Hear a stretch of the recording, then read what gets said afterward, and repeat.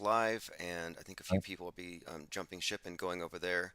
And I'll post the link periodically. So anybody listening, if you want to go to fakeologist.com/live and just subscribe there. So Yeah, even after just today, they any of might. the ones there. Yeah.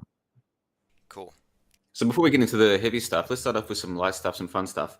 Have you guys heard this theory, the dead internet theory? And if you have heard of it, like, what does it mean to you? Do you like, what's your conceptualization of the idea that's being presented? The dead internet theory. Never, not me. Haven't heard a word on that. Why don't you explain it? I've heard it, but I didn't dig too deep into it. The idea that the whole internet's all fake. Do you want to go ahead and elaborate? Yeah, so I don't pretend to know it too well either, but I saw some people posted some videos to it a few months ago on the JLB server. And so I probably watched the first video in like 2x speed, just trying to race through it. Here's what I think is what's basically being presented. So if I misrepresent it in any way, that's an accident. But I think this is pretty much what they're trying to suggest.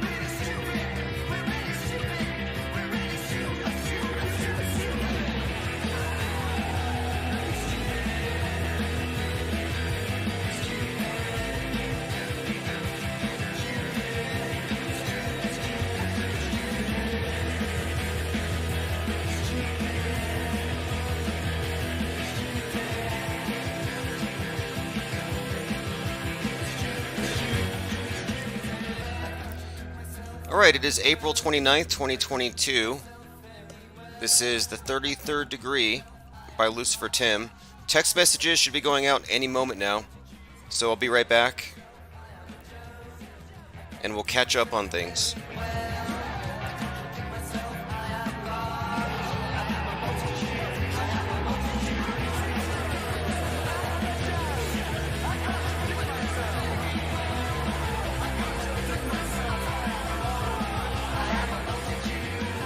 Okay.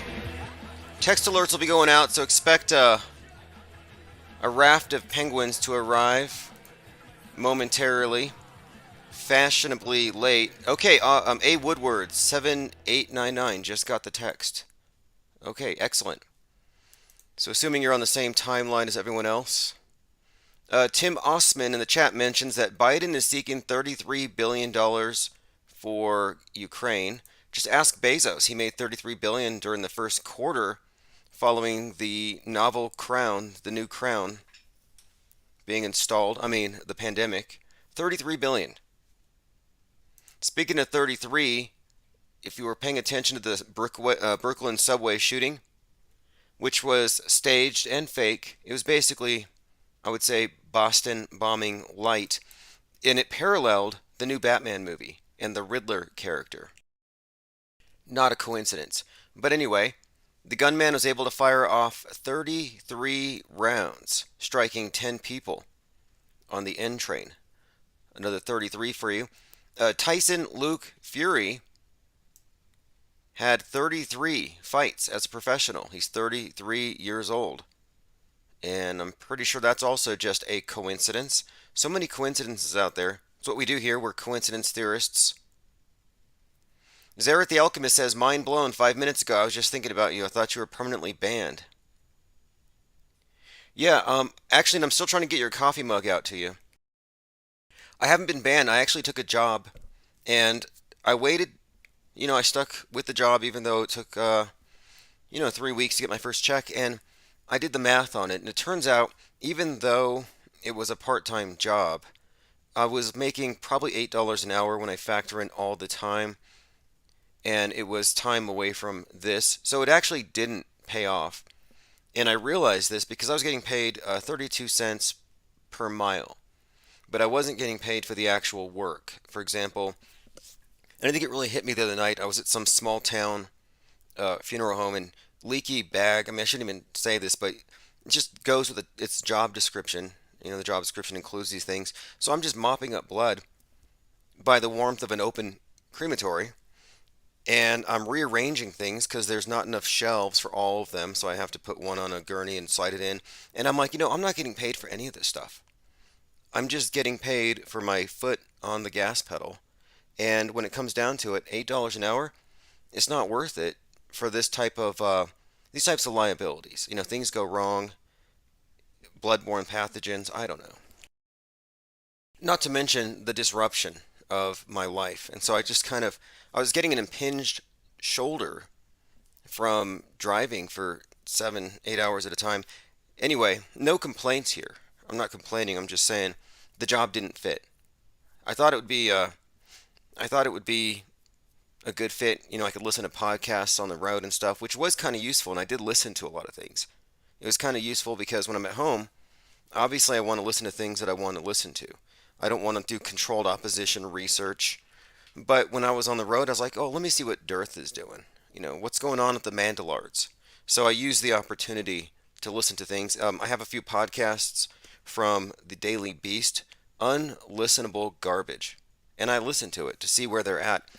Kelly Weil, the one who did the book on Flat Earth, Off the Edge, she's got a podcast now, and I believe it's called Fever Dreams, and it's all about conspiracy theorists going crazy. But they never talk about the conspiracy theorists on their side of the political spectrum. The climate change conspiracy theorists. I mean, now they're saying that climate change is going to spread new viruses, that climate change is the cause of pandemics. I mean, these aren't considered to be conspiracy theorists. All right, let me go through some comments and see what's going on. But yeah, for the record, I waited it out for one check, and I just did the math, and I realized it's not worth it. I'd rather spend an additional 4 hours a day here. Not necessarily here, but on Discord or working on related projects. And so I decided I'm just going to focus more on things that we're already developing. I'll just double down on Infinite Plane Radio, and I'll work on wrapping up a lot of projects, things that we've been kind of putting on the back burner. I mean, South Pole is doing very well, but it needs to be more frequent. Thank you, Phase Polarizer. Appreciate the support there. Don't know why the Godzilla noise isn't on. I'll get it on there. JT33 says dead people are so unappreciative. I don't believe in ghosts or anything, but I was at an insane asylum, I guess, an old insane asylum back out there in Las Vegas, New Mexico. And the morgue is at the end of this hallway, this dark hallway, and the security guard just opens the door. I go in, and he's sitting there fumbling with the lock for like 5 minutes. And so while he's there, I'm just sort of looking around, and I notice this elevator, and for some reason I just keep staring at it. No reason at all. It's just I'm fixated on this elevator. It looks like something's off about it. So anyway, I take the thing that I was there to pick up.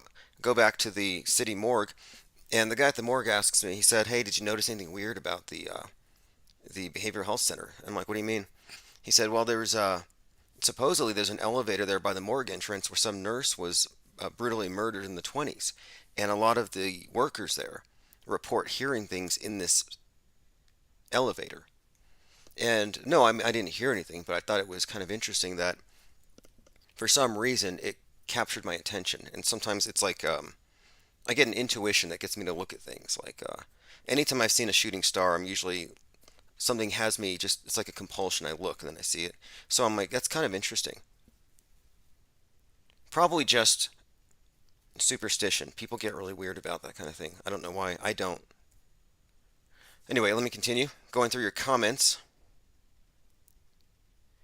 Let's see. Rorik66 says the job is more like 25 to 30 an hour. That is hard work.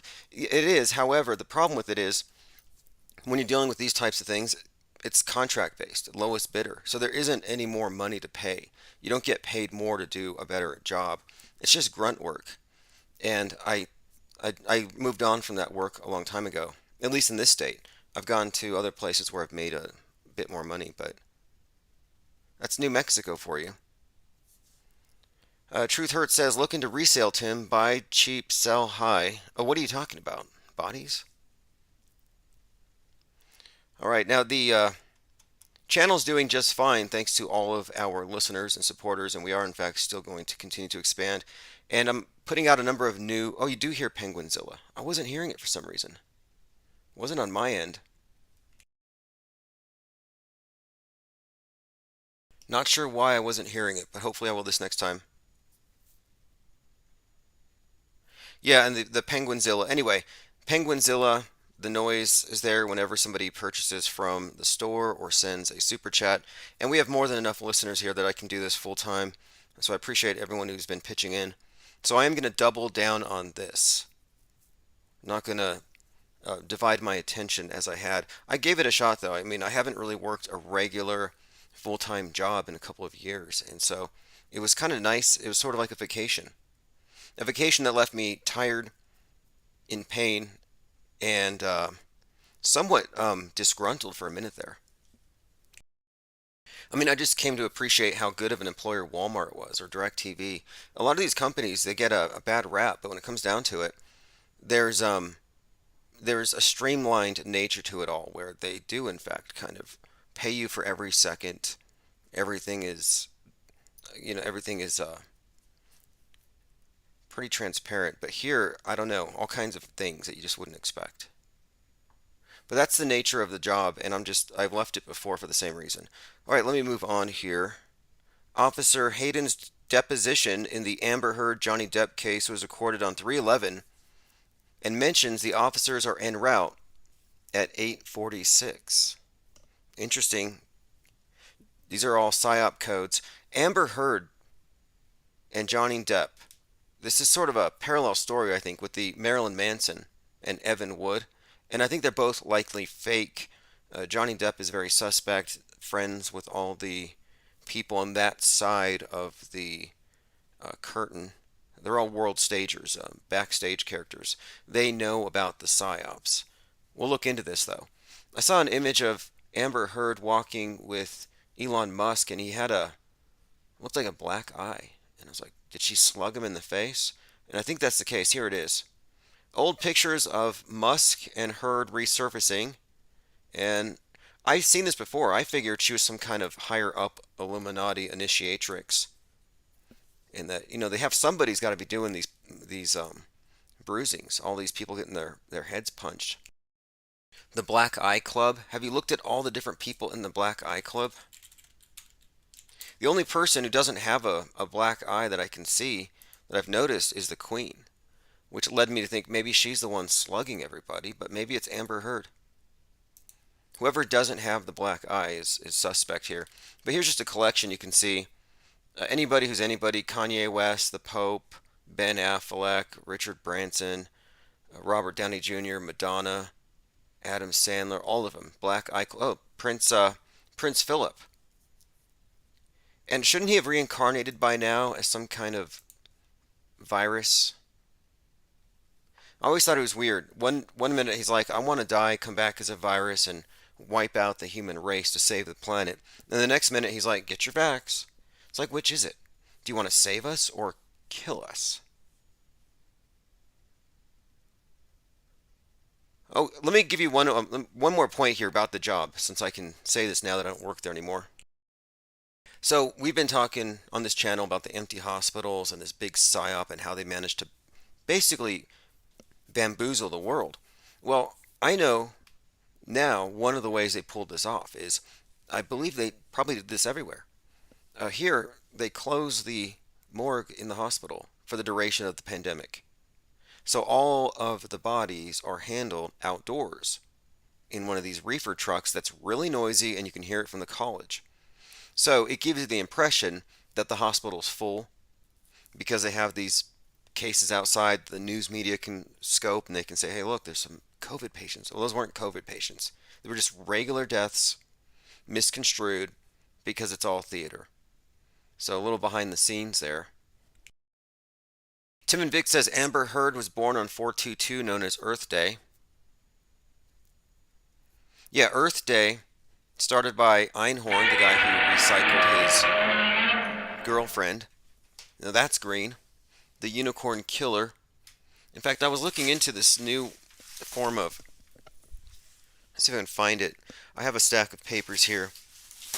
I had this catalog, and one of the things it talked about was this business that was going to do human composting. Anyway, it was connected to Earth Day. And I'm like, wow, the founder of Earth Day composted his girlfriend, I believe, in the trunk of his car. Yeah, the Black Eye Club. I called Amber Heard an initiatrix. I believe that's a word. Isn't that the word for the female that initiates with the? I have this book on a few books on magic I've been digging into lately, and yeah, there's some weird stuff going on in the world, and these people are all in on it. Creation Bear says, ask yourself, chat, how many pictures of you are there on the internet with a black eye? Oh, what's more, how many of you would go out in public with a black eye without putting makeup on it? That's the strange part. It's like, wait, this is some kind of hazing. And this is not uncommon. I mean, I think, wasn't it like last year? There was some kind of thing where I believe it was Kanye West was walking around with some kind of punishment haircut. You know, like someone had taken a buzzer to his, they just kind of buzz cut his hair in random ways and they made him wear a mask. He went to a McDonald's. Let me see if I can find that. Kanye West, if you're looking at the screen, McDonald's. I'm just going to look it up, punishment haircut. And apparently that is a thing, you know, punishment haircuts. Okay, well, yeah, here's the image of it. Now, I don't know if it was actually a punishment haircut, but what do you call it? Looks like he survived some kind of a fight with Edward Scissorhands. I mean, it's pretty brutal. I mean, what is that? It doesn't spell anything. It's not artful. All right, going through your comments. Thank you, Battery79. We at the IPS appreciate the support. The vax kills Tim, he says. No, it doesn't. It does not. I've been waiting. I'm like, when are the pro-pokey mandate Democrats going to start dropping like flies? It's never happened. It's not going to happen. What I think they're going to do is what they've done rather, is they've created a new drug addiction for the masses. That's all it is. It's the new opiate of the masses, the vaccine, the illusion of safety. And so it's not going to kill anybody. It's just going to create a new division. It's just the new communion wafer for the world church. Nobody's going to drop dead. There's not going to be some mass die-off. You know, I believe it was General Flynn claims that there's going to be an EMP burst from China, and anybody who's got the clot shot is going to have their head explode. So if you're a gooblood, or if you know someone who is, supposedly the EMT is going to have some kind of bad reaction.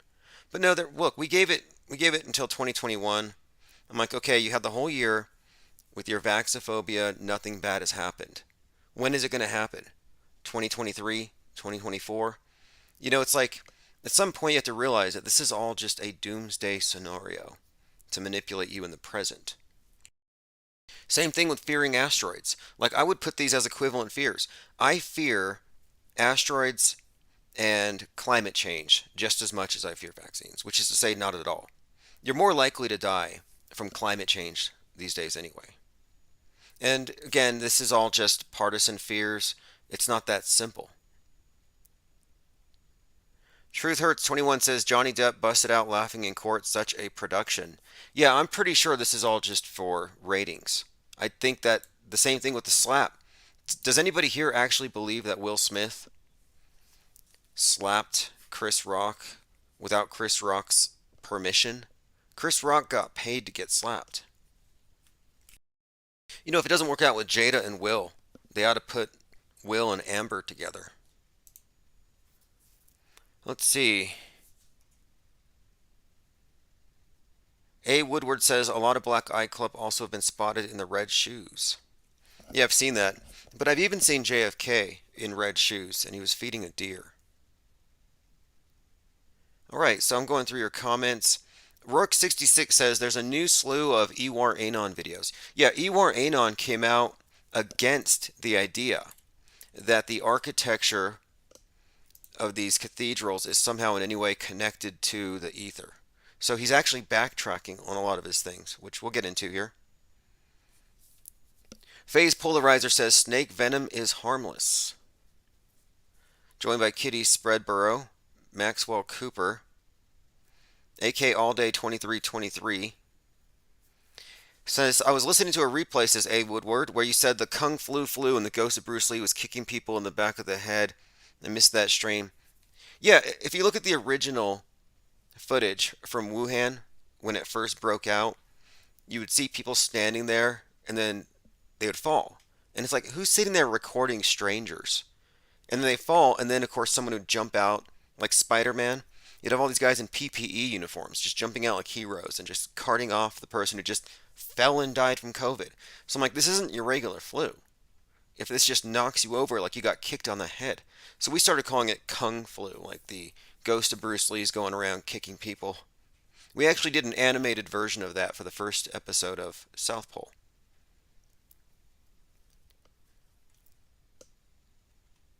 Alright, let us continue.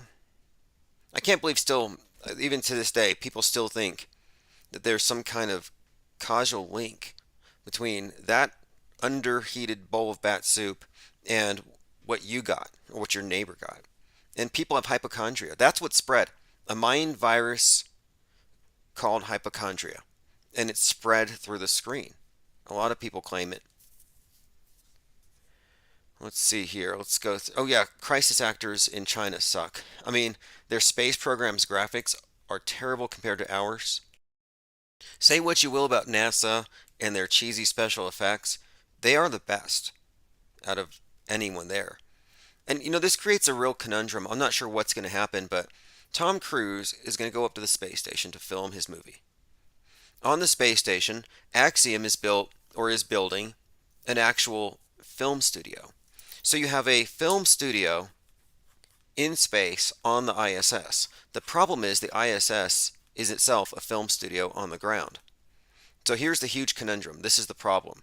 If Tom Cruise goes up to the fake ISS into its film studio and produces a movie that looks realer than what's in the ISS, it's going to create a problem. And it will, because the ISS stuff is just so outdated special effects wise. So this is why I think that they've made the decision to probably pull the ISS. They'll say, yeah, Russia shot it down with Satan 2 or whatever, but it's because the special effects have become a limiting factor on how far we can go out into space.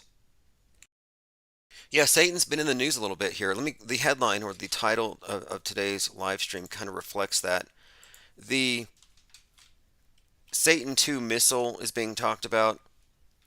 I think Putin made some joke about Boris and getting rid of the Boorish UK or something. So then you have Marjorie Taylor Greene says that Satan's controlling the Catholic Church. So, yeah, Satan falling to earth. And I was thinking, too, about Pluto return, you know, how it corresponds to the year 1776. So 1776, the number. Not to get too deep into numerology, but we are going to be talking about Zach Hubbard for a moment, so I'm going to talk about this for just a second. 1776 is 888 times 2. 888 in Christian numerology is Jesus, or Christ rather. So 1776 is kind of code for second coming, or a phoenix, the rebirth, etc. So it's noteworthy here that Hades has returned, or Pluto has returned to where it was in 1776.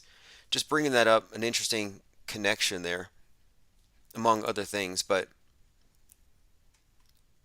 let me finish going through some comments here. Once I'm caught up, we'll go into this thing here. This is this new rumor about Zach Hubbard. Knight Rider says, Tim, back in the saddle. Yeah, I really haven't missed much. I've been following. I just haven't had time to be live here. I thought I was going to be able to maybe even chat live at work, but no, I just can't be distracted. You know, if you're driving with that kind of cargo at those speeds. And plus, I was driving at night. All right, look at this on the screen here. Let's get into this for just a moment. This is Zach Hubbard, and that is also someone known as Josh Greenberg. Interesting little theory here. Let me go ahead and bring up everything I have on this particular thing. This was sent to me via email, and apparently there was an individual named Josh Greenberg who had a mysterious death. And when I say mysterious death, even the autopsy couldn't figure it out. So this is what I was sent by someone anonymously. Check out Zach Hubbard's old role. Now, I don't know if this is real. I'm just reporting it. It says here, now known as Demetria Truther, the deceased Groove Shark founder Josh Greenberg died a mysterious death after many lawsuits filed against him. So, Greenberg was found dead in bed by his girlfriend in July of 2015. The Gainesville police stated that neither foul play nor suicide was suspected despite dying for unknown reasons. His mother said he was in full health at the time of his death. A later autopsy failed to determine a cause of death. So no cause of death for this person, and it is believed by a few people that this is actually the person we know of as Zach Hubbard, and this is being posited as the explanation for why he doesn't talk about the actor-based reality, death fakers, people playing multiple roles. That would be one explanation. I don't know if anyone has anything to say on this. I mean, I can basically just show you the pictures. You can compare the voices for yourself. Is it conclusive? I'm like 80% on it. Going through comments here. Zaret says always check the ears. See, I think so. I think there is something to that. However, there's so much they can do to even the ears and the nose. And you're also looking at a period of time. Wee says, I don't know who Zach Hubbard is. Zach Hubbard's with Geometry Effect News, Truth Frequency Radio. This is new to me. Is it a big deal? No, although it does kind of explain something, because some people seem reticent to talk about the death fakery. People who are proximal to death fakers generally won't talk about it. All right, let's continue going through my Twitter feed here. Twitter's at Real Tim Osman.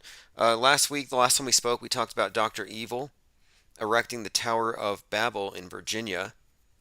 And this is a reference to Jeff Bezos building his Amazon Helix headquarters in Virginia that will look like the Tower of Babel. And I've been describing for some time how this space program really represents this Tower of Babel concept. How this is a concept of too big to fail, this hubris meeting with reality, the Titanic hitting the iceberg, the Earth being hit by the comet because the Earthlings want to mine the comet instead of deflecting it like the scientists say. So when you had Bezos flaunting his wealth on his mega yacht, that's to call to mind the Titanic. Bezos poking his head into the heavens. He's looking up there down from space at the Earth that he and his companies helped to really pollute. I mean, he's one of the least sustainable human beings on Earth. And so, building his rockets, going up into the heavens, this incursion, it really fits with this idea of the Tower of Babel. And a lot of the predictive programming is about this thing falling, the space station falling. The fact that he launched at 9:11 a.m. figures very prominently into this story. And of course, Dr. Evil, the man who fell to Earth, and I believe there's a few different personas that give you Jeff Bezos. In fact, I watched the first episode of the new version of The Man Who Fell to Earth, and I have something of a review on it. It's pretty terrible, though, to be honest. Space derps. Some clueless guy from another planet can't even communicate right at first and does some really bizarre things. I'm like, am I looking at a lunatic, or someone who's just sick? Or it's just bizarre. I mean, it's not my cup of tea. But again, a lot of the science fiction is really just insane on purpose. I think it's meant to be absurd. Absurdist. Like the Hitchhiker's Guide to the Galaxy, it's so absurd to me, it's unwatchable. It's like a bad acid trip. I'd rather take bad acid than watch that again. Same thing with Space. I mean, Spaceballs at least was kind of funny. In fact, it was the movie Spaceballs that inspired Elon Musk to sell flamethrowers.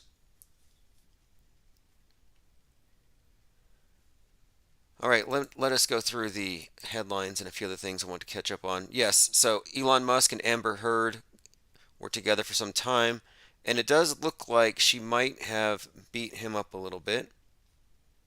Marjorie Taylor Greene wrote a letter explaining her stance on the Catholic Church being run by Satan.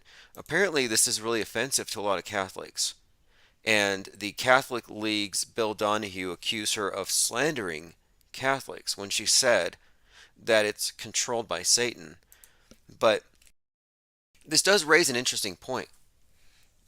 Everything that you hear the QAnoners say about the Democrats and the trafficking and their abuse of kids, you can, they say this stuff, but where's the evidence? Well, you can find plenty of evidence that this is done by the church. And when I think about it in this perspective, it kind of makes sense that maybe there's something to a lot of the idea that there is some kind of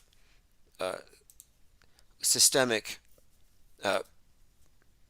psychopathy at the top of these institutions. And if the media has replaced the church, why would it be any different?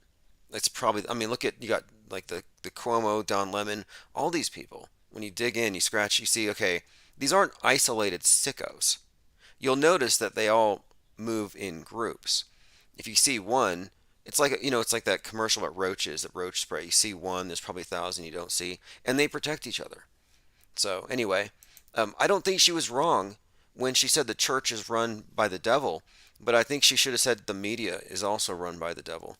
And when we say devil, I'm assuming she doesn't mean literally. Maybe she does. Phase Polarizer says the Blu-ray version of The Man Who Fell to Earth with Bowie is on sale, 33% off on Amazon. David Bowie, DB42, a lot of interesting connections there. David Bowie is correlated with David Bowman from Space Odyssey, guy who merges with the monolith and becomes a star child. This connects to Starman. Let me go ahead and play this clip of Marjorie Taylor Greene invoking Satan as an explanation for what's wrong with the church. I'm going to play this clip, not all of it, but I don't think she's wrong necessarily. What it is that Satan's. But I think it's funny how loose people are with the word Satan. They just talk about like it's just a thing now. Like, yeah, climate change, it's pretty bad. Satan's pretty bad. It's like it's not even a laughing point. You just bring up Satan. And now the new missile that's going to kill Boris, the one that Putin's sending, is called Satan 2. And it's hilariously like black and white checkered. Like it doesn't even look intimidating. What it is that Satan's controlling the church. All right, Satan's controlling the church. Oh, by the way, Speaking of the number 42, we were looking at these numbers. Elon Musk's father has an interesting connection to the number 42 worth mentioning here. I have a few things with numerology, a few little things I picked up on, and I think this one's really quite bizarre. It was Elon Musk's father. Oh, yeah, here's what it is. This is so messed up. Elon Musk's father, 72, had a baby with his stepdaughter, 30. I mean, this is an interesting family. You know, Musk with Grimes, and then Grimes runs off with Chelsea Manning, and they 3D print their babies. Elon Musk's father, 72, had a baby with his stepdaughter, 30. The father of tech billionaire Elon Musk fathered a child with a stepdaughter 42 years his junior. And I kept seeing this brought up with the number 42. She's 42 years younger. Errol Musk is 42 years older than his stepdaughter with whom he's had a baby. It was, quote, God's plan. Errol Musk, the estranged father of Tesla co-founder Elon Musk, has said the child he had with his stepdaughter, 42 years his junior, was God's plan. Just throwing it out there. You can't find a story that relates to Elon Musk without 42 being thrown in there. Oh, look at this. This is just kind of random. The Snow Queen fairy tale, 1844, by Hans Christian Andersen. The Snow Queen centers on the struggle between good and evil as experienced by Gerda and her friend. Gerda is a very Greta-like character. Just another basis for her, and it makes sense in light of Disney's Frozen Part 2, which is consciously designed to represent Elsa. Is Greta. It's supposed to be Greta. So basically, they were selling the children on the climate change agenda, where you yell at your parents for screwing up the weather. That's basically the plot. Listen how paranoid the left wing is now about Trump now that he's back again. The beast is yet to come. Finding a lot of stuff suggesting that Trump might be the Antichrist. So this is from Salon. Here's a thought experiment for those observers who've convinced themselves that by ignoring Donald Trump and his political hate rallies, the danger they represent will disappear. Trump received 74 million votes in 2020, 11 million more than he did in 2016. If only 10% of those voters are willing to obey his incitements to political violence, that's 7.4 million people. A potential force so large, it would throw American society into chaos and destruction. So if a tenth of a percent of Trump voters embrace political violence, that's 74,000 terrorists, an insurmountable problem for law enforcement.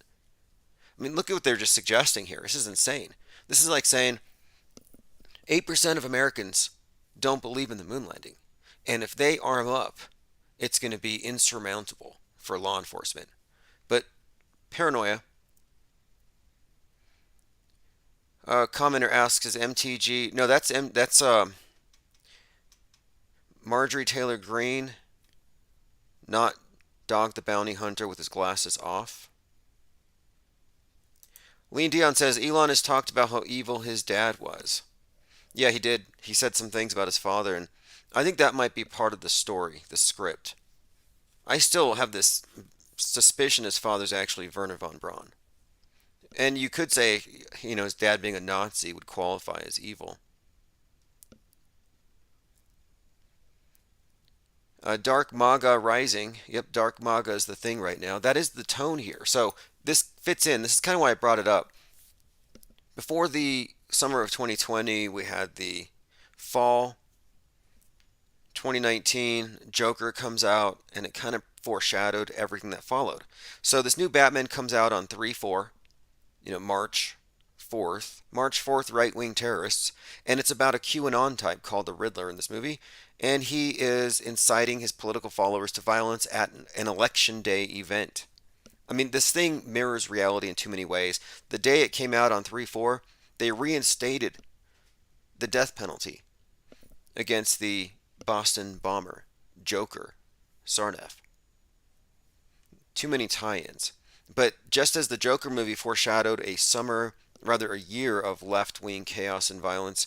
The Joker's gone wild. Now it's going to be the other side.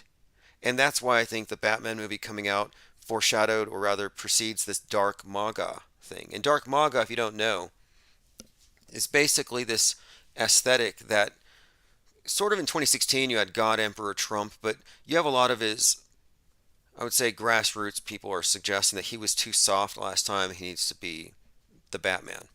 And the Batman archetype has been associated with him quite a bit. And a few people here have noticed that on this channel I've been talking about how they're going to break into your, well, they're going to kick down your doors at some point very soon. The Chinese troops, the UN troops with the blue helmets, and they're going to take the question marks off your keyboards because they don't want you looking up alternative facts, is what they call them. And I've been saying this for a little while, and now they're actually at the point where dangerous misinformation is at this point where they're making this argument that maybe it's time to get rid of question marks. Pretty much. And I think that's what was symbolized by Batman going after the Riddler. The Riddler with the question marks. Another tie-in, by the way. In the movie, the Riddler has beef with the local mayor and he kills him. In real life, this guy is putting out a YouTube video about the mayor. I mean, there are so many parallels here. But also, so you had the Riddler and the Penguin. So, if there's a couple of things here, it's like, well, what are they conveying? Like the new enemy, the new enemy here, and this is why I think they had to do the subway psyop, is these Riddlers, the questioners, and they're everywhere, and they're organizing. And the Riddler in the movie even had a moment where he talked about the importance of his online community, and they all followed him out there to go do some mass violence. It's totally unbelievable, but now that people have, seen it in the news with the psyop, and they've seen it in the movie, now they're going to be a fixture.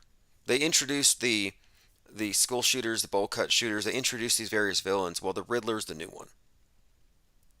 And the movie also had a tie-in with the mask agenda, where he was all about unmasking the political elite, just as the unmasking was occurring. And this was about 10 days ago, the 19th or so, when they took the masks off at the airports. Corresponded with the movie perfectly.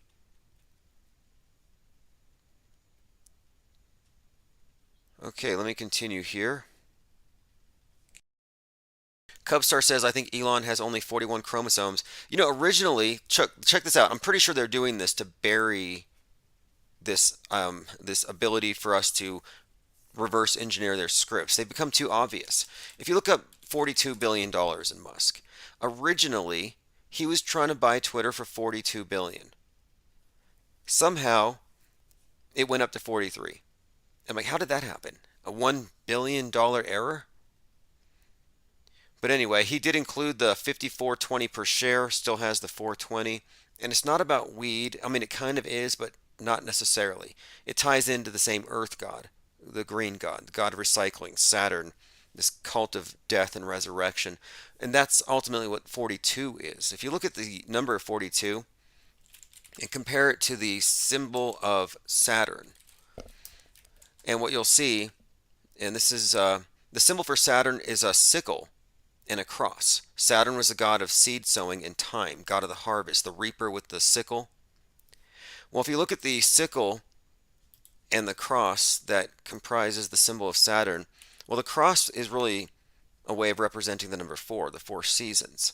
And of course, this ties into the idea of the cycle and the harvest. And the reverse S, that would be the sickle. It looks like the number 2. And what I've noticed here is that in all of these major psyops, where Saturn is being represented, their god, their main deity, the god that they also represent by the black monolith, by the way, you'll see they'll use the number 42 as a way of representing Saturn. Another example of this, Jeff Bezos and his $42 million clock. Well, the clock, of course, Chronos, another way of representing Saturn, their god of time. It's a 10,000-year monument to long-term thinking, this 10,000-year clock. $42 million built into a mountain somewhere out there in Texas. But why the 42? Well, now you know. They barely even hide their symbolism, and I think we're calling them out so much that they have to change everything to 43. This really started last year, no, in 2020, when Chadwick Boseman died at 42. They bumped it to 43 because it was too obviously connected to his role as Mr. 42, his Operation 42 for the COVID thing, the Mamba Week celebration of the posthumous birthday celebration of Kobe Bryant, 42. There were so many connections to that number. The MLB, everyone was wearing 42s on their shirts for Jackie Robinson, unrelated to Chadwick Boseman's death. And it was just so obvious that we were looking at a whole lot of staged psyops that make use of these very specific numbers and symbols that I think they had to kind of try to hide it a little bit. But I think it's a little bit late. Battery 79 says Elon is a useful idiot. Well, Elon is a scripted character. I don't know if he has that much autonomy. I mean, maybe he writes his own tweets, but he's still in the billionaire blimp club. By the way, has anyone checked on Alex Jones's neighbors? I remember 6 weeks into the pandemic, Alex Jones was talking about eating his neighbors. He says, quote, "I'll eat your ass," to his neighbors and the globalists. I'm like, that's 6 weeks into one of the longest vacations that we all had. It was just a staycation with your stimmy check. And I'm like 6 weeks in, and Alex is already cracking. I thought he was in it for the long haul. No, he's cracking fast. And this is somebody who actually has MREs stashed in his own home. So I thought that's kind of strange that he would immediately leap to that.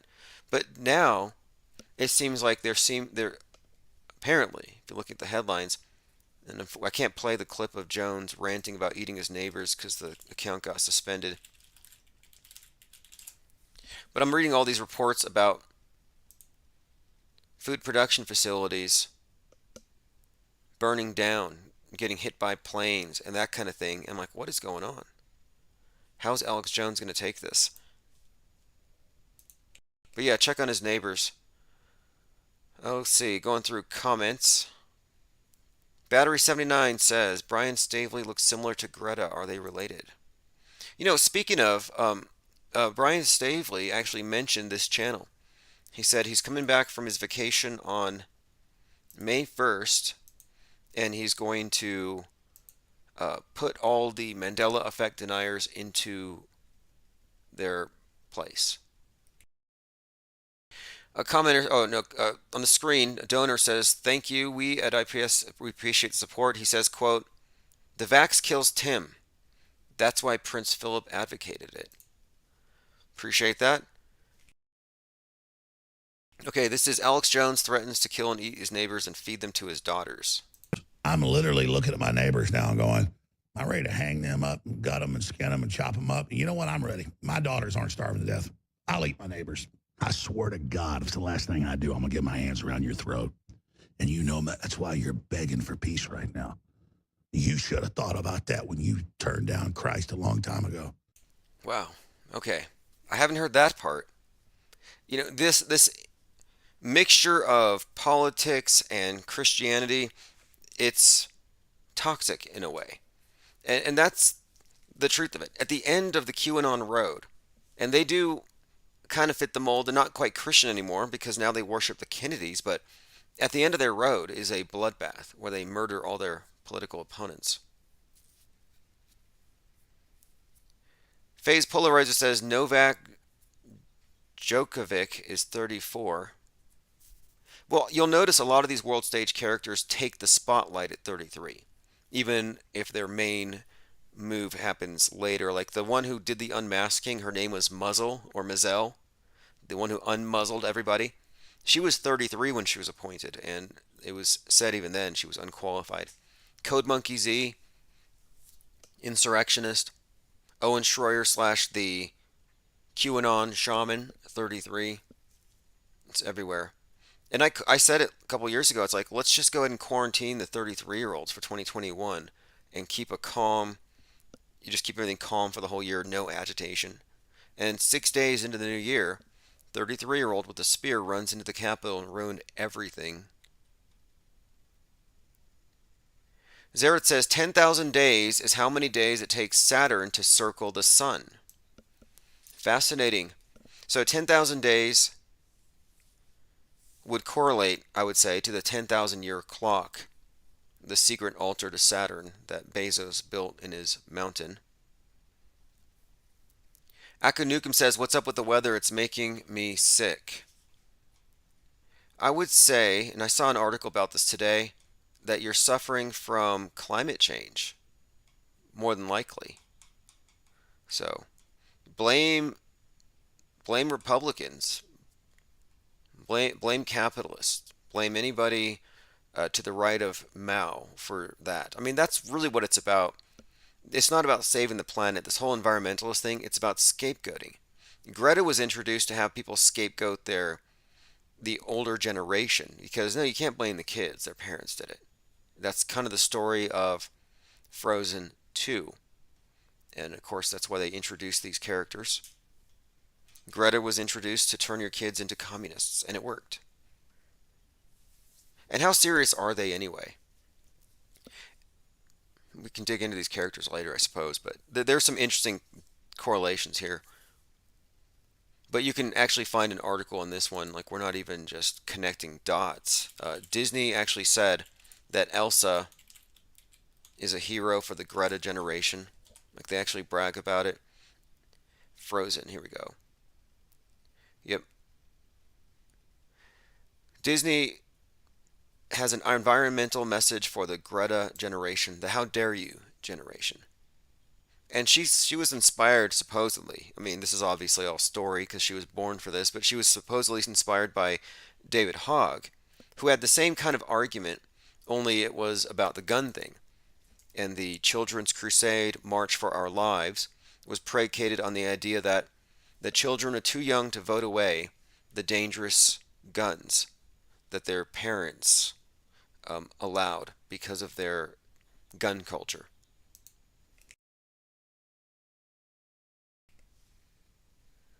All right, let me see here. Going through your comments. T-Dog135 says there is an Eat My Neighbors parody on AJ's A Shill channel.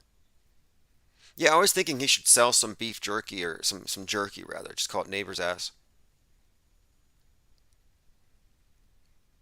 But I see these food plant fires and these planes crashing. Yes, Iopsicle says the food plant fires and plane crashes are surely a result of climate change. Well, now they're blaming the Kung Flu on climate change. So what caused what? The climate change caused the bats to move close. I mean, they make these correlations. And they say that we're the conspiracy theorists. Like on Twitter, you can't buy ads calling climate change a hoax. On Pinterest, you can't post memes about climate change being a hoax. They're not going to allow it to happen anymore. Once Upon a Time says the blah, blah, blah generation. You know, I looked into the gematria, not that I'm really all that into it, but blah in gematria adds up to 11. So when Greta's out there saying blah, blah, blah, I think it easily could have been a shout out to their Club 33. Here's a clip from an episode of Star Trek where you have these children who are like 300 years old, but they're still children, which kind of in a way connects to Greta. And all they do is they chant blah, blah, blah at any adult. Here's a clip. And Captain Kirk has to try to calm them down. Listen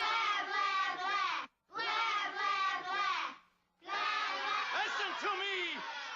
You've got our communicators. The boxes we talk into. We need them to talk to the ship. Blah, blah, blah. No blah, blah, blah! No blah, blah, blah. And yeah, these aren't just regular children. They're like hundreds of years old. And so if you haven't heard this, Greta, blah, blah, blah, dismissing the world leaders. And you may not find her intimidating. You might think she's a joke. She did rickroll everybody. But I think she might actually be the crowned and conquering child that Aleister Crowley prophesied about more than 100 years ago. There is no planet blah, blah, blah, blah, blah, blah, blah. And they clap. Amazing, right? Akanukum says, we missed you, Tim. Yes, Mom with Son says, so good to have the IPS up and running. Yeah, and you can thank everyone who's contributed to the channel. I was working on a separate job, but I decided to quit that and double down on this because I have to stay immersed in it. That's something else I noticed. Leaving the internet or leaving the metaverse, leaving the sim and going into the real world, the meatverse, the dead meatverse. There's such a stark contrast, and I was realizing that, I'm not really plugged in, and I can see how the mass media gets away with brainwashing people. It's easy. Nobody's paying attention. They're too busy working. They have other things to worry about. And by the time they get home from work, do they have time to reverse engineer the mass deceptions of our time? No. That's why what we do, I think, is actually important. Because it does require think tanks. It requires a lot of minds, a lot of eyes. We have this million-piece puzzle that we're collectively assembling here. And a lot of people just don't have time. So I don't really look down at, quote, NPCs, people who are fulfilling roles that aren't actively engaged in the world stage dramas. Because I know that there's just a level of self-interest that keeps them from even distracting themselves. And this, of course, is all probably by design. Because this is really a philosophical issue.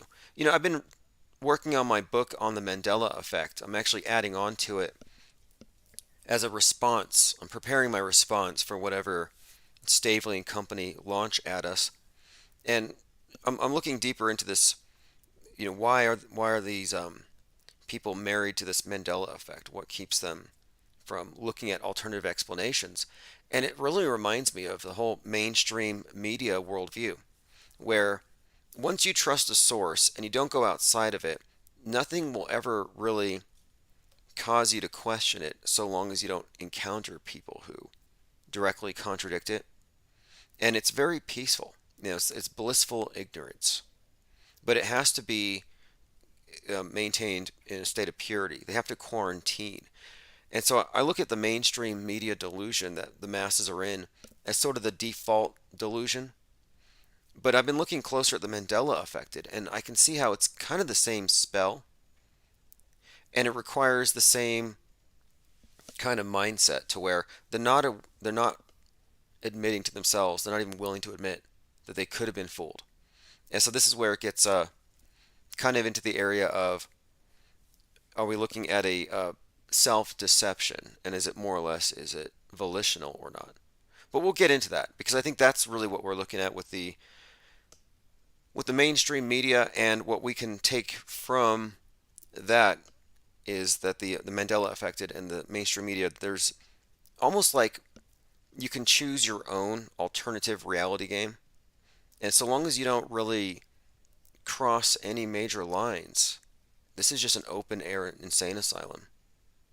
And I don't really look down on people who don't see through the big deceptions. And that's one of my issues with the Mandela effect. It is they think that if you're not with that, you're somehow deceived, or you're somehow an NPC, like a zombie, or you can't even see it. You're basically an infidel. And this idea of putting people who aren't in your cult lower is just pretty much the very definition of what a cult is. But I do want to do some work on deconstructing the Mandela effect cult, and that's what I'm adding into the book now. We've already deconstructed what it is, but now I'm taking a closer look at the cult leaders and the cult itself. And I don't mean cult in a negative way, because people are, I guess, in need. A lot of people are in need of something to believe in, and they need some tangible connection. Maybe it was a bigger thing in the past, like reliquaries. How many churches had a part of the cross that Jesus was crucified on, or the Shroud of Turin? Like, is the Shroud of Turin real, or is it a provable hoax? Does it matter?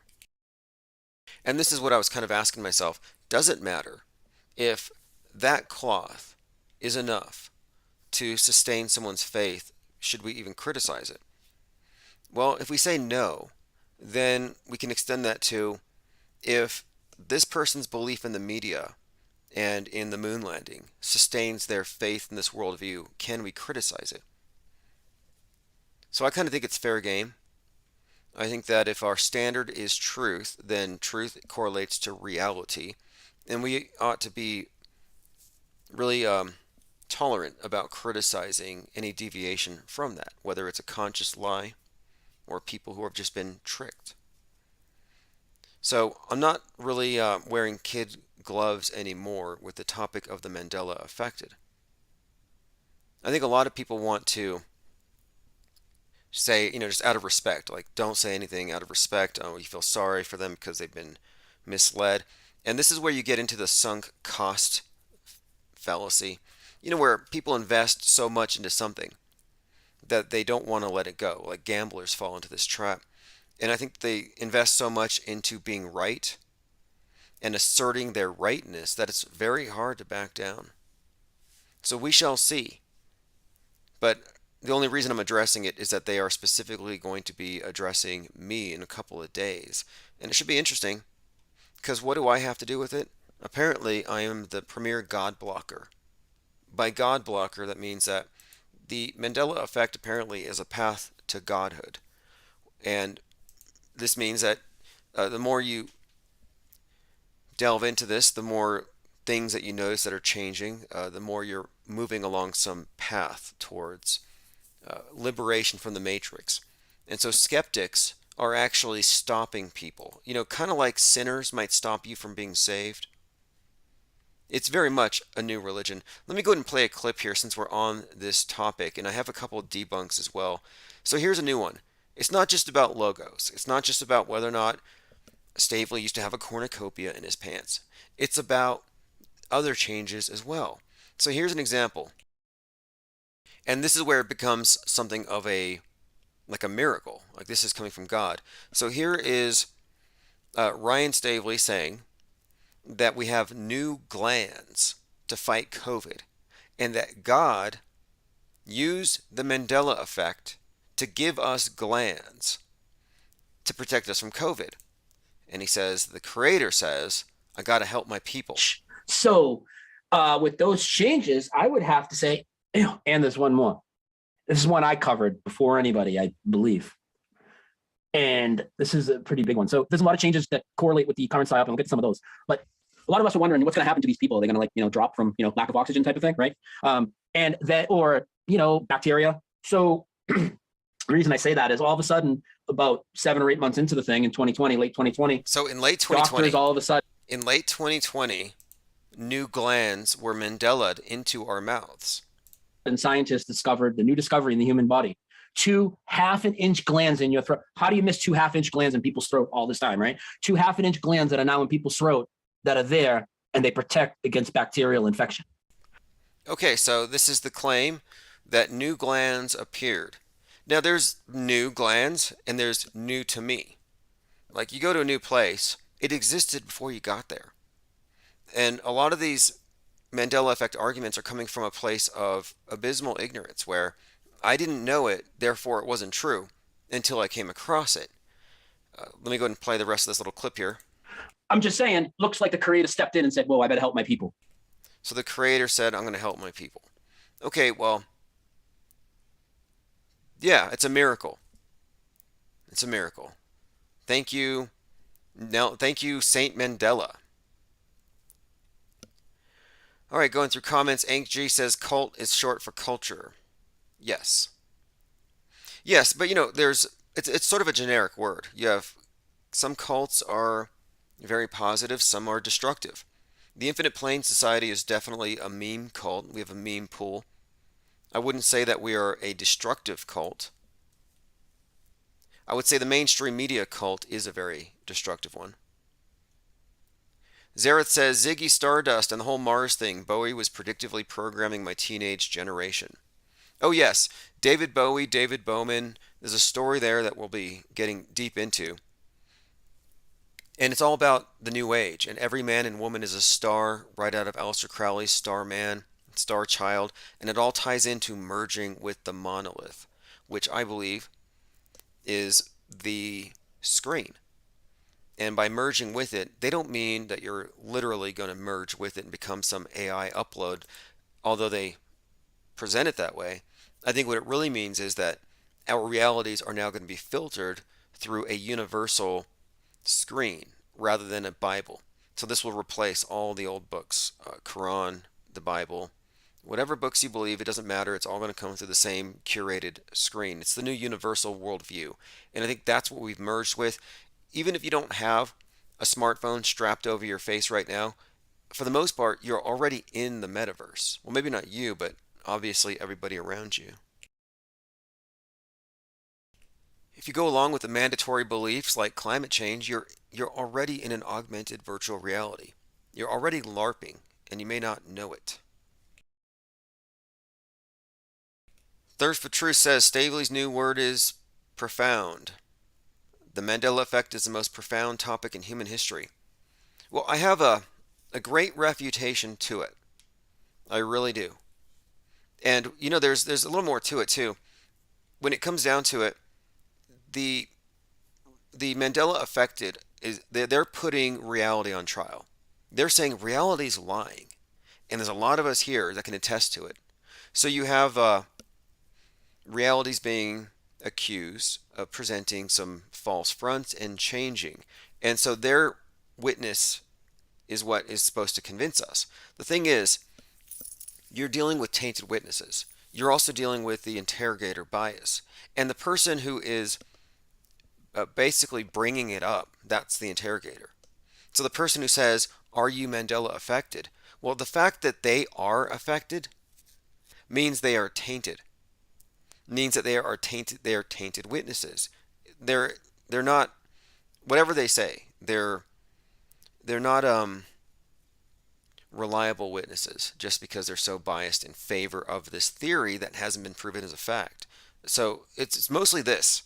Just as the MSM puts the average person into a hearsay reality, so does the Mandela effect. It's a hearsay thing. Tim Osman says confirmation bias is a hell of a drug. Yeah, you got the confirmation bias, then you have the community, which exists, basically, I think some people are just there because of the community.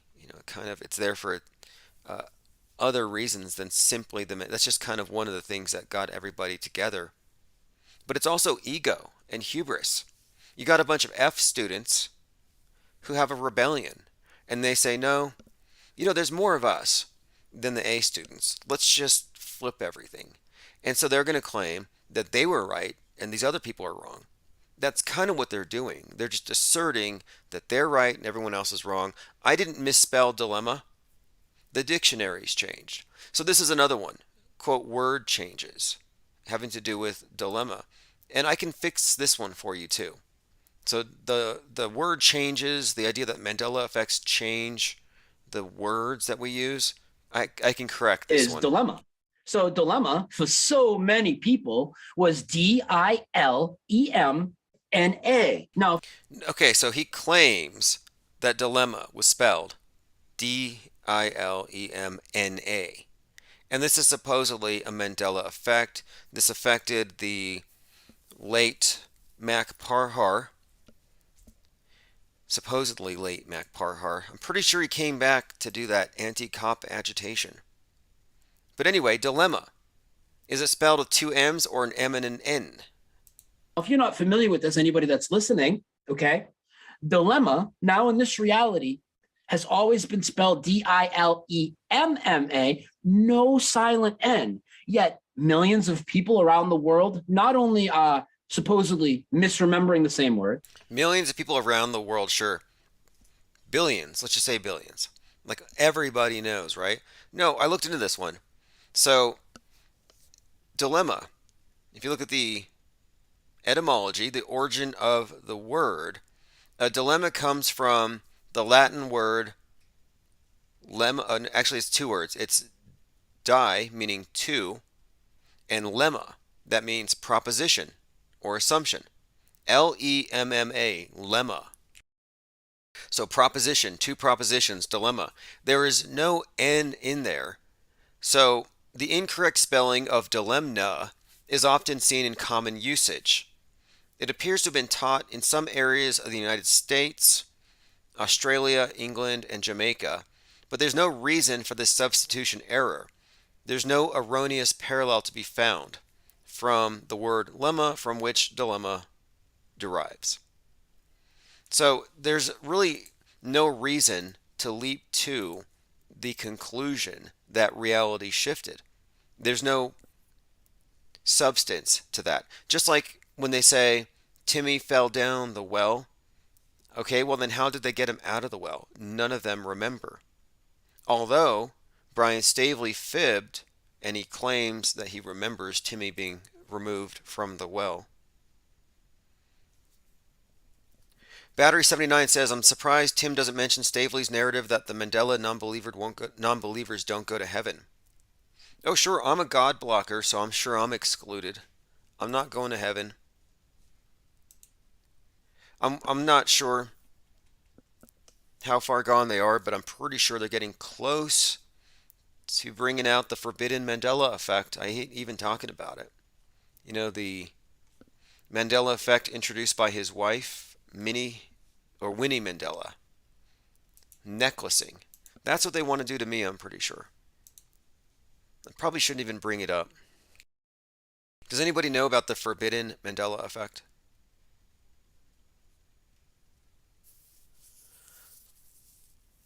David Pryor says, I do remember doctors claiming there were new glands, so either they started forming or they're playing into ME. Well, this thing is, you have pop science, and things get popularized, and so maybe it's common knowledge to specialists, but you wouldn't know.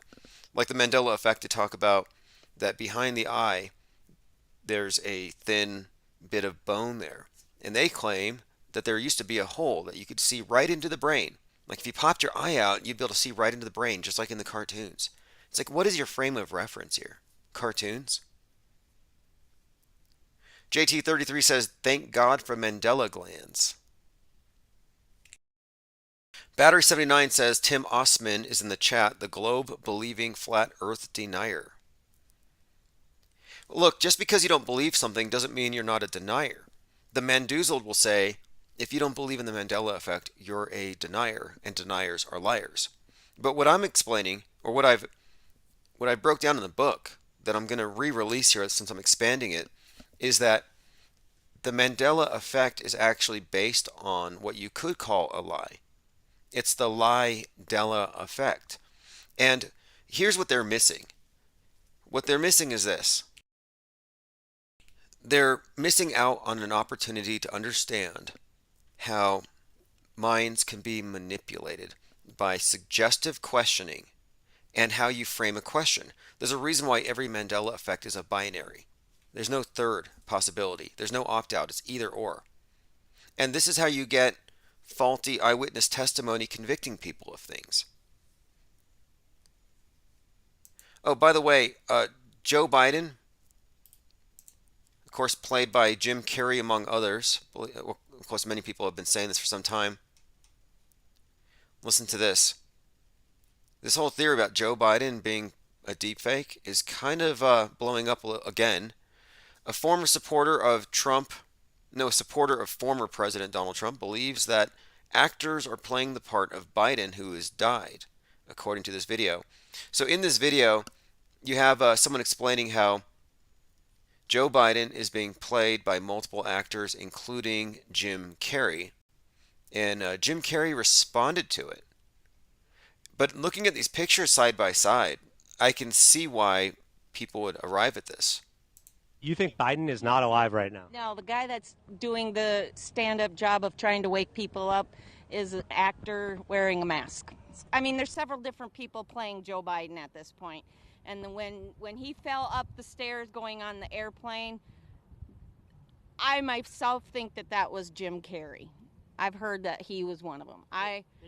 Wait. You think that... No, okay, again, when Joe Biden fell up the stairs 3 times. That was hilarious Jim Carrey-esque physical comedy. And what's more, he turned around and he waves at the camera.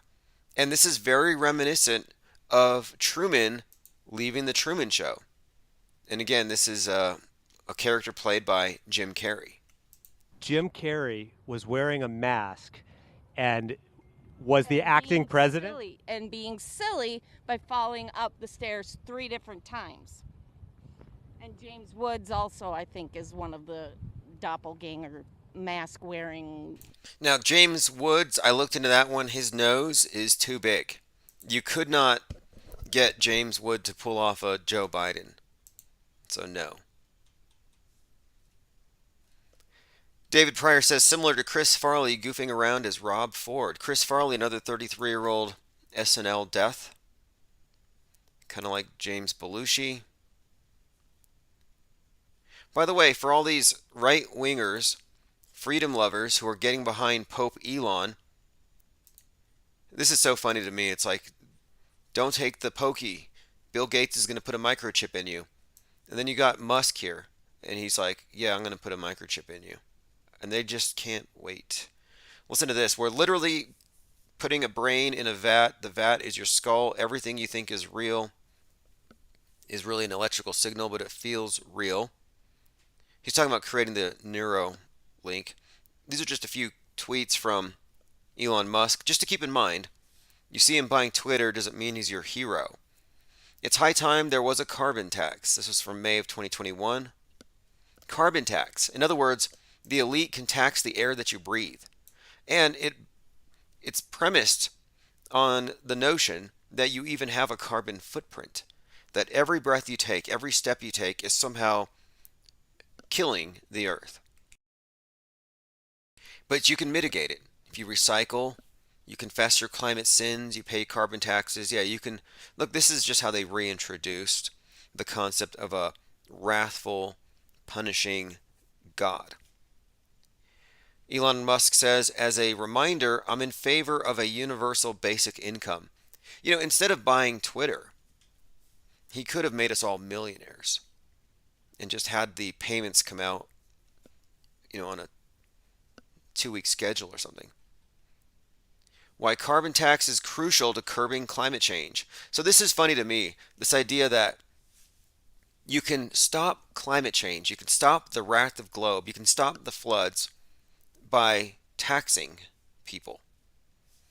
This to me is like, okay, the volcano is going to erupt, but we can stop the volcano from erupting, but you need to send us some of your best produce, all of your best stuff, your best women, everything. And so you give it all to the priesthood as you want to propitiate the angry volcano god so it doesn't erupt. And that doesn't. So you throw enough money at it and the earth isn't going to flood. They're just selling indulgences at this point. And then you look at the actual climate change advocates, the most vocal ones, and they're all major league hypocrites. Leonardo DiCaprio on his mega yacht. His own Titanic. That's not sustainable. And of course they made him the face of Don't Look Up simply because he's a climate change advocate. This is a climate change movie. Don't Look Up isn't really about a comet destroying the earth. It's about how if we don't listen to scientists, if we listen to the businessmen, if we listen to the millionaires and the billionaires, we're all going to die. Of course, don't look up facts, just listen to the experts. This is from the Daily Mail. Don't look up, you might see DiCaprio being an eco-hypocrite. And this is Leonardo DiCaprio on his mega yacht, his own Titanic. Something doesn't add up here. And also, and I've drawn attention to this before, his feet are very small. And there should be some foreshortening here, but no, he's got baby feet. So he's got tiny actual footprints, but his carbon footprint is bigger than all of us here listening combined. But somehow he gets to tell us to do with less. Salty Siren says, the only social media I can find for Kiana is deepfakes. No wonder people think he's playing Biden. Yes, yes, there is some credible leads here, credible lead here about Keanu Reeves possibly playing the role of Joe Biden. Now, I've never seen them in the same room at the same time,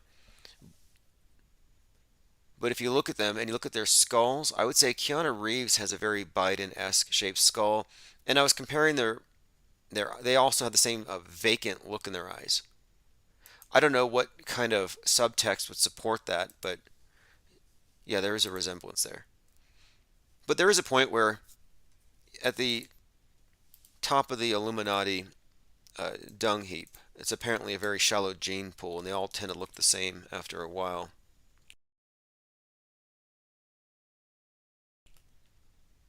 All right, let me go through your comments here. We're joined by Clockwork113, Salty Siren, Into the Break. Inks G. Psyopsical says Musk will set identification on the internet, Twitter, upfront crypto payments, violate the rules, lose your crypto deposit.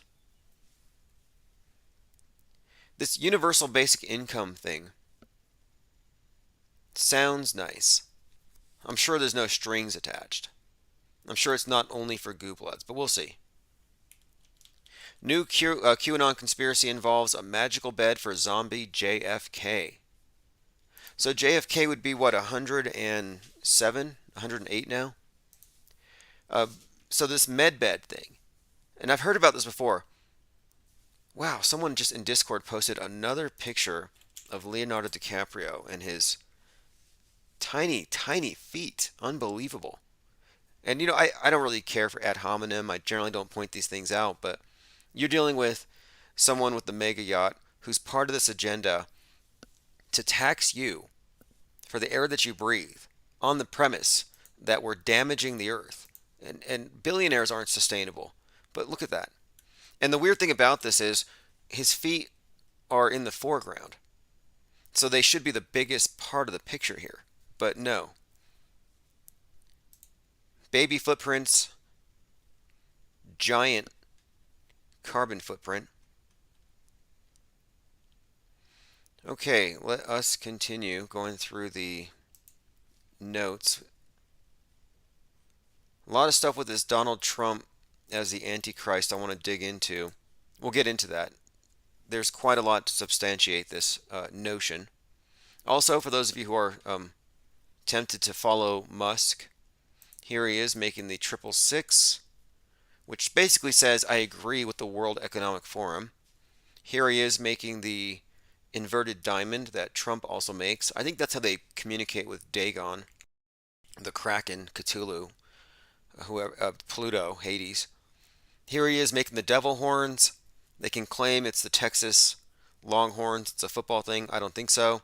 And then finally, here's Musk smiling, taking a picture with Ghislaine Maxwell. Of course, he said that she photobombed. You've seen this picture, right? Musk and Ghislaine Maxwell. He claims that he was photobombed. I find that hard to believe. Was Elon Musk photographed with Ghislaine Maxwell? Fact check. It says here, he denies it. He says she photobombed him at a Vanity Fair party. So what does that look like to you? Does that look like a photobombing? She's the Forrest Gump of sex trafficking. She's been everywhere. She's been photographed with everyone. In fact, she bragged about having sex with JFK Jr. Apparently, she had a fling with JFK Jr. Q, or the QAnon hero, who's going to save us from Epstein and the sex traffickers. I mean, how bizarre is that? There's a few things about JFK Jr. I find very, very questionable, but of all these things, Ghislaine Maxwell hooked up sexually with JFK Jr. Yep. Ghislaine slept with JFK Jr., according to Prince Andrew's cousin.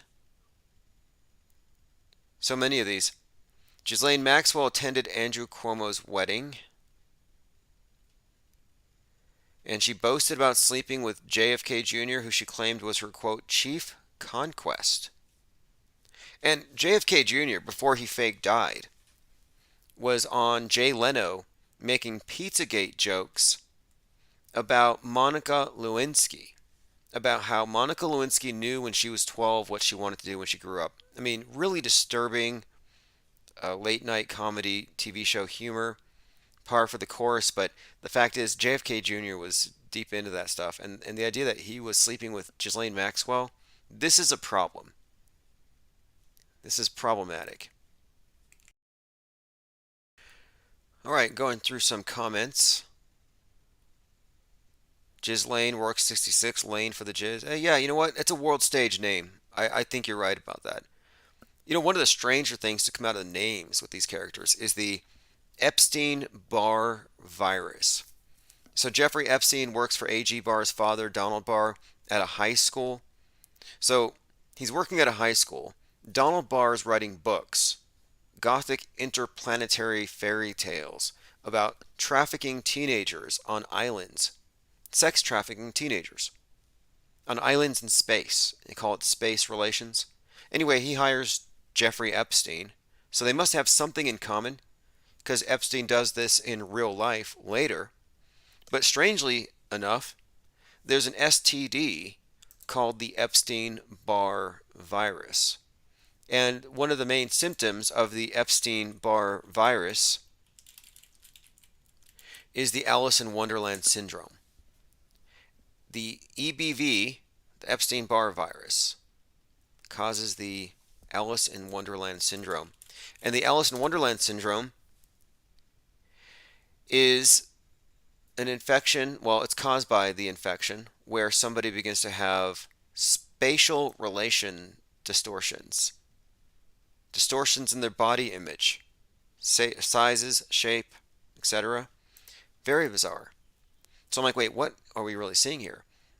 And reading between the lines, I'm thinking we're looking at trafficking. Alice in Wonderland, if you look at Alice in Wonderland, that character, that story, has everything to do with human trafficking, mind control. In fact, Lewis Carroll, interesting character. There's quite a lot we can go into through the looking glass, but mainly it has these connotations that have to do with trafficking and drugged victims. And so here you have the symptoms. It seems like somebody who's been drugged, named after these two apparent sickos. Psyopsicle says Ghislaine has to be Q in a mask. Oh, speaking of Q, okay, so in the new Batman movie, the Riddler, at the end of the movie, they take off his mask and he looks just like Bill Gates. So what does that mean? Well, I think it means that the controlled opposition is Bill Gates. If anybody's behind the opposition to the mass vax rollout, it would be the people who are, pushing the thing itself. They control it. That's the very definition of controlled opposition. So the idea that Ghislaine Maxwell would be part of that wouldn't surprise me. I mean, they're all sharing the same backstage. It's funny, though, how selective memories can be. Like, this is not a Mandela effect. Ghislaine Maxwell hooking up with JFK Jr. Look, if you're going to worship JFK Jr. and think that the Kennedys are here to save you, you kind of have to own this stuff. I mean, you can give Musk a pass for that photo bombing, I guess. Okay, so let's move on. Going through my notes. Just trying to catch up from the last few days, but we're going to be back frequently. Open phones. There's so many things to talk about, and I'll have more time than ever. A couple more notes on this. So there is actually a photo of someone believed to be JFK Jr.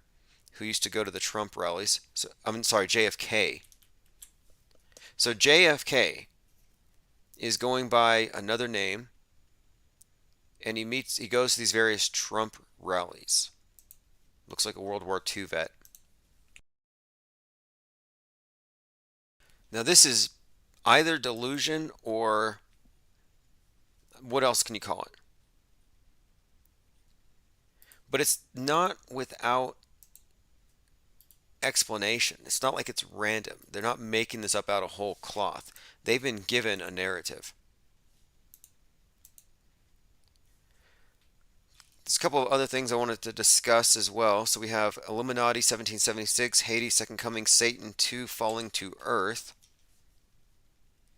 Okay, here's something. The new movie Doctor Strange. And this is kind of reiterating everything that we talk about here. So Doctor Strange has already been associated with Jack Parsons. And we're talking about JPL, Jet Propulsion Laboratory. Jack Parsons, one of the, I'd say, godfathers of modern rocket science, grandfather of modern rocket science. He died in an explosion at the age of 37, supposedly. Anyway, he was involved with L. Ron Hubbard and Marjorie Cameron in some bizarre rituals that were intended to bring about the New Age religion, and the New Age goddess, whom they described as Babylon, the Whore of Babylon, basically. But in order to bring this about, Jack Parsons and L. Ron Hubbard needed what they called a Scarlet Woman to do this ritual with, to incarnate the spirit of the age. So, in this movie, Doctor Strange, with this Jack Parsons-esque character, he has the Scarlet Witch. So there's a direct correlation between these, worth noting. And it all ties in with this idea of something called the Moonchild. And so this is something that I was thinking about. We're always noting the weird synchronicities with the birth dates and the death dates of all these celebrities. And the ones specifically that are usually tied into these big psyops. Things like Pete Davidson's father dying at the age of 33 on 9/11 in one of the towers. There seems to be a level of planning to these lives. We call them lifetime actors, that they've been born for these roles. Well, anyway, it makes more sense now looking at it in this context, the idea of the Moonchild. So the Babylon working was a series of rituals performed by Jack Parsons, pioneer rocket fuel scientist, Scientology founder L. Ron Hubbard, and Marjorie Cameron. The ritual is designed to manifest an incarnation of the archetypal divine feminine called Babylon, based on the ideas of Aleister Crowley and his project, the Moonchild. So this was all about having a very precisely timed conceptions. So it says here, there was an attempt to conceive a child through sex magic workings. Anyway, these are just timed events, timed rituals. And the idea here is having the birth dates appear or occur at certain times for astrological influences. But the core idea here is this: planned lives. And these children that are born are said, they're basically, I would say, more or less part of this program. And so I'm like, this is very much like an explanation. A lot of these world stage characters, kind of similar to what we saw in the movie Utopia with John Cusack, where Utopia has this land where all these various actors, the crisis actors, are actually living. So they're not actually living with the regular people. They have their own utopia, and they're able to insert them onto the world stage and use them for these purposes and then remove them when they need to. And we always joke about Crisis Actor Island. Well, it's kind of a part of that movie.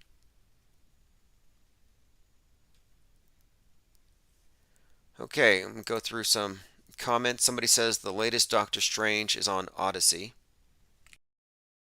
Well, the reason I came across this Doctor Strange Scarlet Witch thing is I saw that there was a possibility of Tom Cruise playing a cameo in the movie.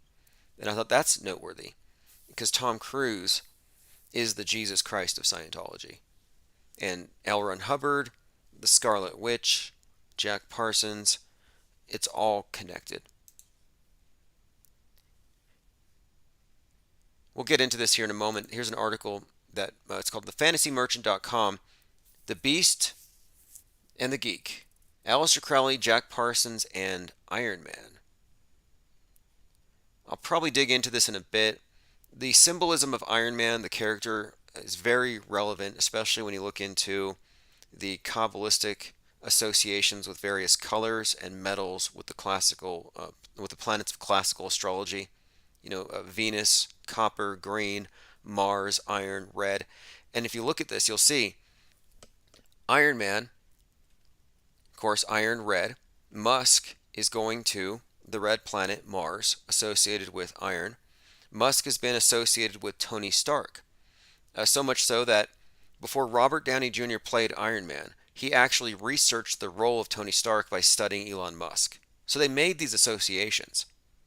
On Mars, you have the House of Stark family logo from Game of Thrones. So Stark, Tony Stark, Iron Man, House of Stark, Game of Thrones, and of course they got the Iron Throne. I mean, these are overlapping. Then you have Musk and of course his Mars program with the Falcon and these red rockets, the Falcon logo. The Falcon is all about the Mars as well, and it's the Egyptian god of Mars is the falcon-headed Horus. Then he's got the starship, and the starship has a logo on Mars. Anyway, too many media tie-ins for this to be coincidental.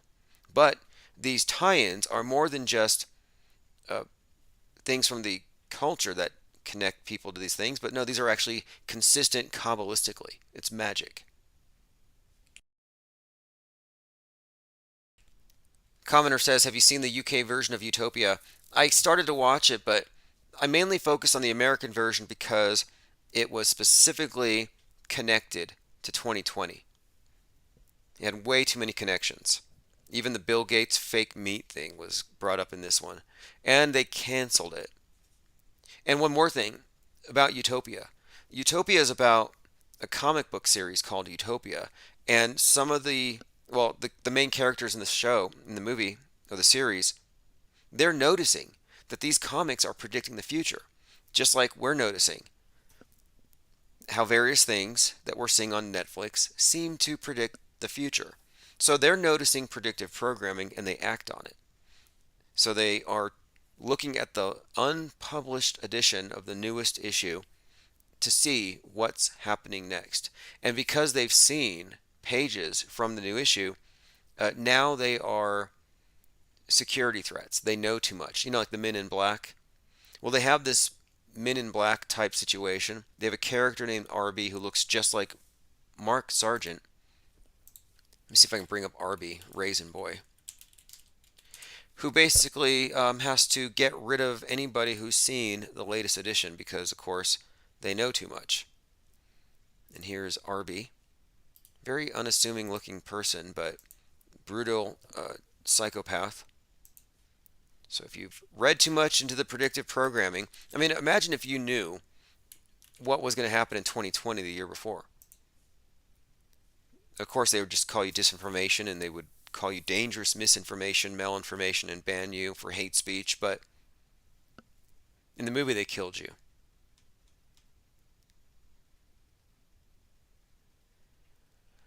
Let's see here, going through comments. Look, A. Woodward says, has anyone not got their text alerts? There haven't been any. I've been distracted with work, but I am no longer working for anyone but the Infinite Plane Society. Dr. Fuster-Cluck says, in Utopia, I love how both opposing sides agree wholeheartedly that humanity needs to be sterilized. Yeah, that's the end of the movie. I mean, the whole point of the movie, Utopia, is that there's too many people on the earth. So they need to come up with a way to get humanity to sterilize itself. So how do they do it? This Bill Gates-like character with his fake meat has a flu outbreak at his meat plant or whatever, and it infects the youth. And so they push to get the youth vaccinated. And they use crisis actors. In the movie, they hire an actress to fake like she has the sickness. Then she gets the vax and she comes out cured. So they use crisis actors to sell a vax to get the public to go along with an agenda that ends up sterilizing the human race for 2 generations to save the earth. So it's got a happy ending. They saved the planet. I mean, that's the main thing, right? Joined by Art of Thinking Out Loud Live, Common Sense Analytics. Oh, I also want to point out that we have a few new live listening locations. We're now live 24/7 on Telegram, on Rumble. You can also find us 24/7 on Twitch, and we're on several YouTube channels. So we are expanding. I watched a pretty good review on Level, or rather the Next Level new Flat Earth video, if anybody here has checked it out. I wouldn't really call it a documentary, to be honest. It's kind of a misnomer. And it's also kind of weird that the company that produced it, Hibbler, uses a black sun as a logo. Like, well, here's a black sun is the Nazi symbol, a sun wheel employed in Nazi Germany, and later it's used now by neo-Nazis and some Satanists. So it's like, we want this idea to be mainstreamed, so let's stick a Nazi satanic symbol on top of it. Right. Right. That's going to help. That's going to help it go down. And this is right after Kelly Weil comes out with her book that basically says Flat Earth is just a place for rapping neo-Nazis. Now, speaking of neo-Nazis, and when I say neo-Nazi, what are we supposed to say? You know, it is what it is. I think it's interesting that, here it is, Owen Benjamin got kicked off Rofkin, or he left Rofkin. And apparently this is creating some kind of a conflict, because some people associate free speech with bad manners, or just being deliberately provocative or unfunny. And you know, free speech is your ability to say what you want without the government stopping you. It doesn't mean that platforms have to tolerate everything that you say. But how many times does somebody have to be kicked off a platform and drag a lot of people with them before you can just call out a provocateur for what it actually is? And so this is I'm not going to play it because I'll get my channel kicked off, but basically what you'll see if you listen to Owen Benjamin these days is a lot of humor that focuses on blacks and Jews, basically. And it's just typical white nationalist stuff. And I don't think that he's being censored. I don't think he's being censored at all. I think what we're looking at here is a deliberate attempt to sabotage more than anything. So I have a few comments. Someone sent this to me. Do we take sides on this argument about Owen Benjamin over Rofkin? That was asked by Lynn. So I guess what happened, though, is he was live, and I have a link here. This is from Nathan Stoltman. He said, I'm listening to Owen on Rofkin, and he's saying he's staying on the network if he agrees to curtail his speech, but he can't make jokes about... I don't even like reading this stuff. He says here he considers himself to be a free speech absolutist. And I kind of don't think so. There's something just self-destructive about these consistent foot bullets. And I've also noticed that a lot of the neo-Nazis today are kind of cry bullies, where they like to say the specific things that get them kicked out, and they flail and cry about how they're being censored. So I don't really think it's a legitimate case of censorship, and I think one reason why they may be kicking him off the platform is just being unfunny. It may just come down to that. Let's see, Becca Shine says, you only have a short time to get right with your Creator. You must believe in Christ and the salvation He brings. Zareth says, Orwellian definition, free speech is censorship, war is peace, hate is love, people just eat it up and the script gets flipped without any pushback. Well, yeah, sure, but my point is this. Your free speech isn't being infringed if you get kicked off a platform for breaking their rules. No shirt, no shoes, no service. But to me, it's more about the principle of free speech. That has already been lost. But now, as far as like, is it a loss to Rofkin? I don't know necessarily think so. I mean, I've watched some of this stuff, and I just don't buy that paradigm. I don't believe this that their worldview is like kind of like the Mendoozled. They live in their own little world. The mainstream media believers live in their own universe. The neo Nazis live in their own little universe as well. And I think their main thing is they believe in this particular bad guy that's weaponized these bad guys against these good guys. And the good guys are being censored. Right. Okay, let's move on here. Now, Brian Stavely did make sense on this one. He said, I will not be leaving Rofkin because Owen allegedly got censored. LOL. Why is it always the ex-Hollywood guy who platforms seem to kick off permanently with all this hoopla? The story stunk to high heaven the last couple of times. Yeah, I think it's an operation. Do you remember when you had the Flat Earth Conference hosted by, first it was Logan Paul, and then it was Owen Benjamin. Well, when it was Logan Paul, I thought, why would you have Logan Paul host the most, a conference for one of the most controversial and bannable ideas out there, when Logan Paul was really the reason why Google started censoring all its videos, because he was tasering rats and filming dead people. Just seemed like it was a sabotage act. Like, let's put this in front of, let's put this, in this Flat Earth punch bowl and see what happens. So I thought, okay, Logan Paul faked everybody out with his documentary, and he brought with him all his baggage. Then they bring in Owen Benjamin. I'm like, okay, so he's not even a flat earther necessarily. And he's going to bring in jokes that are basically going to be construed as racist or anti-Semitic. How do you think the media is going to take it? And Kelly Weil was there, and she's Jewish. So she's like at a flat earth conference, and she's hearing these jokes. And of course, what does this have to do with the shape of the world? Nothing. It's all a negative branding operation, and it worked very well. I would say mission accomplished. Mission accomplished. I mean, I'm sure they could have found somebody better to have hosted a flat earth conference, like Nick Cruz. Couldn't Dearth have gotten Nick Cruz?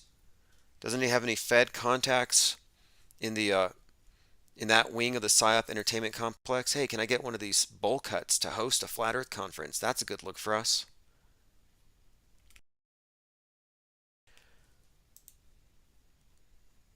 David Pryor says, such an obvious setup. Oh, there are so many setups, though. When you really get into it, you can see that there's mainstream media tentacles, even at the Flat Earth conferences. I mean, it really shouldn't be a surprise to find out that the very first Flat Earth conference organizer was actually dating Jimmy Kimmel's sister. I mean, talk about being in bed with the enemy. Look at this cover of The Economist. No safe place. It's got some penguins on a chair floating in the middle of the ocean. Is that a threat against us? No safe place? Linda says, the lady was saying that Owen cheated people out of money on his donations for Bertaria. I don't know about that. I had to look into it because I was following the story, and the Daily Beast was suggesting that Bertaria was going to be the next Ruby Ridge. So maybe it's a good thing they didn't actually go through with it. TJ Jones, this is a comment I found on Twitter. He said he heard that Robin Williams and Jonathan Winters are going to return to expose the truth in a comedy special. Just put those on the list of death fakers that will be resurrected to bring back JFK Jr. Robin Williams will be back, apparently.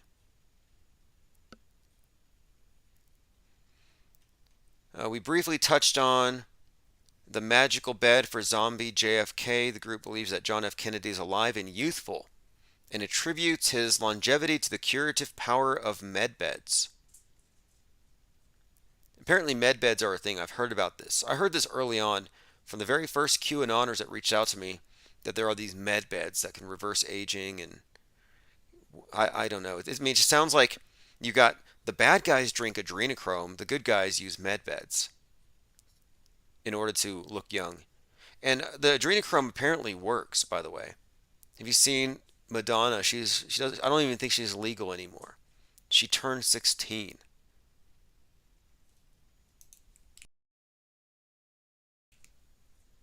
Zaret says the oceans haven't risen an inch since they started the story of the melting ice. You know, it's been 33 years since global warming started. That's why I think there might be something to it. And the end of the Batman movie had a flood. In fact, Batman says 11/6, Gotham is underwater. I'm like, 11/6, isn't that kind of an inverted 9/11? Kind of like 6/11, which is a very significant date to the white neo-nationalists, which would correspond to the Riddler and his crew.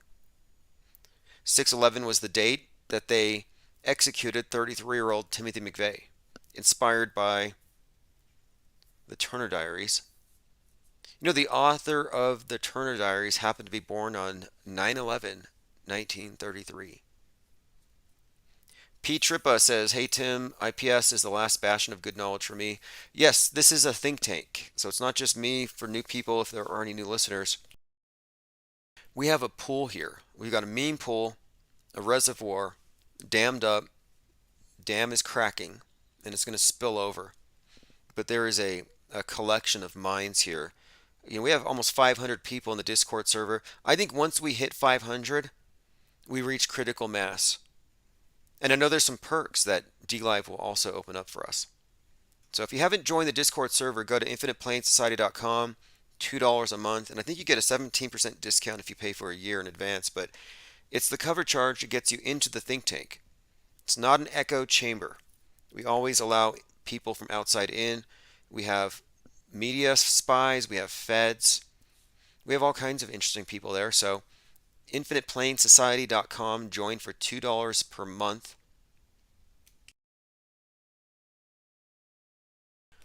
Okay, let us continue. Also, you'll find a lot of interesting penguin art in the Discord server. I think this one was created by, this is it says Fepe Pipscotch, art by Pippi Langstruff.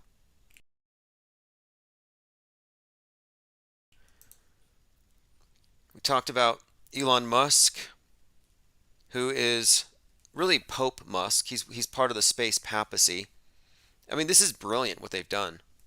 You have the right-wingers who are smart enough to see, oh, climate change is a communist hoax. Obviously, environmentalism is just a stalking horse for growing government. Yeah, obviously it's watermelon Marxism. Green on the outside, red on the inside. But we trust Musk. We'll go to Mars.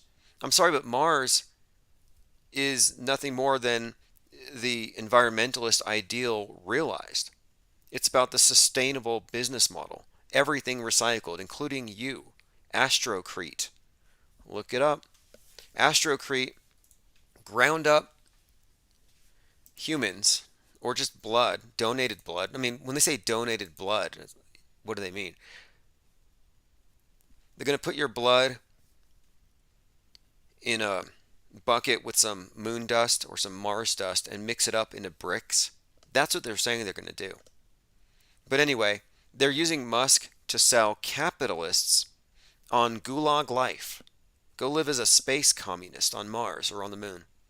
So you managed to sell capitalists on communism by tricking them into thinking that it's progress facilitated by market-driven technology. No, it's all a ruse. It's all CGI. Space is CGI.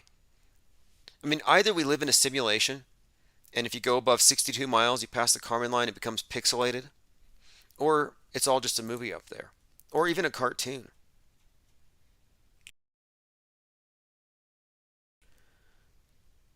Kurt4822 says, long time Tim, good hearing you. Battery79 says, what did Tim mean by DLive perks? Oh, I meant Discord. Sorry, Discord has perks. Once we get 500 people in there, there's some things that open up. Not sure quite what. It mostly has to do, I think, with I think there's some kind of live streaming feature and a few other features, but it just gets better. The Discord server is where we post all of our leads, we do our research, And most of the stuff that I find, most of what we discuss here is brought up there first. Non-stop debunkings. By the way, Tom Cruise announced the name of the next Mission Impossible. It's Dead Reckoning. Do you remember last fall, when Tom Cruise was in the sky hanging from a bi-wing plane? You know, he was just like, and this is after we were really breaking down the significance of his name. You know, Tom means twin, Cruise means cross, twin cross, and the symbol of the twin cross represents the second coming, a resurrection. So here we are talking about Tom Cruise, how he plays this 33-year-old who dies and is resurrected in the movie Vanilla Sky. And then we see this. He's up in the sky on a twin cross, a bi-wing plane. Well, now we have some context for that. The 8th installment of the film series Mission Impossible Dead Reckoning Part 1 will hit theaters this summer. And this is Tom Cruise, quote, "Hi everyone, I wish I could be there with you," he said, seated atop an open cockpit bi-wing or biplane flying thousands of feet above a canyon. So that was a scene from the next Mission Impossible. Again, Top Gun returned with a sequel 33 years after. So this is from 2019, July. Cruise took to Twitter to share a trailer with a cryptic "Maverick is back." Hashtag Top Gun update. Cruise returned with Top Gun sequel after 33 years. Now, what is the significance here? Well, Top Gun and then Top Gun sequel 33 years apart. This correlates to even the Twin Towers. So you have twin guns, twin towers. Twin Towers were 33 when they were pulled. All of this definitely correlates to Tom Cruise's world stage role as the Christ of the Scientology cult, which does relate to the space religion, to NASA. It explains why he's going into space, why he's going to the space station. In fact, after 9/11, which was directed by Stanley Kubrick, if you didn't know, for the most part, after 9/11, the very first Oscars was hosted by Tom Cruise, and he shouts out Kubrick, of all things. Vanilla Sky, the movie that came out right after 9/11, had a number of 9/11 references, even a coronavirus reference. You know, the opening scene of Vanilla Sky is a quarantined, shut down New York, and then Tom Cruise faking sick with his girlfriend.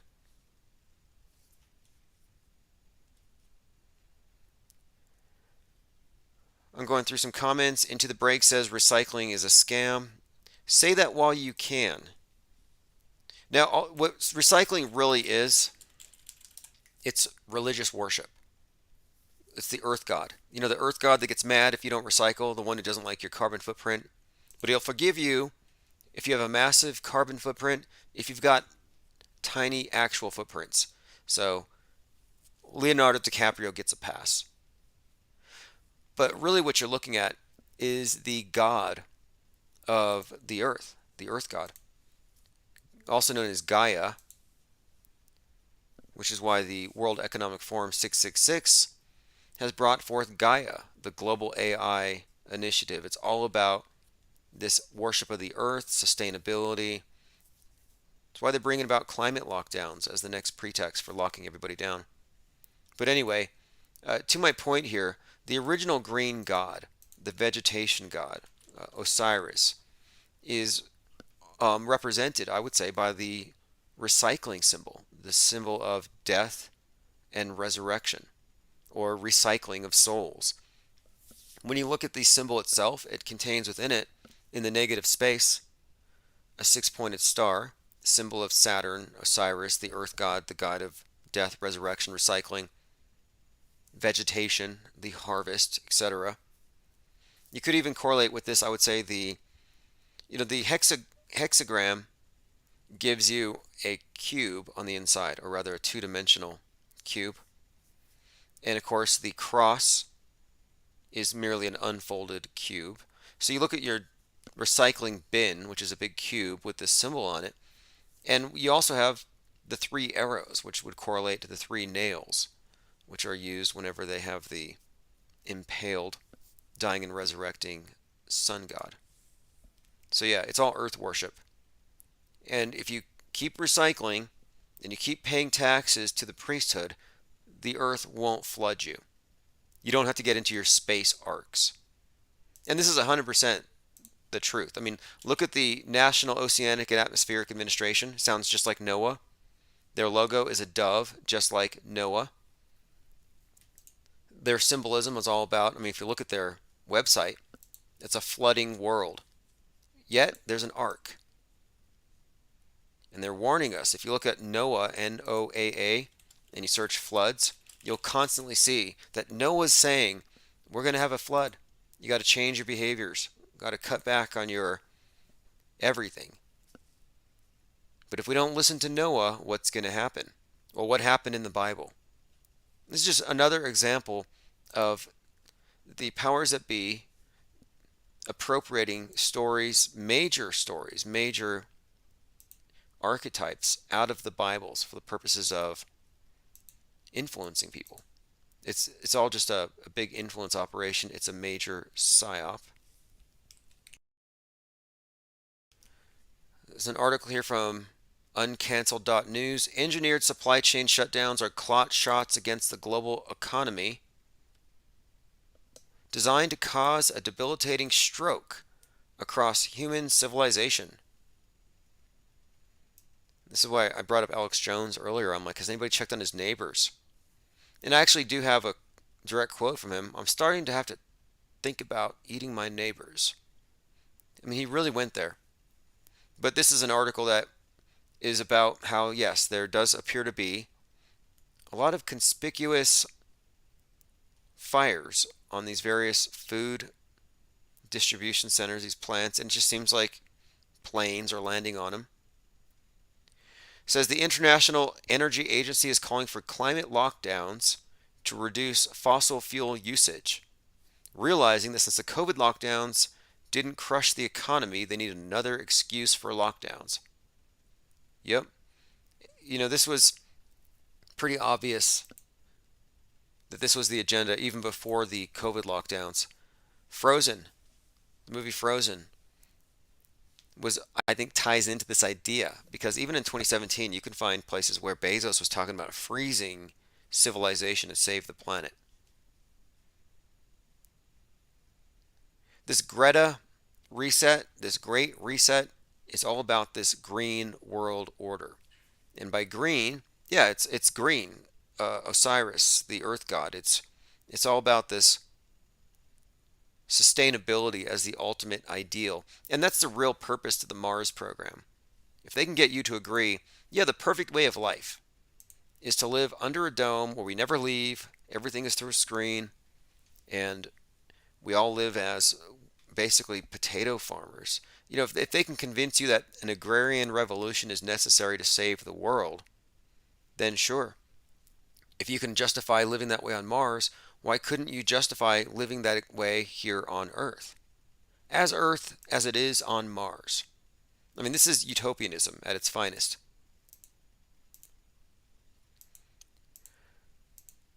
We will be live later to take calls. It's a big weekend coming up, by the way. May Day. May Day is always huge for the commies. Also, tomorrow evening is Witches' Night. Well, Purge's not. Beltane. So expect some kind of... I imagine there'll be some kind of psyop commensurate with the season, this holiday. It's bigger than Halloween. The veil is thin. All of the witches and warlocks do their thing. This is when the Church of Satan had its founding. It's also the birthday of Travis Scott, I believe, isn't it? Let me see his birth. I believe Travis Scott's birthday, April 30th. Yes. So happy birthday, Travis Scott. And there's a documentary coming out about Astroworld. Major league psyop. This thing was totally fake. Nobody got crushed to death. All the people chanting "I can't breathe" are suing. I believe that Benjamin Crump is even representing them. And by the way, he was wearing a shirt on a video called Escape Plan that aired before the Astroworld event where the people got crushed. The shirt he was wearing was from the Rock Slide Festival, where Pearl Jam was performing, where 9 people got crushed in an audience of 50,000. Identical. Astroworld, 9 people crushed, audience 50,000. But he was wearing the shirt from a previous crushing concert. So his new documentary is called Concert Crush. The whole thing was amazing. It was fake as can be. Pretty funny though. I mean, overall, as far as the crisis actors, nothing realistic about it. Astroworld documentary. But anyway, his birthday happens to be it relates to the Church of Satan's birthday, and I believe that this sacrifice or this concert happened, it was some 666 months from the date of the church's founding. I mean, it was really down to the day. All kinds of sixes. All kinds of occult signatures, which we'll revisit that one very soon for sure. Also, there was a small business meeting at the White House yesterday, and this should be big news, but it's not. At the White House yesterday, Biden was meeting with small business, and on the RSVP list was Q. Q himself was there, as in George News, and he posted this on his Telegram, where you can actually see that he RSVP'd. He actually attended this event. You can see his name, georgenews.org, George News DC. In fact, I thought this was kind of funny what he did here. He's almost taunting the Biden. Actually, he's taunting everyone at the White House. Like, I'm here at the White House letting my 300,000 Telegram followers know. So the person who's behind George News, who is behind the Q drops, was literally in the presence of Biden. So I called the White House and I asked for Secret Service, and I got the number for the head of Secret Service, and I called them this morning and I left a message. And I'm going to be calling them again because there is a very questionable character stalking around, and the guy's got a key to the White House. And I'm involved in a lawsuit against this person, and the sooner I can bring him into the public spotlight, the sooner the collection process will begin. I have a pretty awesome damage complaint ready to claim. No trial necessary. Statutory damages in New York are immense. We're talking 36 plus stolen domains, possibly treble damages. It'll do a lot for this channel. I'll never have to drag another body across the desert without enough gas in my van ever again. A. Woodward says, isn't the correspondence dinner tomorrow? Is JFK Jr. going to jump out of the cake? Yep, we'll be checking. We'll be following. Tomorrow should be big. Again, it's May Day on Saturday, and that's usually when the communists pop off. So if there's going to be any kind of riots, I would expect it to kick off this weekend. Thanks everyone for joining. We'll be back later on today, no doubt. I just wanted to kind of catch up on a few things. We'll do open phones tonight. We'll probably do, like I've been doing, mornings and evenings. It'll be far more consistent since I don't have any distractions. Again, I want to say thanks to everyone who's pitched in on this channel, super chats, anyone joining our Discord, and of course everyone who's buying the art. I do have a website. You go to www.timosman.win, W-I-N, and I am posting a lot of NFTs. So if you like the Cthulhu Gwyn or the red pill binging penguins, and also a lot of decals. These are all designed by X-Pac, who's designed a lot of the artwork for the channel. And there still are a few shirts left and a few decals left, and I'll put a link. I'm going to restock the store this weekend with a lot of the new artwork I've been working on. I'm trying to do stuff that's related to what we talk about, as in Metascript related art, and I have a lot of ideas that I'll put into the canvases here in the coming days. All right, thanks everyone for joining. This is Chief Crow, Auto Hoax, or GTFO. After this, I'm going to turn it over to the 24/7, and then replays will be later.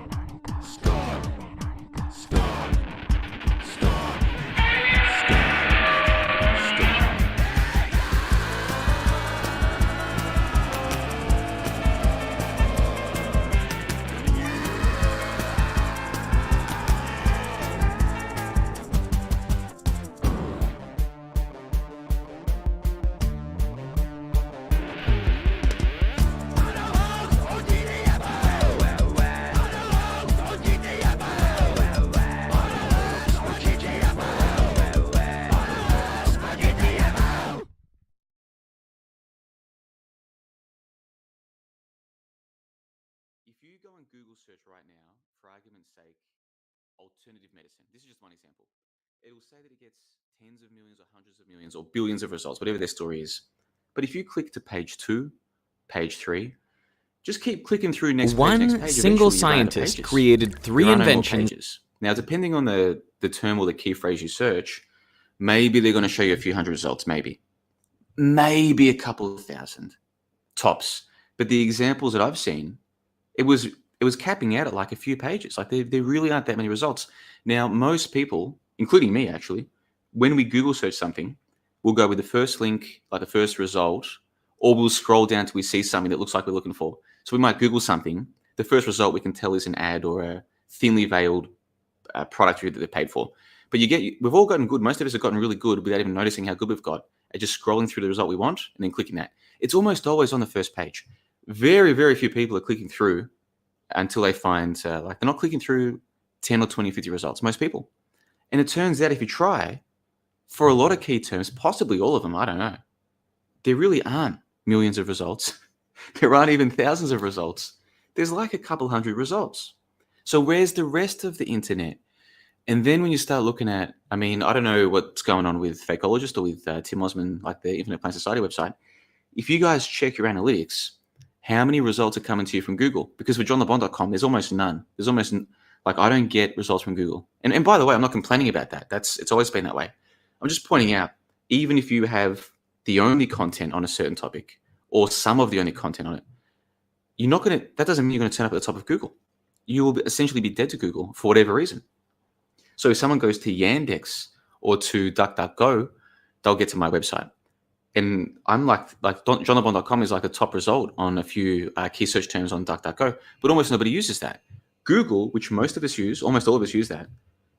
A lot of websites, pretty much including mine, and probably yours as well, I would guess, they're effectively already invisible. And so that's one part of it. The next part is all of the users. So my YouTube channel, this is one example, has 4,000 subscribers. If I upload a video to a live stream, it's going to get maybe 500 views, maybe 1,000, right? Where are the other thousands of subscribers? A lot of them, the theory, they're just bots. Same with Reddit, like subreddits. Same with different websites like followers, like the Twitter followers. A lot of these followers, subscribers, whatever, they're not real. And that's obviously the case. And so what I think this dead internet theory is getting at is this idea of, we think there's all this activity out there, all this action out there, but in reality, there's not that many active users, and the active users there are all being funneled to the same small number of websites. The internet, as we conceive of it, isn't really alive. I think that's the dead internet theory. And if I've misrepresented any of it in any way, then obviously that's not my intention. But I think that's where people are going with this. And I have to say, and I want your opinions on this, and the listeners as well, give us your thoughts in the live stream, whatever. Like, have you heard of this theory, and does it make sense to you? Because it makes perfect sense to me. And it would explain, Ab, because you're often saying, why aren't there more people doing this? Why aren't there more people doing what Tim Osman's doing? Why aren't there more people doing what I'm doing here at fakeologist.com and, archiving all of this stuff? Why aren't there more? Maybe because there just aren't that many people on the internet. And of course, that would feed in well to the theory that the world population is in fact a hoax. Nobody died, nobody got hurt. Because the official story is that there's almost 8 billion people on Earth. And when I was a kid, the official story was it was 6 billion. And I'm not even that old. So this story is just it's just gone haywire. It's like pushing a rock down a hill or something, man. It's gone nuts. It's a crazy story. It's getting crazier. How many people they claim are on Earth? Okay, a lot of those people are supposedly in countries that don't speak English, so you wouldn't expect to see them in English-speaking websites. Fair enough. But where are those people? Like, how much internet is in those countries? Because it seems that in the English-speaking Western world, there really aren't that many people, and there really aren't that many websites that are still active. So I hope that 5-minute or 10-minute overview or summation is enough for you guys to. Does it make sense to you, Ab? Tell me what you think about that. I've never heard of it. I like it. I just pulled it up. Unfortunately, the first search result was The Atlantic. And by the way, I'm using presearch.org. I try to stay away from Google. And I think the number one search engine that comes to Fakeologist, as far as I can tell, is DuckDuckGo. And Google is now number 2 almost all the time. But it is a good theory, and it kind of, and I don't know if it's fake or not. I don't know if the CIA is promulgating it. Like, for instance, maybe Tim Osman can speak on it in a minute. maybe it's similar to the Mandela effect, which I have no interest in, and I take Tim's view on it, by the way. I tend to agree with Tim on pretty much the whole thing if I had to make a decision.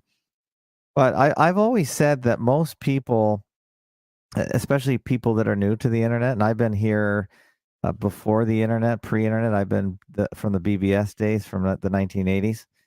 So I've seen the whole thing grow up. And I do agree to an extent that new people, young people, millennials even, they don't use the internet properly. So they've been corralled into a set of apps, into certain websites, Facebook, Instagram, whatever the hottest ones are, TikTok right now. And they're missing the point on the internet for sure. And if you call those users that just are on TikTok all day and mindlessly scrolling through the videos that come so quickly and so fast, you can't even stop them. I think it's designed not to stop, so you don't even get a chance to catch your breath or realize where you are. I think they've done an amazing job, big tech, corralling people onto certain sites and giving them the impression that that's the internet and there's nothing else to do on the internet. And I agree, just looking quickly at this article, that there could be a lot of AI, a ton of AI, a ton of bots, and an AI has a person behind it, presumably, maybe one person controlling 500 accounts that start arguing with each other, that kind of thing. And the only way to prove that we have a real person on the other end of the avatar is to hear their voice. And on the Discord server that we use on Fakeologist, which goes hot and cold lots, we insist on hearing a voice. Maybe for that one reason where we want to make sure we're not talking to a bot or someone behind 500 different entities that might come to a site and start to disrupt it and blow it apart by fighting with each other. So I think there's something to it. I think there's not enough people using the internet as it's supposed to be used. And because they don't understand the internet and they get corralled onto certain sites, it really diminishes or eliminates the potential to really crowdsource information and share information. That's why I like talking to you guys, because I know you're real and I know you guys have people listening to you. And there should be 100 of you guys out there right now. So this is a good possible explanation as to why. Yeah, I would say this dead internet theory probably feels right because it echoes the dead world, the NPC-filled world, where are the people who are actually paying attention, who are agitated, who are intelligent enough to see the psyops? Why are people just going lockstep? So I often wonder. I mean, even before this dead internet thing, people would ask, how many people out there are just vacant? But yeah, to me, when I first heard this, I discarded it because I thought this sounds like a Mandela effect explanation, something that feels right, but it shouldn't even be on the table as the possibility that you would reach to. However, we do live at a kind of a weird time with everything where we're constantly being gaslit. So it wouldn't surprise me if most of the people we see on the internet aren't real, and if the real people are shadow banned. Like, that's what I get. Like, you search for Infinite Plane Society, Infinite Plane Radio, I know you're not going to find me. I know that there's active suppression, and I know that it's mostly, I think, though, it's ideological, and it's just top-down censorship. So my go-to response would be, it's probably more likely gaslighting and the replacement of organic thoughts with curated AI bots, astroturfing, more or less, more than possibly the internet being, quote, dead. But I can see why people would reach for that. Yeah, this is new to me, so this has not reached the Fakeologist discussion point, but this is why we like collaborating, because this is definitely something that's interesting to me to look into. But I think it has a lot to do with just the corralling of people into areas of the internet just to grab their energy and their resources and keep them from looking the other way. I think so many of the psyops in our world are to keep us from looking into what's important.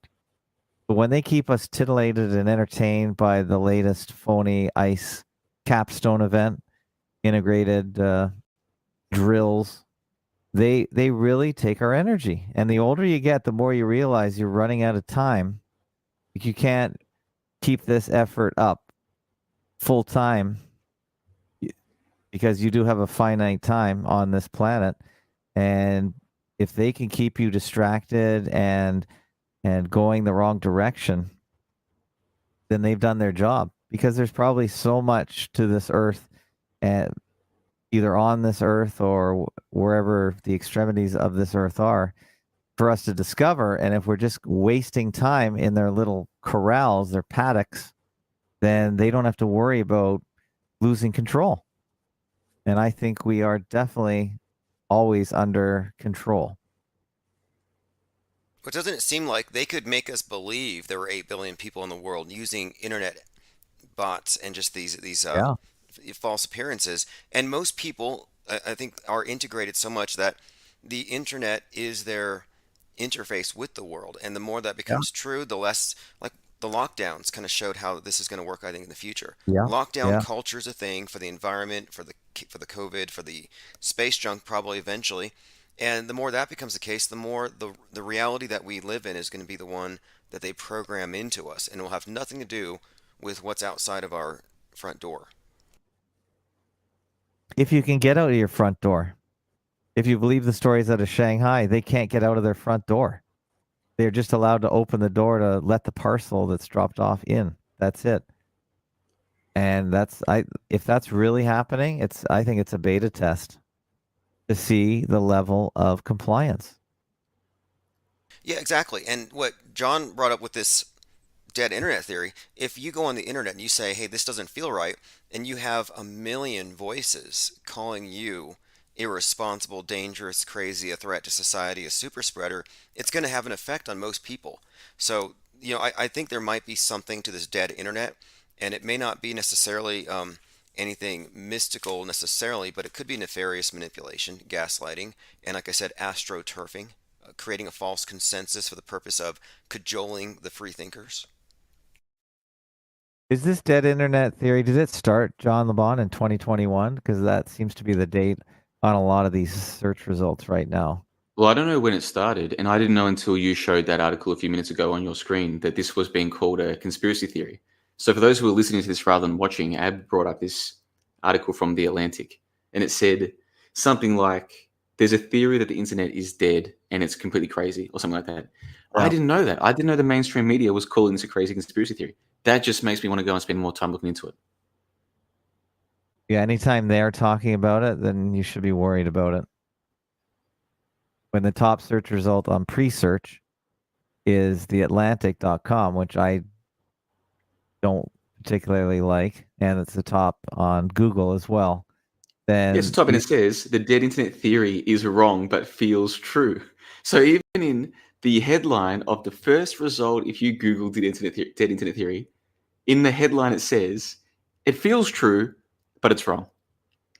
Now that right there, that's probably a hint that this is worth looking into further, I would think. Sounds like gaslighting. Wow. Like guys, it feels right. Like this whole place is dead, and it feels like there's no real people, and we're just telling you what to believe. It feels true, but it's not. Click on this link, and we'll tell you more. Right? One of the They reasons couldn't be more blatant about that. Yeah, one of the reasons I mean, like, how much more? Maybe they could.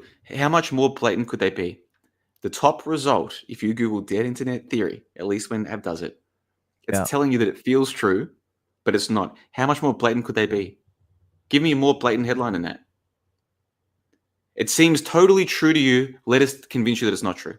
Maybe that would be slightly more blatant, but it would take up too much copy space. it So it feels true, yet. but it's wrong. Not What on about- Wikipedia yet. Don't trust your senses. Trust our headlines. Exactly. Don't acknowledge what you feel. Go with what we tell you. Very Ministry of Love, 1984 gaslighting there, where they're telling you disregard your own perceptions and replace it with ours. 100%. So what are you doing now, Ab? You've got your Twitter account going. Well, what and I'm you've doing got is a message. I wonder who you got the message from. No, I use pre-search, and I have a bunch of extra search buttons on the left side, if you can see here. So I've got BitChute, I've got FakeOTube, I've got Rumble, Yandex, Everpedia, Wikipedia.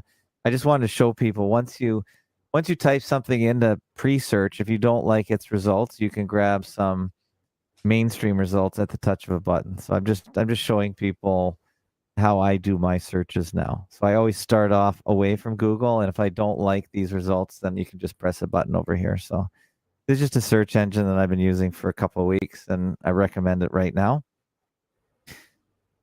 But we can continue talking about this, or we can move to something else. I think if we keep moving topics, the audience will be... Yeah, 100%. Just one final thing on this, though. So this ties into it. I look at the scene, the so-called truther scene, when I got here back in 2014, right? I started paying attention to it 2013, started podcasting 2014.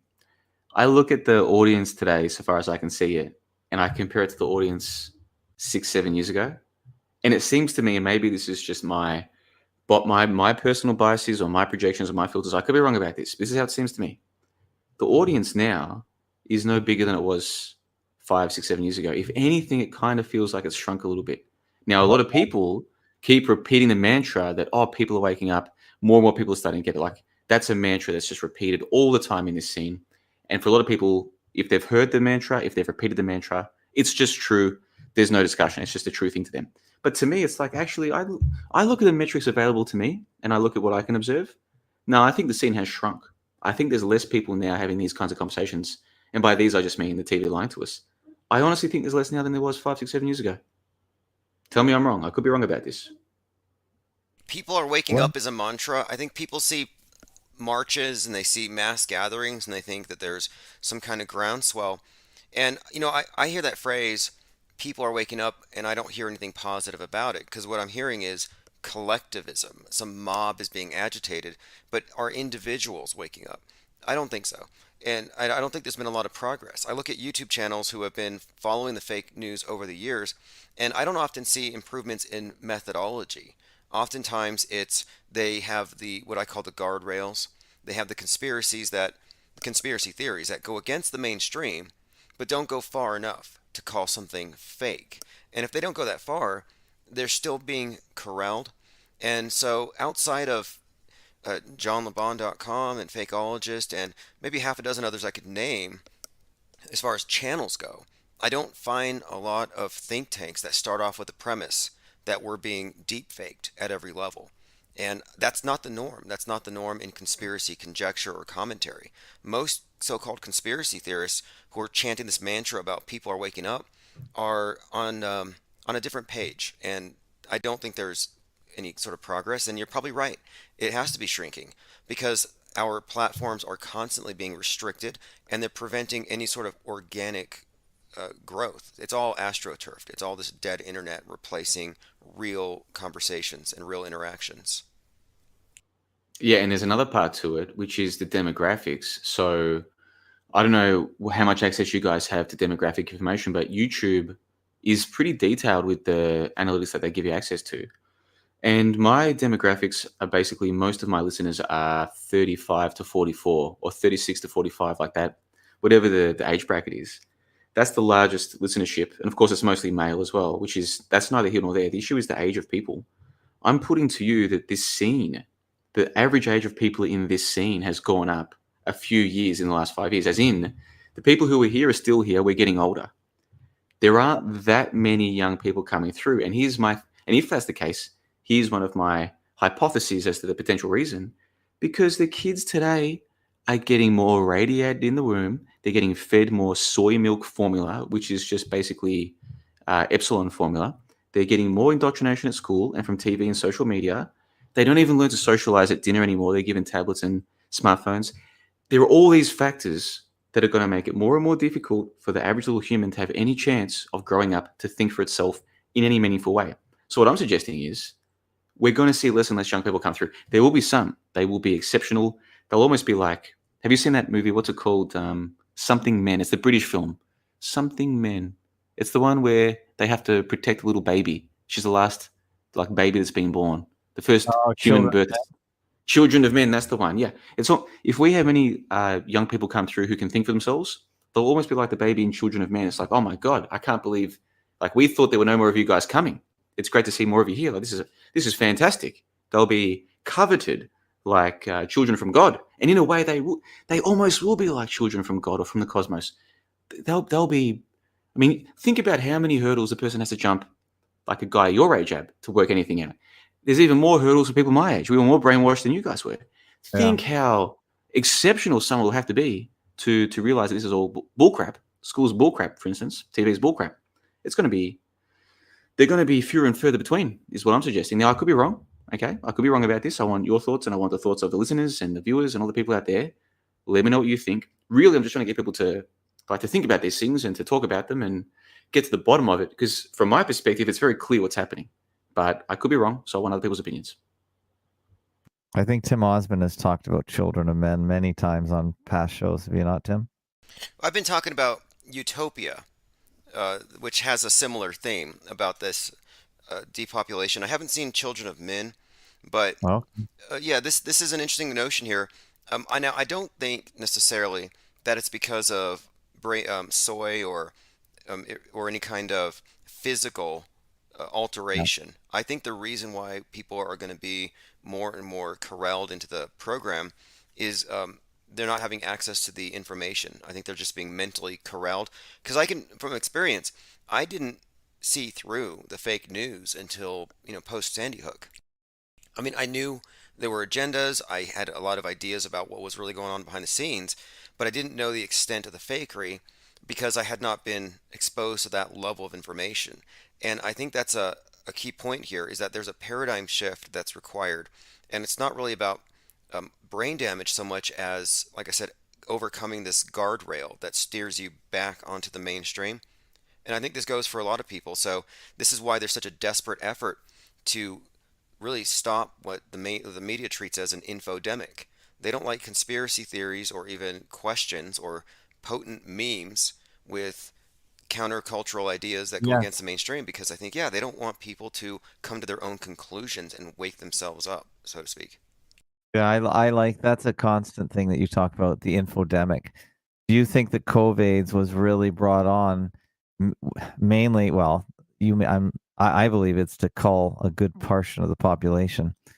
But also, I think you were saying that you thought there was quite an infodemic where maybe information was getting through and there was a level of collaboration developing thanks to the internet, and they needed to bring in a large section or selection of controls into the internet, maybe to prevent people like us from just collaborating and spreading our dangerous thoughts. Absolutely, because they put such a schism that now every person who has been conditioned to think that, quote, anti-vaxxers are the devil, well, now they're never going to come across any of your other media analysis if they broad brush you as one of them. So I think the pandemic was used, I think, more or less, and I think this is even before the pandemic, there were talks about the toxic misinformation, bad virality, and I said back then, why are they using the language you would use to describe an epidemic, to describe conspiracy theories? And now I know why. I think ultimately this was the thing. It's about thought control and the control over mind viruses and the super spreaders of mind viruses. And I think that there's also a parallel here to contact tracing and the way that they traced radical Islamic terrorists. Where do they get these radical verses from? Which cleric, which mosque? And if they can trace it to the source, to the ground zero, they can stop that super spreader. So I think this has been a long-term agenda, and it's always been about controlling information, mind viruses. Yes, for sure. Now, now that you mentioned the killing, though, I'm really sorry to interrupt you, but the calling thing, I don't think that they want to kill people off. I think, if anything, they want us to believe that there's too many of us. They want us to adopt this lockdown lifestyle, but I think they need us as batteries and taxpayers. I think we're property, in a sense. I don't think they want to kill us off, but that's my opinion. Do they need us as in people living in, like people who are already established living in the US or Canada or Australia, as the case might be for us three, and many listeners in England and other parts of the world as well? Do they need us, or can they just import people from other countries? Like the infrastructure is already established in the countries that we grew up in. So now, if the younger existing Western people just have less children, hey, not a problem, because there's millions of people from different countries more than happy to come to the lands of opportunity. So my point is, do they really need the existing people to have more children? Do they really need that, or can they just import them from other countries? Because they're already doing the import them from other countries thing. Like, they're already doing that, and they're already justifying it on people not having enough children. So if it turned out that these jibby jabs, hypothetically, possibly, some people say, might have an effect on fertility, let's just say that that is the case. That's not a problem for the people who run the show, because that just gives them even more of an excuse to import more people from other countries. Sorry, guys, we had to, because you just weren't making enough babies. It's your fault. It's your fault we're importing all these people. You didn't have enough babies. And that's the last part of free trade that they really wanted to open up, the mobility of people, the free flow of people.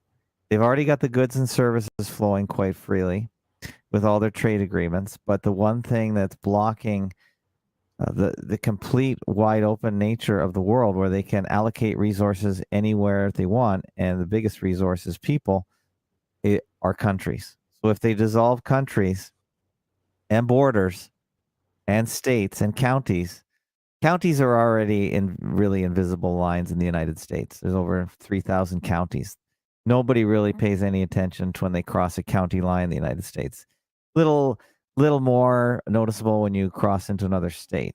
But they want to dissolve all these lines, including between countries, so they can reallocate human resources, which is what we're called, of course. Officially, we are human resources, and they want to allocate them all over the place. So for sure, John, whatever physical or mental way they facilitate that, I think for sure that is an end game. There's no doubt in my mind. Are they, like, I'm not disagreeing with you, are they dissolving borders, or is it actually more difficult now for certain people to travel than it used to be? So, for instance, in the before times, that is prior to 3/11/2020, prior to Tedros and his characterization of a pandemic, it was really easy to travel, and in a lot of countries to get like ongoing 1-year visas or 2-year visas. It was really easy to, much easier now than now anyhow, for Westerners to go and live in other countries. That seems to have been brought to an end. However, if they continue to import people from the so-called third world into Western countries, that's not the borders getting invisible. That's them becoming one-way valves. Do you know what I mean? So what I'm suggesting here is that your likenness, the way that you liken what's happening to an invisible border, I'm saying that's kind of true. It doesn't really explain the whole thing. It's more of a one-way mirror. It's more of a one-way valve. You know what I'm trying to say? That's what seems to have happened to me over the last couple of years. Just bring up a meme that you linked in the... Yeah, so what I said to you before was that your generation was pretty brainwashed and pretty, you were heavily affected by the propaganda. My generation, even more than yours. The kids today, goodness gracious me, I say they've got almost no chance. So on the screen for the viewers, here is a meme that I found on some kind of Mongolian basket weaving forum or something. Somebody posted this meme. Now, for listeners, it is a picture of Yoda, but Yoda has, for some reason, crazy blue hair, thick black glasses, and pink lipstick. It says above Yoda's head, child, as in the child is talking to this blue-haired teacher Yoda. It says, "I'm not confused about my gender in any way." Public school teacher is the Yoda with the blue hair, the black thick glasses, and the purple makeup. And teacher Yoda says, "You will be," as in you will be confused about your gender soon. It works as a meme, not so much when it's explained the way that I just explained it. But the point here, Ab, the fakeologist, if you think about what the kids are being taught in school today, which is even more ridiculous than what we were taught when I was a kid, why would anybody assume that any of these kids have any chance of ever thinking for themselves in any capacity in a critical way? Why? And the only answer I get from people is, "Oh, well, I used to not understand what was going on, and now I do understand." Yeah, okay, great. You didn't go through the brainwashing the kids are going through now. No, none of us did. Like, it's gotten significantly worse. Significantly worse. And it gets worse with every passing year. So why would we assume that any of these kids have any chance of ever thinking for themselves? And we didn't have smartphones, okay? This hive mind that the smartphone creates, we didn't have that. The kids now do. They're always connected to the hive mind. They can't even walk to the shops. Like, let's just go and buy some lollies at the milk bar, or whatever you guys call your version of it. They don't have that. They've got no independence from the hive at all. So I'm hooked on the hive mind now. I've got my smartphone with me most of the time. Fine. At least I remember a time, and at least when I was a kid, if I was riding my bicycle home from school, I was all alone. I was navigating that relatively short trip by myself. That never happens anymore. The kids are always connected to the hive mind.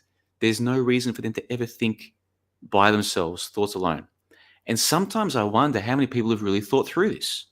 Because to me, it's obvious what happens from here. And what happens from here is no great awakening. There's no joining of people who can think to the so-called truth scene or the whatever. No. All that happens from here is our numbers dwindle. They dwindle with every passing year. And new people coming along get fewer and fewer. And the existing people get older and older, and we will die off. And Yeah. eventually, we will be forgotten like tears in the rain. That's We what's will going to be happen. written out of history. I Armin believe so. says about the borders, like any concept to be desired, an antithesis of it must be enforced. If borders become a hassle, people will want them to disappear, which will be presented as a choice with a price. That's very good. Well, that's his prediction, but what's that based on? Like, where is this idea that borders are disappearing come from? When, like, which borders have disappeared so far for us? Oh, not can't yet. think of- Not yet. I'm talking about the long-term plans from what I've read and what I've heard. Just the redrawn maps of the world of mega cities and mega regions. Yeah, but like, what are the predictions based on though? Like when will an American be allowed to travel to England without a passport? I don't think that's ever going to happen. If anything, you know what happened in Australia during this so-called pandemic? It became that you needed to get approval to travel interstate. Now, Right. Australia only has 6 states. And so suppose you want to go from Melbourne to Sydney, you have to go from Melbourne is in Victoria, Sydney's in New South Wales. So you've got to cross over the state border. Guess Yeah. what?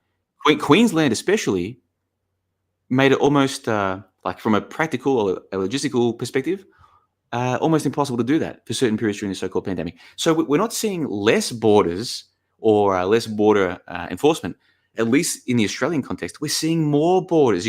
And the thing, like this so-called constitution, according to the so-called constitution, this is not supposed to happen. The whole point of one of the main points of the federation of the states was that now we are one country, we're one nation with free borders. You can't stop people from trading with each other. A New South Welshman can trade with a Queenslander and vice versa.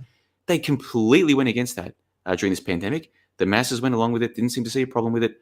That is an example of more borders for us. So where's this idea coming from? There's going to be less borders. What's it based on? What's it based on? What's the evidence?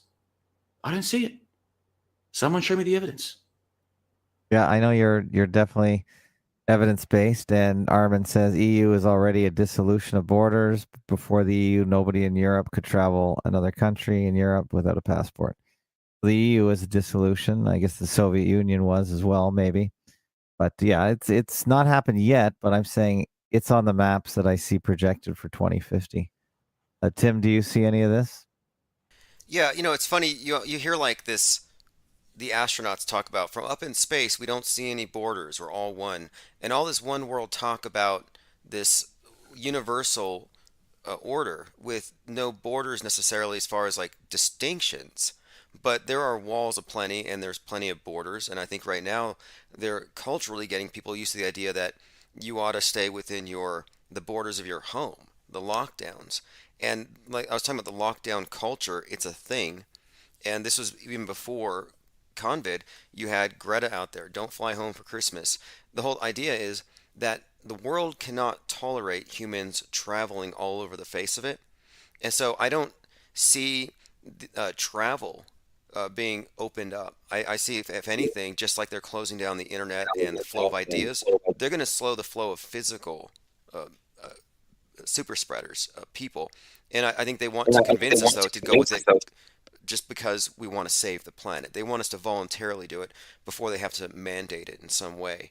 So, yeah, I think that we're moving towards an increasingly locked down world physically and mentally. And John LeBon brought up the new hive mind.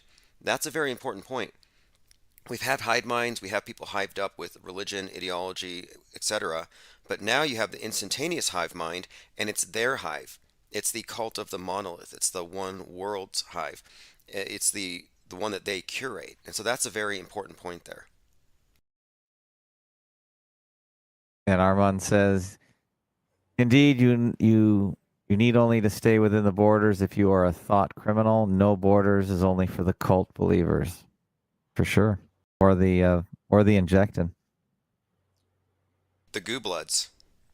Now, okay, so about this other thing too, I want to bring up. We just passed the 42nd anniversary of the Georgia Guidestones, Oh, and right. so the Georgia Guidestones came out on 3/22, which is Skull and Bones Day. But Oh, really? but when they wrote the thing, they talked about the need to keep man in harmony with nature and 500 million people tops. So 500 million. But it just seems like if there was some evil group that was, looking at this as their long-term agenda, well, 42 years ago they were closer to that goal, presumably, than they are right now. So I'm just bringing that up because I can see this idea of reducing the numbers, but it just seems like they're moving further and further away from that goal. But I don't know. What's your take on that? I'm just looking up the Georgia Guidestones now. I thought, yeah, it went up on 3/22/1980, and they're COVID 19 feet tall, 3 feet, 19 feet 3 inches. That's their height. Those are some interesting numbers. And a lot of people think Ted Turner was the one that commissioned this. We have a mysterious man named R.C. Christian. And where is it? It's in Georgia, but whose property is it on? I'm just trying to see some of the history of this. But you're saying we are farther away from this magical 500 million that they think the Earth is the optimal population? Yeah, it just seems like they kind of let the numbers increase since that thing was erected 40 some years ago. But yeah, Ted Turner, yeah, he's someone who believes in overpopulation, and they certainly want us to believe that. It feeds into this global warming thing, which is another topic I kind of want to touch on here. Is that just as we spent the last couple of years dealing with the censorship over any criticism of the medical tyranny, now they're starting to actively, and I predicted this, they're actively censoring criticism of global warming. So even Pinterest, you can no longer go on Pinterest if you don't believe that your refusal to recycle is causing the ocean levels to rise. You have to be a global warmist. They're actually moving up the agendas. And that's why I even was talking about lockdown culture. Yeah, it started for the environment. So pandemic passes, they're still going to have reasons for you to lock down the environment. What's your take on the climate change and the oncoming censorship of any criticism of it? Well, I think many of us predicted, or we were told it was going to come, because I think a lot of our predictions are just what they tell us that they're bringing in would be after COVID. It would they would easily dovetail that into the climate lockdown. And I think, just like John was saying, we have a younger generation that has really been indoctrinated in this way of thinking. I'm middle aged, so it was never a topic when I was young. It's only been out for at least half a generation to one generation. So we have a whole generation of people that really think that we should do something about saving Gaia because we're killing Gaia. That's what the younger people believe. So they're really on board with any substantial changes in lifestyle to save the planet. Whereas there's the middle-aged people that are completely skeptical, and the old-age people that probably have no clue what the heck's going on when it comes to this kind of talk. So yeah, I think for sure. I haven't really heard too much talk here. Canada is passing laws from the United Nation about green vehicles and green this and that, and they're already pushing the price of energy up high enough with taxes. We have carbon taxes here to make it really difficult, or if not impossible, to move around. And they're gonna make sure that they beat the idea of having your own personal mobility and car right out of people. You got a whole generation of young people that don't even want a driver's license. So I really think that they're going to use the COVID plague laws, COVID measures, to dovetail right into climate change restrictions, COVID zero, climate change zero. Yeah, for sure. I agree with you. They call it World War Zero. And by the way, global warming's 33 years old right now. And Wow. so this is, I just bring this up because it seems like Twin Towers were 33 when they pulled them. Maybe this is the year they can simulate or create the appearance of some kind of climate catastrophe caused by man. But you know, like John LeBon brought up, this present generation, they're not going to graduate high school without being true believers in global warming. There's no opt out. There's no opinion on this that matters. You have to go with their orthodoxies. And so you're not going to go through the school system, the educational system, without being a believer in climate change, in the pandemic model, and you're also going to have to believe in some sort of probably the systemic oppression inherent in Western civilization. You don't get out without being through that particular filter. Have you read the Ten Commandments of the Georgia Guidestones on your program? I've read them before, but not all of them in sequence on the program. If you want to read them, yeah, go ahead, please. Or This is definitely a good idea because I put to you guys that you'll agree with more of these than you'll disagree with. They're not as evil as some people try to make them out to be. Maintain humanity under 500 million in perpetual balance with nature. And by the For way, all I know, it already is 500 million. How the hell would I know? They say it's 7.7 billion. I seriously doubt that. Now, is it 500 million? I don't know. My guess would be somewhere in between those two. But maybe we're not as far from 500 million as we've been led to believe. Put it this way. If there was some way for you to know that there was 500 million on Earth right now, would you have a problem with keeping it around that number? Most people would say, actually, if it is currently 500 million, yeah, keeping it around this number, I don't have an issue with that. Like most people would support that, I would think. you know, well, my issue with the Guidestones is simply that it might be a good idea, but it's a question of who enforces it. And that's my problem with all utopian things, like sustainable models that you could live in on Mars or the moon. You have these like totally planned environments, and they sound perfect and utopian and sustainable. Then my question is, who's doing the enforcement? Who's going to control breeding? Does this require a big government? And that's kind of my take on the stones. Is it comes from a place of some sort of, I guess, authority figure that comes along to set these rules. And I'm like, well, who is this authority? Who's What's wrong with RC? that? Most people love authority, bro. Most of the humans, man, they want to be told what to think, what to do, where to be, what they can and can't do. They want to be told who to hate, who to love. They want to be told where to be at 8 o'clock in the Well, morning, they what want time they some can take a break. leadership. I think it's sort of the antithesis to the American way, although the American way is slowly morphed into the globalist way over time. But I'm not in America. Tim Osmond is more so. So I really think it's the antithesis of what being American stands for. Individualism, not having people tell you what to do or how to think. America stands for that, does it? America It stands for all used those things, to. does it? It used to. Look, I think that 9/11, the whole ritual was about America, the challenger to the global system, being brought to its knees. And I think America's kneeling right now. And then one tower that went up that replaced it symbolizes the submission. And again, so yeah, I think that, yeah, I object to the idea, but no, it's probably the future. Yeah, I think so. Well, I think What's this number whole 2 on the tab? Let's go through this list. This is fun. We actually did this at johnlebon.com a few years ago, and I was surprised how many of these things were not so scary. You know what I'm trying to say? So it's actually fun to revisit this. Let's go to number 2. guide reproduction wisely, improving fitness and diversity. I'll Who's let Tim go first. control I'll go that? first for the last one.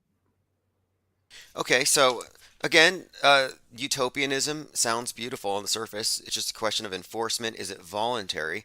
And if people adopt this as a positive value and it fits their idea of a perfect society, then good for them. And so I don't see a problem with that necessarily if diversity doesn't require a state enforcing diversity. And also, I think when we say diversity, we also have to include diversity of minds and the fact that every one of us is unique. And the state will say, no, everybody that looks like this is the same. Everybody that looks like this is the same. So they have one person from each category, which actually negates individual distinction. So diversity, it's one of those words I find it to be very, it's like, do we want to put that in stone? All these. Okay, so guiding reproduction, right? Now we're getting to the heavy stuff. And what I'm about to say will be jarring to people who have this going on in their family or their immediate friendship circle. I don't mean to offend anybody. I'm not trying to be controversial for the hell of it. Let's be serious for a moment, though.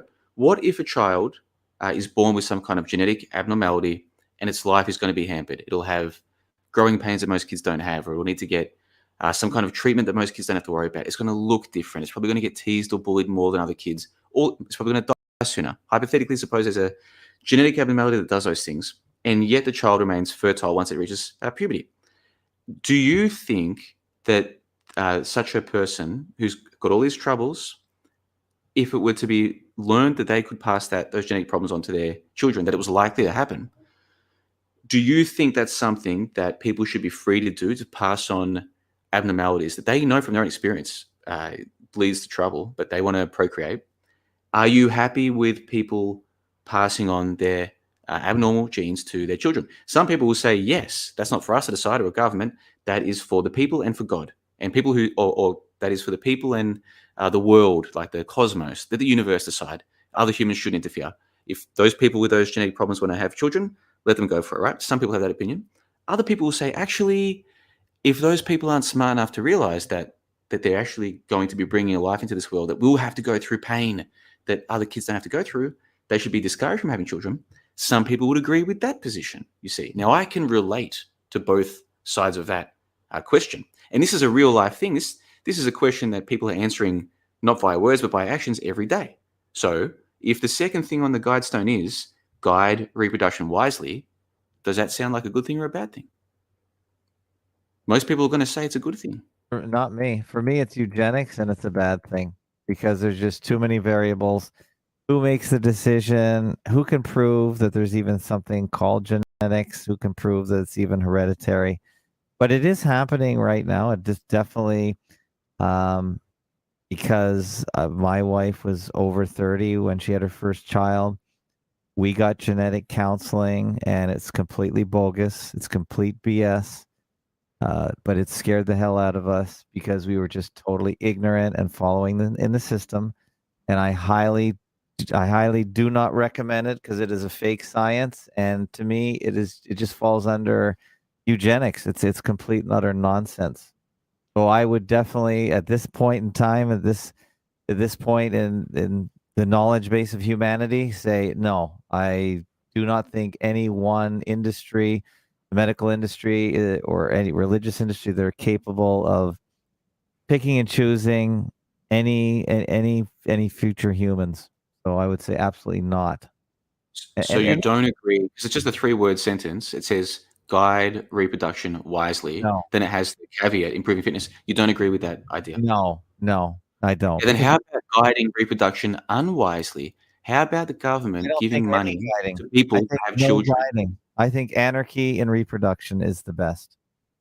Well, we don't have anarchy. There is a government, whether you like it or not. That's the reality. So would you rather them We do guide have anarchy when it comes to reproduction? Nobody tells you who to reproduce with. Money to people to have families, right? Giving people money to single mothers, for instance. That you don't need a father in the picture. Just have the kids and you get the government money. That creates a perverse incentive, as I would call it in economics, to have more children. So procreation is already being guided, whether you like it or not. I disagree with the premise there. Not an incentive. No woman. You don't think so? No. I don't think anyone is making children for money. No. Really? No, not where I live. What do you think, Tim? Well, what he's talking about is the idea that anything that you subsidize, you'll tend to get more of. Anything you tax, you tend to get less of.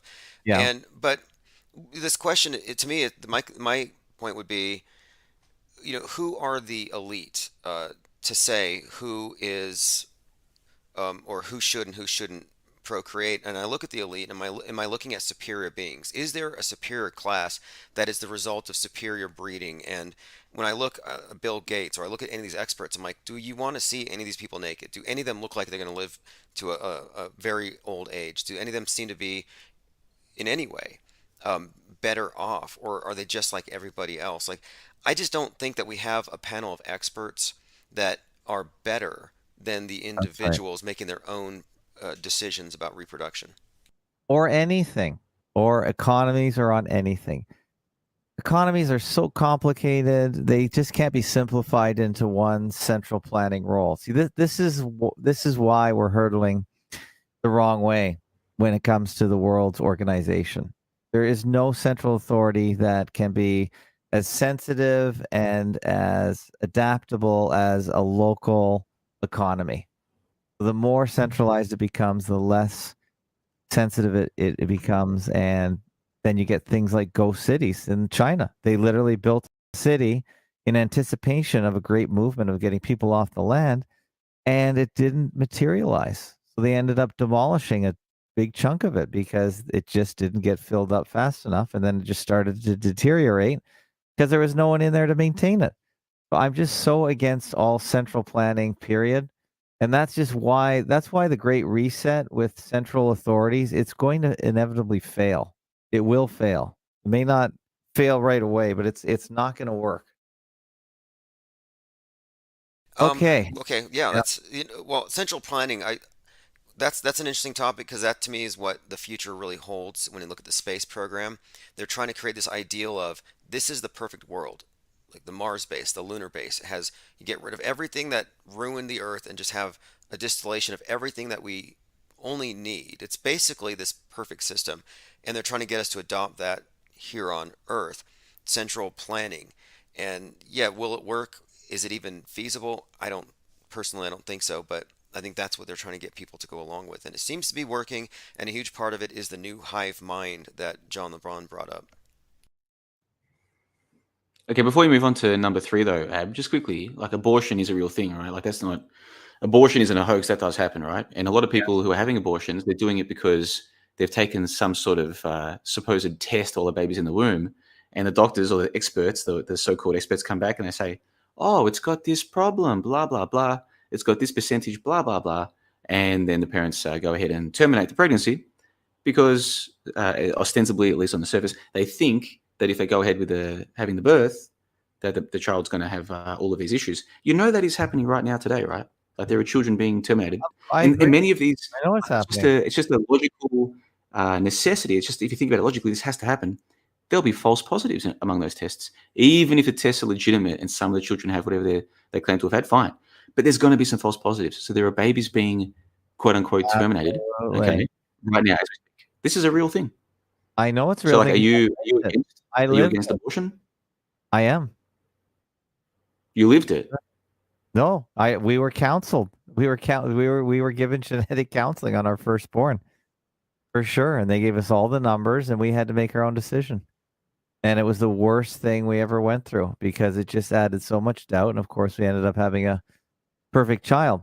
But the point is that if we had taken any of that advice, we could have easily followed. Well, they didn't really point us one way or the other. They just gave us the numbers, and we had to decide.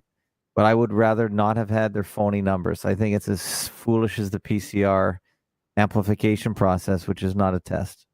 Complete. Yeah, I'm with you on all of that. So you do understand this abortion thing is happening, though. Like it's a real life thing Yeah, right I now. just said, yeah, I agree. It does And the happen. kids are being And it in happened in China. school But are I being told them more and that. more brainwashed to believe that this is good, and anyone who's against abortion is evil. I Yeah. want to put to you that the demographics of people who have a problem with abortion, same thing. We're getting older, right? We're getting older. People who even ask these questions are getting older and older. The brainwashing is going on in school. This is a normal thing, a very normal thing. And there's nothing that you and I can say or do to stop that. This is a trend that is out of our hands now.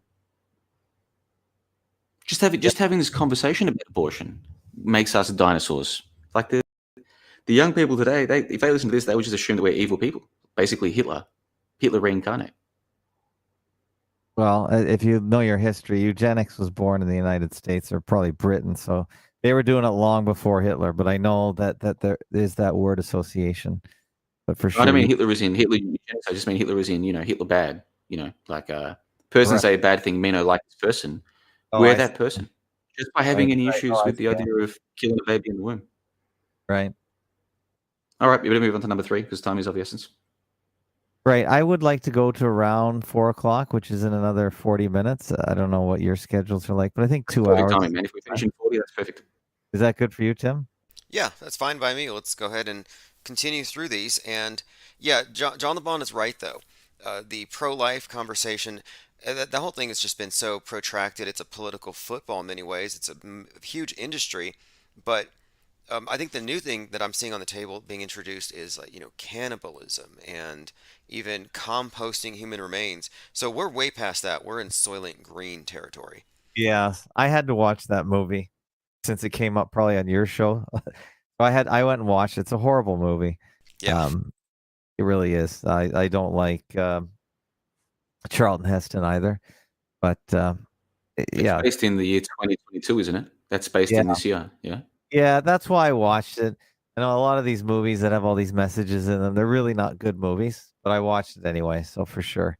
Yeah, and I think that it's the same thing. Once a child was a certain age, it was being brought up by foster parents. That's how children were hatched, and I believe in the movie. And if there were issues with the child at even up to a certain age, they were liquefied. so so they even Do you ever got what happens to all of the aborted tissue that, I mean, like in today, in the so-called real world? Do you ever wonder what happens to all of that tissue? well, I've seen and listened to stories. There was a story in the media in the last couple days where apparently some people, I can't remember, they were anti-abortion or sorry, pro-life side, and they convinced somebody who was removing some what they call bio waste from an abortion clinic so they can give the aborted a proper burial. They were shocked at the level of number of weeks that the fetuses were when they were aborted, which was against whatever that particular state law was. But yeah, that's it's still it's a more hot and heavy debate in the United States, more than probably anywhere else in the world, as far as I know. Well, look, the space program's talking about astrocrete, where they're suggesting that you can mix human blood and any other body fluid with the lunar or Martian regolith, just the moon dust, Martian dust, mix it with your blood and create astrocrete, a better form of concrete. And I heard that, I'm thinking, this is like blood and soil. This is some kind of deeper level programming. And at the same time, it's bringing up this reoccurring notion of the recyclability of human beings and how it's an ultimate value to recycle yourself. And just the other day, I was at the dispensary and I got this magazine, and there's this organization for green burials where they're actually talking about how to compost human remains. It's becoming a thing to save the Or planet. or liquefy them. Yeah. Yeah, liquefy them. And if you watch Wall-E, the Pixar film, Disney, no, not Disney, Pixar, I mean, Wall-E, there is a subtext, and you can find a pretty good video on this on YouTube, that the fattened people on the space ark floating around the trash-covered Earth, that they're drinking these slushies that are actually made from their own dead. And that explains why they're all so corpulent. I thought this Astrocrete was a joke from a science fiction, but there is a Wikipedia page on it, and they said it could also be called Lunar Crete as well, or Moon Crete. Yeah. And it's really crazy. They could put you in a wood chipper, spit you out on the moon, on the ground, on the surface of the moon, and then make this lunar infrastructure out of it. It's really grotesque. It's literally hellish. Well, to me, it's all science fiction. It says it was proposed by Larry Bayer of the University of Pittsburgh in 1985. It's a hypothetical aggregate building material. To me, this is all science fiction mumbo jumbo because there's no moon, there's no going to the moon, rather, there's no going to Mars. So it's all, to me, it's just science fiction. So I don't really give it too much. Yeah, true. Anyway, It's all science fiction. And have none, either of you come across the wooden moon theory? Because all the moon no, rocks are petrified wood. Have you heard of that? no. Yeah, You, John LeBron? the moon rocks, petrified wood. I mean, what do you make out of Yeah, I that? remember Never that. heard of the wooden moon theory, no. Never heard of it. Oh, but I've heard of the petrified wood. I've heard of that. No, I just bring that up because there's no explanation for that. You know, you're right, it's all science fiction, and their only physical evidence we can look at is contradictory. And so if you're a true believer in this thing, you have to own the wooden moon rocks, petrified wood moon rocks. You have to own that. That's part of your belief system, not mine. Okay, should we go to the next point here? Number 3, we got 10 left, or 7 left, so we better hurry. 3, unite humanity with a living new language. Sounds harmless enough, especially if that language, I don't know by new if they mean newer than English, but if English is new enough, yeah, if everyone on Earth speaks English, a lot of people's lives will be easier. I don't see this as a necessarily bad thing or nefarious thing. No? Yeah, I can see why, and I think English sort of already is the official language of the world. Yeah, I like that one. You could even use the internet as the universal language. So I have no problem with Or that one. emoticons. How about emoticons? They don't even need words anymore. Just respond Yeah. with face with a tongue hanging out, or face with a little sweat thing on the top, or face with a big grin. I mean, emoticons, everyone understands them. Chinese, English, Bulgarian, we all understand emoticons. Yes, for sure. The language is changing already. It's being simplified, dumbed down, and there really isn't a hell of a lot of language right now, for sure. 100% Not a lot of bits. speaking. Number 4, rule passion, faith, tradition, and all things with tempered reason. Okay. I think they're Yeah, trying so to. be reasonable in what you do. Like, tempered is in, don't allow yourself to get angry or easily aggravated. Try and be reasonable about it. This to me seems reasonable. Like, this seems like a fair thing Well, they don't want to any want to see. radical religions. They don't want any radical belief systems. They want everything to be middle of the road, watered down. They don't want any radical views on how society should be ordered or disordered. That's what it sounds like to me. They want to just clip the edges of society and make it just keep the middle part. Yeah, that doesn't sound bad, but my only question would be who defines what is reason and what isn't? Because in their system, it is reasonable to believe the lies of NASA and the global warming story, whereas I see that as superstition, and superstition is largely trumped reason. So, but again, I find that one very agreeable in theory. Yeah, we do want reason to triumph over superstition, and that has to be a basis for some common notion of sanity. So I'm not really opposed to that one. I think the whole idea this sounds like communitarianism, and the whole idea about communitarianism, it's sort of a softer, more marketable version of communism, but the problem is it just doesn't work. But it sounds great. Utopia always sounds great, but people just you can't change people and their biological tendencies and just their human faults. So it's all utopia as far as I'm concerned, but we'll continue. Protect people and nations with fair laws and just courts. Okay. Well, we don't have just courts in Canada right now. We just passed some more ridiculous laws this weekend where I live, where if they don't like you taking your truck to do a protest, they'll just take your truck. There's no appeal, there's no hearings, and they'll take your house. So they just passed that law here where I live. So if this is Wouldn't the it be nice, Harry, if you did have fair laws and just courts? Wouldn't that be an improvement on the situation? If the Guidestones well, number came to pass, wouldn't that be a good thing? yeah, but it's so subjective, and obviously the people that rule over us, they think everything they're doing is fair so far because it's all done in this communitarian spirit where we're trying to protect the community and damn the individual. That's what's happening now.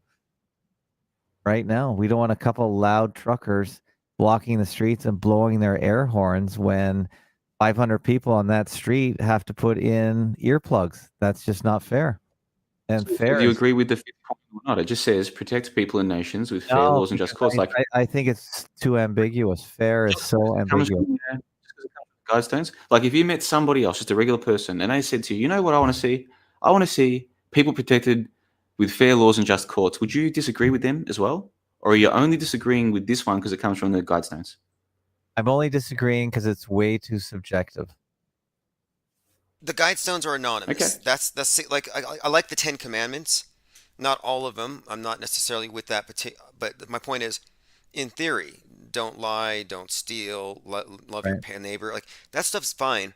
The problem is, look at who has been enforcing that. Look at who carries the Ten Commandments in their books, and the ones who carry that banner, they're historically fully complicit with slavery, war, not alien to any of these religions. So I'm like, well, the people carrying the Ten Commandments, yeah, it's kind of idealistic, utopian, but have they actually lived it? Do we trust them to implement this? So who's going to implement the Georgia Guidestones? Now, if I was tasked with it, I could probably do it in an ethical way, but I'm not sure if I trust the authors of it. But so far, I don't find all of it that disagreeable. Again, it's just a matter of enforcement. Yeah. And it won't be disagreeable because how else will they get you to go along with it? It's going to be very ambiguous and sound all very great, all very nice. Number 6, let all nations rule internally, resolving external disputes in a world court. Okay. Sounds reasonable. Right. Okay. Number 7, avoid petty laws and useless officials. Yeah, I'm fine with Sounds that. good to me. That would have prevented 2020. So yeah, I like that one. 8, balance personal rights and social duties. That's more of the communist cloaked text right there. Well, should you be allowed to walk through a shopping mall stark naked? Or do you have a responsibility to your society to dress with some sense of decorum or some sense of adhering to what is considered normal? A lot of people would say, no, I think it's good that you have to wear clothes because a lot of the people who shop at my shopping mall, I don't want to see them naked. So I'm glad they have to wear at least some clothes. Most people would say that, Ab.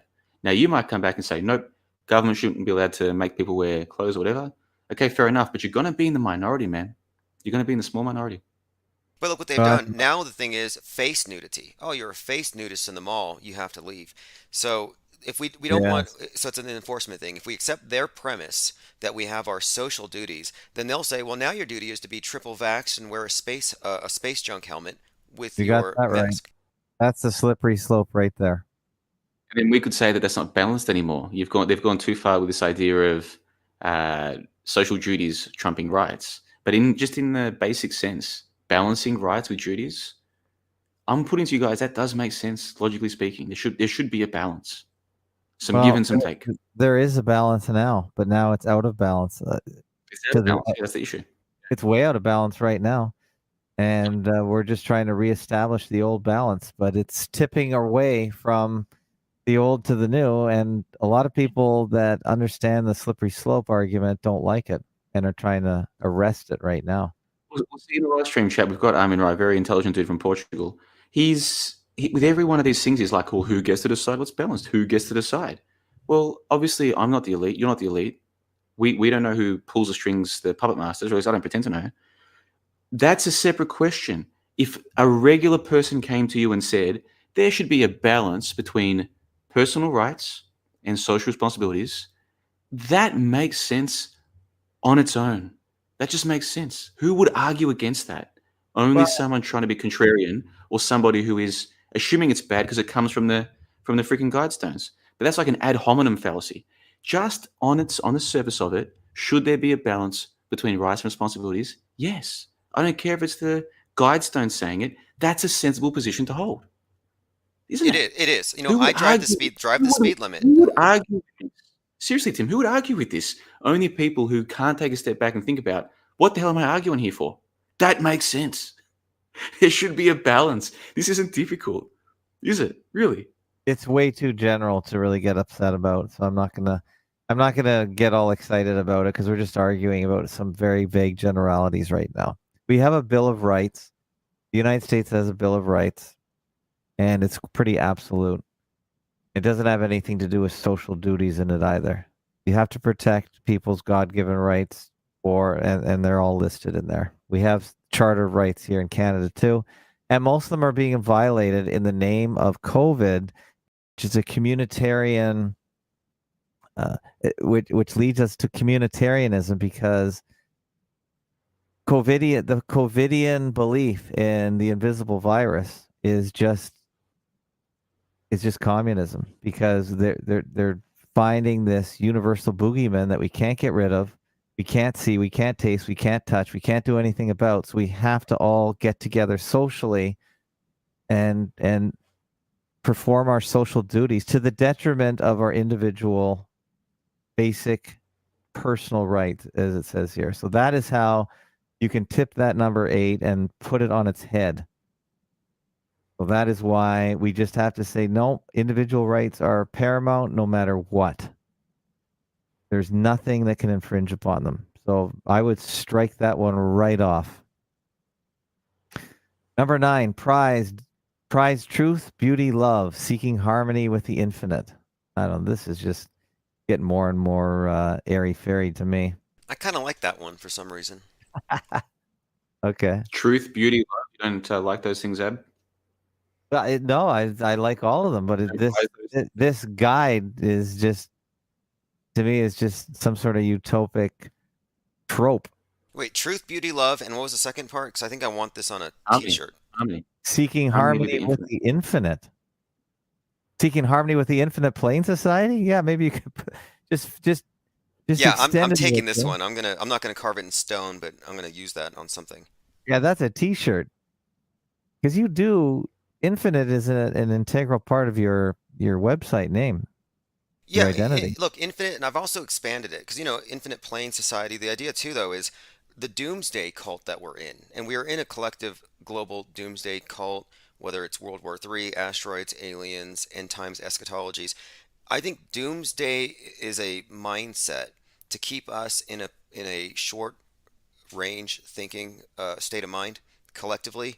So every movie we see starts off with the premise of a post reset. The world had ended. And so I try to put this idea of infinite to apply to we don't know how the story ends. We don't know if it ends. So it's kind of premature to act as though it's about to end. So I kind of like that one. Number 10, be not a cancer of the earth, leave room for nature, leave room for nature. They put that twice. And I think that the future king of England, what's his name? Chucky with the big ears, who has been pushing this New Earth religion again, Mother Gaia. I think this is probably part of his credo. And I think he has a lot to do with just this whole earth worship thing that the COVIDian cult want to bring in with their climate change cult. I think that. Are you familiar with Gaia, the World Economic Forum? They have the Global AI Action Alliance. So they've actually merged Gaia, the Earth worship, with AI. They're at the World No. Economic Forum. Yeah, it's called Gaia. Oh. I'm like, wow. Okay. And Gaia is their idea of how they're going to use artificial intelligence to help, I guess, basically manage the world. So the Global AI Action Alliance. Oh, I Very, see it. very Yeah. interesting. Wow. You got their fancy graphs and all whole thing. To harness the transformative potential of artificial intelligence by accelerating the adoption of trusted, transparent, and inclusive AI systems globally. Wow. Yeah, AI hive mind to rule the world. Call it Gaia, named after the Greek goddess of the earth. And it's coming from the World Economic Forum 666, courtesy of our dear leader, Darth Schwab. Right. Yeah, you've got this guy has gotten way more airtime than he deserves for sure. And the good thing is he's 83 now. So unless he's got an unlimited supply of adrenochrome or whatever extends life, I think that he is pushing the statistical average of the typical Bavarian male. So I think he's just about at the end of lifespan, hopefully. Sometimes ideas die with the person that brings them in, but I'm sure he has plans to extend all his ideas into the future. Well, do you guys think there's any stopping this? Like, what's going on in the world? Do you actually think there's any stopping this? Really? Without a good alternative to what their position is, no. Bro, if you go to a restaurant, parents are giving their kids, their little 5-year-old kids, tablets and phones to distract them, okay? I'm telling you right now, those kids are not going to learn to interact with people in a normal way. It's just not going to happen. And we all know this. Like any of us who just take a moment to think about what's happening, and that's just one microcosm of what's happening. Anybody who takes the time to think about what's happening and where it all leads, we can figure out, broadly speaking, the world as we imagine it to be. It's not going to be that way in the future. This is just a fact. So whether it's Klaus Schwab or any other clown or turkey up there as the Goldstein to heap our hatred towards, makes no difference. This is much bigger than Klaus Schwab or the World Economic Forum. This is bigger than the G7 economies or Barack Obama or creepy Joe Biden, whatever he's called. This is bigger than all these people. It's bigger than us, isn't it? There's no stopping this. I agree. Yeah, I don't think so either. I don't think there's any stopping it. I think that the Great Reset is actually the great work of the Freemasonic secret society networks, and it's the great work of the Thelemic New Age. I think the Great Reset is the Greta Reset, it's the Green World Order, and I think that the organizers of this are way ahead of those of us who are just now reading the scripting and the storyline that we should have that we've been living through, basically. So no, there's no stopping it. No. Is America aware of the Great Reset? Is it starting to permeate the culture down there? Or because America has been through, you guys outside of California and New York State, you guys have really got through the whole pandemic playbook a long time ago. For instance, on Terrible, where I live, they just got rid of the masks a few weeks ago. But most of America, at least flyover country, they've got rid of it. They got rid of it a year ago. Is any of this coming through? Because I'm hearing stories about how, if you believe that people are dying of the vaccine, which I do believe, in higher numbers, and they're just tired of putting up with the whole mask, no mask debate, which is still enforced, I think, in the United States travel on planes. Other than that, is there really a noticeable effect in the U.S. about what's to come, what's coming? They really have a clue? I think what we saw with this 2020 was fast forwarding a lot of the Agenda 2030, moving us towards lockdown culture, increased internet controls. But I think they achieved their goals, and then they can walk it back. It's like a leash. They give you a little bit of slack, but the leash is still there. And this great reset is happening. It's a big cultural shift. I don't even think it's that coincidental that the QAnoners are waiting on a quote great awakening. They're having people waiting for big change, big shifts, but no, I think it's already happening. I think the culture war has already been lost. 3/11 revealed a lot to me about this. Just watching how quick Americans were to give up everything, to snitch on each other. I just realized there's no solidarity. And then I see the mob uprisings, the cities being burned, or the looting and the rioting, and there's no real outrage. It's just kind of like passive. And so I thought, well, this is just the ritualistic burning of the old age. And the looters, yeah, that's just destroying the old way of shopping and free market activity, and it's all going online. Okay. So So, it's happening anyway. And they don't know what's happening, but it is happening. oh yeah, in fact, when I saw the Amazon Go store, these are the stores you go in, you just grab your stuff and you leave. The Amazon Go in Seattle had burned, and I thought, this has just got to be a way of ritualistically celebrating the way we're going to shop in the future, where you just go in and grab it and it's all attached to you individually. You're getting rid of the traditional model. So burn down, build back better. So no, there's no stopping the build back better agenda.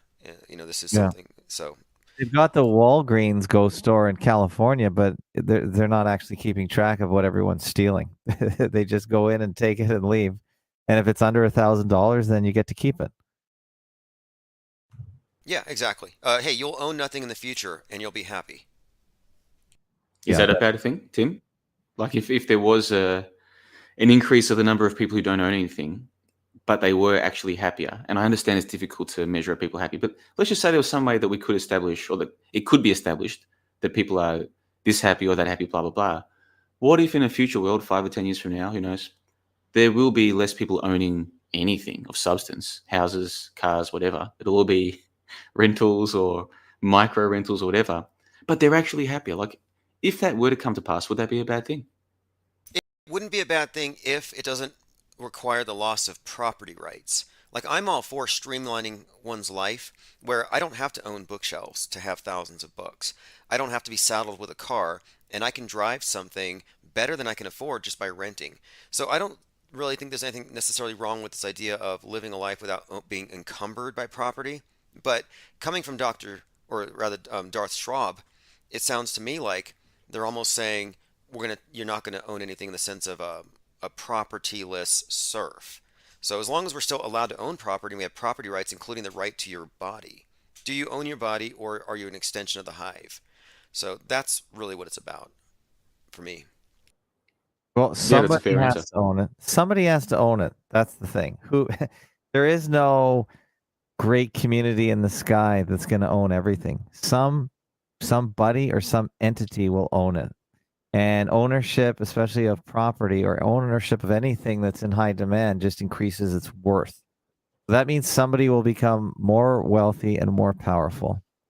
So I think that concentrating wealth in the hands of very few people obviously is very dangerous.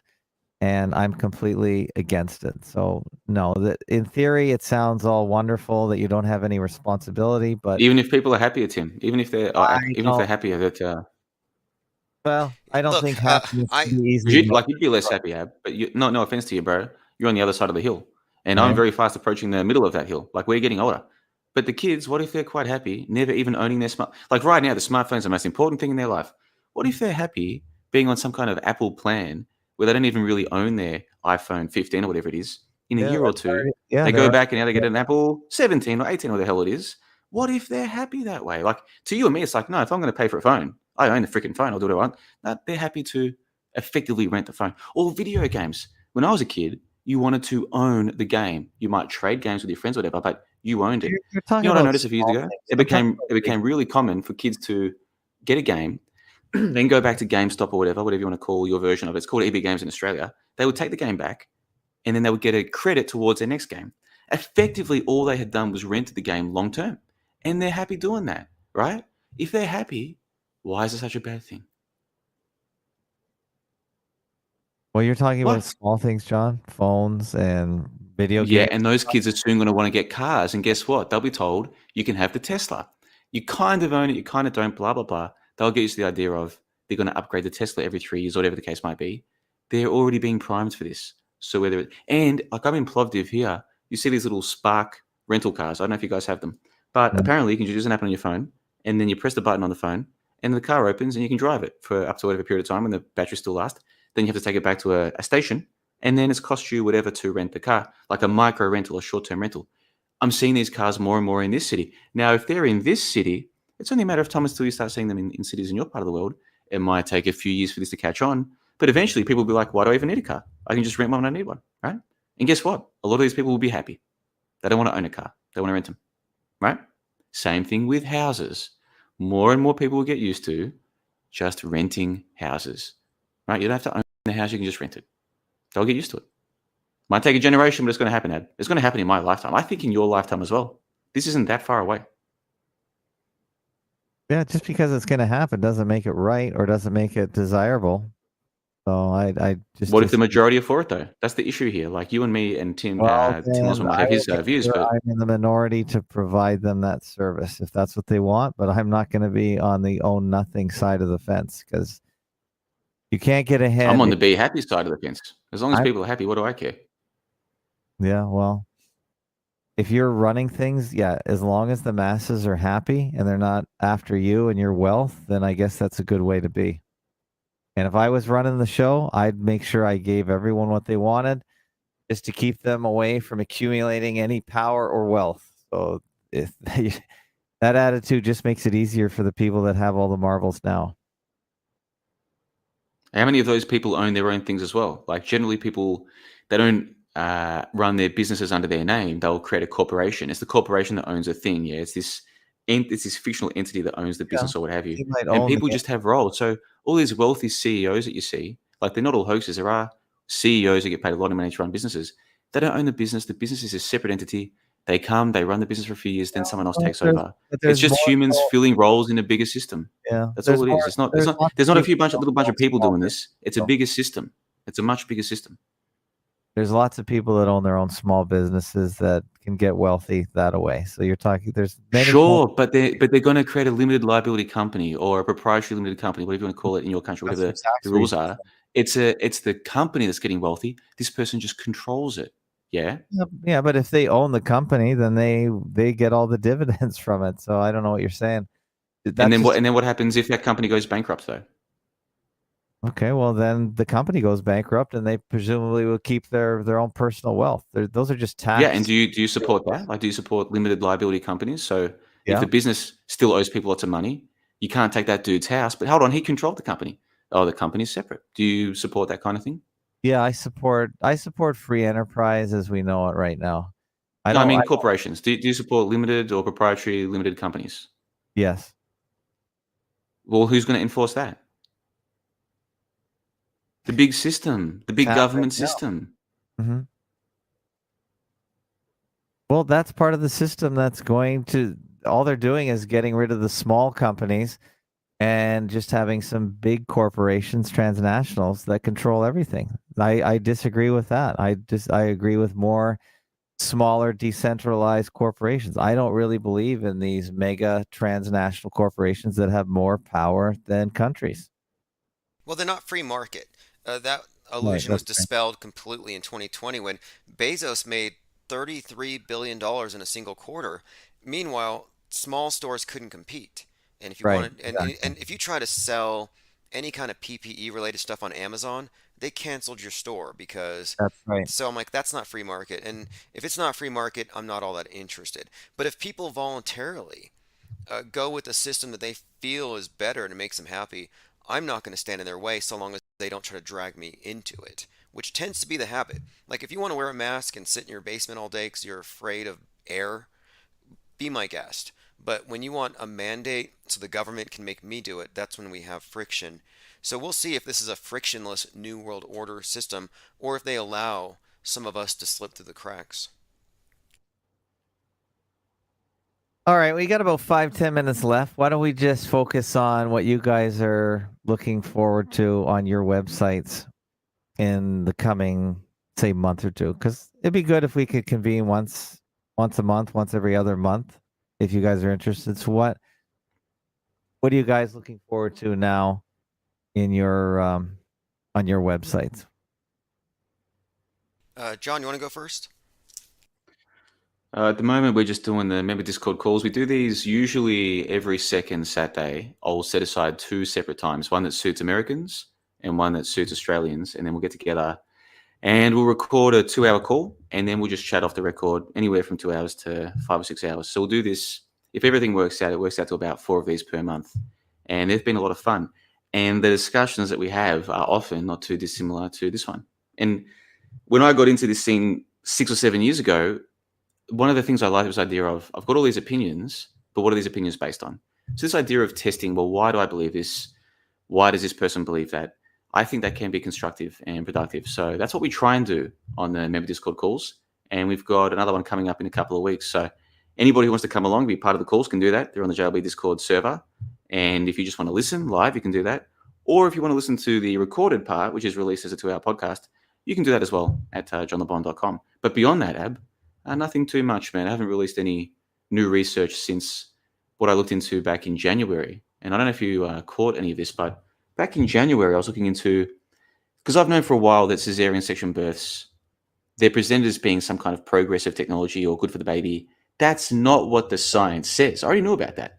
What I didn't know until early this year was how many people were having C-section births because they were being told by the medical industry that it was an emergency. That is, emergency C-section births. So a few months ago, I looked into the supposed science behind this, and what I found shocked me to the depths of my miserable soul. And that was probably the last piece of detailed research that I released in terms of written material. So to answer your question, Ab, what's coming up for me? Just more member Discord calls, having chats like this. But in terms of research, nothing on the horizon. I have to say, though, while I've got you, before Tim tells us what he's doing at Infinite Plane Society, I listened to your chat, Tim, with Mr. E3000. And I have to say, he came across way more knowledgeable and pleasant and just sensible than I was expecting. Like, he's not all about the transgender stuff. He's got a lot of other material. But did you come away from that chat with him, Ab, feeling as though like he does think all these celebrities are transgender? Because I get the impression he really does believe that. Like, all the men are women and vice versa. Is that the impression you got? Well, I think a lot of the ones that are promoted before us, yeah, I think so. But further to what you were saying earlier, he's definitely a scholar. I think he's a master's of English, and he's been terminated from his job for not getting the lethal injection. But he is a very smart person and very well rounded, and I really enjoyed talking to the guy. And he knows Greek as well. He's looking at the mistranslation of the Bible, and just from a elite gender inversion or from a malakos, I think is the Greek word, point of view, effeminate man kind of thing. And yeah, I really enjoy the guy. He's very intelligent, and that's the main reason I like listening to him. Of course, he does very good transvestigations, and I just find it very entertaining because when I am fooled by these men impersonating women. I'm just blown away how advanced the technology is and how easily I In am. the live stream chat, Dirty Benny says JLB still denying EGI, which is the transgender agenda. Ha ha, as in he's laughing at me for not believing in the transgender agenda thing. Let me say to Dirty Benny, who's one of the better commenters at fakeologist.com, I'm not denying anything. For all I know, Sigourney Weaver was born in a very different way to what she's presented now. For all I know, it wouldn't surprise me. It wouldn't surprise me if they did it and got away with it, because who's going to stop them? It wouldn't surprise me if they did it and no one noticed, because who's going to notice? Most people are paying attention to nothing. Let's be real. It wouldn't surprise me if they've got some weird reason for doing it, like to mock the masses or some other service to their deity. Like, I'm not against it at all. My issue is, how can you be so convinced that they can know any of this stuff just by looking at some photos of some people? Do you know what I mean? Like, I'm not as convinced by the supposed evidence as some people are. That's my issue. But I'm not saying people can't believe it or shouldn't believe it. Like, if you really believe it, that's fine. But I'm not convinced by the evidence, Ab. Like, humans do come in different shapes and sizes, men and women. So I'm not convinced by And this, he does drill down elbow into thing. those differences and shows the ones that can't be easily altered. That's really, and he's pretty good at going through the literature of the differences between men and women.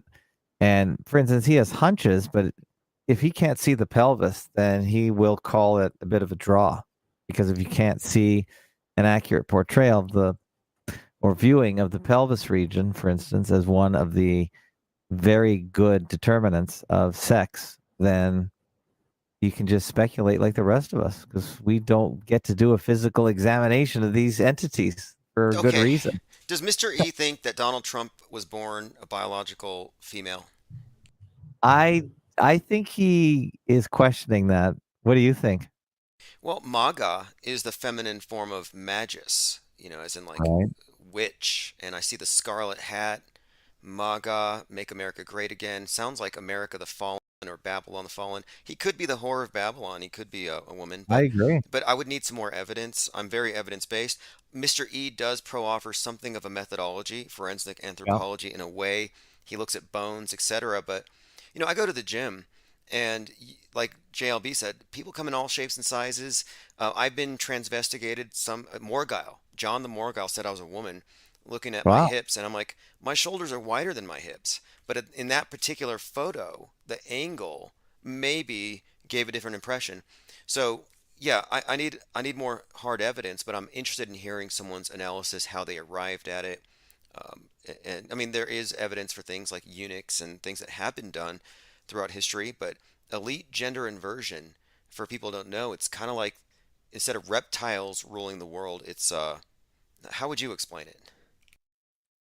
Well, I think he calls them androgynes, and the whole androgynous idea that seems to be being pushed. Like, would you agree that this whole transgender agenda is being pushed way out of proportion to what the people actually believe in, what the people actually want? Like, there's just, if you go talk in your average bar or coffee shop, are people really talking about transgender at the same rate that it's being promoted in the mainstream media? Well, one, they're not, and two, there's not as much intolerance towards it as the media would make you think.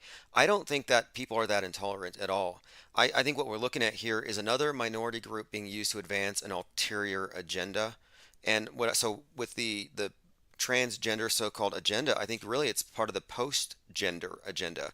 And it's about moving humanity into the gray where there is no gender, there is no individuality. So I think ultimately it's an I attack on the agree. individual. It's not about Yes, protecting gender nonconformists. I agree. And I think that is But one of Mr. E's central messages as well. From when the I, thing is that, like, they're separate things, though. So we can all see that there's some kind of agenda in terms of brainwashing the kids to think that men can have babies and all this crap. I mean, if you Google right now, can a man have a baby? Look at the top result of Google if you do that. That's obviously happening.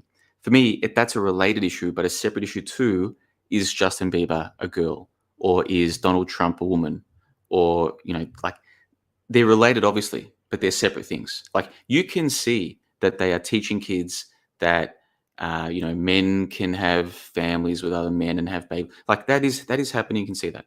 That's fine. Like, when I say that's fine, I mean as in I'm not arguing with people about that. That's clearly happening.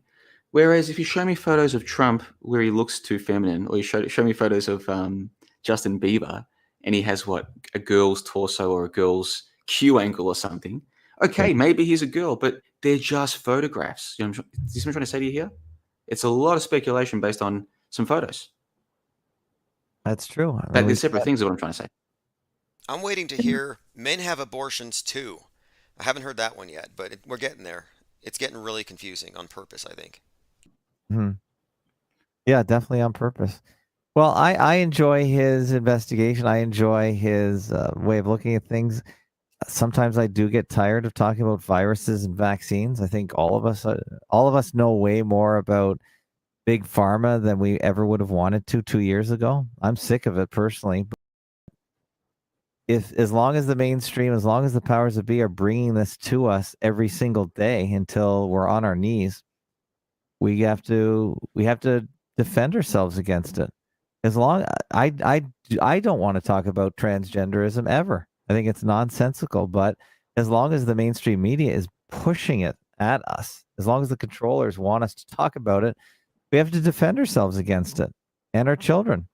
They have to. If they're getting one side of the story, I think it's important to bring the counter story and at least give them some relief against one message that's being pushed. Otherwise I would never talk about it. Right, I see what you're saying. Yeah, that's fair enough. We're countering the monolithic media with other views, and just because you're countering something doesn't mean you're against it, doesn't mean you're a hater, doesn't mean you're a super spreader or a polluter. And I'm tired of the MSM's assumed moral high ground. So anyway, hey, this has been a great talk, and really quick, I just want to say infiniteplainsociety.com is the only place I send people these days because I'm so scattered. So you were asking where I send good. people, and I look forward to doing more of these types of things. So definitely stay in touch, and I think the people at Infinite Plain Society like hearing from both of you as well. Okay, great. Well, thank you very much. It's been a couple hours. It's been a great talk. And Tim, you're on all the time, nearly daily, so people can tune into you. And John the Bond, you have a membership site where they can get all your past shows and future There's shows. more than 100 member Discord calls. And like I said, a lot of the member calls are very similar to tonight's call, where I'll be like, okay, how about this? Or here's the story. What do you think about this? And then there'll be 2, 3, 4, 5, 6 people there. And then we just discuss lots of things and see where it goes. And I'm one person with one perspective and one somewhat narrow range of interests. You get more people together discussing these things. It's always a lot of fun. So if people like this kind of discussion, go to johnthebond.com. There's more than 100 of these waiting, and we're making more every month. It's a lot of fun. So thank you, Ab, for having me. Thank you, Tim, for being here. And if you guys want to keep doing this once a month or what have you, I'd be more than happy to partake. It's been a lot of fun. So thanks to both of you. Okay, I agree. And Tim, we'll have you back too if that's okay with you. Yeah, absolutely. I look forward to it. This has been great. Great catching up with both of you. There's always so much happening, and I like to kind of cross-pollinate our research and our respective subscribers. So thanks. All right. Thank you, guys. All the best, and we'll see you next time. Tally ho. All right, everyone listening at Infinite Plane Radio, thanks for joining. This is why it's important to get on the text alerts, because these types of things may pop up somewhat spontaneously. I knew about this one. We tried to do it last week. It got pushed forward, so this has been great. And if you missed any part of it, I will do a replay on my main channel this afternoon. So I'm going to head out and do that shortly. We covered a lot of things, Georgia Guidestones. We talked about the various ideas behind those. Just got off on a conversation there about Mr. E. Didn't know he was still around. It's also a major holiday today. Happy Day of the Sun for my friends out there in North Korea. Day of the Sun, their leader has become like the sun, and for 3 days he is the sun. I'm sure it has nothing to do with the 3-day holiday known as Easter, starting with Good Friday. What a terrible way to spend a Good Friday, right? Impaled on a dogwood tree. You know, they said it was dogwood, and that you couldn't crucify somebody on dogwood today because it's just basically a shrub. But they say that after the crucifixion, God changed the dogwood tree into what it is. True, not true, I don't know. Could be a Mandela effect. Anyway, this is Auto Hoax by Chief Crow and the Flat Earth Worms, going back to the 24/7, and you'll catch the replay link if you're on the newsletter.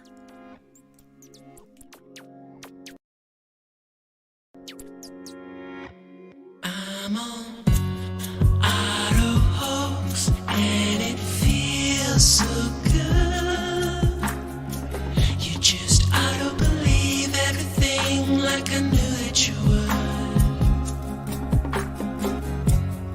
In my dream, you know I ain't got time, baby, for another crisis actor with soulless eyes. My buddy, my buddy and me. Telecommunications Act of 1996. 96, y'all. Gonna filter your eyes and serve your mind. The weatherman, he's just another bad joke. You can be a dumb little donkey like Eeyore. I'ma be an auto hoax. Auto hoax, and it feels so good. You just auto believe everything like I knew that you would. In my dream, you know I ain't got time, baby, for another crisis actor with soulless eyes. Got no heart, ain't got no soul.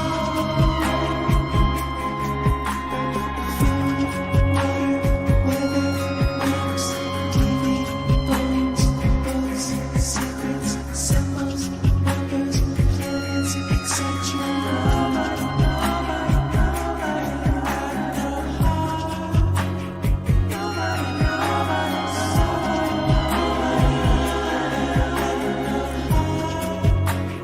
Nobody,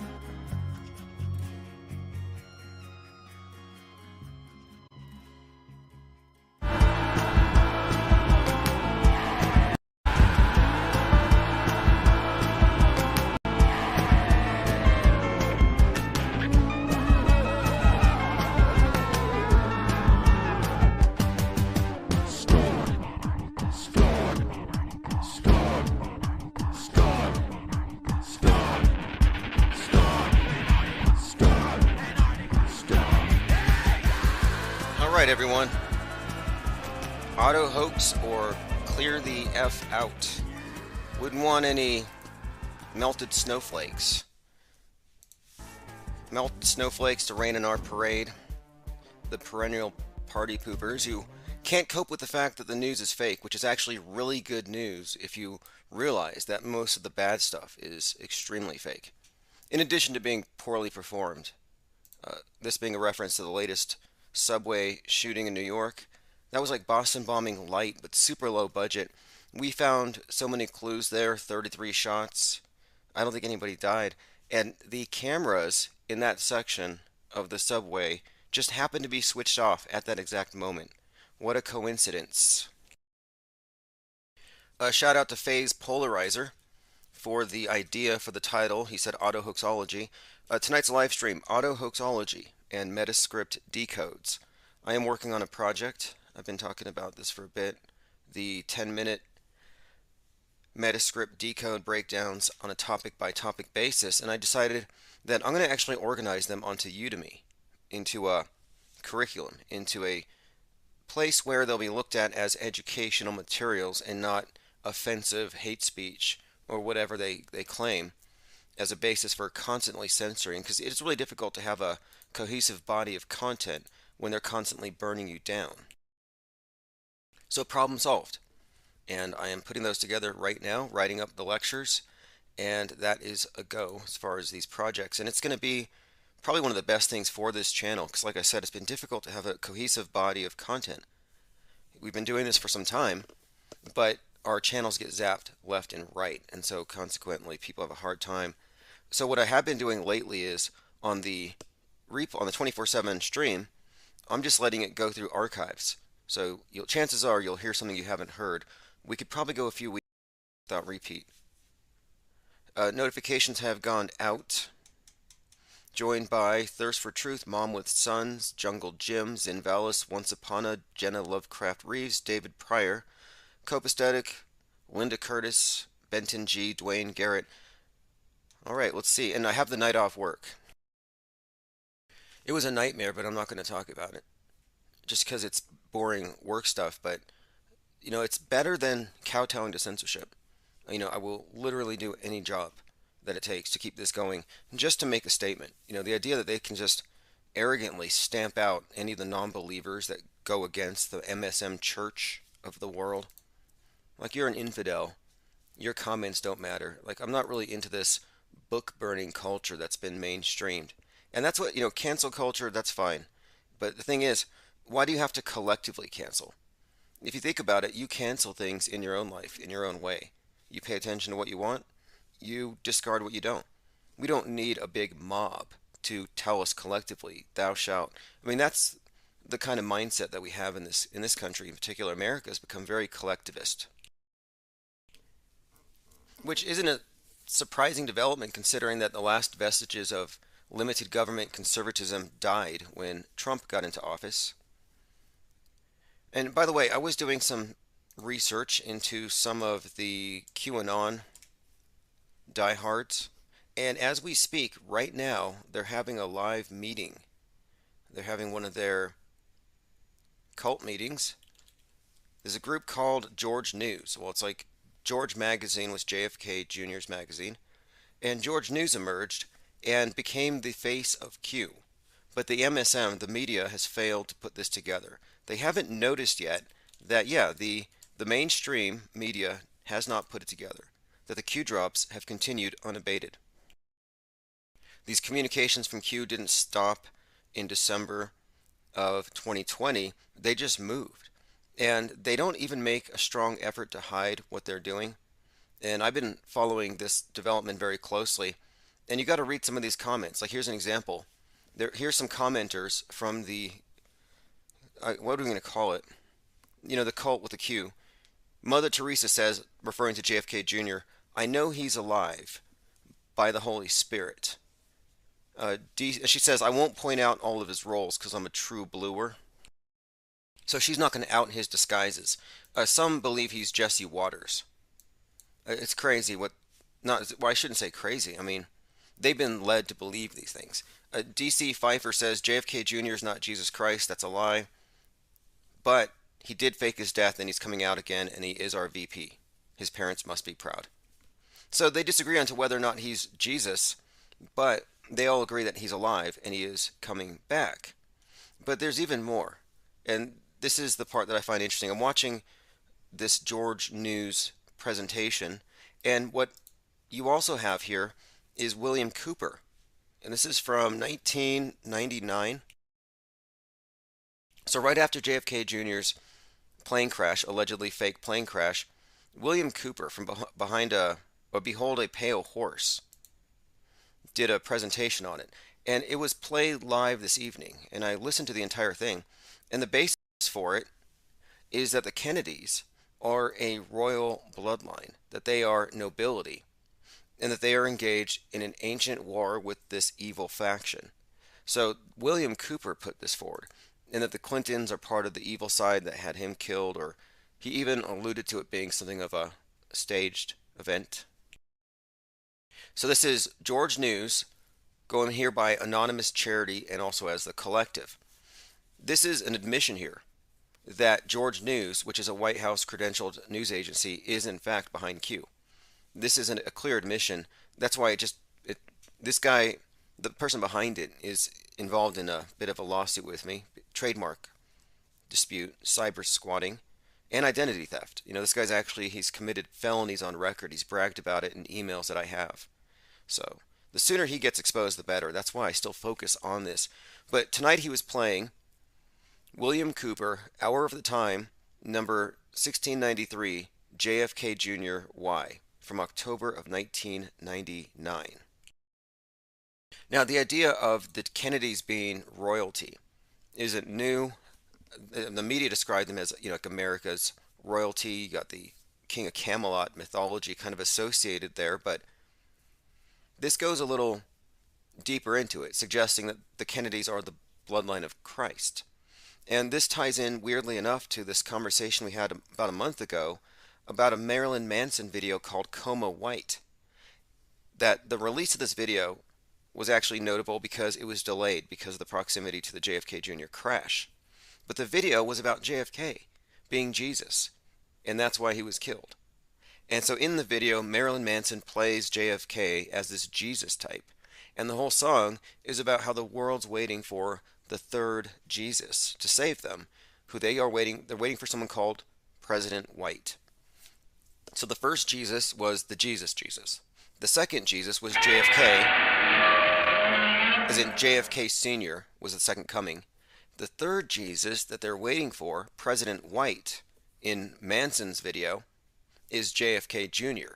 So weirdly enough, JFK Jr. supposedly dies as this video comes out about him coming back as the third Jesus to save everybody. Hope you caught all that.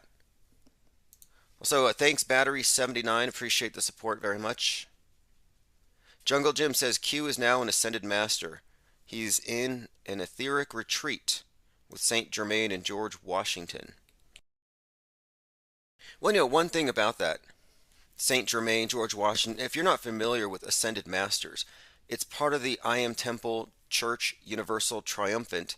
This is the cult that General Flynn has more or less resurrected as Q. It's literally that. They even use the same prayers verbatim. They're not biblical. They pray to the 7 rays of the archangels. But the whole idea behind this cult is that there is this ancient war being fought in plain sight, but most people can't see it. And instead of the deep state versus the white hats, it's this deep state versus the great white brotherhood. Now, the white hats are people like Q or JFK Jr. and Michael Jackson, all the people behind the scenes that fake die but still operate in the world. Yeah, they're the white hats. Well, in the Church Universal Triumphant, they have these things called ascended masters, who are people who are so spiritually evolved they detach themselves from the world stage, but they're still there. You can channel them. And they've replaced channeling ascended masters with the chans, where you can get Q drops and communicate with these not ascended masters, but death fakers. It's a carbon copy. I mean, this is just basically a template religion, a template cult. Also noteworthy that the cult Universal Triumphant, now repurposed as the Church Universal Trump, it was a doomsday cult, and it led a whole lot of people into a bunker. Because they were worried about China and Russia dropping nukes. And the QAnoners believe in all this stuff. Space war is a huge part of their whole program, as we will get into. So I'm just pointing out that right now they are bringing up this idea that we are dealing with this second coming of Christ, that this is an ancient battle. And what's more, this George News is behind something called the Bloodlines, where they have this entire narrative about the reptilian bloodlines, and the Kennedys are fighting them. So this is where you get this story with the QAnoner who supposedly stabbed his kids to death because they had reptilian DNA. There is something there. I mean, that was blamed on David Icke, but nothing about QAnon is original. Their main storyline is pretty much David Icke's storyline about the cabal, the blood drinkers, the secret aliens, and all that stuff. That is part of Q. But you could also point at other things as well. Like I said, the cult universal triumphant, this war on the deep state, it's a composite. And the basic story of Q and the role of the Kennedys in this meta script is much older anyway. I think that the Q idea that this character, the Kennedys undercover, I think it's a Kubrick construct. That's where I think it comes from.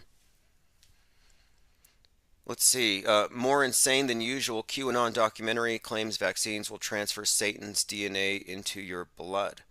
You see? Satan's DNA, the reptoid, the snake venom.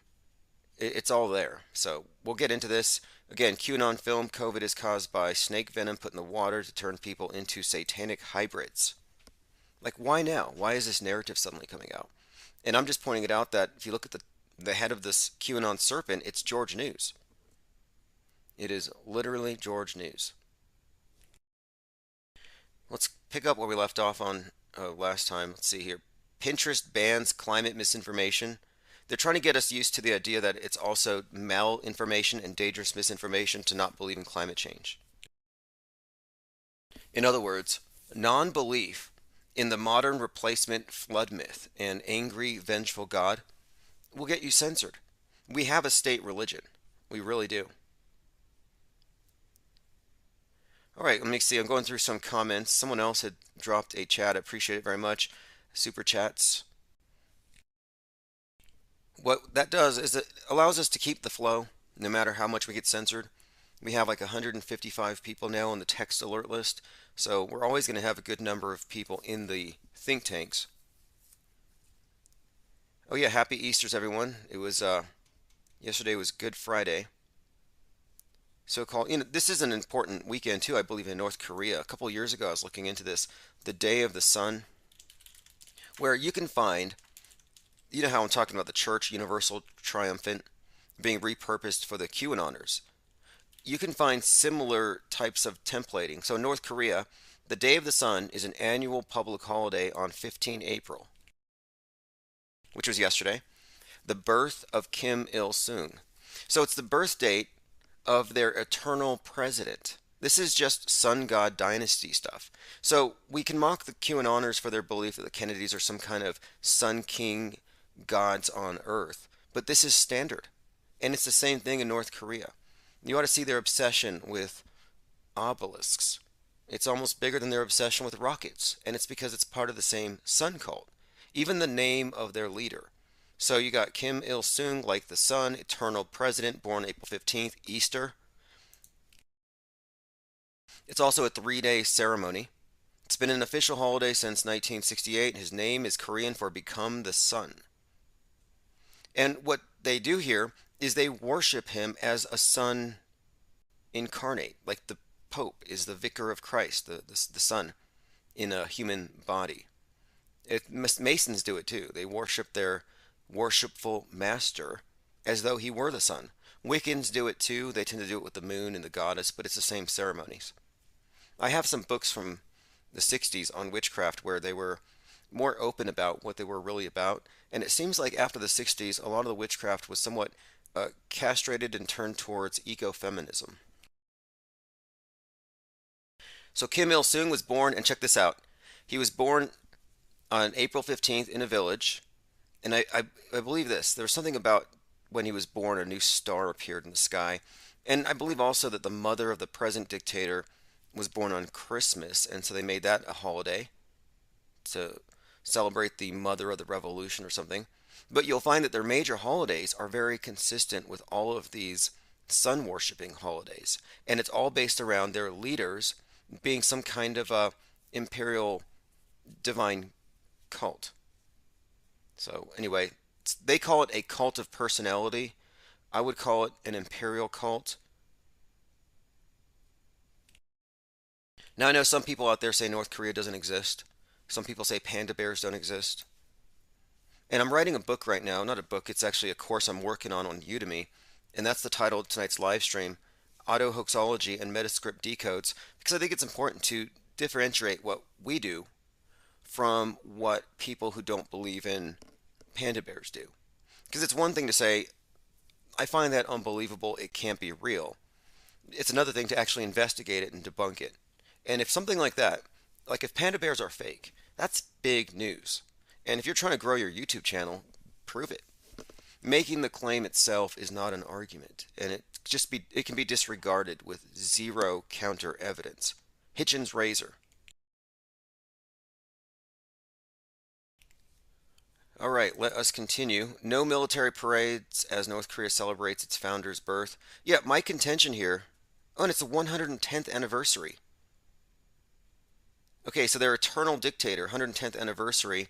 You know, I believe this is also the 110th anniversary of the Titanic.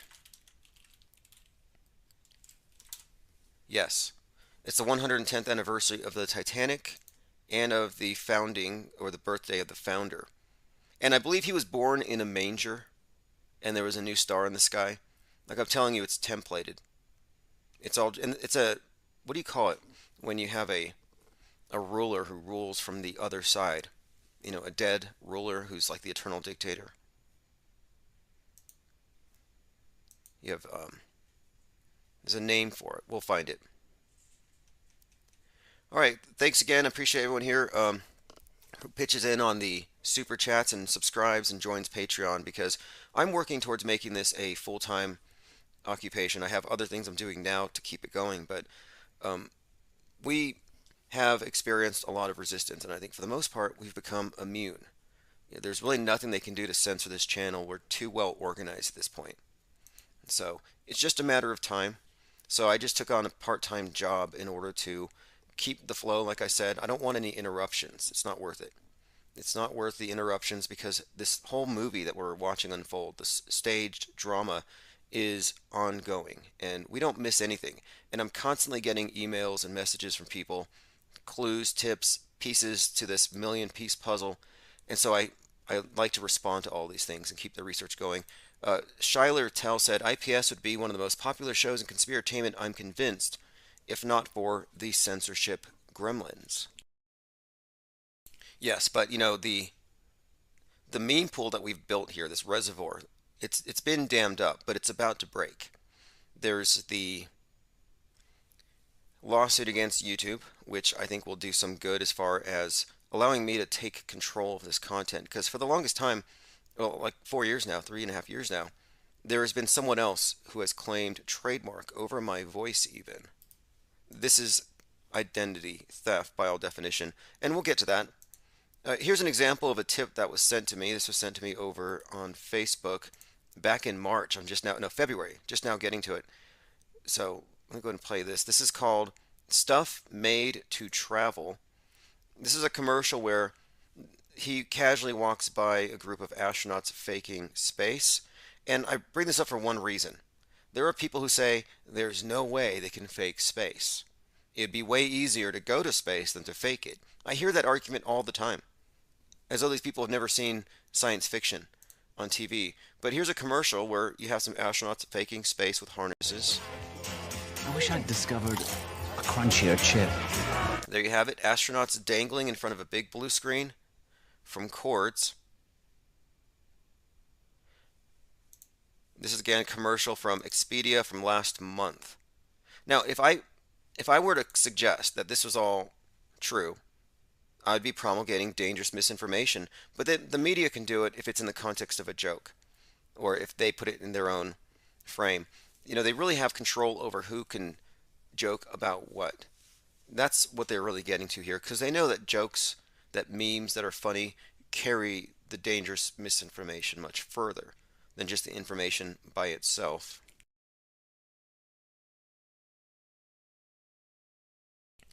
Knockout Bear says, Happy Ishtar. Yeah, exactly. Now, this name Ishtar, Easter, Venus, Frida, Friday, Bridget, it all ties in to these really the big storyline, the meta script, but these world stage events where it looks like just one actor slapping a comedian on the face. And it's obviously because he insulted the guy's wife. That's the exoteric version of it. Because you dig into the story, and it actually aligns perfectly with a number of myths, a number of well-established stories, and moreover, that action mirrored the character in a movie and also had a correlation to the news of the day where Venus Williams' journey through the green court of the tennis courts was depicted there as a parallel with the new Supreme Court nominee going to the Supreme Court, and all of this done during the 75th anniversary month of Jackie Robinson breaking the MLB color barrier. These are highly structured and very elaborate and intricate PR stunts. That's the esoteric side of it, the hidden side, the side that, is behind the curtain. And it shows you how many insiders are on these things. Evil Coyote says necrocracy, or, yeah, it could be. The dead ruler in North Korea. Benton says space is fake. Yes. I mean, I like William Cooper. I was listening to some of him just a little while ago on that George News thing. The thing is, though, he is the only real conspiracy theorist out there that has actually confronted space and not mystified it. Many will say, well, space is real. There's super secret technology. There are aliens. And moreover, they tend to just assume that there's some big secret and that there's more out there rather than it's all fake. Case in point, InfoWars, huge moon landing believer. Even though all the moon rocks are petrified wood. Is the moon made out of wood? If not, why not? You have no answer if you're a moon landing believer. If you believe in the moon landing, you can't tell me why the moon rocks are made out of wood. And how that would not lead us to conclude that the moon is wood. But William Cooper called the whole thing out as just elaborate psychodrama, this neo-pagan, Masonic, satanic ritual. It's part of this new mass religion. New shop sale from Infinite Muse. Yes, I am back to selling art. I was going through my collection of this pile of uncompleted paintings and have been finishing up a few things. I tend to work on a painting till it's like 95% done, and then I just discard it, go to the next one, and then I have a pile of paintings that could be pretty much completed whenever. Benton says dinos are fake. Well, the news now is that dinosaurs are on the moon because the impact from the Mount Everest-sized crater had a bit of a splashing effect. It destroyed our atmosphere, created a vacuum, and it basically caused the Earth to spew all kinds of biomatter into space. I mean, they say it hit the moon, but if the moon's 237,000 miles away, or whatever they say, why would it all have landed there? Like, I think it's safe to say that the Earth has basically a field, maybe it must have a ring, perhaps, of dinosaur bones. I've been waiting for a big T-Rex skull to plunge through the side of the ISS. By the way, the ISS is likely falling very soon. We've been talking about the storyline that supports this, but I've been seeing some big shill channels, some of these guardrailed conspiracy theorists who still believe in outer space, talking about it falling. And I'm like, they don't even know that it's a movie. When I say guardrail, I mean conspiracy theories that keep people on the world stage. They keep you on Team True Believer. Oh, you're on that side of the screen. You're metaverse. I'm not quite there. By the way, Elon Musk goes hostile with a $42 billion bid. I'm pointing this out because this is the number. Look at the first press releases. The price he chose even has 420 in it. He put 42 into it for a reason. But after the fact, many media outlets changed it to 41, others to 43. Why? That was just $1 billion, rounding error, right? A $1 billion rounding error. Nope, 42 is their salute to Saturn, their god, their monolith, their new monotheism, their technocratic AI god. This is 42. That's what it means. It's the symbol of Saturn. It's how they have encoded the stuff that they put in plain sight. So they're trying to hide it, though. Like I said, if you look up Elon Musk, you'll find now it's 43 billion. His 43 billion dollar takeover bid. Some say almost a billion or almost 43 billion. But again, this is exactly what we've seen consistently ever since Chadwick Boseman. Elon Musk offers to acquire Twitter for 42 billion, Business Insider. Well, somebody call Business Insider and say, "Hey, you made a $1 billion error here." That's kind of a thing.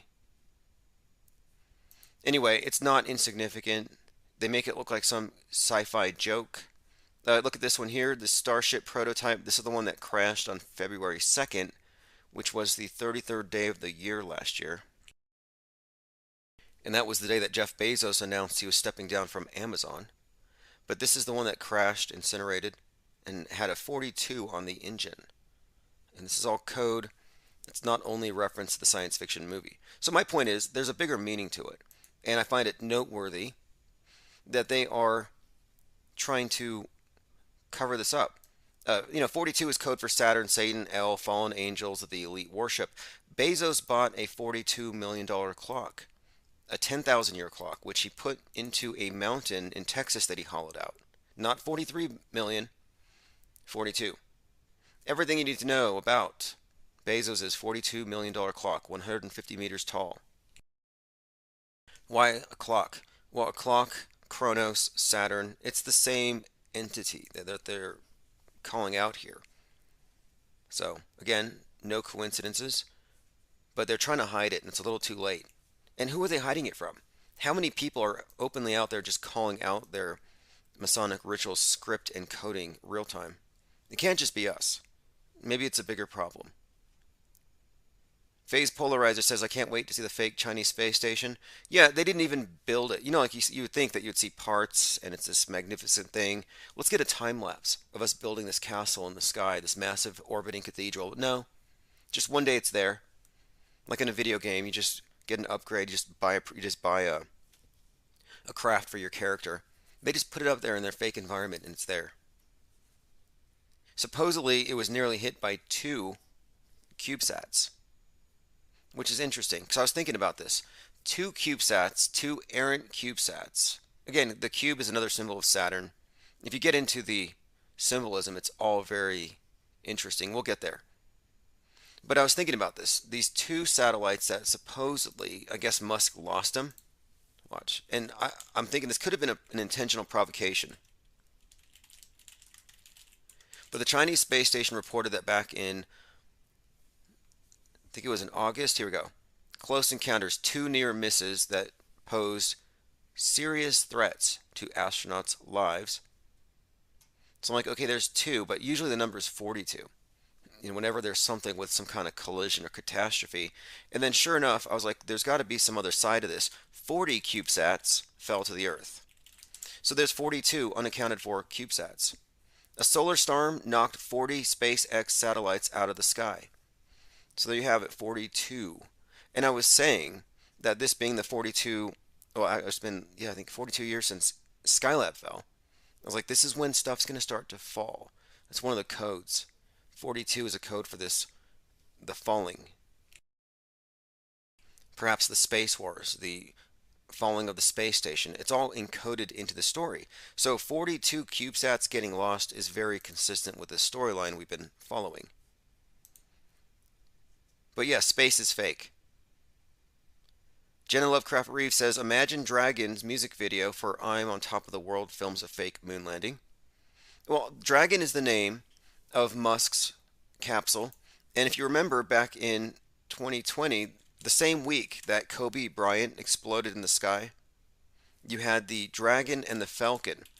And you had what Musk called a sacrifice. He said, we must sacrifice Falcon 9 in Dragon fire. So they intentionally blew it up in the sky. Now, this is during the week of the Challenger explosion. This is during the week of the Kobe Bryant, during the week of the Apollo 1 incineration. There are a number of fiery explosions that are happening that are always pertaining to this space drama around that same time of the year, which leads me to think it's just more occult ritual, which I think it is. And you go into the symbolism here, though, dragon. Dragon versus the falcon. sacrificing the falcon in Dragon's Fire. It's the same ritual, it's just more or less the sun is the challenger who challenges the knight and gets dismembered and killed. Then he resurrects and he comes back the next day and fights again. The idea here, though, is the death.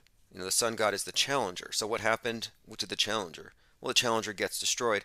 And the timing of the destruction of the challenger, 73 seconds or 1 minute 13 seconds, 113, ties in to the replacement tower for the Twin Towers that burned after 33 years. 13 years later, resurrected the One World Tower, and they opened it on 113. Just as 9/11 has very special significance, so does 113.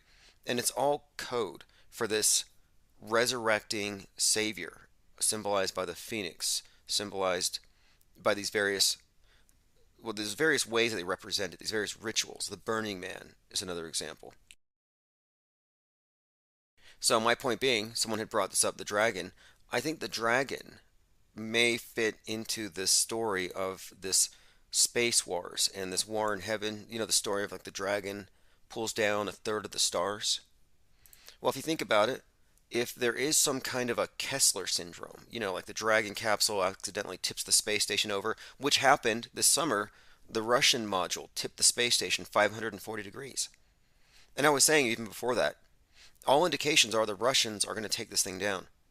So anyway, I was saying it would be interesting and noteworthy if there was some kind of misfire of the thrusters and the Dragon were to cause the space station to fall and maybe drag a third of the Starlink satellites down. I mean, that's how they use these storylines, these scripts, and they call to mind metaphors, biblical and otherwise. I've been talking a lot about the symbol of the Tower of Babel, which is given away. I think Amazon is the Tower of Babel in many ways in the space program. Their Helix building actually has that as a design, but they use these consciously. There's a reason why the National Oceanic and Atmospheric Administration, or NOAA, is warning you about the floods. And they use a symbol of the dove, which is the symbol of the biblical Noah. There's a reason why they're using these biblical templates. And that's one of the things I've been pointing out here, especially with the QAnon cult believing that the Kennedys are a returning Christ, returning bloodline of Jesus. And this is, again, no more laughable than North Korea and the way they deify they worship their leaders. All right, going through your comments. Fascinating. Repentagram says, Godzilla is in the Bible as Behemoth, and there's Godzilla in the Illuminati. There must be some truth to the big lizard. It could be code, but I think so. I was looking into the connection between Cthulhu, the Kraken, Point Nemo, where the space cemetery is, where they drop the satellites. So you get the idea of the falling satellites, dead satellites, falling and landing at Point Nemo. Well, that's where H.P. Lovecraft says the dead gods that fell from the sky live in the dead city, R'lyeh. And Cthulhu is this massive octopus-headed kraken who's down there dead but will resurrect. So you have this idea of a kraken at exactly the place where NASA says they want to drop the ISS, where they drop all their satellites. And it also happens to be the place where Jules Verne, who's huge in the whole man to the moon concept, where he put Point Nemo 20,000 leagues under the sea. So it's a very significant place geographically, but also in terms of the science fiction. And very, I would say, very foundational science fictional works. And I was thinking about the Cthulhu Kraken thing in this context, just because the name, also the heavy consonants. There's a lot of patterning here, and you do see a lot of squid stuff in a lot of these movies. Space squids. And if you get into the Lovecraft mythos, one of the ideas is that possibly there was a comet, another reoccurring theme with the Kraken.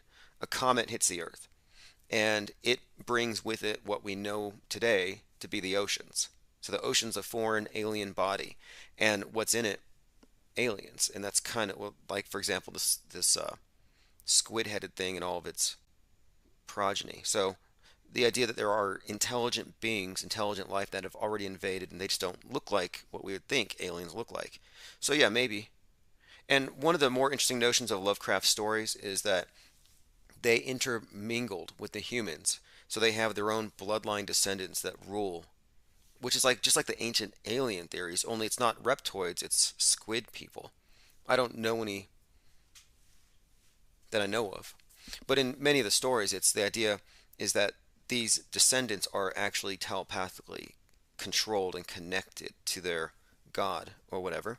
So you have this hive mind waiting to be resurrected or to be awakened. So the symbol of the ocean or the deep water as a subconscious is significant here, because when the Kraken rises, the idea is that you would have this mass awakening where all of the people who are secretly under the control of this thing usurp and take over. That's kind of the idea, and it may tie in to this goo blood thing and this idea of Gaia, this kind of AI that somehow interfaces with injectable operating systems. But not that you would need it. I mean, people already behave like insects for the most part, and very conformist, even without any kind of alterations. Anyway, let us continue. David Pryor says the Leviathan is a dragon that comes from the water. Yeah, I was shown something the other day, and I need to look into this, but if you look at the symbol of the Church of Satan, they have Hebrew characters that spell Leviathan around the star. And so I looked into it, and it's their trademarked thing, so they made it a point to put Leviathan there, and that appears to be who or what they worship, because they face the ocean, they face the west when they pray, or they, I guess, pray, but it spells Leviathan. And the founder's name of the church is not his real name, Anton LaVey, is somewhat anagrammatically encoded if you read it as Leviathan, LaVey, Anton. There's kind of a anagram there, and it seems to be a code. So there is this thing with Leviathan and the Kraken, a reoccurring theme that we've been examining. And let me show you this other one here. I was looking at a compilation of predictive programming from Donald Trump throughout the years. And one of the things that I saw here was from, I believe it was a Legos movie, where they have this super weapon that they call a Kragile. Let me go ahead and play it. It says, the Kragile is the most powerful super weapon. So I don't believe in big sea monsters or anything like that, but there's a metaphor. There's some kind of clue being conveyed here. So here is from a collection of predictive programming, a compilation, 60 years. 60 years of Donald Trump predictive programming. And this goes through all sorts of movies, Simpsons. I'll play a couple clips. To build the world's largest bookmobile. Isn't there any money left for that? No, and we borrowed from every country in the world. So, Same luxury. This is Donald Trump comfort. on a commercial where he's selling mattresses, and there's a prominent 9/11 here. I demand in my hotels. Oh, they'll never count sheep again. Listen, why don't you come work for me? What do you have in mind? Something you were born to do. Welcome to... There you have it. Something you were born to do, and there's a pretty obvious 9/11. The part I'm looking for is from a Legos movie where it talks about a super weapon called, here it is, the Kragile. All the master builders who were always changing everything. And those of us who remained, well, we went in hiding, built the tunnels to survive. It means I don't believe you. Why else would you show up with that thing on your back just 3 days before President Business is going to use the crackle to end the world? The crackle. It says Kragile here, but he's pronounced it like Craggle. The Kraggle is the most powerful super weapon. So again, there's a suggestion here. Kragile super weapon. The Kraken being released has been a reoccurring theme ever since July of 2020, when the NHL released their commercial for the Kraken. And the thing is, the Seattle Kraken, the commercial was 1 minute 13 seconds. And that was kind of a clue to me to look deeper. And sure enough, recently, and we're talking Seattle, Kraken, another connection here, in Inside Job, which is a TV show on Netflix, which means it predicts the future. On Inside Job, there's an episode where Jeff Bezos is actually killed by a Kraken. on his mega yacht. And the significance there, of course, is the yacht symbolizes the Titanic. The West is the Titanic. Climate change is the iceberg. In the movie Don't Look Up, it was about a comet hitting the Earth, and not listening to scientists was going to doom us all. Not listening to the modern day Noahs. That was kind of the story. But again, it's this idea of the Kraken. What is going to break the system? Kraken 2. What is going to be the rift? And I think that's kind of what this is a metaphor. Again, the Titanic, here it is. Jeff Bezos' mega yacht featured on Inside Job. They can tow your yacht into shore. I got a better plan. Look. Is that a Kraken? Hell yes. I'm about to collect on my yacht insurance policy. Hey, has anyone seen Jeff Bezos? Is the fight over, guys? This is why I don't allow bathroom breaks! So there you have it, Jeff Bezos eaten by a Kraken. And when have you ever seen something on Netflix not manifest in reality? Tominoid says, House of the Dragon from Game of Thrones spin-off prequel. The series is scheduled to premiere August 21st, 2022. Yeah, Game of Thrones has some interesting symbolism. The Iron Throne, House of Stark, Tony Stark, Iron Man, the Game of Thrones emblem for the House of Stark on Mars, Iron Man in real life, Elon Musk going to Mars. They have connected everything because they steer people's minds. Once Upon a says, Leviathan is a great white whale according to some. Captain Ahab tried to fight it. They used spears. I saw a meme I can't even put on the screen, so I'll get taken down, but it's in Discord. If you know, you know. It has to do with that particular story. Maybe I'll get to it later. But I don't think it's a literal thing, as in a big squid. I mean, how problematic could that be? Now, I watched the Godzilla vs. King Kong recently, and one of the first things I noticed was Godzilla, or the Godzillas, are stored below the ground at sub-level 33. Alright, let me see here, going through comments. Jenna Lovecraft Reeve says, everything is awesome. Tominoid says, Trashzilla. Lean says, new Sniper Elite video game has Operation Kraken, which is a secret Nazi plan. Interesting considering Europe's theater at the moment. Yep.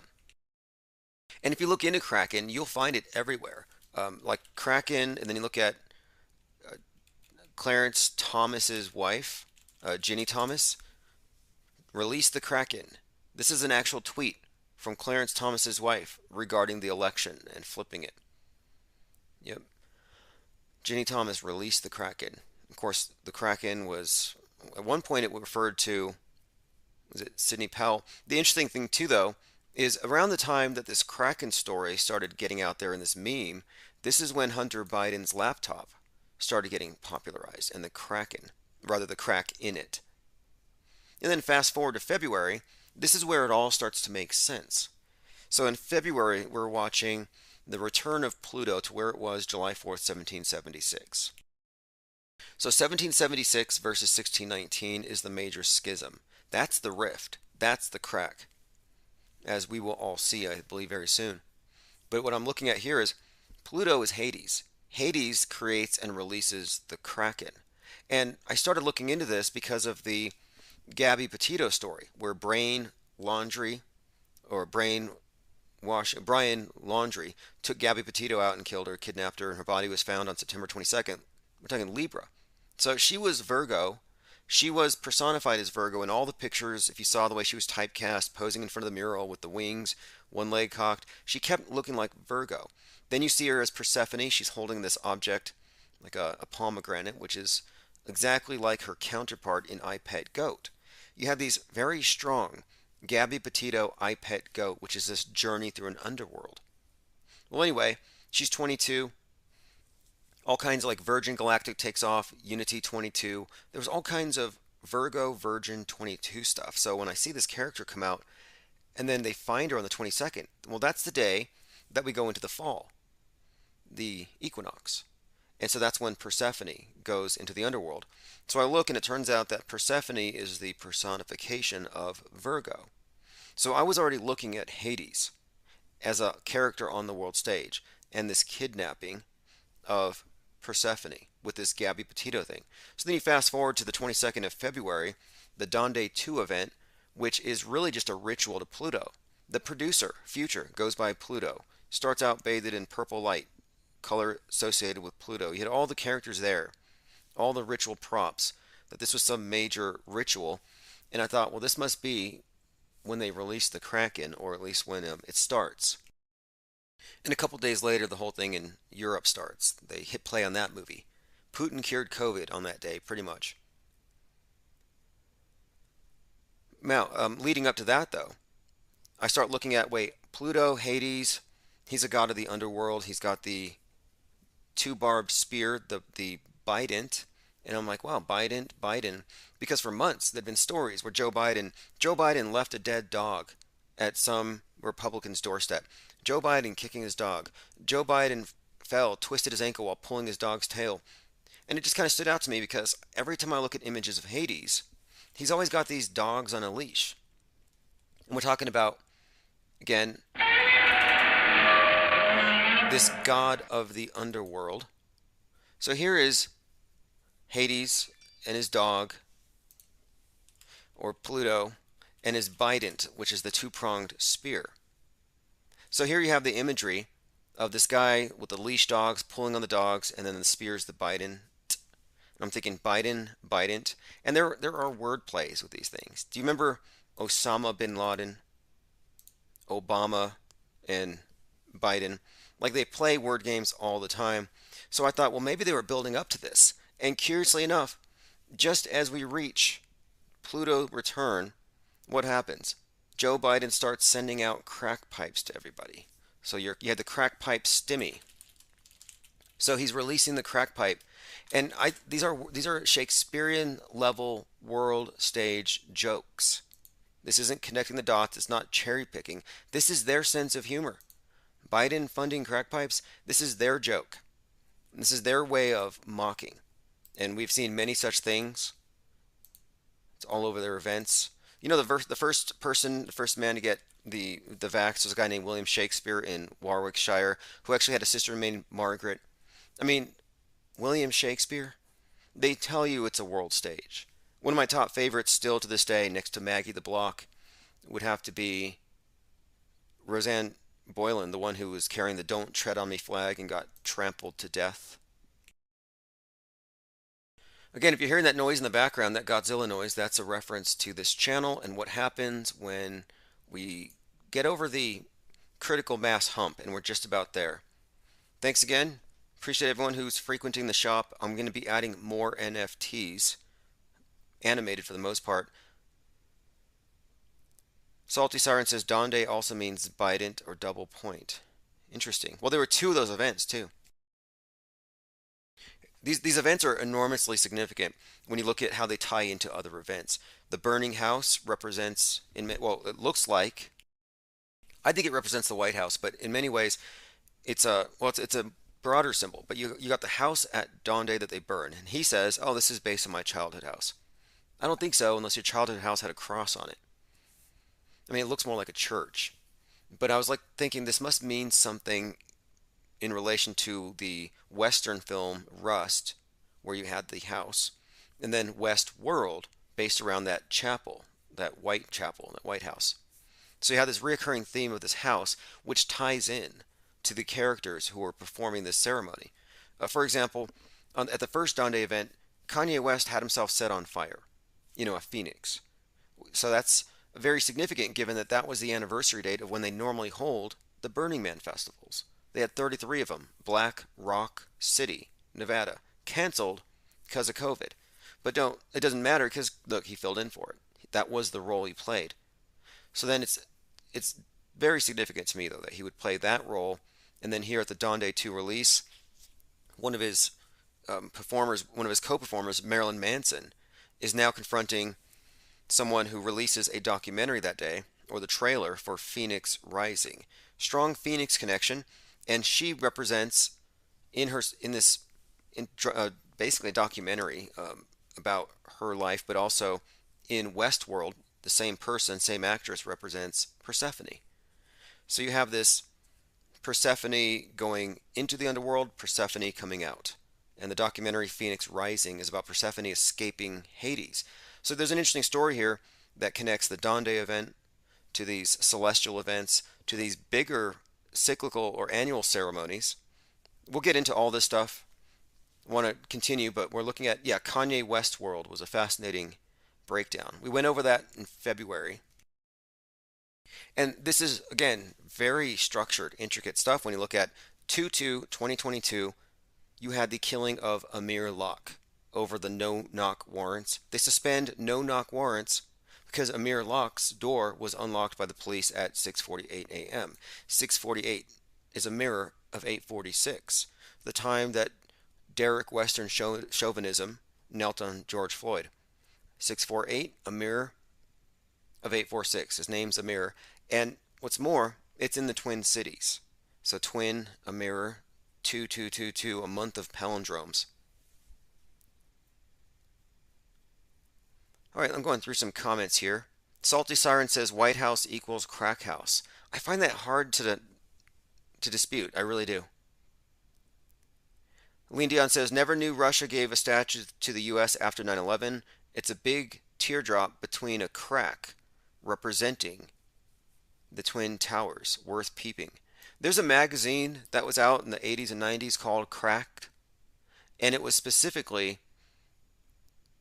always featuring in some way some kind of destruction of the Twin Towers. Look at this, 100-foot teardrop memorial from Putin honoring the victims of 9/11. At the base, engraved in a stone, are the names of every person lost. I can tell you some names that aren't on that list. And some names that are conspicuously on the list. You know, Pete Davidson's dad died at 33 in the Twin Towers. That's why Pete Davidson stands out. I think he's going to be the new Ron Goldman when Kanye goes OJ. Now ask yourself, why was there never any press coverage of such a beautiful and generous gift? Yeah, I'd never heard of this thing. Fascinating, though. Really, really interesting work. Anyway, it's all based on a lie. But this is what they do. They know that our truth can be digitally deleted. Our books can be burned. We can be demonetized. Meanwhile, they put their truth in stone. They build monuments. We need to build monuments to the fakery. You know, if the Satanists can put a big Baphomet statue at their city hall up there in Michigan or whatever, we can put statues up like, you know, basically like maybe the unknown crisis actor, and just have some generic crisis actor, you know, holding up a phone, you know, with a paycheck in the other hand. Because we're looking at this sort of really, I'd almost call it oppressive use of public space to force their agendas through. Like, they don't really allow you to have any kind of contradiction. You know, for example, there was a situation in Denver that's shooting at the theater, all fake, all staged. But afterward, they built this memorial, and it was like 17 swans flying away from the scene, and it was, you know, out there in Aurora. So I went out there to check it out. You know, this memorial for these shooting victims. And I went out there like the day after it opened, and I thought, this is interesting, because I'm looking at this Colorado shooting memorial, and there's people walking all around it. So I'm thinking, this must be, you know, victims, families, survivors, etc. No, it turns out that there was a Pokemon, more or less not a convention, but there was some kind of a Pokemon that had been set loose in the area, and a bunch of Pokemon hunters were marching around this memorial looking for Pokemons. And I'm like, wow. From far back, it kind of looks like people are mourning. Very tricky. All right, going through your comments. Yeah, I'd never seen that thing before. There are some other things we're looking at. There's a big metal ball they put in the middle of the towers that supposedly got damaged. Now, since we're on this topic, since we're on this topic, I want to point this out for those who have not seen this. The space station, if you ask me, is really just I mean, it's a movie for one, but it's a prop in the bigger story, just like the Twin Towers were props. They were built in 1968, torn down 2001, 32 years later. Look, the space station took 42 separate launches to build. That number 42 stands out very conspicuously when you're analyzing their stories. But the story is that this thing, like the Twin Towers, was built to fall. And I'm finding more and more imagery of the space station on fire, videos of the space station falling. Even the Russian media machine out there, they put out something of this kind of a joke, but it was Russians leaving the ISS, like abandoning ship. Russia threatens to leave the ISS. NASA chief says Russia leaving the ISS could kick off a space race. But we're being inundated with imagery of stuff falling from the sky in all the movies, all the Netflix, Don't Look Up, Moonfall, The 100, Raised by Wolves, and probably about 10 or 15 others I have not mentioned. As in, it's recent. So in recent memory, the public subconscious has been saturated with images of things falling from the sky. So when I'm looking at the space station story unfold, I'm seeing more and more images of this thing on fire, burning in the crosshairs. But when you zoom in on it, and this is the point, zoom in on any one of these images of the space station, and you can kind of see what looks to be an intentional architectural resemblance to the Twin Towers, whereas the solar array, especially when you see shots of it on fire, could easily be confused. Like it's one of these things, it's a patterning. It's not insignificant when you look at the movie itself, like for example, the 9/11 movie, and its director, presumably someone around Kubrick and those around him. This is some kind of, I'm looking at these things as theatrical productions, as psyops, not false flags, obviously. But even in the foreshadowing, you can see that these events are just choreographed. So here's one with a space plane flying into Twin Towers in space. This is from Kubrick's 2001: A Space Odyssey. And it's a close match of Flight 175 speeding towards the tower. My point being, I think that the fall of the space station is part of the same story that brought you 9/11. And that would explain the symbolism of the Twin Towers and their resemblance in many, many shots to the ISS. Now, it's not obvious at first, but it's one of these things you just really can't unsee. And it's becoming more obvious with more recent coverage of this thing, where the future of the ISS is been pretty much assured that it's going to fall. And when it falls, it's going to burn up in the atmosphere. Here's an example of it. Now, this is something, like I said, this is something that's saturating the public mind. It would have been unthinkable. You're not seeing images like this promulgated of the White House burning or being hit with meteors yet. But if you do, well, we have actually in many movies. But take a look at this. At first glance, it looks like you're seeing this shot out of 9/11. I'm talking about big explosion, twin towery looking things. And it's the same symbol. This is kind of my point too. World trade, world unity. International Space Station represents international unity. And that's why it's so significant as a prop. As the cooperation below dissolves, what's going to happen up above. And last summer, there was a story that said that there are literal cracks in the space station. And they use that word. Cracks on the space station are serious. Russian cosmonauts find new cracks in the ISS. ISS is cracked and facing irreparable failures. Cracks appearing in the ISS could trigger an avalanche. Cracks indicate beginning of the end for the ISS. Again, it's significant too that this is 42 years from Skylab falling, and they start announcing that this thing's going to fall. So it went from Nobody was talking about it to when and where. Same thing with space junk. Now space junk is a thing. Going through some comments. Benton says the ISS is only up there because you called it out. They're waiting for you to forget it. Right, that I would hate to think that a single YouTube channel could have any impact on the big story. You know, we're critics. We shouldn't have any influence. Okay, let's see what else. Lean Dion says the bat burning tower image on the Batman cover. Yeah, they started introducing the bat as Phoenix in advance. So we should have known that the coming Phoenix, the coming reset. You have so many reset symbols here based on this idea of the Phoenix, the bird, but they represent it often as a bat, as a crow in the Crow movie.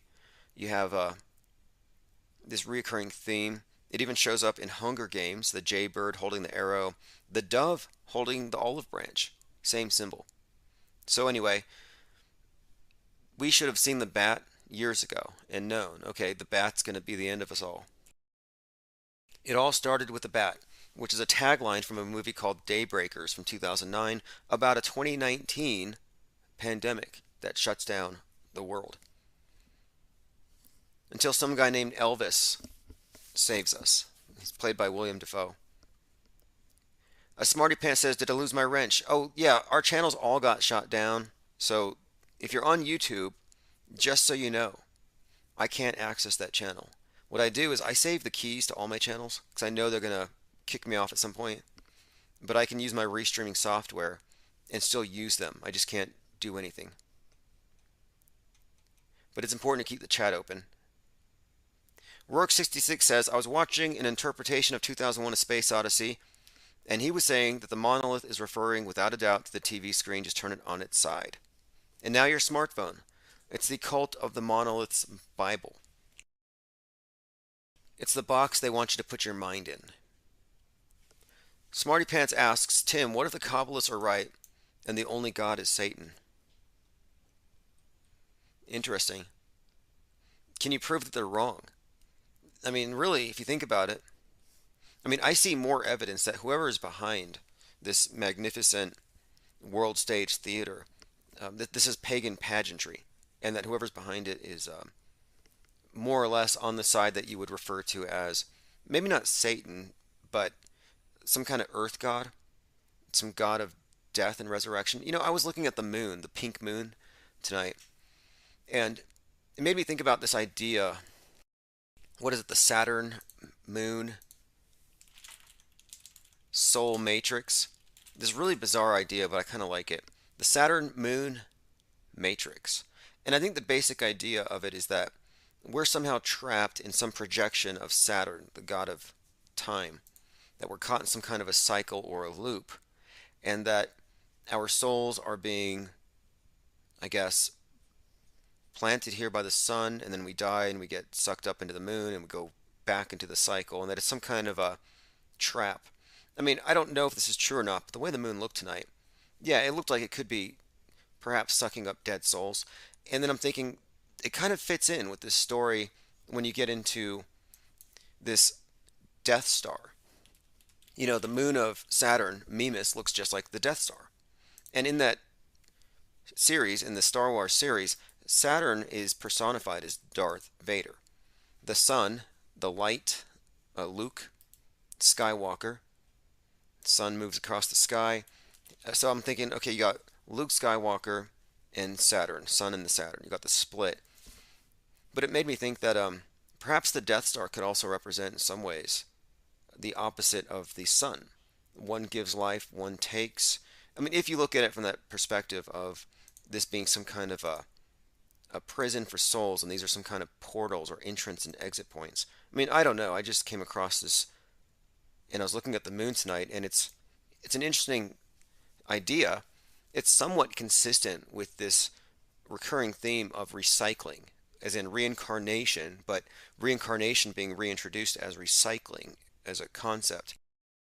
Like, I think there's an esoteric side here to a number of things that they've given us. Like even the smartphones, if you look into, there's an occult aspect to it. You got the apple with the bite, I think is an allusion to Eden. But what's more, I think that the iPhones themselves, especially the iPhone 13, which is quite literally this black monolith in your hand, um, I think it's conveying something.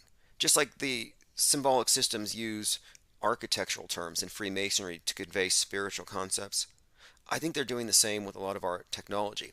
So they're getting us used to the idea of transhumanism, of digitally uploading consciousness, of the idea of consciousness as something that can be housed in an object, in a computer. They're preparing us, I believe, with everything they are. It's always conditioning. So what are we being conditioned for? And I think we're being conditioned to believe in this idea of serial reincarnation of souls, not necessarily body to body, but body to, again, uh, the cloud. And all the big movies right now on Amazon and Netflix are all about this upload, for example. Movies about the mind being uploaded into this type of simulation. Same thing with Vanilla Sky, which is kind of an old movie now, 20 years. It's about someone who is on a cryogenic freeze and he goes to live in this paradise. But they've been preparing us for this for some time. And one other thing, 2001: A Space Odyssey, they go to Jupiter, but if you look at the original manuscript, it should have been Saturn. They say they didn't go with Saturn because it was hard to fake the rings. I think it would have been too obvious that there's a strong correlation between the monolith and Saturn in the symbolism that they might want to obfuscate. I started off talking about how the number 42 is one of their codes for Saturn, and I'm going to do a 10-minute video specifically on that to explain how I arrive at this. But that after Musk puts out that $42 billion offer on Twitter, suddenly it's 43 or 41, depending on where you look. Tominoid says Dark Knight Returns comic 1986. Two-Face plants 2 bombs in the Gotham Twin Towers. Another great example of how the meta script that we're living through is foreshadowed in all of the entertainment, not just the movies, but the comics. And moreover, that the Batman Joker thing has been encoded into all of these major events.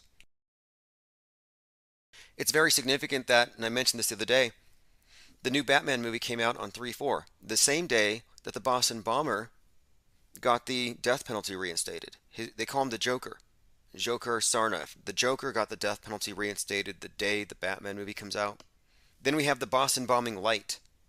And that character is pretty much based on the Riddler from the new Batman. So you have another Batman tie-in with this guy. They call him the Riddler for the QAnon crowd.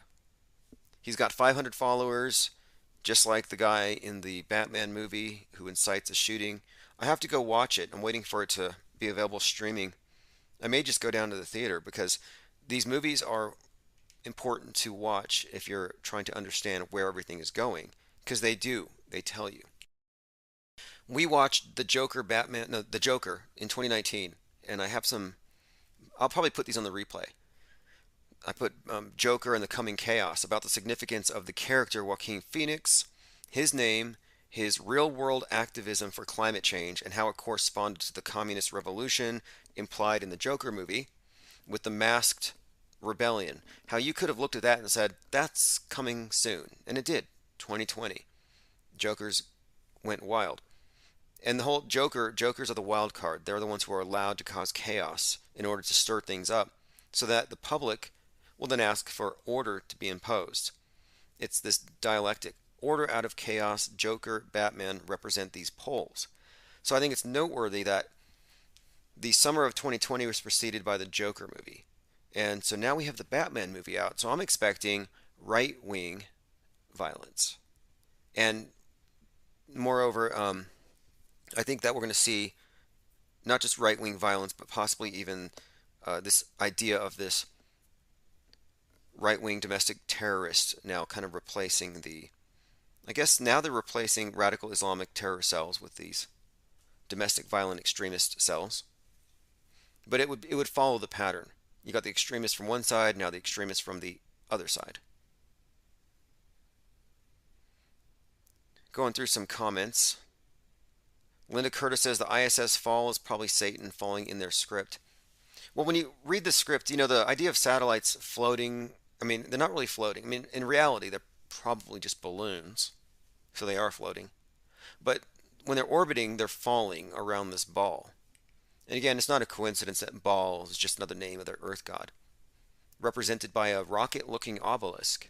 No coincidences here. But they're falling. And so satellites, Saturn, L, another name of Saturn. Lights, of course, the lights in the sky. So the idea of CubeSats. Well, cube is another symbol of Saturn. And I'll have to break these down and put it succinctly into one 10-minute video, just to show where I'm coming from. And this is why I'm starting the Udemy course. And you'll be the first to know when I'm releasing those. And obviously, if you're a member of my Patreon or the InfinitePlaneSociety.com website, I'll basically just send those to you. You don't have to join Udemy. But I am doing that, again, to compile all of this information in a way that, people can dispute it, challenge it, but I'm just pointing out facts. It's not conspiracy theory. But I want to put it in a cohesive way so you can see where we're coming from when we accurately predict things, as has been the case for the last couple of years. Get your space junk helmets before they mandate them.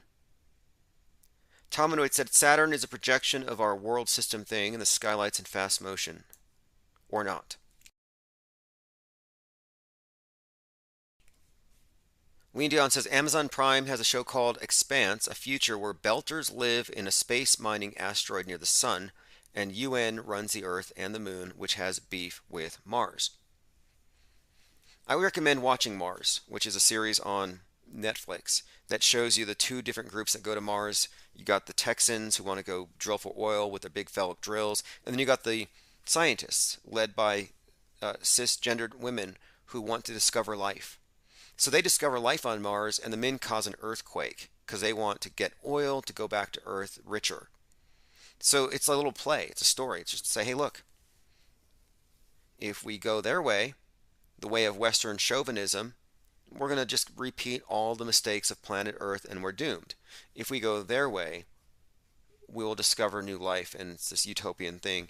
We have to leave the MAGA hats and the guns and the capitalism and the internal combustion engine behind.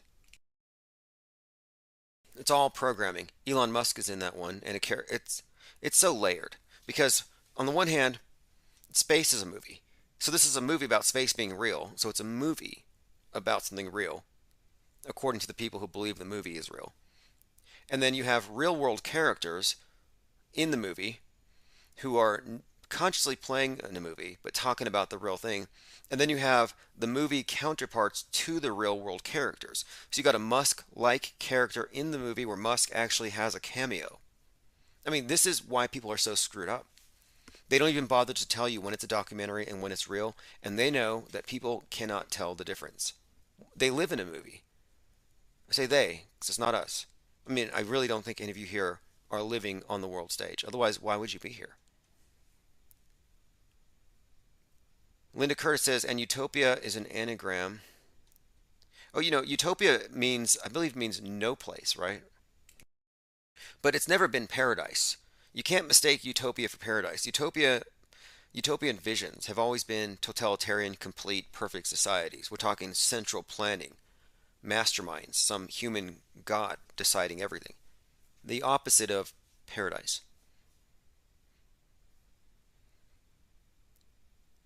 Going through comments, Repentagram says, Avenge Sevenfold Band's symbol is the bat.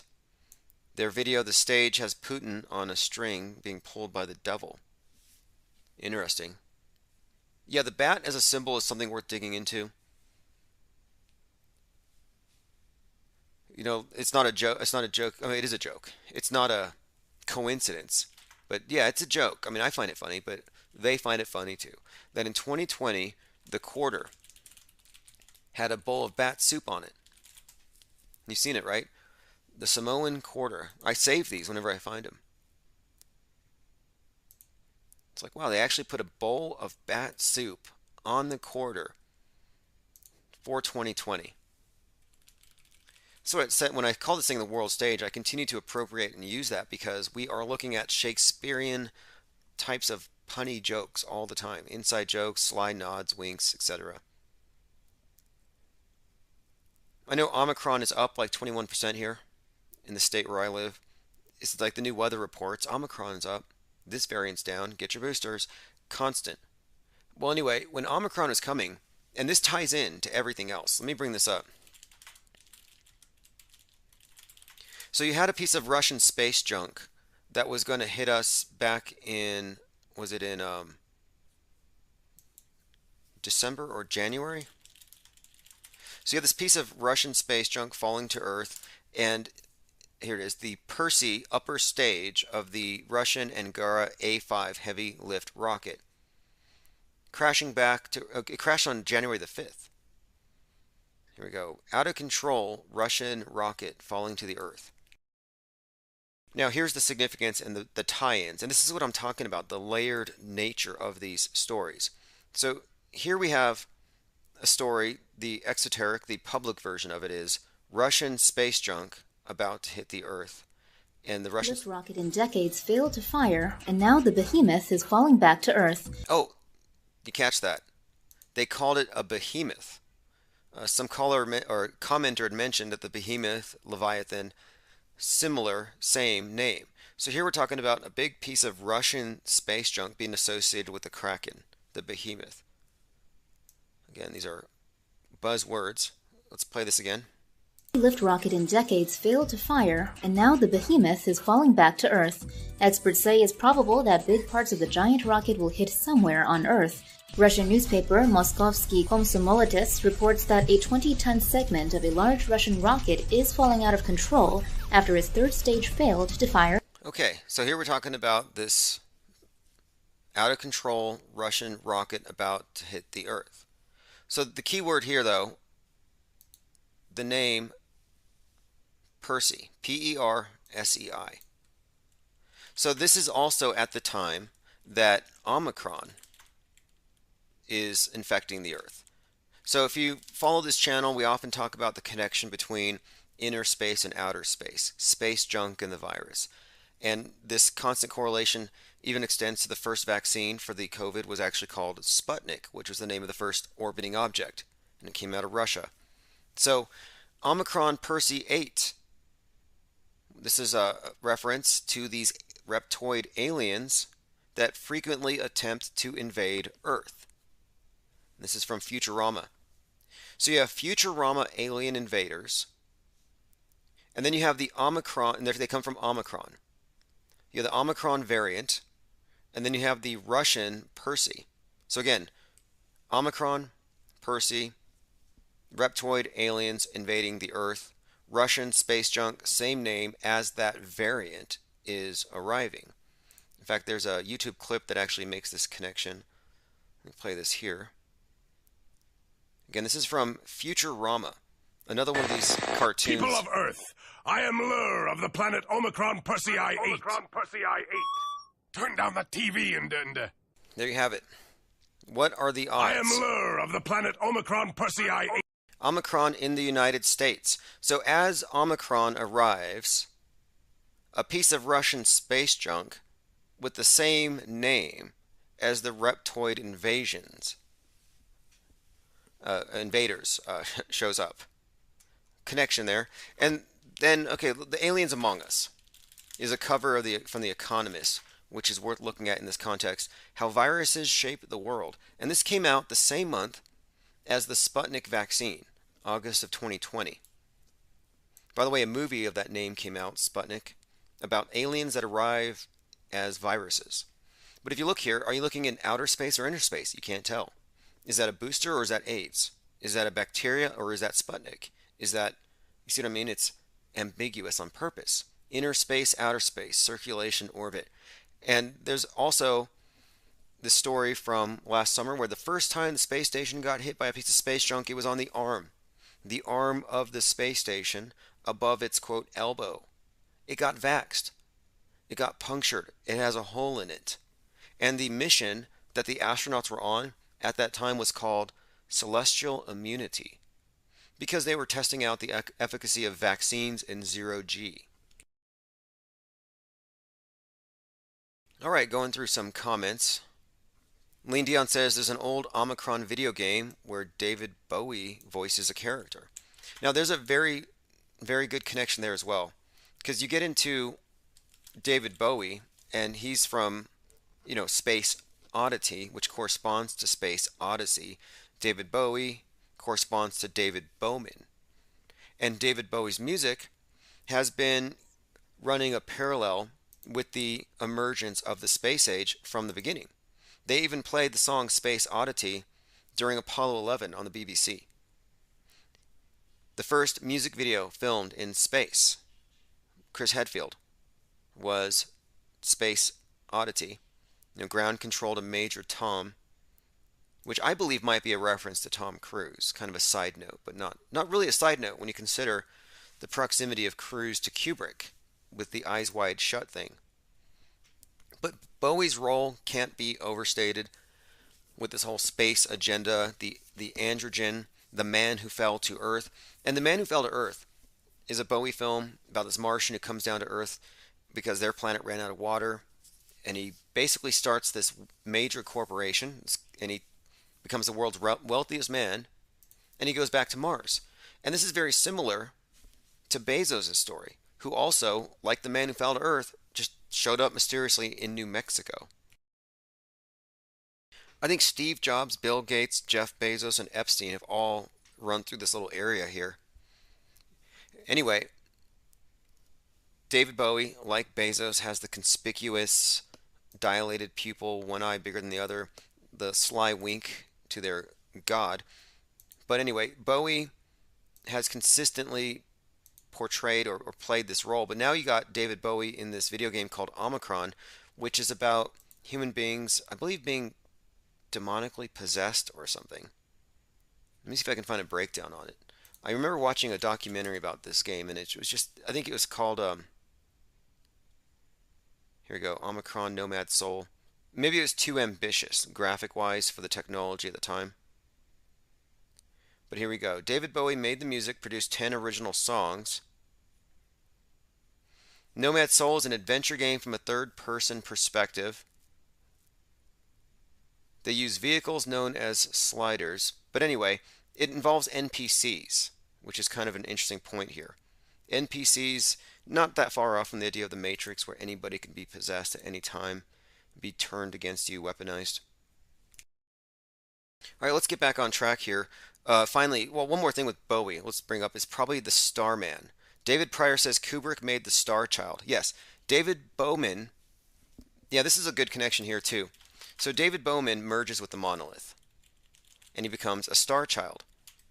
This is all very, very interestingly connected to the whole thelemic concept. Every man and woman is a star is one of their dictums. The Star Child is the ultimate evolution of a human being. Commander David Bowman. So David Bowman merges with the monolith and he becomes the Star Child. David Bowie is featured in the Starman publicity stunt where Musk sends the Tesla Roadster into space.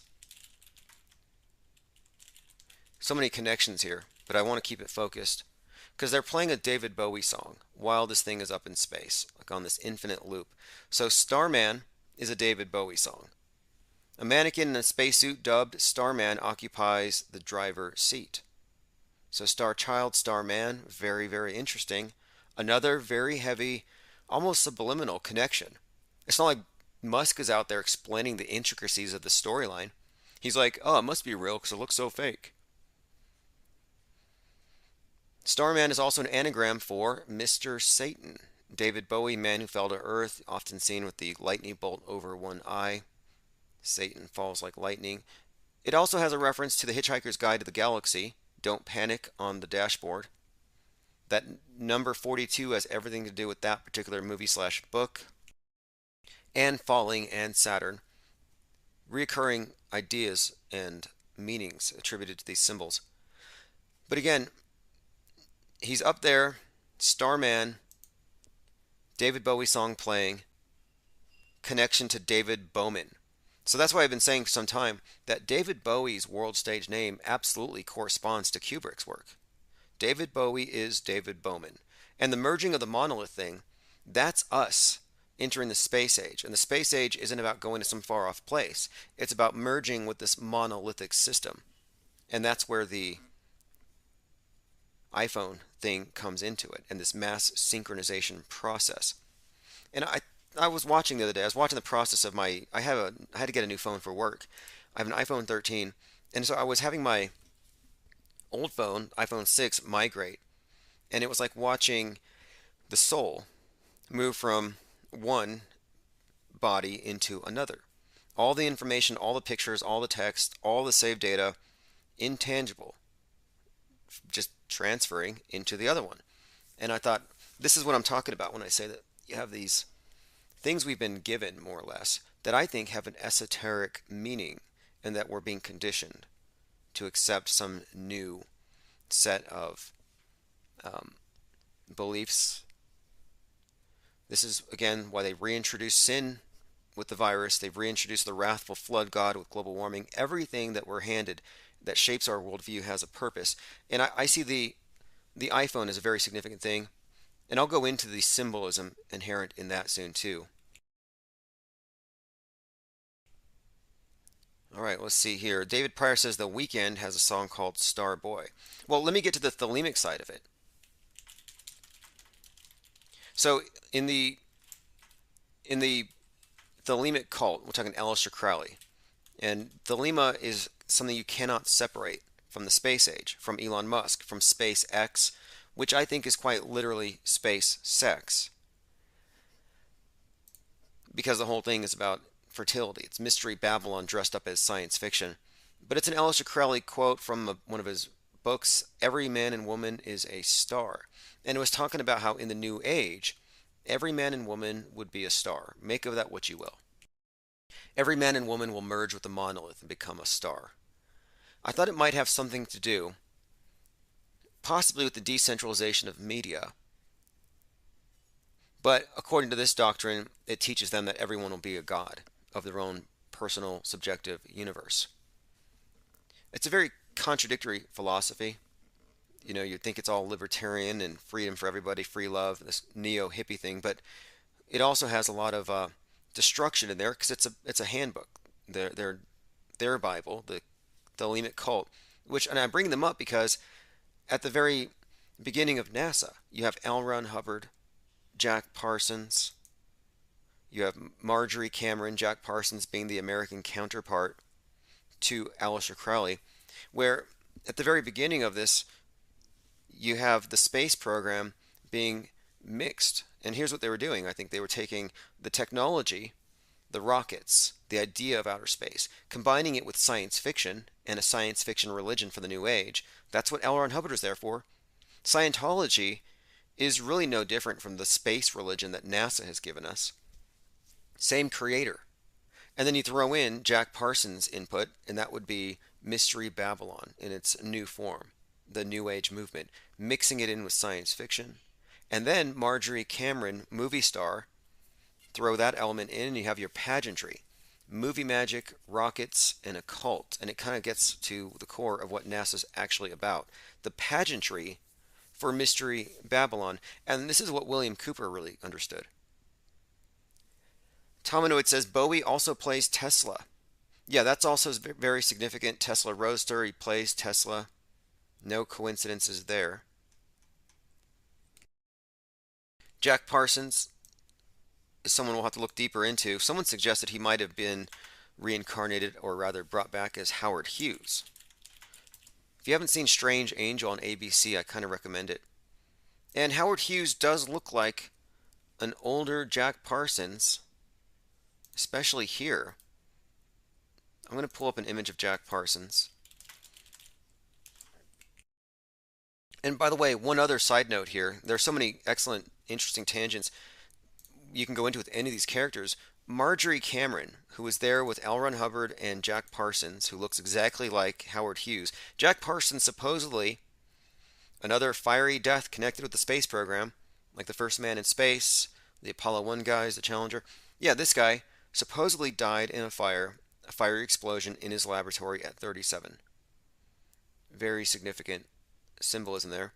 Looks very similar, though, to Howard Hughes. But he was there with L. Ron Hubbard and Marjorie Cameron, movie star, and an artist. And she was in movies by Kenneth Anger. who co-founded the Church of Satan. Significance there, Kenneth Anger was a Mickey Mouseketeer.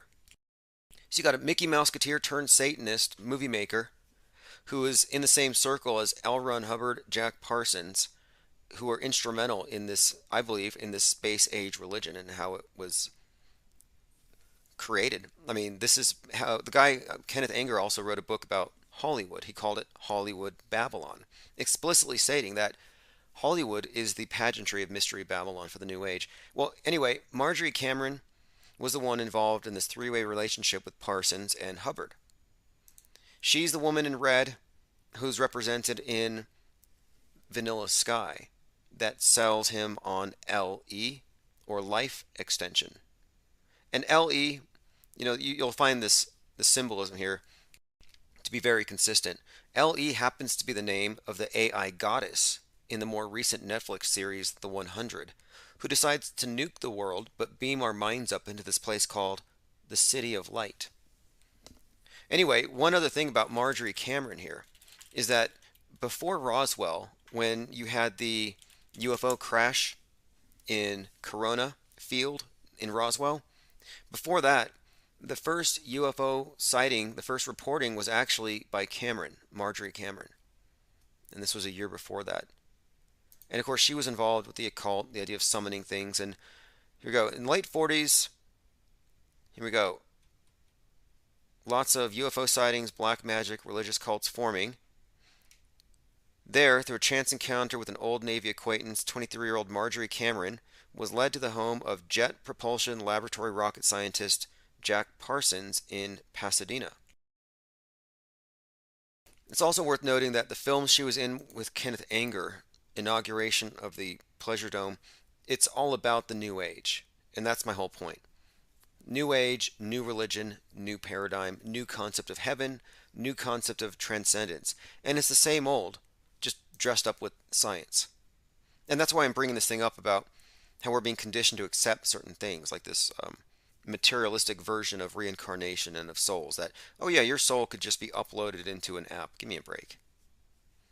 Just another false promise by another false religion. Tominoid 2 says, producer-designer Nathan Crowley works on all of Chris Nolan's films.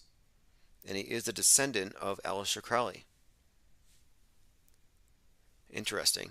Yeah, David Pryor says, Hughes totally looks like Parsons. I think so. Yeah, the 37 is something of an anagram or ambigram.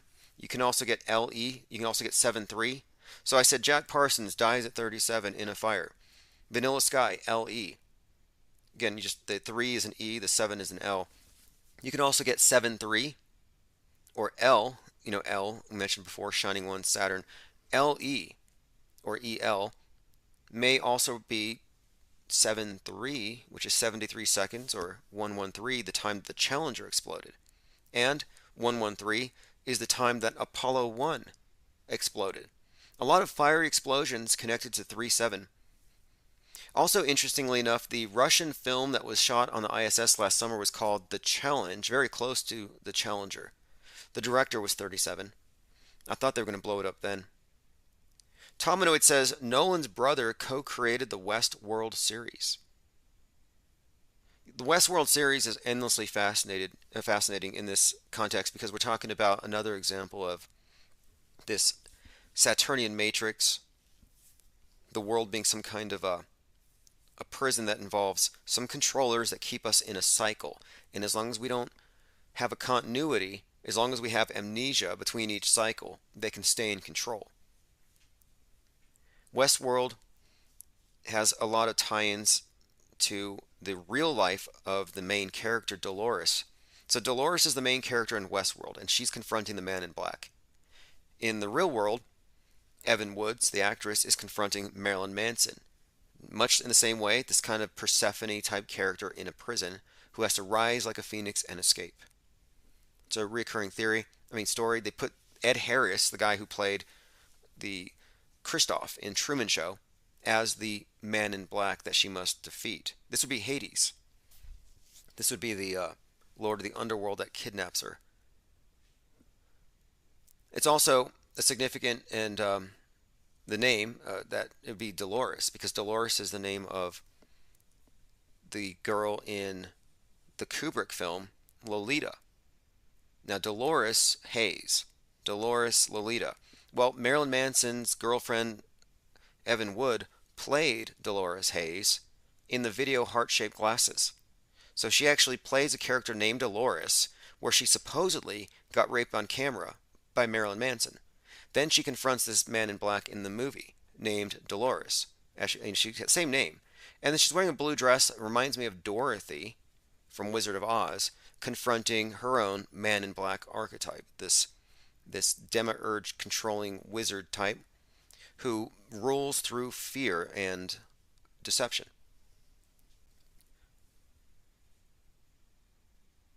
Going through your comments here.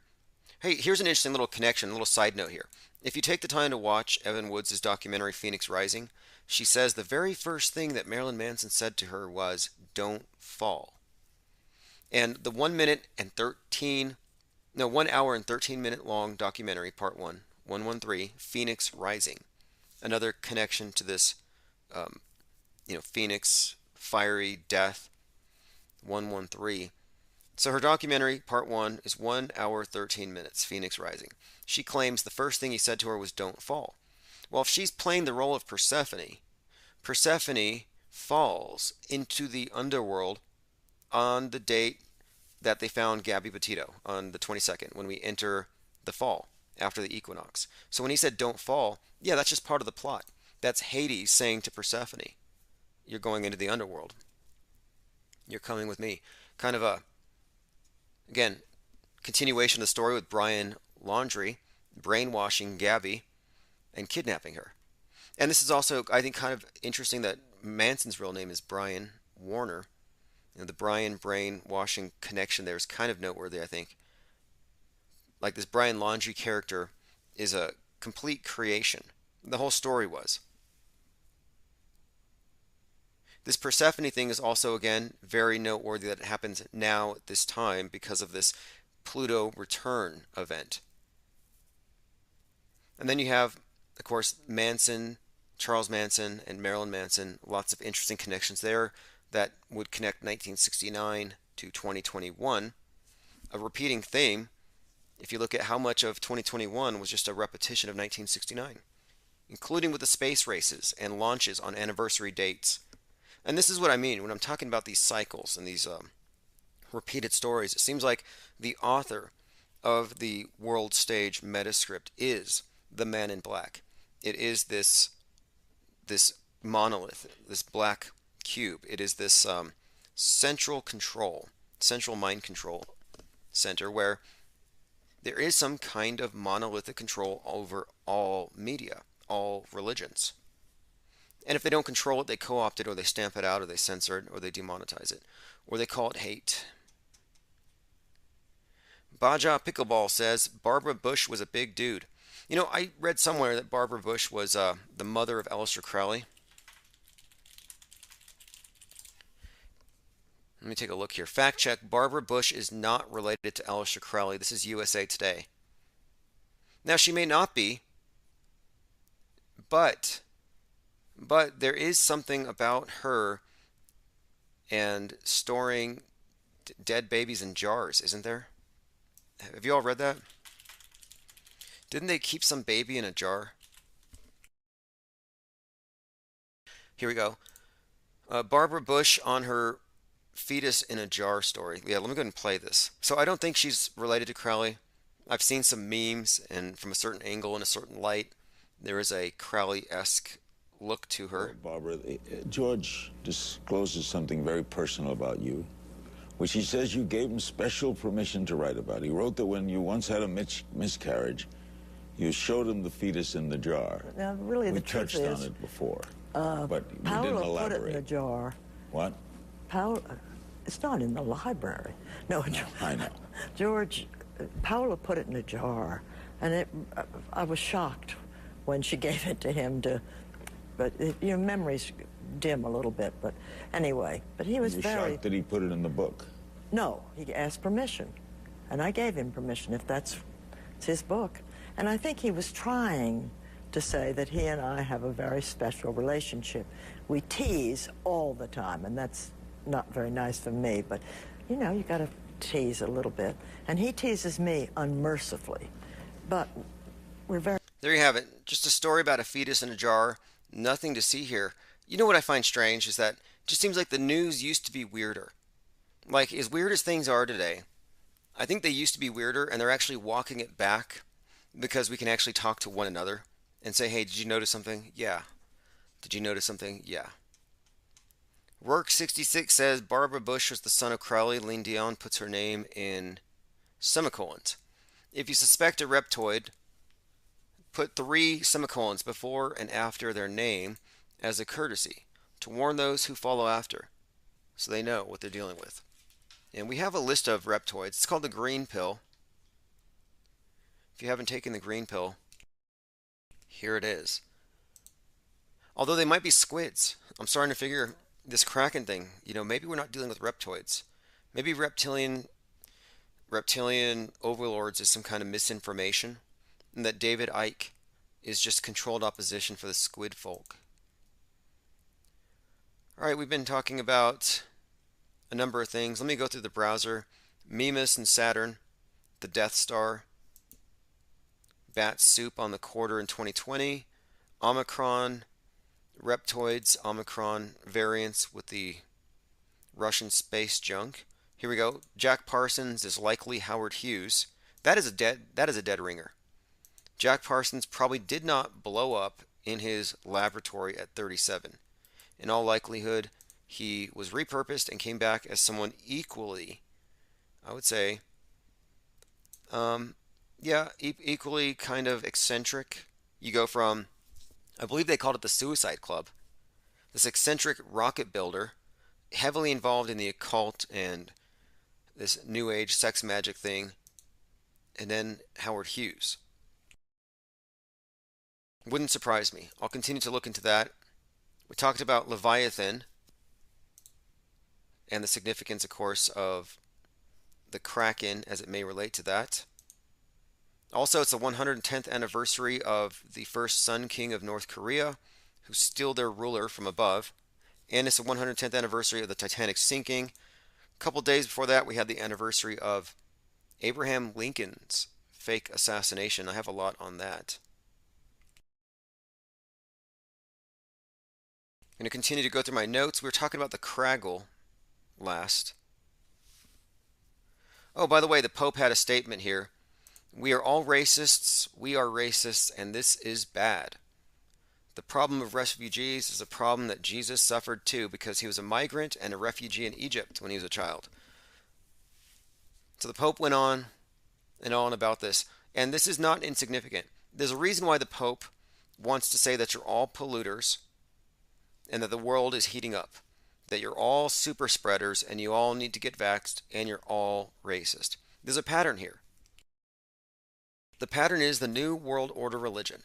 It requires pretty much these 3 things. You have to believe in the vengeful God and the flood if you don't change your behaviors collectively. You have to believe that you are a super spreader, that you are a sinner, that you spread sin and death unless you get saved.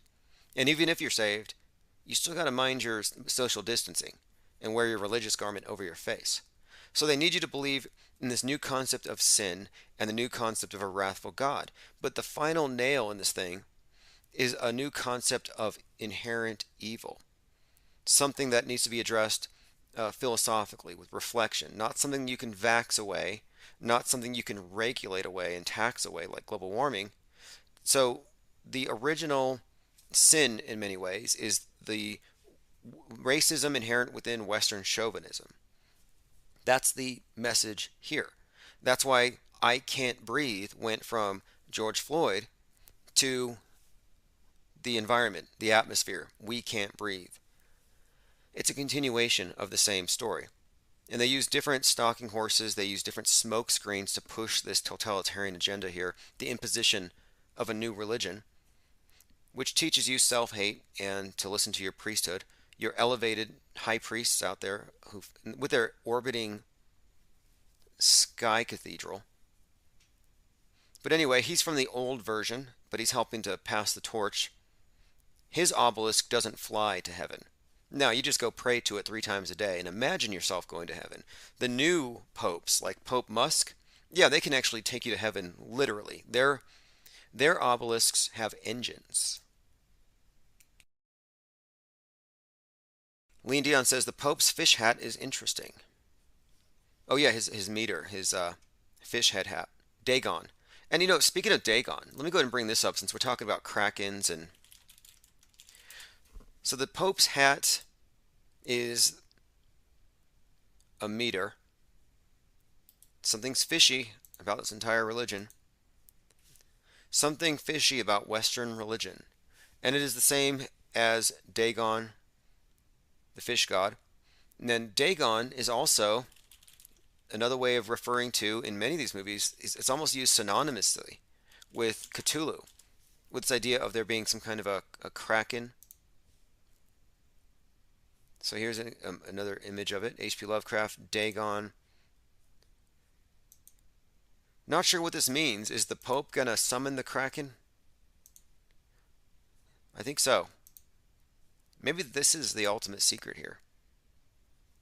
Anyway, we'll move on from this. It's just not a coincidence here. It's Mystery Babylon being repurposed. In fact, let me draw this one more analogy here. I think that Dagon is the fish god, and he puts on his magic suit so he can go into the abyss. He can go into the ocean. And you'll see the way they pray with their hands down, like the way Donald Trump prays. He's got his hands pointed down. Yeah, that's because their god is below. And so you got to put on your special fish god hat to go into your heaven, into your abyss. So I think it may be a direct connection here that the astronaut has to wear a fishbowl on his head to go into his special environment. Like, could the astronaut's uniform really just be another holy garment? Absolutely. The mask is a religious garment. Why wouldn't the spacesuit? This is your heaven suit. Your high priests have to wear this to go up there. And so it could be that the space helmet is something like a meter, something like your fish suit. Your suit to go, because now you're amphibious, you live in 2 different environments, just up there rather than down. Anyway, yeah, high priests are now astronauts. No difference. Nothing about them is original. Like, check this out. It turns out that Elon Musk's flamethrowers, not even an original idea. He took that from Spaceballs, admittedly. And the fact that Musk is a fan of Spaceballs tells you something. Erica Bear says, on Good Fridays, you eat fish only. Well, Piscean age. Lean Dion says, oh, no. Repentagram says, Macaulay Culkin has the Crowley-shaped nose. I'll have to take a look. All right, let's move on. Does anybody here think I'm off with the idea that the astronauts are your new elevated high priests? Also found something else out that's noteworthy. We were talking about Vulcan, the blacksmith. Vulcan, the husband of Venus. So Venus is being offended in the form of Jada by Chris Rock, so Vulcan slaps him. Slaps Chris Rock, who's probably playing the role of, I don't know, Zeus maybe. I mean, who is it in that play?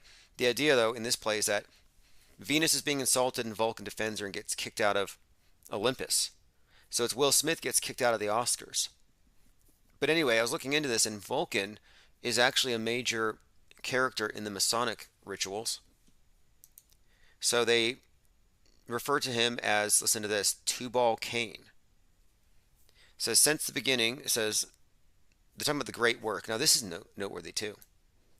This is about Freemasons and their symbolism here. Tubal Cain is the widow's, listen to this, Tubal Cain is the widow's son, the original sharpener. In more modern times, most recent translations of the Bible, we find he morphs from being one who sharpens to the forger. So it's talking about this character, Tubal Cain, being this blacksmith. But anyway, according to Albert Mackey, Masonic historian, he says, Tubal Cain is the Vulcan of the pagans. So just an interesting connection here, because that happens to be one of their major passwords, Tubal Cain, a reference to Vulcan. I found this interesting article about this topic though, and it actually has some connections here worth looking into if you want to go into that particular event, that aspect of that event, the Venus Vulcan thing. And of course, Will Smith is not a blacksmith, but he is a smith and he is black. And this is the type of coded language they use here. And listen to this word here, this phrase, great work. It says, a simple goal to place an end to the endless wars and human misery that have plagued the planet for thousands of years, through a coordinated effort of like-minded brothers, where the purpose of our great work was to help create a world that was unified.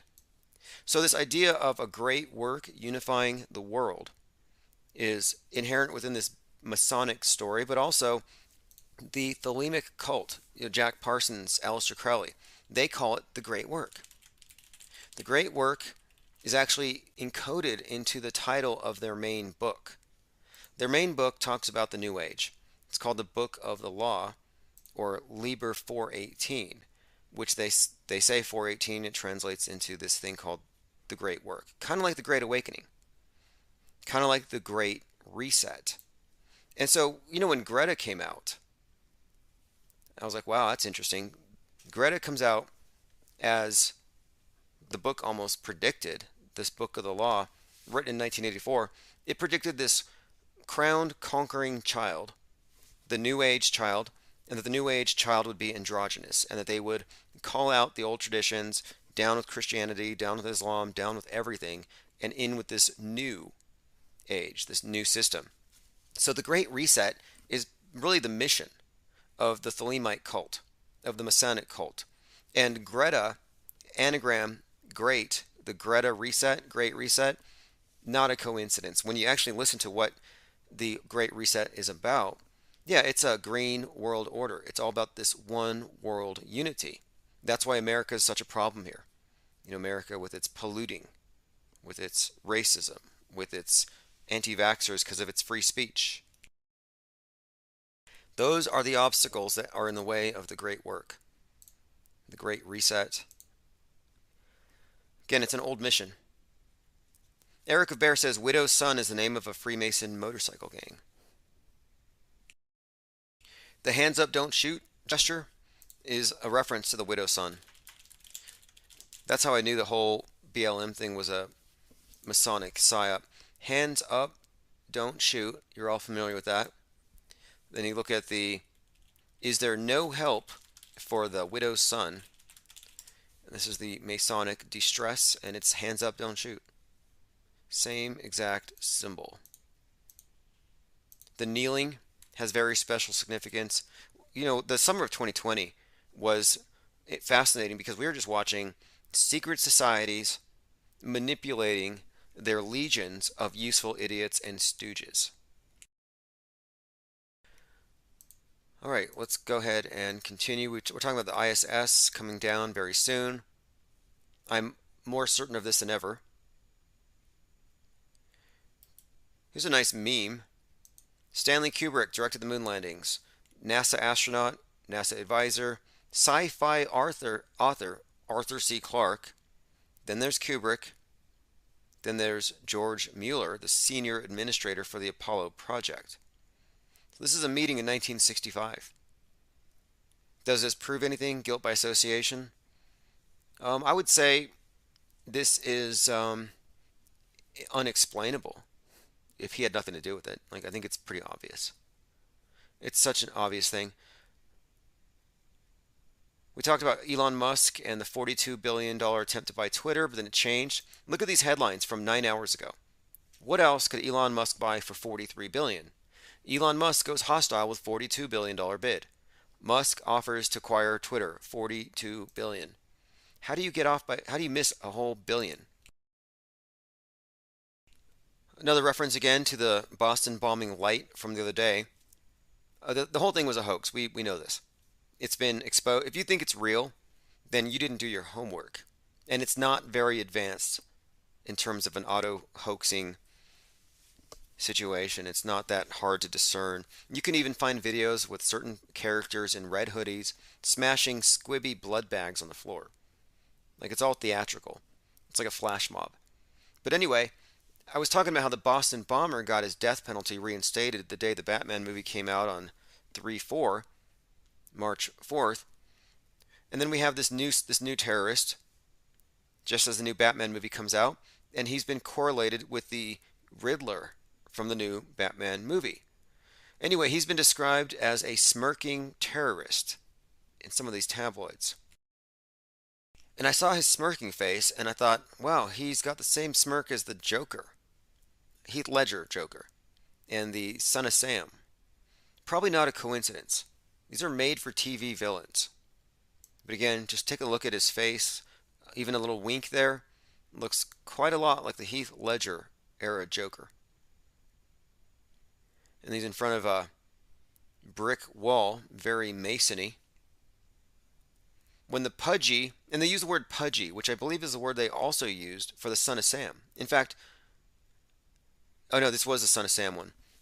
They also called him smirking though. So this is the smirking terrorist, Frank James, and then Son of Sam, the pudgy smirking shooter. Outside his Yonkers apartment. In July of 1977. Now what's interesting about the Son of Sam event, and that's why I think this also might be significant here, is the Son of Sam event was 1977 during blackouts on 42nd Street. And the movie about Son of Sam, SOS, was filmed by Spike Lee. So you have Spike Lee does a movie about the summer of 77. He did a movie about the summer of 68 and 2020, The Five Bloods. So there's a fascinating connection here though, because 42nd Street is where we had these two historic blackouts. One, July 13th, 1977, and that's when the Son of Sam was doing his thing. And the other, July 13th, 2019, 42 years later to the day from 42nd Street on. Put 42,000 plus in the dark. Interestingly enough, Chesley Christ jumped from the Orion building, and to the Egyptians, Orion is Osiris. Beauty Queen jumped from an Orion building in January, landed on 42nd Street. So I'm like, that's interesting. Chesley Christ lands on 42nd Street after jumping from a building, and she hit the ground, according to TMZ, at 7:13 a.m. So I'm like, this is an interesting tie-in here, just a side note, but it does connect to a bigger story here, where 42, that's the street. 7:13 is the date of these historic blackouts. She hits the ground 7:13. 77 blackout, subject of a movie by Spike Lee. And during this event, Spike Lee was spotted hanging out with Colin Kaepernick because they're working on a documentary. Significance there, she's a co-star of Kaepernick in Colin in Black and White. And you'll see when we dig into this particular story about this beauty queen jumping from a high-rise. And it's all about, I think, Miss USA falling. I think this is all connecting to this bigger story of U.S. burning. And if you recall, the Burning Man festivals were bookended by actual burning men in front of the White House. So in 1986 and 2019, you had these individuals set themselves on fire in front of the White House. And the more recent one, the 2019 White House Burning Man, he was wearing a shirt that says, and here's a picture of it, USA. I'm like, this is interesting. A guy with a USA shirt burning in front of the White House with the obelisk in the back, which is really no different from their ritual catharsis at the mall, which they do every May, where they do a Burning Man in front of the obelisk. But I see the USA shirt, USA burning, and this is in 2019. And I watched the video, and on the video there's a bus that passes in front of the camera. Happens to be bus number 113. So as I've mentioned several times tonight, the 113 is constantly being associated in major world news events with burning, Phoenix, with this constant symbol. And so I'm looking at this here as hoaxy as heck. Now again, this happened 33 years prior to this event as well. And the guy who burned himself to death is 33 years old. Look, he was 33 years old. His family reported him missing on Wednesday.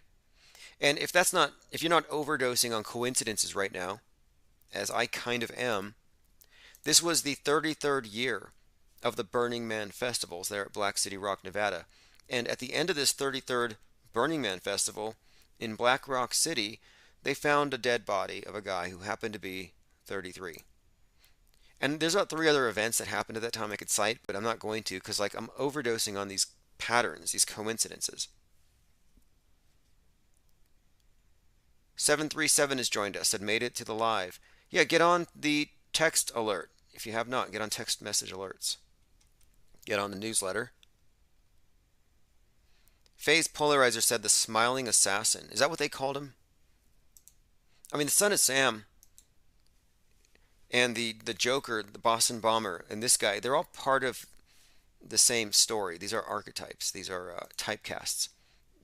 Not even a believable villain if you listen to him. Now, I said that the Batman movie was going to precede white nationalist violence, just like the Joker movie preceded left-wing violence, which the media doesn't report on, obviously. Now listen to this. Germany foils anti-lockdown protester plot to kidnap health minister, launch bomb attacks, and spark a civil war to overthrow the country's democratic system. Far-right United Patriots. So this is in Germany. My point being, the far right is going to be the center stage of any kind of major psyops this summer, in my opinion. And I'm basing this solely on the pattern with these Batman Joker movies and what they truly represent. And I think they represent the intentional infliction of a state of panic so that we call for the SWAT team, the Batman. We call for the Big Brother lockdown. By the way, the accused subway shooter was a DoorDasher. Imagine that. The guy dropping off your tacos is a racist maniac waiting to go on a killing spree. Let's see. Alex Jones getting drunk and painting rocks. You know, Alex Jones made a reference to himself being Bill Hicks. Let me go ahead and play this. He does this all the time. Like, nobody would know he was Bill Hicks. The point is that that group never is austere themselves. So this is getting drunk and painting rocks, which is a great idea for a program.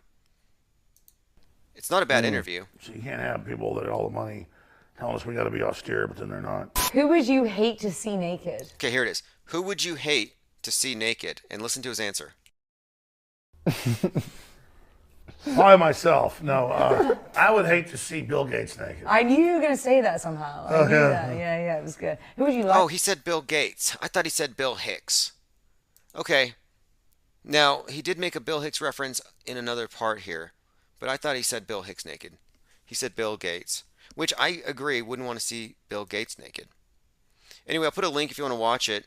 Whether you think he's Bill Hicks or you know he's Bill Hicks, or whether you think you just like the Super Male Vitality commercials, there's a link.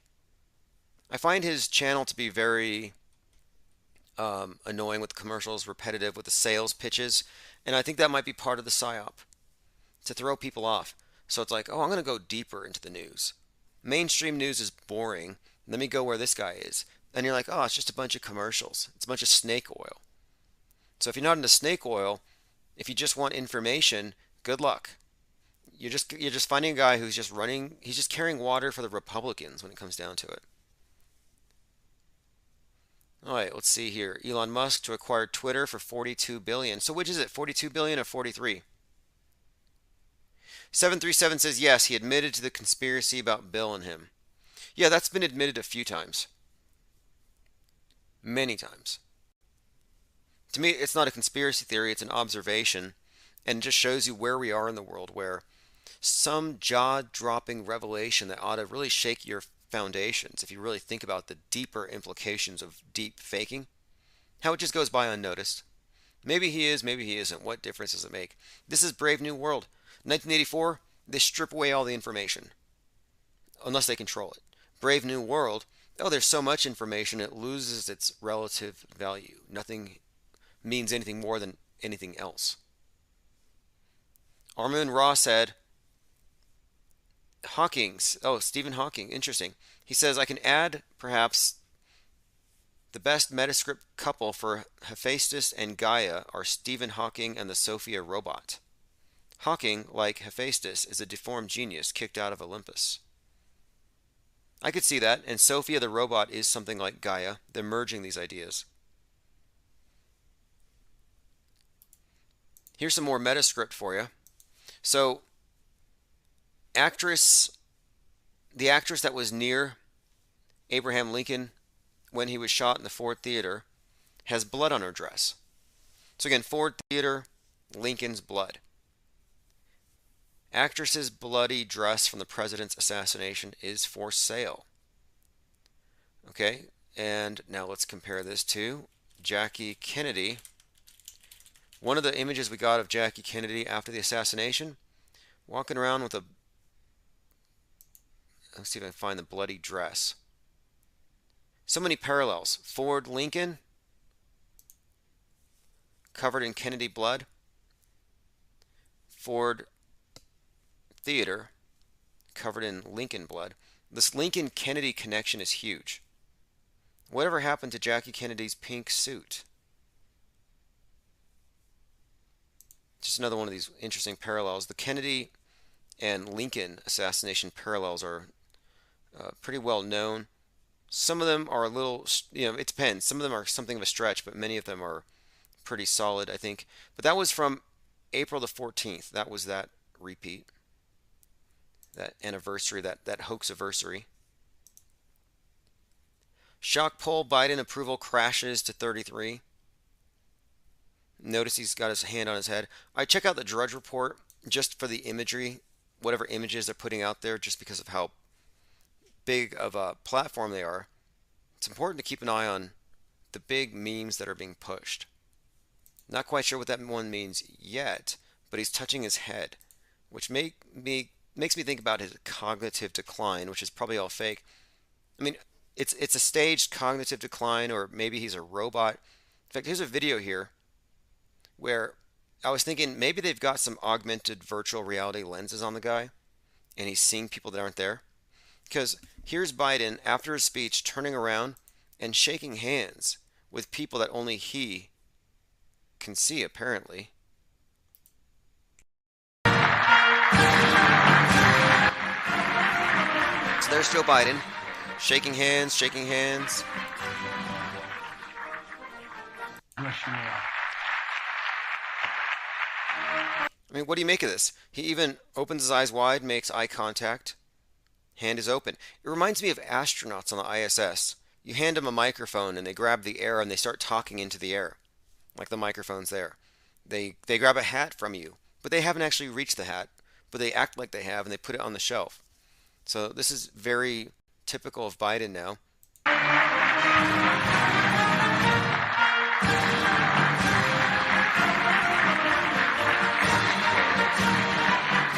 Yeah, I'm thinking he's already been metaversed.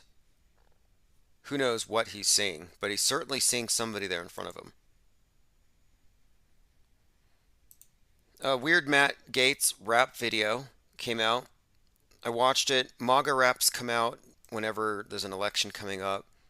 Super cringe, but cringe rap is a thing.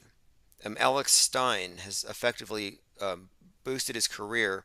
Like the guy's made for, he's going to be a staple of mainstream news, I think, forever now, because of his cringe rapping. Well, here's a cringe rap called Matt Gaetz by Forgiato Blow. And this is being ridiculed, obviously, because it's a rap about Matt Gaetz. The unfortunate thing is that Abby Greenberg is in the video. Get trained in less than a year at Universal. Now, Abby Greenberg is the wife of Matt's friend, Joel Greenberg, the wingman, the guy that was procuring the 17-year-olds for him. So here you have this politician, hooking up with high school students. And that guy was indicted. And this could all be fake. This guy was charged, Joel Greenberg. Check this out. This is why I think it all could be staged and fake. Greenberg faces 33 charges. Stalking, identity theft, sex trafficking. Why 33? But anyway, that guy's wife is in this music video called Matt Gaetz. I'll play about 20 seconds of it. Just cringe rap. It's huge. I'm on the right.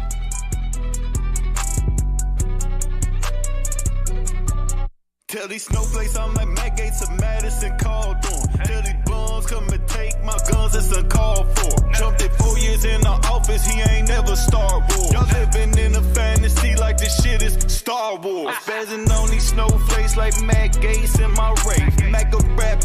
Like Matt Gaetz. And he even alludes to Matt Gaetz growing up in the Truman Show house.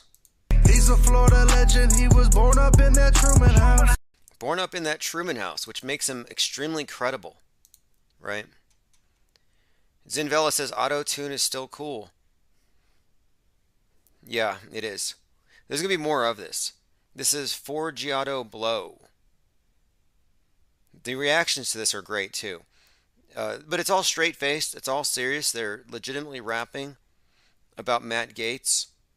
And about Matt is great. I'm in a Matt Black raid with the Matt Gaetz is great, even though his best friend is charged with 33 counts of sex trafficking. One of them being a 17-year-old, which they don't see as ironic. Q, 17. He's the major Q guy. Like, I call him Matt Pizza Gaetz for a reason.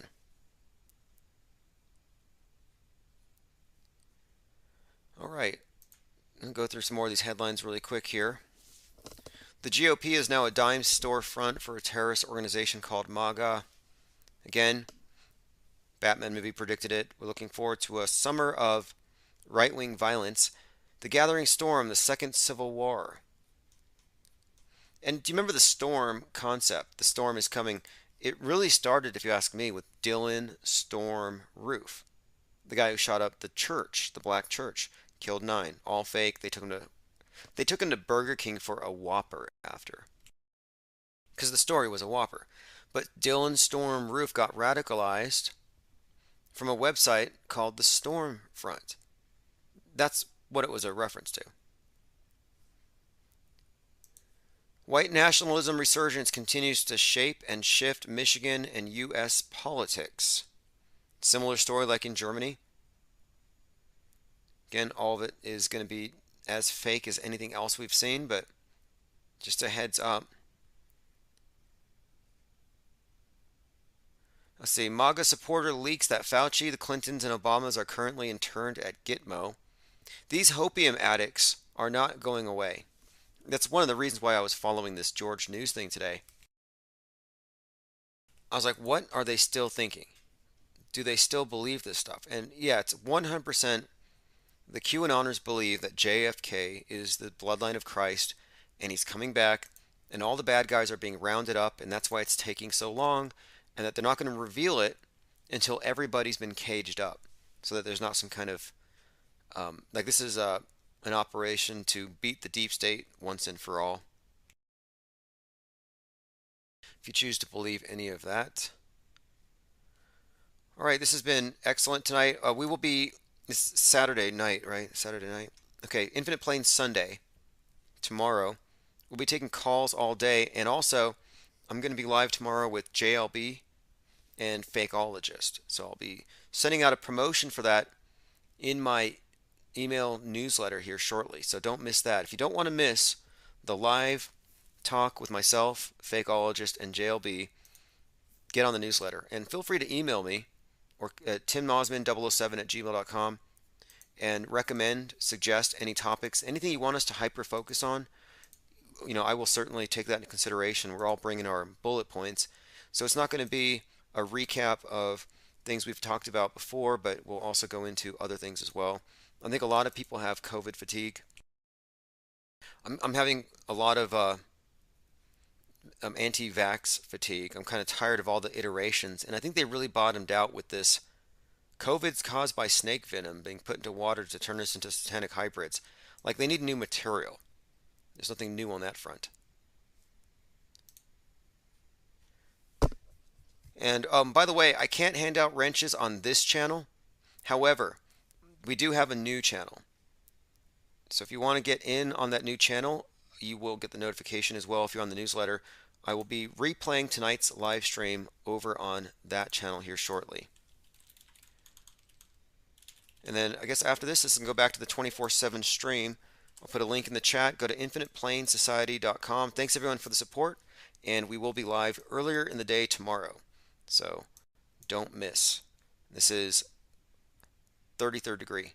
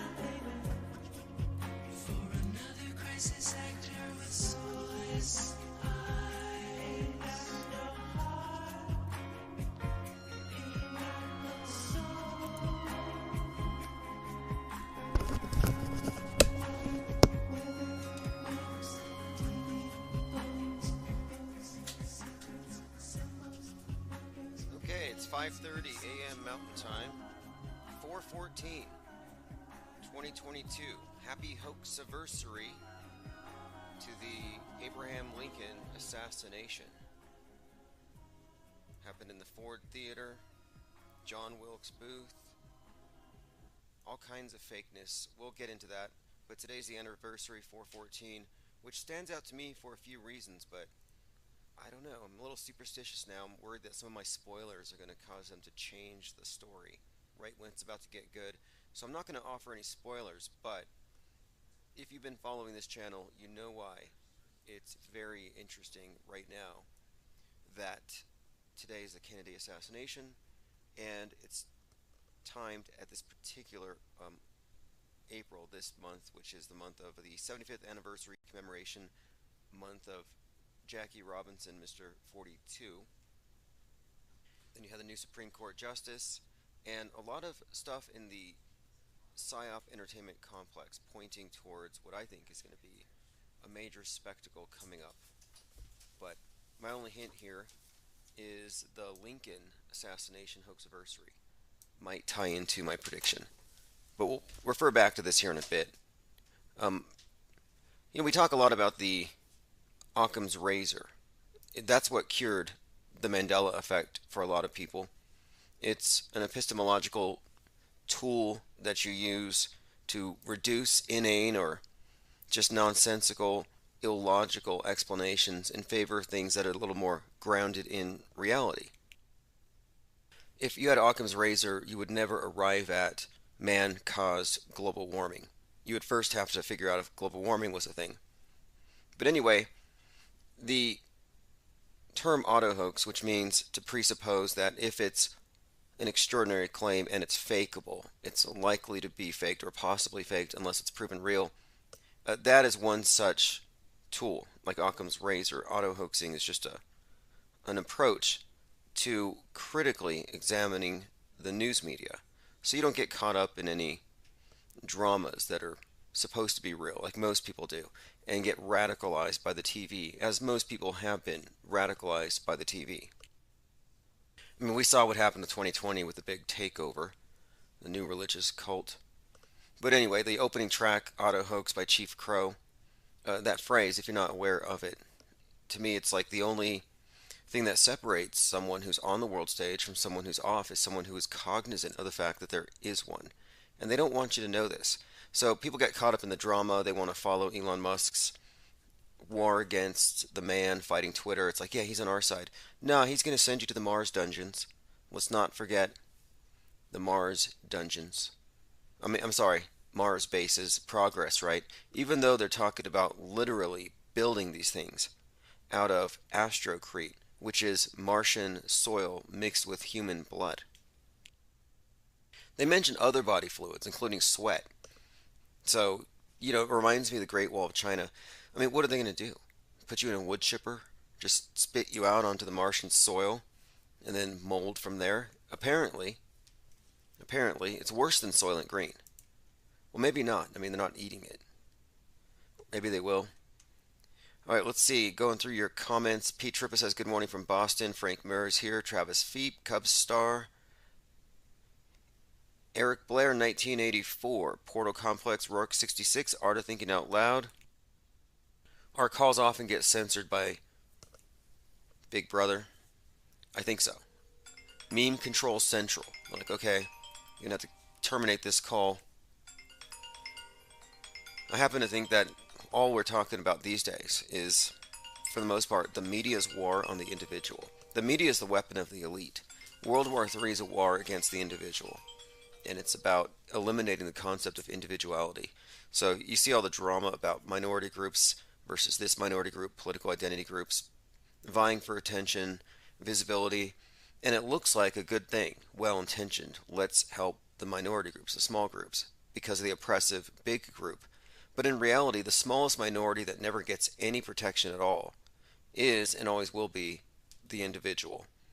And that's what they're trying to eliminate. And for the most part, they've done so. They've eliminated the concept from public sight. If you recall, it was, quote, selfish to not wear a mask. Selfish. You still have yourself, your individuality, symbolized by your unique face. Got to get rid of that. All right, also joined here with Kevin Mooring says Elon offers to buy Twitter. Right. And he's going to send us to Mars. Like, this is all a trap. It is interesting news, but again, to me, what does it matter anyway? Because the ideas that really matter are the ones that will still be excluded from left or right-leaning platforms. So it was left, now steer it right. Yeah, it's still, they're not going to reveal anything. You think, I mean, we're literally talking about one of the faces of the biggest deception of all. Ground zero for the big deception is this worldview. And they work their way down from there. And you don't have a greater worldview reinforcer than Musk. And I think this is also an important thing that they had to do this. It was crucial because environmentalism is really just a mask for communism. We all know this. Watermelon Marxism, green on the outside, red on the inside. Everybody knows that environmentalism is a stalking horse for the commies. And Greta, for example, she's a communist. She doesn't care about recycling. Maybe she does. Maybe she actually believes it, but that's kind of beside the point. We all know it's a stalking horse agenda. So the right is smart enough to know climate change is a hoax, and it's not legal. Well, it's still legal to say it, but it is prohibited now. You get kicked off of Pinterest if you say climate change is a hoax. If I say Globe's not mad at us and he's not going to send a flood, you don't need an ark. They will literally take me off their page, their whole platform. You will be deplatformed for not believing in Noah's. Like I knew that you would, like I knew that you would. In my dream, I ain't got time, baby, for another crisis actor with soulless eyes. Ain't got no heart, ain't got no soul.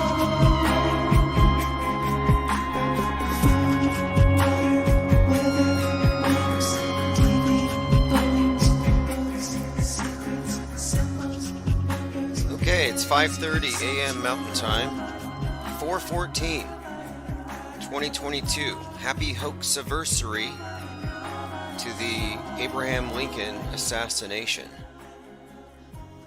Happened in the Ford Theater, John Wilkes Booth, all kinds of fakeness. We'll get into that, but today's the anniversary, 4/14, which stands out to me for a few reasons, but I don't know. I'm a little superstitious now. I'm worried that some of my spoilers are going to cause them to change the story right when it's about to get good. So I'm not going to offer any spoilers, but if you've been following this channel, you know why it's very interesting right now that today is the Kennedy assassination, and it's timed at this particular April, this month, which is the month of the 75th anniversary commemoration month of Jackie Robinson, Mr. 42. Then you have the new Supreme Court Justice, and a lot of stuff in the PSYOP entertainment complex pointing towards what I think is going to be a major spectacle coming up.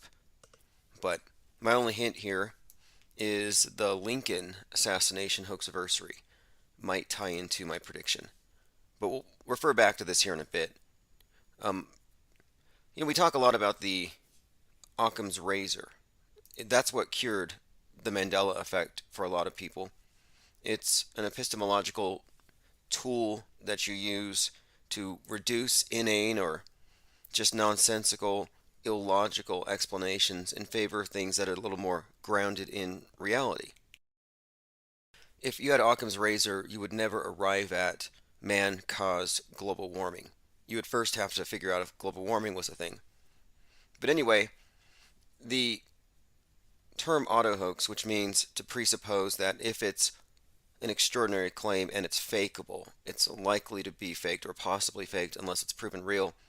That is one such tool, like Occam's razor. Auto-hoaxing is just an approach to critically examining the news media, so you don't get caught up in any dramas that are supposed to be real, like most people do, and get radicalized by the TV, as most people have been radicalized by the TV. I mean, we saw what happened in 2020 with the big takeover, the new religious cult. But anyway, the opening track, Auto Hoax by Chief Crow, that phrase, if you're not aware of it, to me it's like the only thing that separates someone who's on the world stage from someone who's off is someone who is cognizant of the fact that there is one. And they don't want you to know this.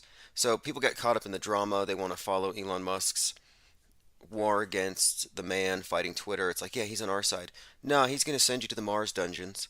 Let's not forget the Mars dungeons. I'm sorry, Mars bases, progress, right? Even though they're talking about literally building these things out of astrocrete, which is Martian soil mixed with human blood. They mention other body fluids, including sweat. So, it reminds me of the Great Wall of China. I mean, what are they going to do? Put you in a wood chipper? Just spit you out onto the Martian soil and then mold from there? Apparently, it's worse than Soylent Green. Well, maybe not. I mean, they're not eating it. Maybe they will. All right, let's see. Going through your comments. Pete Trippa says, good morning from Boston. Frank Murray's here. Travis Feep, Cubs star. Eric Blair, 1984. Portal Complex, Rourke, 66. Art of Thinking Out Loud. Our calls often get censored by Big Brother. I think so. Meme Control Central. They're like, okay, you're going to have to terminate this call. I happen to think that all we're talking about these days is, for the most part, the media's war on the individual. The media is the weapon of the elite. World War III is a war against the individual. And it's about eliminating the concept of individuality. So you see all the drama about minority groups versus this minority group, political identity groups, vying for attention, visibility, and it looks like a good thing, well-intentioned. Let's help the minority groups, the small groups, because of the oppressive big group. But in reality, the smallest minority that never gets any protection at all is and always will be the individual. And that's what they're trying to eliminate. And for the most part, they've done so. They've eliminated the concept from public sight. If you recall, it was, quote, selfish to not wear a mask. Selfish. You still have yourself, your individuality, symbolized by your unique face. Got to get rid of that. All right, also joined here with Kevin Mooring says Elon offers to buy Twitter. Right. And he's going to send us to Mars. Like, this is all a trap. It is interesting news, but again, to me, what does it matter anyway? because the ideas that really matter are the ones that will still be excluded from left or right-leaning platforms. So it was left, now steer it right. Yeah, it's still, they're not going to reveal anything. You think, I mean, we're literally talking about one of the faces of the biggest deception of all. You know, ground zero for the big deception is this worldview, and they work their way down from there. And you don't have a greater worldview reinforcer than Musk. And I think this is also an important thing that they had to do this. It was crucial because environmentalism is really just a mask for communism. We all know this. Watermelon Marxism, green on the outside, red on the inside. Everybody knows that environmentalism is a stalking horse for the commies. And Greta, for example, she's a communist. She doesn't care about recycling. Maybe she does. Maybe she actually believes it, but that's kind of beside the point. We all know it's a stalking horse agenda. So the right is smart enough to know climate change is a hoax, and it's not legal. Well, it's still legal to say it, but it is prohibited now. You know, you get kicked off of Pinterest if you say climate change is a hoax. If I say Globe's not mad at us and he's not going to send a flood, you don't need an ark. They will literally take me off their page, their whole platform. You will be deplatformed for not believing in Noah's Ark, or the modern equivalent. Brought to you by NOAA, the National Oceanic and Atmospheric Administration. I mean, what a joke. Again, this is just the encroaching war on free speech and on actually criticizing things. So my point being, the right wing, the capitalists, the ones who still believe in, free speech, private property, gun ownership, yeah, they may reject climate change. They may even reject the science that locked everyone down in 2020. But you know what they don't reject? Outer space. They think that's a victory of free market, free enterprise, market-driven technology, capitalism, progress, technology.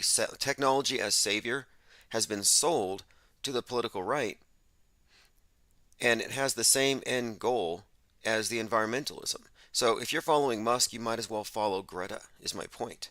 Because everything about Musk's agenda goes along with this sustainability, green world order, just another world savior. And it's just amazing how he's a bipartisan savior, because his entire life's work and agenda is reset, post-reset. But his public persona is, oh no, I'm on the right. But people will fall for it. And by the way, I think that his persona is modeled off of Willy Wonka, Iron Man, Tony Stark, and Werner von Braun, possibly his daddy. Now, von Braun did write a book about Elon colonizing Mars. I put out a meme yesterday, which I'm actually using as a basis for one of my short videos. I'll go ahead and put it on the screen. So what I have here just shows that we live in Disneyland. And this is showing that, okay, first of all, we always talk about these things, and you've all probably heard most of these.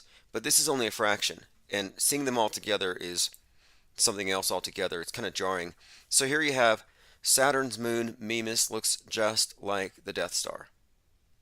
Now that is very significant because Darth Vader is Saturn personified. Then you have Pluto, discovered in 1930. Then you have Pluto the dog, emerged in 1930. And Pluto the dog's silhouette is on the planet Pluto. Then you have Mercury, the planet Mercury,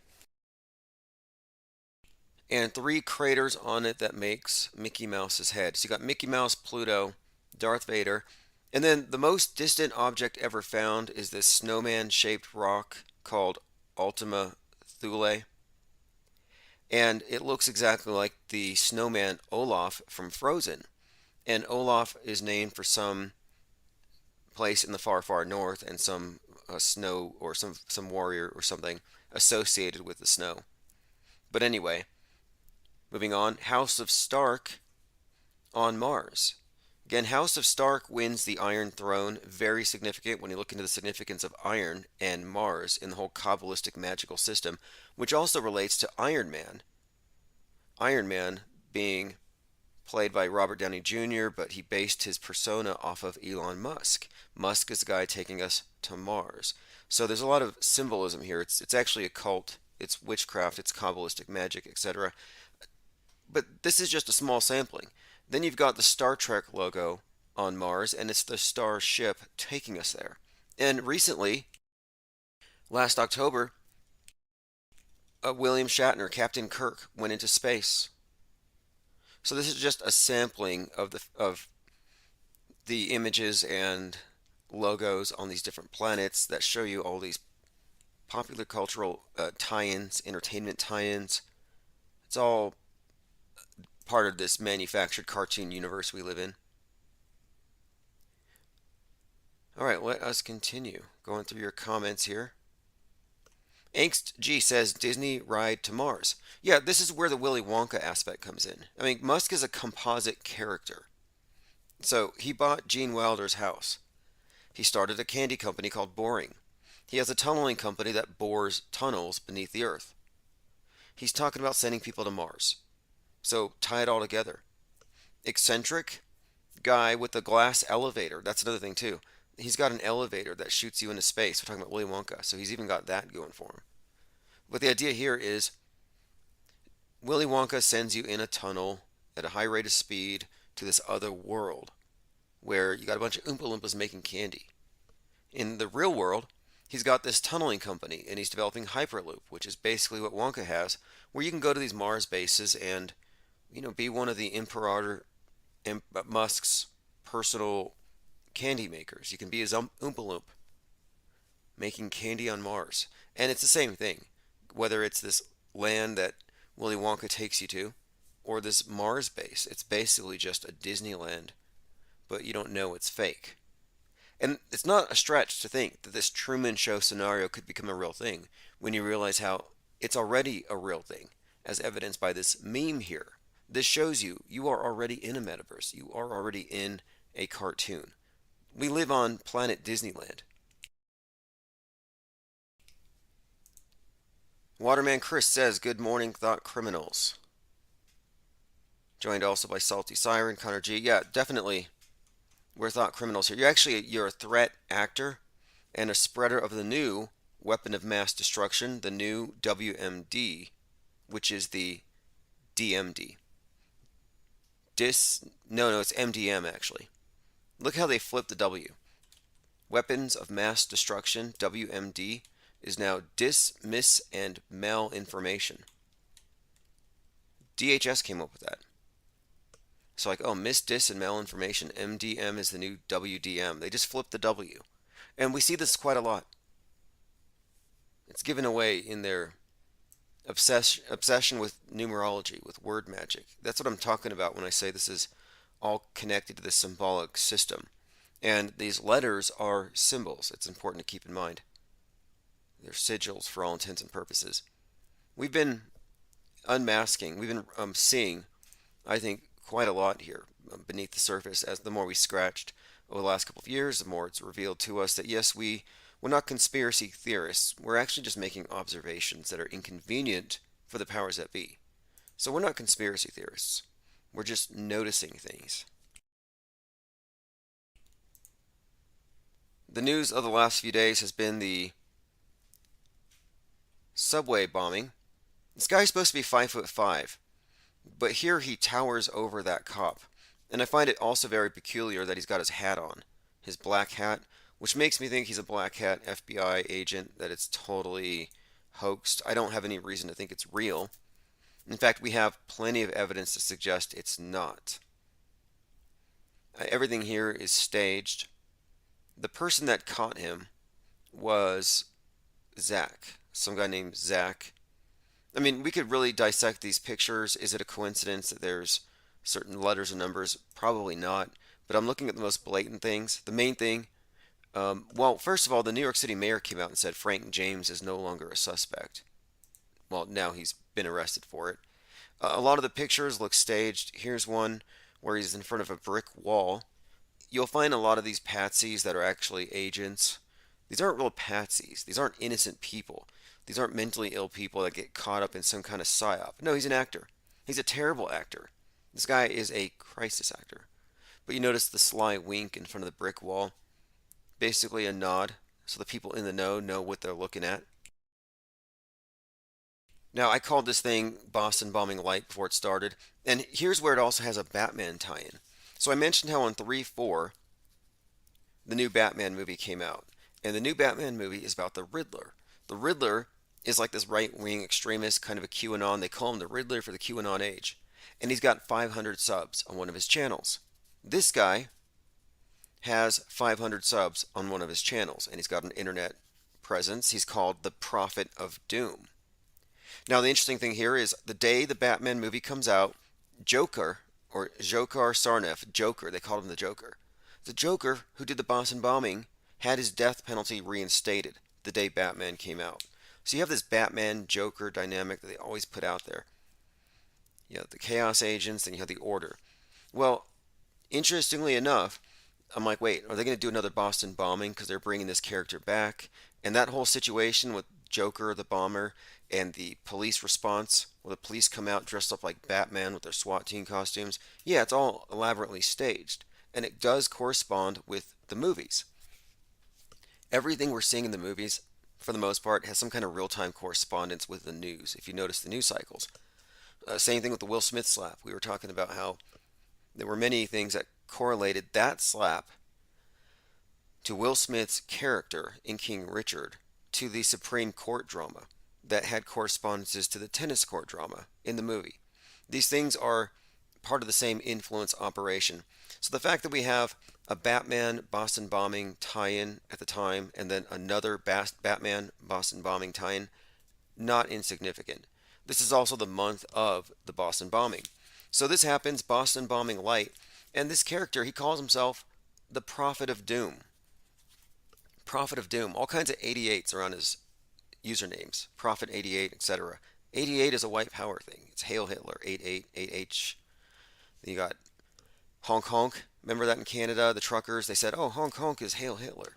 So it's kind of strange. You know, I don't know what their agenda is specifically with this one. He doesn't fit in with the BLM, with the NOI. He doesn't fit in with any organized kind of group along racial lines. He's kind of a libertarian, I thought, listening to him.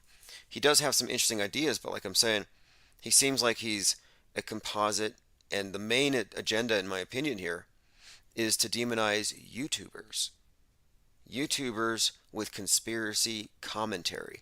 And a couple of times I saw mentions of conspiracy commentary. By the way, does anybody know how many shots this guy fired? If you've been following this channel, you should know this without even reading the story. You should already know that, oh yeah, a single shoe, lanyards, water bottles, like some people holding phones up to their ears and crying for the camera. Like, you know it's a hoax. You know what you're going to see every single time. Yes, 33. Restless Bear says 33. Deadbeat Daddy Minneapolis says 33. That's correct. 33 times. I'm just watching this TV show on Netflix called The Order, about a secret society within a university, Sigma Sigma Delta. And Sigma Sigma looks kind of like a 33, and the Delta is the triangle. And in the very first episode, there's a scene where the father, who's this older, conservative-like guy, says something to his son about crisis actors at school. And his son holds up a knife and says to his father or grandfather, "Say crisis actor again, I dare you." I remember when that clip came out, where you have this old versus young, and the young setting the old straight, whether it's with guns, whether it's with climate change, just another pattern, another bit of propaganda that I see. And I watch all this stuff because I'm studying the propaganda. I'm actually reading the future, to be quite honest. A gunman fired 33 shots on a subway train in Brooklyn, New York. And we've got more. We have evidence that one of the ladies that jumped out of the subway is later posing in front of a fire truck with a big 911 behind her. And then later, you see her on a stretcher, and someone else is carrying her purse, but it's given away by her shoes. So we have almost like a Waynell Sexton, but instead of being spread out across 4 or 5 different events, we have one person playing multiple roles in this one event. They must have been short-staffed. We also have evidence of blood bags, squibs, being squashed by the individuals in the orange hoodies. So you got these individuals with hoodies who are doing the blood bags and doing the photography. Then you have this lady in a maroon, like duster, a big maroon trench coat, and she comes out dripping blood on the floor.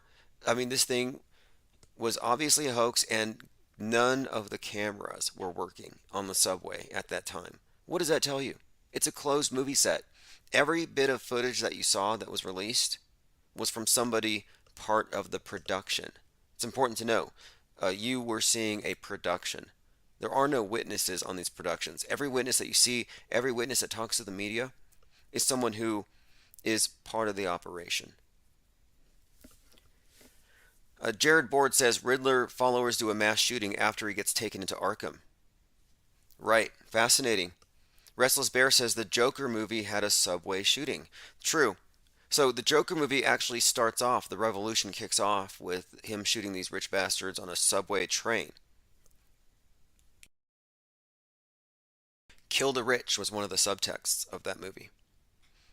And we'll get into the Snake Venom script a little bit. I think it's a Poe. I think it's a PSYOP. I think these guys are just working to try to take down channels like this who have legitimate observations. Tim uses the headlines as tarot cards for society's future, says Deadbeat Daddy Minneapolis. It's true. You really can. The Economist told you everything.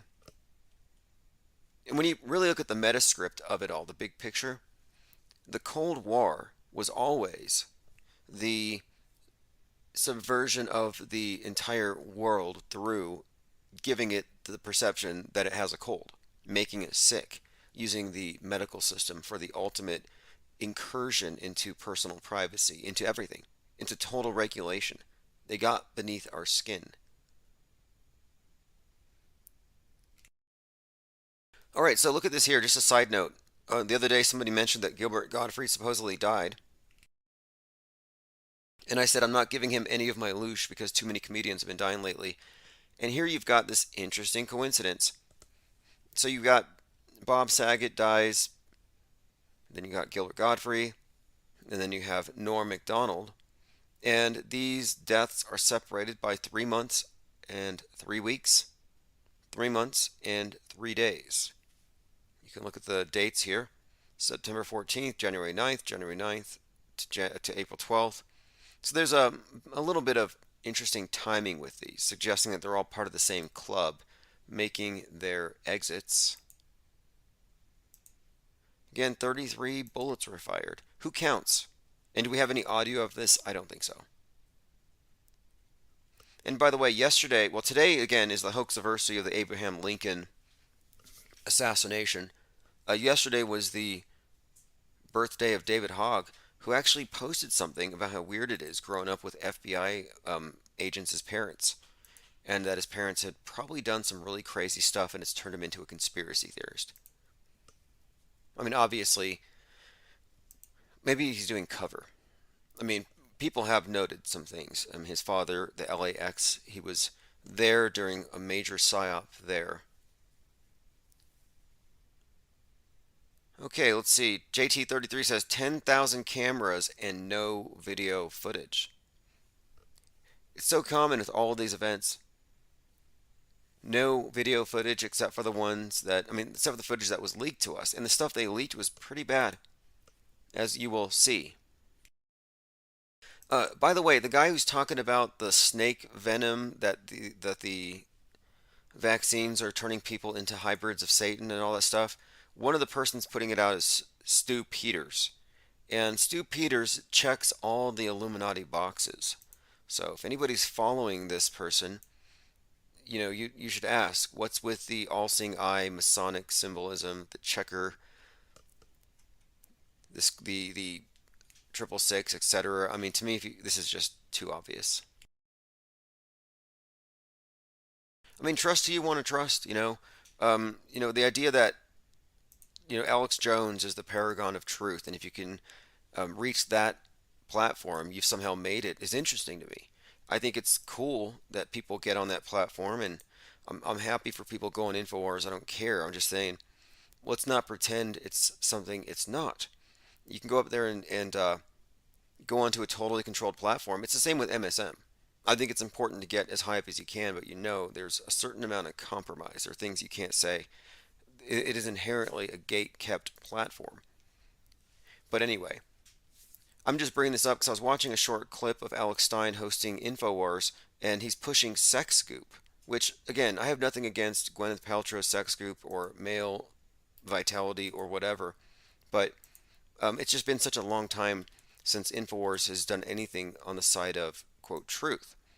They backed off on Sandy Hook, but even before that, he is a moon landing believer.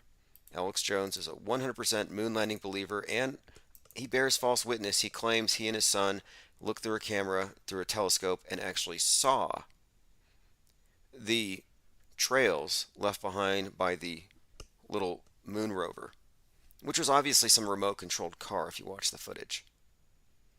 JT33 is correct. 10,000 cameras, 472 substations, and all were operational except for the 3 cameras at that location. What are the odds? You see what I mean? We're not conspiracy theorists here. We are making observations. Alright, let us continue here. If you're looking at the screen, I just want to back up what I was showing you about that one person in question. So on the right, you see the person crying on camera. Note the shoes, note the bag. These crisis actors get paid pretty well. I mean, these are some nice clothes. Behind her has the 9/11/01 Twin Tower image. The same thing that the shooter was in front of when he was talking.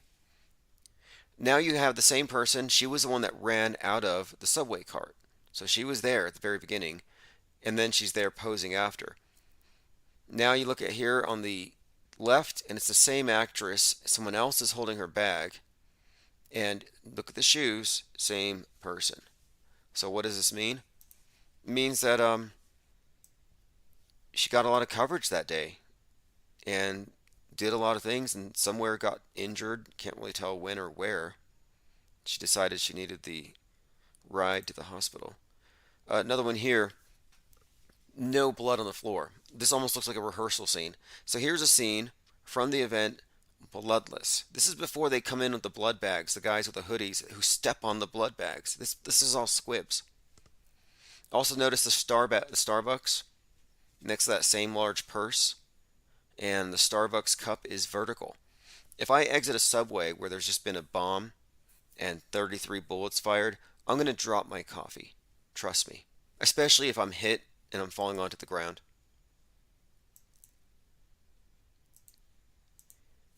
Eric Blair says, can't trust Alex. You can trust Alex Jones, but you have to trust that he's Bill Hicks playing the role of Alex Jones. So the bigger question here isn't is he or isn't he Alex Jones or Bill Hicks. We've already figured this out. The actual question should be, what is in the script for Alex Jones? And this was revealed years ago, back when Bill Hicks handed over a script to his producer Kevin Booth before he died.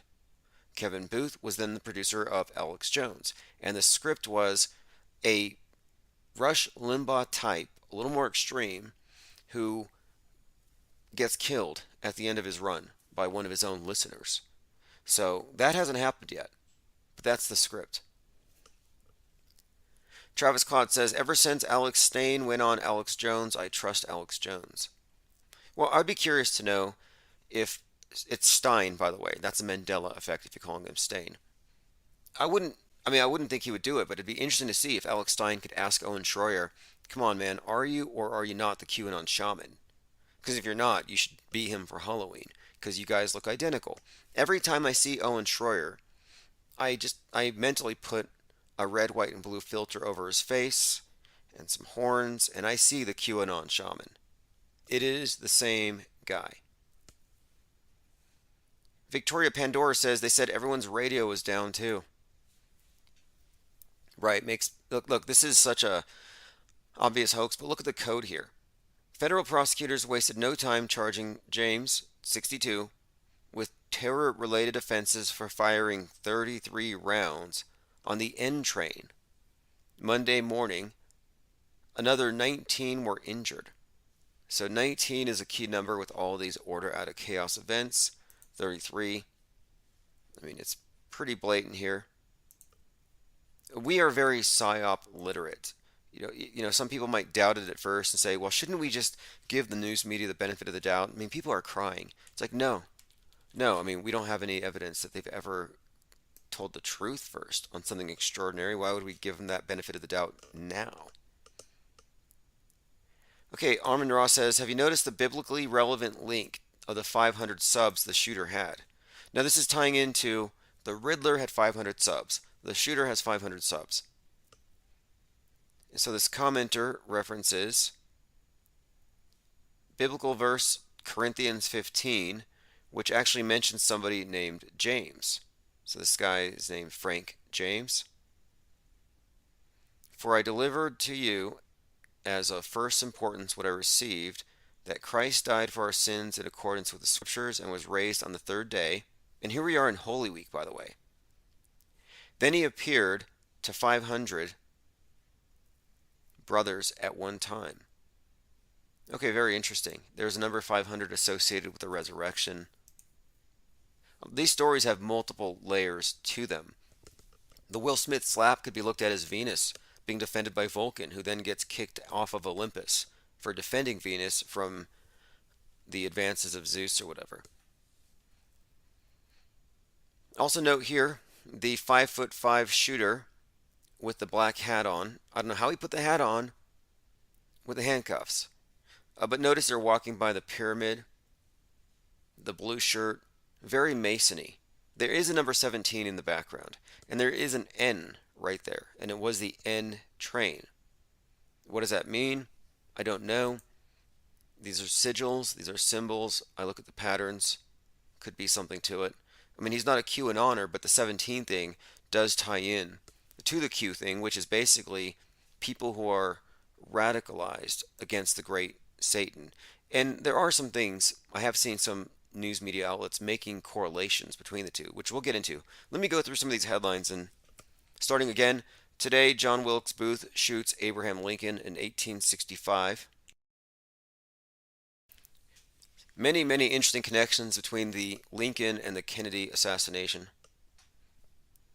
Lincoln in the Ford Theater, then of course Kennedy in a Ford Lincoln. Tupac chillingly predicted the exact age of his own death and said, "I know how I will die," before killing, claims his pal. So Tupac Shakur predicted how he would die and say he wouldn't live past 25, he told one of his friends. Well, he knew the character was going to be retired. And does anyone here know who Tupac is today? I don't care to draw attention to it.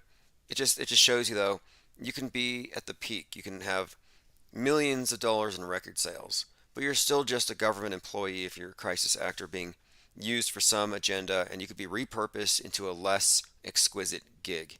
And that's what it looks like. It looks like he was downgraded into a lesser known group. See if anyone here knows. Eric Blair says it's still a gun grab agenda. Well, you do have the ghost gun thing. The gun grab agenda, though, is never ending. You know, I don't even think it's about taking the guns. I think it's about the division in society. Kind of like with the vaxes. I don't think it's about saving. I think it's about the division. I think it's needles versus guns. It's a political schism, and they want to keep that. Because it's about, do you defend yourself? Do you have an immune system? Or does the government defend you? And does the government inject you with an immune system? It's all about your relationship to power.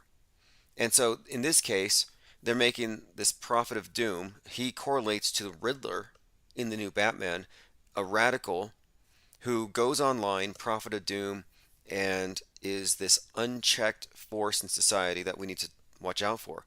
Because all this conspiracy commentary is dangerous for society. They'll say we could have stopped him. We should have censored him.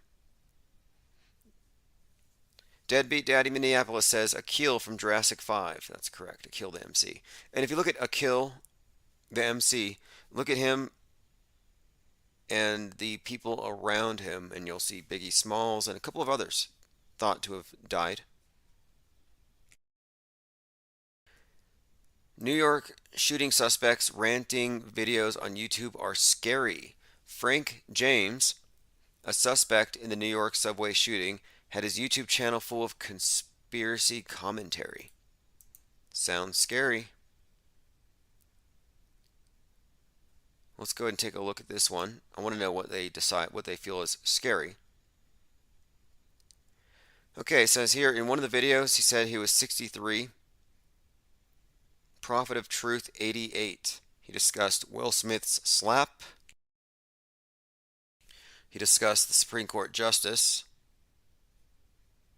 And he talks about, oh, they deleted his channel. Look at this. This video is no longer available because the YouTube account has been terminated. Yeah, I considered downloading all the videos and uploading them onto Rumble just for archival purposes, maybe BitChute even. And I watched a lot of it, and honestly, he came off as an actor, not attached to any real ideology. It just seems like something a bunch of cops came up with. I don't think this is real. We know it's not real from the event, but I mean, I don't think this is an authentic character. His videos aren't influential. Nobody thought the Prophet of Doom was the Prophet of Doom. This is some kind of made-for-TV character. I mean, look at the name. Doesn't that sound like somebody the Batman would go after?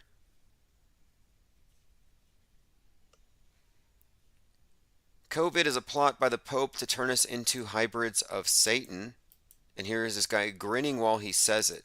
And this is the new line going out there. We got to watch out because the QAnoners now believe that the serpent DNA is being added into people. And so now it's really more of the same. It's a new twist. But this guy does the worst breakdown of the term corona and novel corona. New crown. You can see the predictive programming about the corona all around the place. And somehow he connects it to the Pope's hat and says somehow that novel corona means the Pope's serpent or something. I mean, it's nonsensical. But he does say that people who have taken the thing are now hybrids of Satan. So, on the one hand, he's talking about, no, this is real science, not their fake science. I'm talking about mRNA. And you say mRNA 5G, suddenly you're an authority to all the conspiracy theorists. So he's like, mRNA, black goo, 5G, Satan. And sorry, you can't throw Satan into the mix. That's like saying that the devil causes climate change. You know, you can't mix the two. Not only does it sound crazy, it's illogical. And yet, this is used to broad brush anybody who doesn't go lockstep with CNN. Iowa man babbles. God, this is so bad. Let's just do it. Let's listen to this. The new theory is that Putin is basically fighting the deep state, and he's destroying biolabs in Ukraine. The problem is I don't believe in these bioweapons. I don't believe in nukes. So I hear these stories, oh, he's going to nuke the world. I'm not scared. He's getting rid of the biolabs. I wasn't worried about biolabs. And then he's also going after the deep state and saving the children. This is another reoccurring story here, which is getting kind of old at this point. I don't know anyone who's actually saved any children from the QAnon crew. They talk a lot about saving children, but by now a lot of those children are most likely Democrat voters. They've all grown up. So here's the exchange where the man says something about the real reason why Putin is fighting the war. During warfare, is my understanding. I think it's a little deeper than that. Okay, so I can't go any deeper. Okay, if you can, that's fine. It isn't that I know more than you know. It's just that I don't know anymore. Okay, it's kind of low. The volume's low, but here's what he says. But I think he's a very great president. I think he proved that. No, I can't. He's just talking about how brave Putin is because they're fighting the pedovores and saving the children. More of the same. This story refuses to die. QAnon believing rallygoer says she's waiting for God or the aliens to rescue kids from the Democrats. Save the Children is back again. So here we have it. This is a woman at a Trump rally saying she's waiting for aliens or God, and she's welcoming the nuke that it might take. So they're looking at the nuke as a savior. And I saw some video that was suggesting that the way they faked the old nuke footage was just a time-lapse overexposed shot of a sunrise, which is kind of interesting because it ties into this sun cult and the sun savior / destroyer. Anyway, listen to this. I was watching an episode of Bill Maher, not the whole episode, but I saw a clip of it on YouTube, and he said Republicans are obsessed with pedophilia. And it's like, you mean stopping it? Yeah, exactly.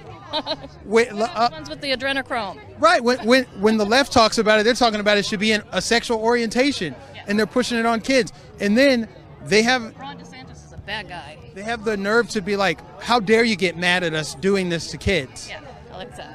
Yep, they're importing them from Mexico. It makes no sense. But you know what?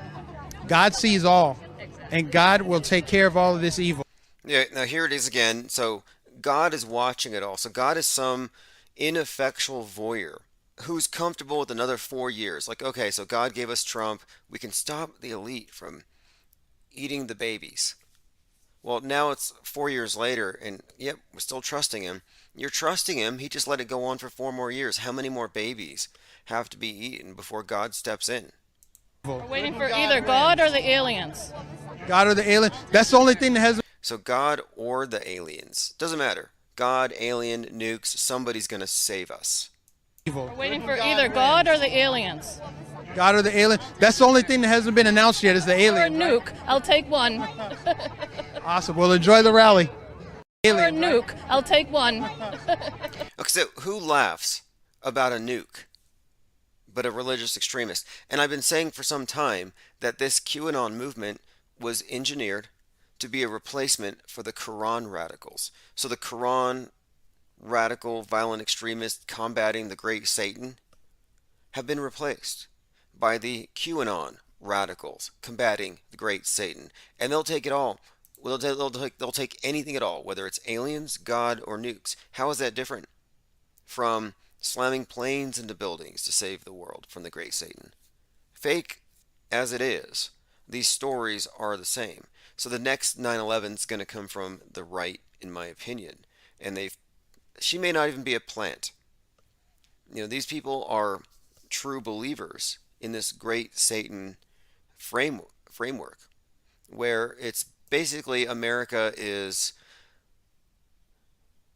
controlled by a bunch of evil people at the top who need to be expelled from the world, which is no different from what the jihadis were about. The thing that's different here, though, is that they believe that there are 269,000 to 500,000 indictments that have been sealed. So there's already 500 bad guys convicted, and they're waiting for the bloodbath. They're waiting for them all to be murdered on TV during an emergency broadcast where Trump, I guess it's going to be like a game show. He's going to come out and curate the military tribunals. President Trump, by the way, because he's still president according to this.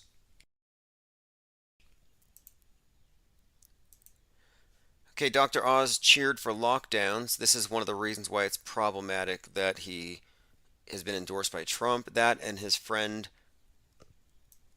Marina Abramovich.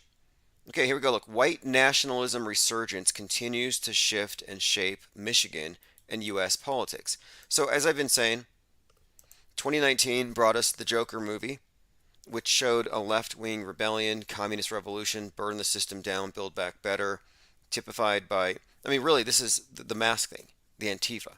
But this is the Joker mask rebellion that you saw in the movie. And just like I was saying with Netflix and everything else, we have preparation for everything that happens on the world stage in the entertainment media. So now for the other side, Batman to come out, it would imply, in my estimate, that we will see something similar from the right. A bunch of controlled opposition, mob action, maybe terrorist attacks, but coming from the other side of the spectrum. So here we have it right on time. Batman movie just came out, and now it's white nationalism resurgence. They even arrested 3 white nationalist guys who were trying to, and this is probably staged, they're feds or whatever, but they were going to shoot 5G towers and try to start some kind of a power outage in the Northwest to kick off Helter Skelter.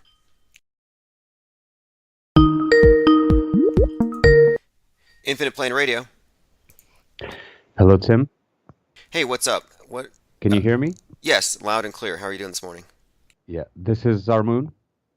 Yes. What's up, Armoon? How are you doing today? We're talking about how the movies precede the reality, and the Batman movie corresponds to not only the Boston bombing and Joker, but now the Boston subway, well, the shooting in New York City here, and this character who is very similar to the Riddler, who's the Joker of this new movie. Yeah.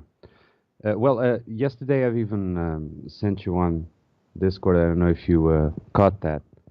That there was another link that you could find regarding the 500 subs on the social media. Yes, from Corinthians, and I read that. Right. I read Yeah, it, and it talked about the resurrection, and I'm like, well, this is Holy Week too. Yes, and note that his name is Frank James, so he appeared to James, and this is mentioned in that quote as well.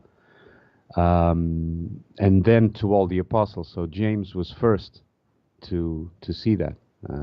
So I think that may be significant to the script being presented as well.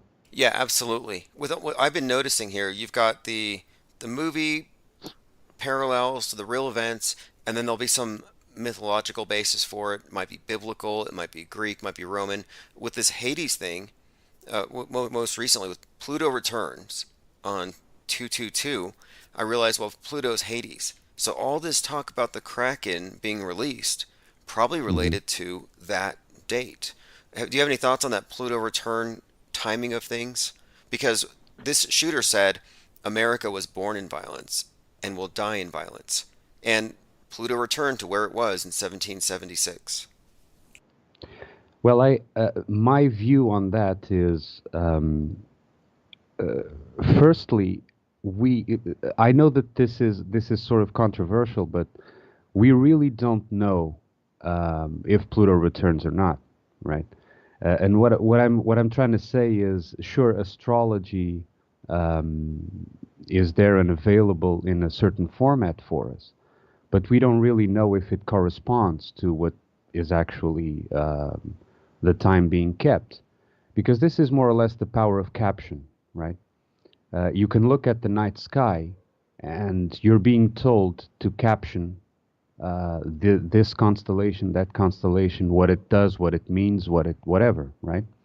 But you don't actually know if there's even, you see a pattern in the movement, but you don't even know if that pattern is what has been presented, since all the edits to the knowledge that has occurred.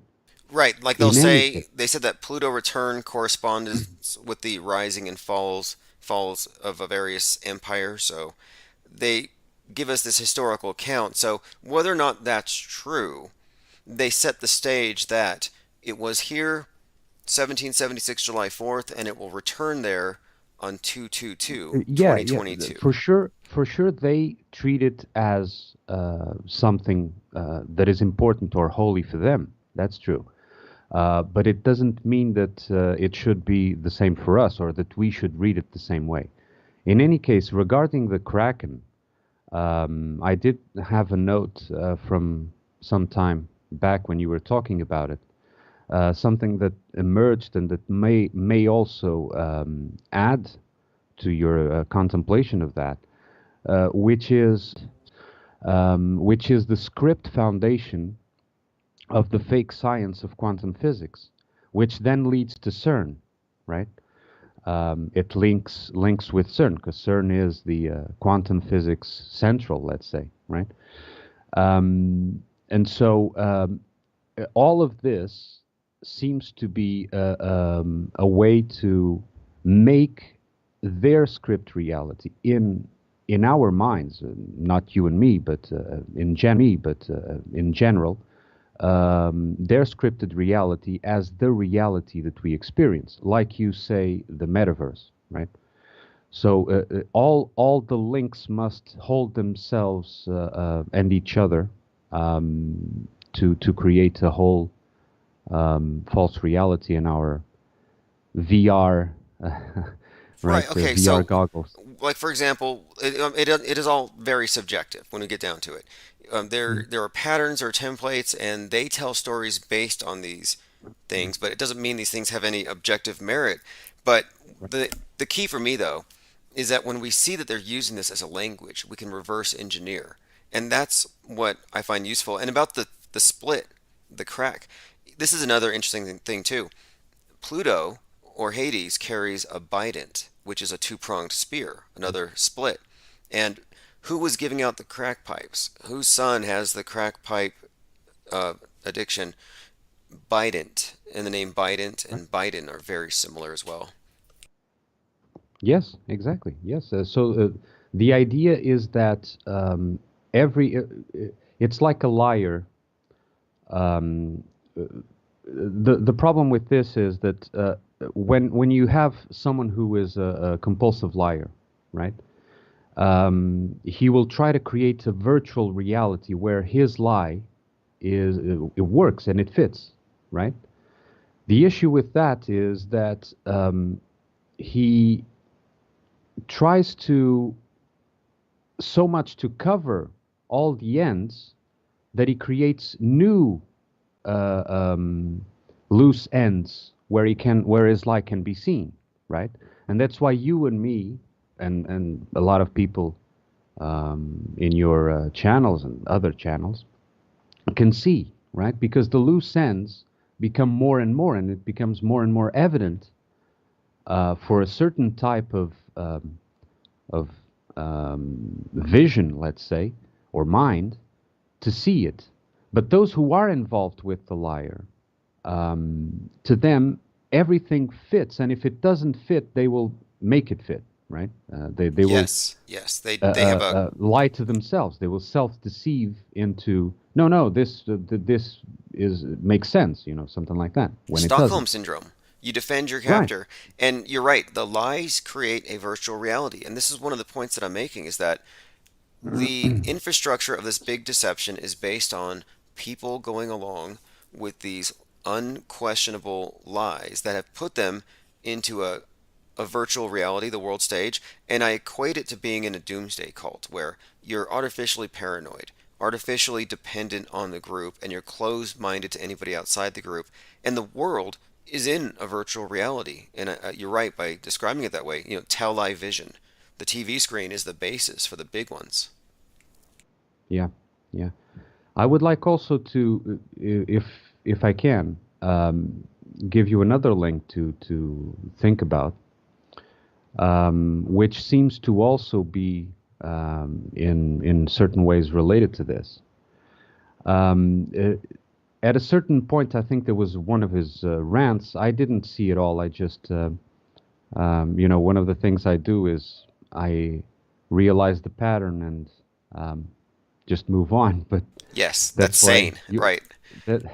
That's why what you guys do is important to me, because you go really deep into all these details, while I keep away. But in one of his rants, he talked about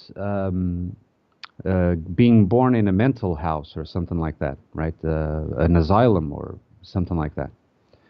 Do you know what I'm talking about? Yes, yes. I've seen some of it, the things that he said, and that's a key point there, to bring up the mental health thing, which is another area where they get not only beneath your skin, but into your mind. Exactly. So if you link that with the MK Ultra exposition, which was usually Kathy O'Brien, I think, and she exposed the pedophilia rings. She made documentaries and interviews or whatever about it, and that is linked with Q, right? So one of the things mentioned by the MK Ultra exposition is that the shootings that were increasing when they were doing this expose were perpetrated by MK Ultra victims, right? So the MK Ultra victims would be like Manchurian candidates, and they would go around shooting people, right? This is something that they mentioned. And this guy says that he was born in a mental program or whatever. And another link is that another of the things that they mention is that the victims, and this goes a bit beyond here, but that the victims can be programmed, according to Kathy O'Brien, to stop breathing, remember I can't breathe, or to stop the heart suddenly if they start to remember their participation in the orgies and so on. Now, if you link that with how many celebrities have supposedly passed away or staged their deaths, and also with the increase in alleged career debilitating heart issues among sports celebrities as well, right? So they will probably link or try to link all this together, not only the I mental see what you're program part. saying. Okay, this is You funny. This understand? is fascinating. I remember reading about Fritz Meyer's book on how to create a totally undetectable Illuminati mind-controlled slave, and he said it might be dangerous to show this book to someone who is programmed because it'll kick in their programming to off themselves. And what you're describing here is noteworthy because we're looking at the age of the information age, and that is a kind of an interesting correlation there. This idea that the MK Ultra program bots out there would be mass malfunctioning. Which may be part of what they want to present. Of course, I'm not saying that this is what is actually happening, but I am reading the in between the lines, because we know that this was no shooting at all. That is evident. Yes, but if you yes. believe there was a shooting, and if you believe that an MK Ultra Manchurian candidate did it, you understand? It all links together into a different story. Yeah, that's what I call a guardrail conspiracy. So those of us who know it's all staged realize, yeah, it's all fake. Nobody got injured. No real victim. No real victimizer. However, the people who know it's or see something off or their intuition still works, they'll be naturally led to this other explanation without jumping right into it's all fake. And so these stories are rich like that and layered to guide people away from the truth.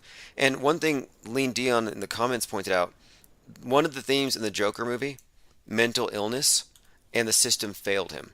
And that's kind of this guy's theme as well. Yes, exactly. Now we can understand. Now we can read the movie Joker much better than when it came out, right? Although it already had evident pointers there, but now it comes together much more evidently for us. Sure. Now that we've lived it a bit, and when you really break that movie down, Joaquin Phoenix, the name Phoenix hints at reset. Batman uses the Phoenix the bat as a phoenix, and we had the bat as the catalyst for this reset, this burn down, build back better. And then, of course, before the Joker movie came out, Joaquin Phoenix was doing some hardcore environmentalist activism and even got thrown in jail. And, he was doing this type of activism that actually corresponds to the Joker. So this is another parallel between his real world character and the movie character. And they're both, of course, phonies, or they're both scripted, but more parallels. Yes, yeah. I see a comment about my voice. Sorry about that. I had some tasty bat soup, and this started happening. I don't know.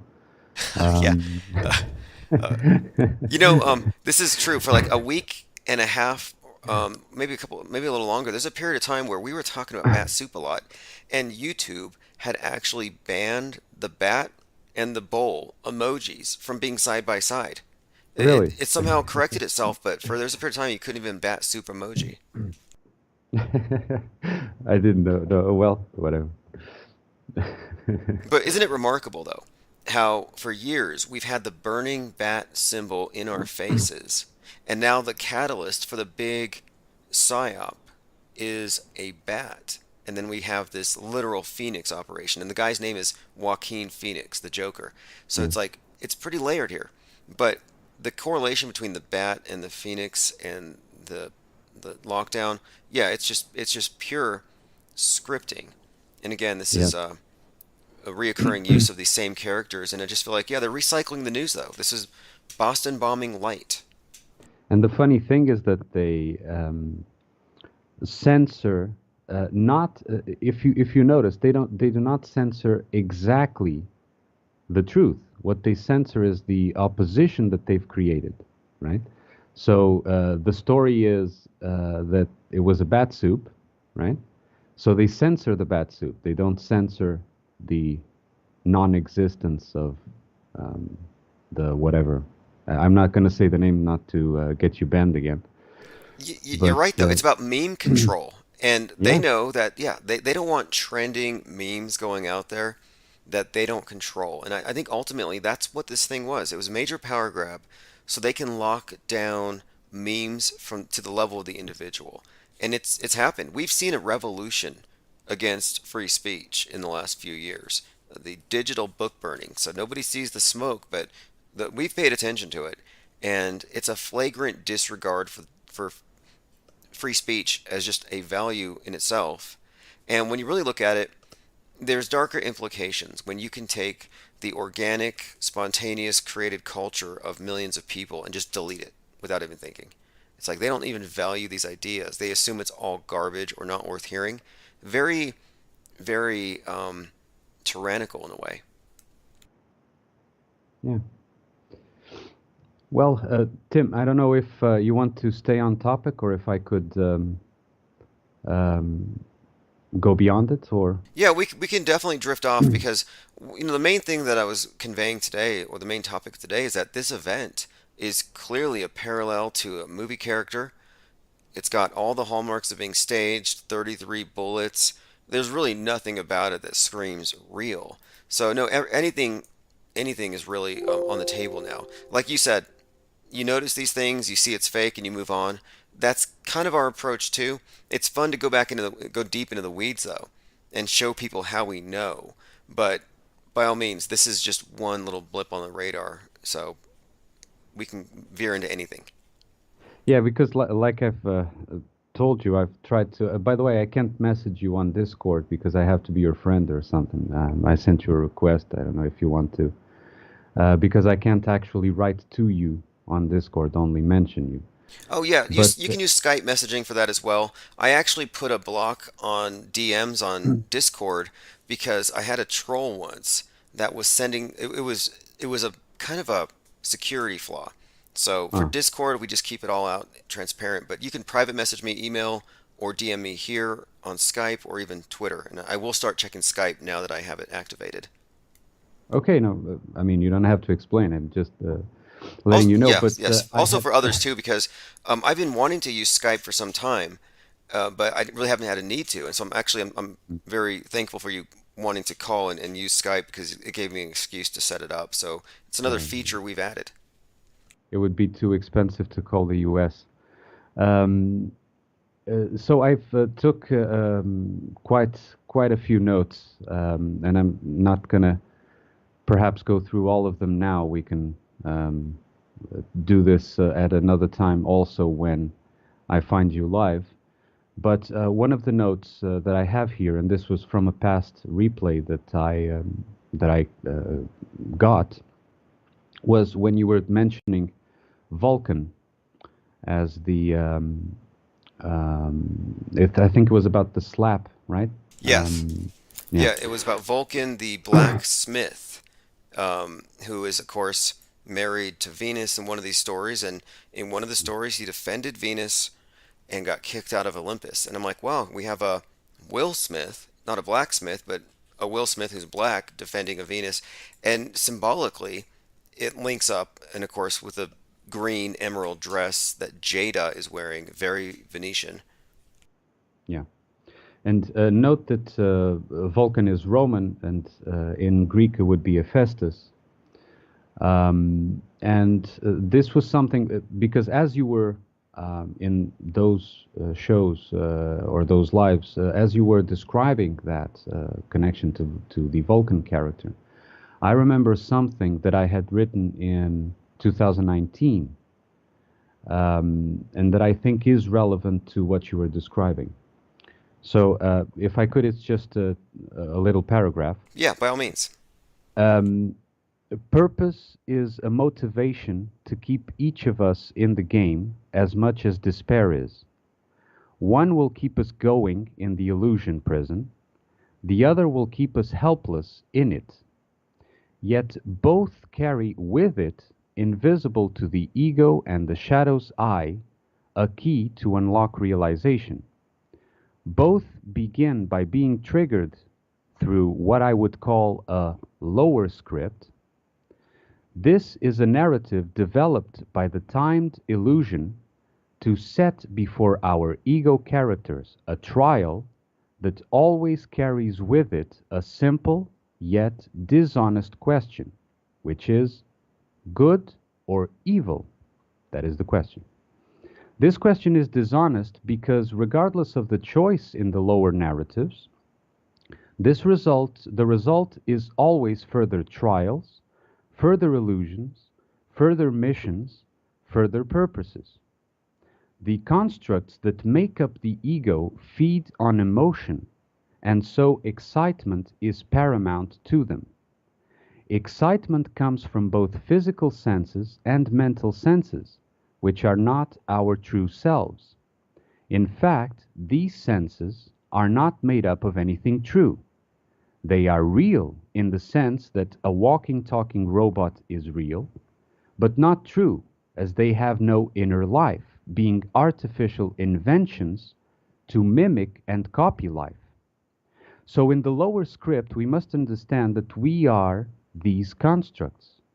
That every time one says the word I, or if one has a direct or indirect affinity for the Old Testament, the words I am, one is actually referring to this set of artificial parts, this device, made up of physicality, which are merely composites of elements, so no true things by themselves, and of mental programming. Words, languages, are in fact programming code to allow the mind in the body to have a lower narrative. Mind you, some operating system is already included in us. We call it animal instinct. But to be able to read and follow the lower narrative of our life roles, we need language. It guides us to be this, that, or the other role, to achieve or strive to achieve this or that goal, and to carry a hope or a dream that will keep us tantalized. As long as our true selves lie hidden from us, or being kept prisoners by the fear of loss that emerge from the construct's survival programming, we are unable to return to truth, to what we are beyond the self and world devices. This construct, an artificer device that is able to build further apparatus, concepts, and devices, is clearly shown in the myth of Hephaestus, the god once born in Olympus, but cast down from it due to his deformity. Since then, he became a master at building illusionary life, magnificent devices, but has been disconnected from his birthplace. Of course, as a side note, I am not truly equating Olympus with truth, but merely pointing out the sort of fractal analogy that the myth has with our predicament. In the same manner, we could look at Olympus and find the same recreation over and over again, born from a single fall, that of Gaia from ether. So from the ether, Gaia came into being as matter and created Uranus as her firstborn. So entranced was she by her dream that she did not notice that instead of being the beautiful, perfect being she wished, she was creating evil. In that sense, Uranus was the first Hephaestus at that level. He was the first deformity, right? She then, so in love with her creation, copulated, got involved in mutual creation with her son and consort Uranus, who from above used her matter to mold a world and its first life. The first were the Titans and the giants, of whom Cronus was the firstborn. He counts, in my view, as the second reincarnation of Uranus, of the demiurge, of that false god of the material senses or of reality. He is a reinvented evolution of Uranus, and so a reinvention of Hephaestus. This reincarnation wouldn't accept, as the original Yaldabaoth or Uranus didn't accept either, that a higher, greater one existed above him. So Cronus, or Saturn if you prefer, castrated Uranus, his creator, and Gaia reincarnated as his sister Rhea to be able to continue courting him in his new, more fractally micro dimension. Rhea and Cronus give birth to Zeus, and Zeus, as well as is well known in Hellenic mythology, successfully evades Cronus' attempts to prevent him from overthrowing him as he tries to swallow all of his creation, and eventually takes over from his father. My guess is that the next in line to overthrow Zeus is not Ares, or Mars, as you've been actually saying. This is a side note because I've been hearing you talking about Mars as the new thing, the new god, right? But not Ares or Mars, but Dionysus, who was born from Zeus and Semele, who I think is again the next mythological reincarnation of the fallen Sophia or Gaia. But this is just my guess, as there is no further overthrowing myth after that one on record. In any case, the myths, albeit not real, reveal the truth behind the fractal creation, recreation, and procreation that ensued since the initial fall or the initial moving away from truth. Does it seem to you like the myths are the template? I think the myths are the templates based on the stars, which keep them on the same pattern, but that they are recycled, and I think they're being reintroduced. You mentioned this Sophia, and what do you think of the Sophia robot introduced at the UN? This is a robot that pretends to be AI. It's basically a Muppet, and it was even given the status as a human being in Saudi Arabia. But they're trying to convince the public here that you could have a total distillation of our collective knowledge and have it put into a mind that is free of any kind of human motivation, human emotions, fear, greed, or any of that, and that it would just be pure knowledge, pure wisdom, in other words. And so I'm like, why would they use the name Sophia? Why would they use the name Gaia? You know, with the World Economic Foundation Forum, but that is they have Gaia as their AI. The new AI thing is called the Global AI Initiative Agenda. It's like, wow, Gaia. The key there is to understand that robot Sophia is Gaia, is a representation, is like a let's say a sort of voodoo doll of Gaia. An idol. And you said voodoo doll, and they call those, like juju means toy. It's doll means it's idol. It's literally an idol, and it's an idol believed to be a repository for some higher mind. And then there's a recent movie that just came out with Ryan Reynolds called Free Guy, about an AI within this metaverse thing becoming alive after seeing a woman that it's sort of like Neo and Trinity, or in the Truman Show, there's a woman that inspires him. In Free Guy, he sees this woman and suddenly he becomes sentient. Anyway, the whole movie, Free Guy, seems to me to be about free Gaia, and Gaia being this AI intelligence that spontaneously awakens and corrects the system and gets rid of the need for greedy CEOs, which is the exact thing that the World Economic Forum is suggesting that Gaia is going to do, that it's going to be a way to improve society with this. But anyway, they use these ancient mythological names is my point. Yeah, because like what I was trying to convey, and I don't know if that was clear or not, with the step-by-step in the mythology, like the father, the son takes over from the father, then his son takes over from his father, and so on and so forth. As they went from Uranus down to Zeus, and then either Ares or Dionysus, is that is what they consider the resets. Okay. Yes, the main zeitgeist shaping influence. So they're replacing the patriarchal, dying, resurrecting Christ with this new figure, the new God, or whatever you want to call him. But in the Thelemic concept, it's the aeon of the child, the crowned conquering child. They call him Horus, associated with Mars. But you can find various ways that this new age is being described. But my point being is that whatever it is, it's a new one. It means they're getting rid of the old. And I think that's one of the symbols that they've brought forth with the child as the conquering child, meaning he doesn't have the baggage of his parents. And this is where you have your David Hogg, your Greta Thunberg, and this entire youth culture, which suggests the old are. And look what they did with COVID. You had to separate the young from the old physically. But there definitely is here a succession. There is a succession, and these are recycled templates and stories.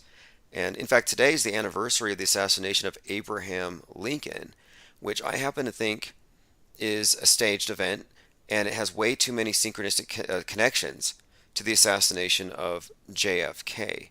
And, you know, these political events go back, and they're all just as staged as the things that we look at today. Yes, and they also, as you were mentioning during the CV thing, they were also showing the separation and therefore the withdrawal symptoms of celebrities, of being prevented from having whatever interactions with children, whether it was the adrenochrome or the whatever they were supposed to be doing. And you saw during that those times, those lockdown times, how several celebrities were showing themselves like going crazy, getting old, and that sort of thing. And that is also part of the burning of the old world, because they have to show, and this is the whole pedophilia expose again. And I'm not saying that there is no pedophilia, of course, that would be stupid of me to say. But the presentation is that the old world is a bunch of pedophiles, like the Catholic Church and the celebrities, and then there are Satanists who are pedophiles as well, and everyone in power is a pedophile. So the old world must be burned so that children are safe in the new one, right? So it links also with what you were saying. Fascinating. Could very well be. I mean, if the old order is to be destroyed, I mean, my impression of this thing, and maybe it's pessimistic, but it's the same controllers passing a torch to people they've chosen for the new age. And I don't think there's like, I think it's old boss is the new boss, and it's a succession. And these templates make me think it's even more certain that this is a predictable cycle. And I think one of their obsessions with Chronos, Saturn, is the cyclical nature of time. And on the screen here, I have an image. I watched a documentary on Netflix last night about Elon Musk, a new one. And it showed how at the end of the 30-year shuttle program, they had a ritual where there are these twin towers where they actually launched the shuttle. They destroyed them. They just had a public event, and they blew up these towers, and it looked like 9/11. But they did this to symbolize the end of the 30-year shuttle program. And I thought that's a very interesting thing here when you look at the meta script and the symbolic value of this and the ending of this program as what's needed to bring in the next thing. And this all ties in, of course, to the Challenger explosion, because the Challenger to me is the sun god who gets destroyed by the night, by Saturn. But the Challenger was blown up, and this is so deep in their symbolic system, but at 1 minute 13 seconds, 113. After the Twin Towers fell, they erected a new tower, and it opened up on 113.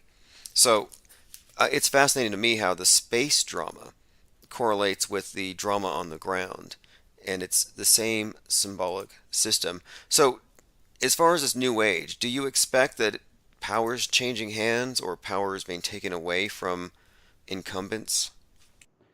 What those currently in power want is to do, as you say, continuation. So there's no changing hands. However, I think that it's more or less an unpredictable sort of thing that usually happens in these times. And I think that there is a sort of table turning during these shifts, something that they really can't prevent. Let me give you an example. That was also a note that I had here. which is that for them to introduce a new world, the old world, even the elites, must be made to look undesirable. And it is an attempt at a controlled revelation or controlled demolition, as we know the link to that well, to prevent an organic revelation. So what we have is, like, when we observe these things, we are reading them unpredictably for them, right? They don't know how that's why they monitor your channel, right? Because they don't know how we are going to take it. How do we read what they present as script, right? So this organic revelation, it would occur anyway in the world. And if you recall a book, I think it was written in the 60s, by Isaac Asimov, a sci-fi author. It was called Foundation. I don't know if you've ever read. Oh yeah, I haven't read it. I've read quite a lot about it. They actually put copies of that in the trunk of the Tesla Roadster, and this is where I bring up where he, the laws that he brings up about how any sufficiently developed technology will be indistinguishable from magic. And right. I always bring that up with media. Let's not assume that we're seeing on TV is, or all these crazy synchronicities. We can't assume necessarily that it's got some kind of higher power behind it. It might just be a very sophisticated technology we're not aware of. But anyway, yeah, the Foundation series is key. It's a big, because that's all post-reset stuff. How do you start a new civilization on a different world? But it's even before. It's even before, because the storyline in Foundation, and especially the first book, then it moves on to other things, but is that the Empire is predicted to fall. This is the main premise. There's a big galactic empire, right? And this empire is predicted to fall, and this scientist tries hard to convince the power people in the empire that it's going to fall, and the power people first laugh it off because they don't. This is we're in the height of our power. How can you say that we're going to fall? That sort of thing. But then he finally convinces them, and so he convinces them to provoke the demolition of the empire to maintain power. Because what is being said here is that the empire would organically fall, right? But the way that they would try to prevent the empire from organically falling and for them to lose their power and for the power to go to someone else, let's say for the tables to turn, would be to cause the demolition. And so you could control the opposition that would get the power in afterwards, right? Okay, I think you might be really onto something here, because there's all sorts of indications that there's this coming change. And so if you wanted to maintain power, you would want to stay ahead of it. And you mentioned that the scientist in the Foundation is trying to warn them and they're not listening. They've reintroduced Noah as the scientist warning of the coming cataclysm. But to your point, if you look at what they're doing, they're deconstructing traditional religions, traditional value systems, structures, Correct. even they're deconstructing everything. But it's not They're because all pedophiles. But they're not liberating us. What are they doing? They're replacing it with a new scientific religion that has all the elements of the old one. It's just another tyrannical system with a different pretext and a different set of authorities. A new priesthood being, of course, your high priest up there in the heavens, your astronauts, and then you got your virologist, who's really just your exorcist. You got your contact tracing, which is your inquisition. But it's like they knew something was coming. The old systems of control were falling, so they've replaced it with this new technocratic system that's a one-size-fits-all universal religion. Do you remember the Venus Project with that old guy Jack Fresco? Oh, the Venus Project. Why don't you refresh me on it? I recall something, but yes, it was basically a technocratic. It was a project for a technocratic wet dream utopia that was regulated entirely by experts, which links to Walden 2 by B.F. Skinner. I don't know if you read that book as well, because it was all about experts controlling the behavior for our own good, you know. And if I may be, I know I can, because you're relaxed about that. But if I may be a bit controversial here, I would say that this idea of the new age and of this, which links to Venus Project and the idea of this technocratic society, is also visible, I'm afraid, in the Tartaria crowd. I'm sorry to say that. And let me explain why. Because what we see, you know what I'm talking about, right? The Tartaria? Yes, the mud flood thing and the idea that, see, I had never heard the phrase reset until the mud flood. And then I thought, I didn't like that idea. I'm like, wait, are you telling me that we do all this work to try to expose the great deceptions and they're just going to wipe us out? There's going to be some kind of massive flood of mud or something. And I was really kind of put off by it at first. But anyway, it's a fascinating concept, but it happens to match all the mainline propaganda, including the TV show 100 on Netflix, which is basically post-reset orphan trains from space. But the idea of Tartaria and the mud flood, there's a few things about it I find kind of suspect. But anyway, what's your take on that? The issue, the Tartaria thing goes even a bit beyond what you're saying, in the sense that what is being told is there was this previous world, and they even call it usually old world. There was this previous world that was a utopia. It was worldwide, it was spread worldwide. It had fantastic technology, and everyone lived in peace, and everyone had free energy. This is something that is repeated over and over. They had free energy, and they had all these magnificent societal worldwide cities and whatever, right? And then it fell because some parasite came and destroyed it. Okay, that's a key point. A key point is we're living in a comparative dark age to what came before. Comparative. Yeah. Yes. And my read on that is that the actual research content of what these people are digging up is remarkable. The content itself. The problem is that when we start looking, okay, so you had a worldwide society, okay, one world government, right? Oh, you had wonderful technologies and all that, so technocratic, right? And then, oh, you had free energy. Well, free energy for who? For a citizen. What does it take to be a citizen? What is the price to be a citizen? You know, we don't know. We just see these structures. We understand, or we may try to understand what they were for and what was the technology behind that.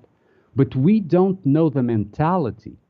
And the biggest error is to try to fit the mentality that we would like it was on what we see, right? And so what we see was probably, and what they're digging up is probably the fallen Atlantis. And if it is the fallen Atlantis, then it wasn't the good thing that we would wish for, right? And if it was the fallen Atlantis, then what we are doing is wishing for the return of Atlantis, which is what they want, actually, which is a technological, technocratic utopia. Worldwide, one world government. It's all the same. It doesn't matter if you go to Europe or to America or to Australia. It's all the same, right? With different, okay, you can put different decorations, but the technology and the society is the same. Right? So all this links to a previous world order, and maybe we should have been happy in the sense that it fell, right? Maybe it was an unpredictable event that caused it to fall when they thought that it was undefeatable, right? And the funny thing, and that's why I say the tables turn, because imagine that in the past, people like you and me, and listen, although I think that reincarnation exists, you don't need to believe that, but imagine that people like you and me were back then fighting the system and fighting for this world civilization to collapse because it was enslaving us, right? And now, if you were to go with the Tartaria thing, you would be wishing the opposite. You would be wishing, no, I want Tartaria back. I want that civilization back, right? Which is exactly what they lost, right? I see what you mean. It sounds to me. Also, someone in the chat just mentioned ironically that they don't censor Tartarian YouTube channels, and they don't. And anything they don't censor is something they probably want you to adopt. And this idea of Atlantis is very fascinating here. It ties in in their symbolic language to everything that we're talking about here. But in 2019, before the novel Crown, the new Crown arrived, there was a comet in the sky that was breaking up, and it was green, and it was C19, or Comet Atlas. And so Atlas was breaking apart, and some scientists speculated that that was the source of the sickness. It came from space. Ludicrous. But anyway, the thing that I find noteworthy is that in the book Atlas Shrugged, and when Atlas broke apart, it made me think of Atlas Shrugging. When Atlas Shrugged came out, the whole book is basically about a group of elite shutting down all of the advanced technology, putting society into darkness, and they all go move to a hidden island they call Atlantis. And they decide that they're going to build it back up after they starve the parasites. So you have a post-reset, build back better after we get rid of the parasites narrative with Atlas Shrugged. Again, the parasite, right? Again, the parasite. But the problem is, what if what is being said as parasite is you, right? You can be considered a parasite. You're not participating in the the revolution or whatever you want to call it. So you're a parasite. I'm a parasite in that sense. John Galt didn't give me all my tax money back in platinum, and he didn't send me to Atlantis. I'm still here, and I got locked down. So I wasn't given the ticket to Atlantis.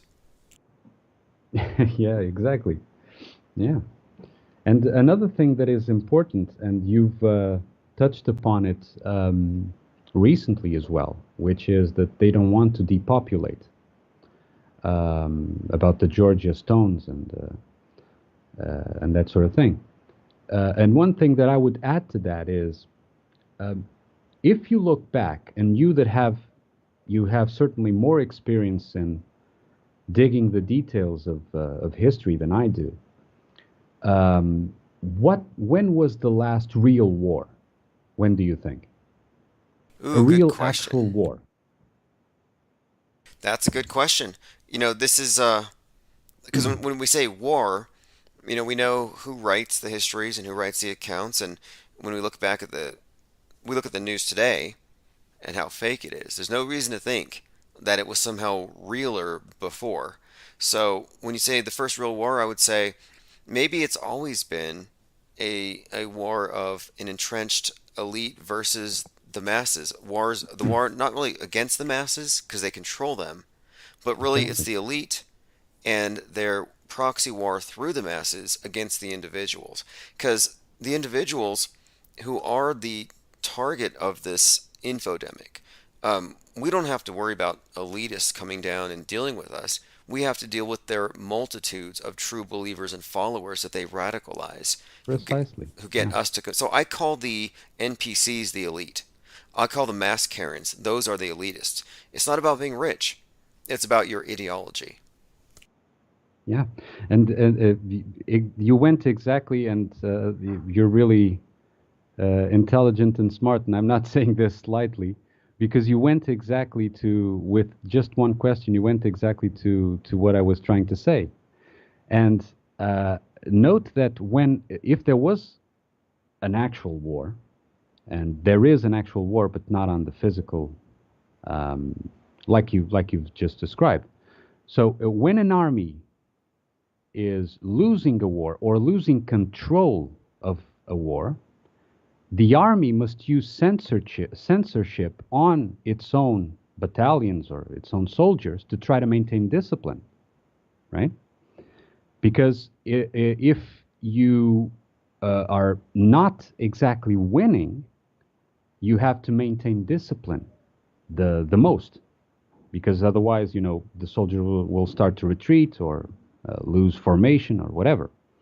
So if an army was winning or is winning, then the morale keeps the current truth, in the relative sense, their truth, on their side. You know, if you're winning, you feel, no, God is with me, right? Like that sort of thing. Or the truth is on my side because I'm winning. But if you're losing, then you must use censorship. You can't say things like, oh, I think we're going to lose. You know? Oh, I think, you know, the earth is flat. Yeah, That yeah. sort of thing. I think there was a You term. understand what I'm saying? The term decimate came from, I read about this practice supposedly about the Roman generals killing 1 in 10 when the morale was bad in order to improve morale. But no, it's a key point. It's all about information control and the morale keeping us happy, bred in circuses. I talk about how Zuckerberg idolizes Augustus Caesar, and he's got the Caesar's haircut, and his whole website has the thumbs up, thumbs down, because ultimately we're looking at the Colosseum. We're looking at the Roman bread and circuses, and social media is the circus where the elite gauge the attitude of the masses that they control. Exactly. Yes. Yes. It's and then what do you get on this social media? Okay, of course, Facebook was the sort of king of social media. Now, not anymore, I think. But what do you get there? You get gladiators. You know, it was Trump versus Biden. It was whatever was before versus another. You know, like what? It's always a duality being put in so that you argue with each other until you collapse, right? And that's what social media became. Because I still remember the initial stages of YouTube, for instance, where you're presenting your live now, and it was a much different. I mean, I don't know how old people in watching now are, but the YouTube in the beginning was very different from the YouTube now, where you would really see the strangest ideas being presented and promoted as, you know, a discovery thing, right? Do you still remember that? I do. I used to call it YouTube University. You could learn all day from all kinds of people. You could discard bad information. You could laugh at debates you thought were fallacious. But to me, I thought, wow, this is the start of something of a renaissance, a rebirth, a philosophy. And I thought it was a wild west of philosophy, and that we weren't going to be regulated or controlled. And it was really something, and they trashed it. The only remnant we have is the chat and the chat think tank we have. A lot of the people here were there when YouTube was actually exquisite. You had Google Hangouts where it took there was a very low technological bar to jump over to engage in multiple person live streams. And they took that all away. Now you have to be PC, you have to be politically correct, you have to support Ukraine, you have to be vaxxed, and you have to be part of the censorship agenda. Yeah. And someone in the chat,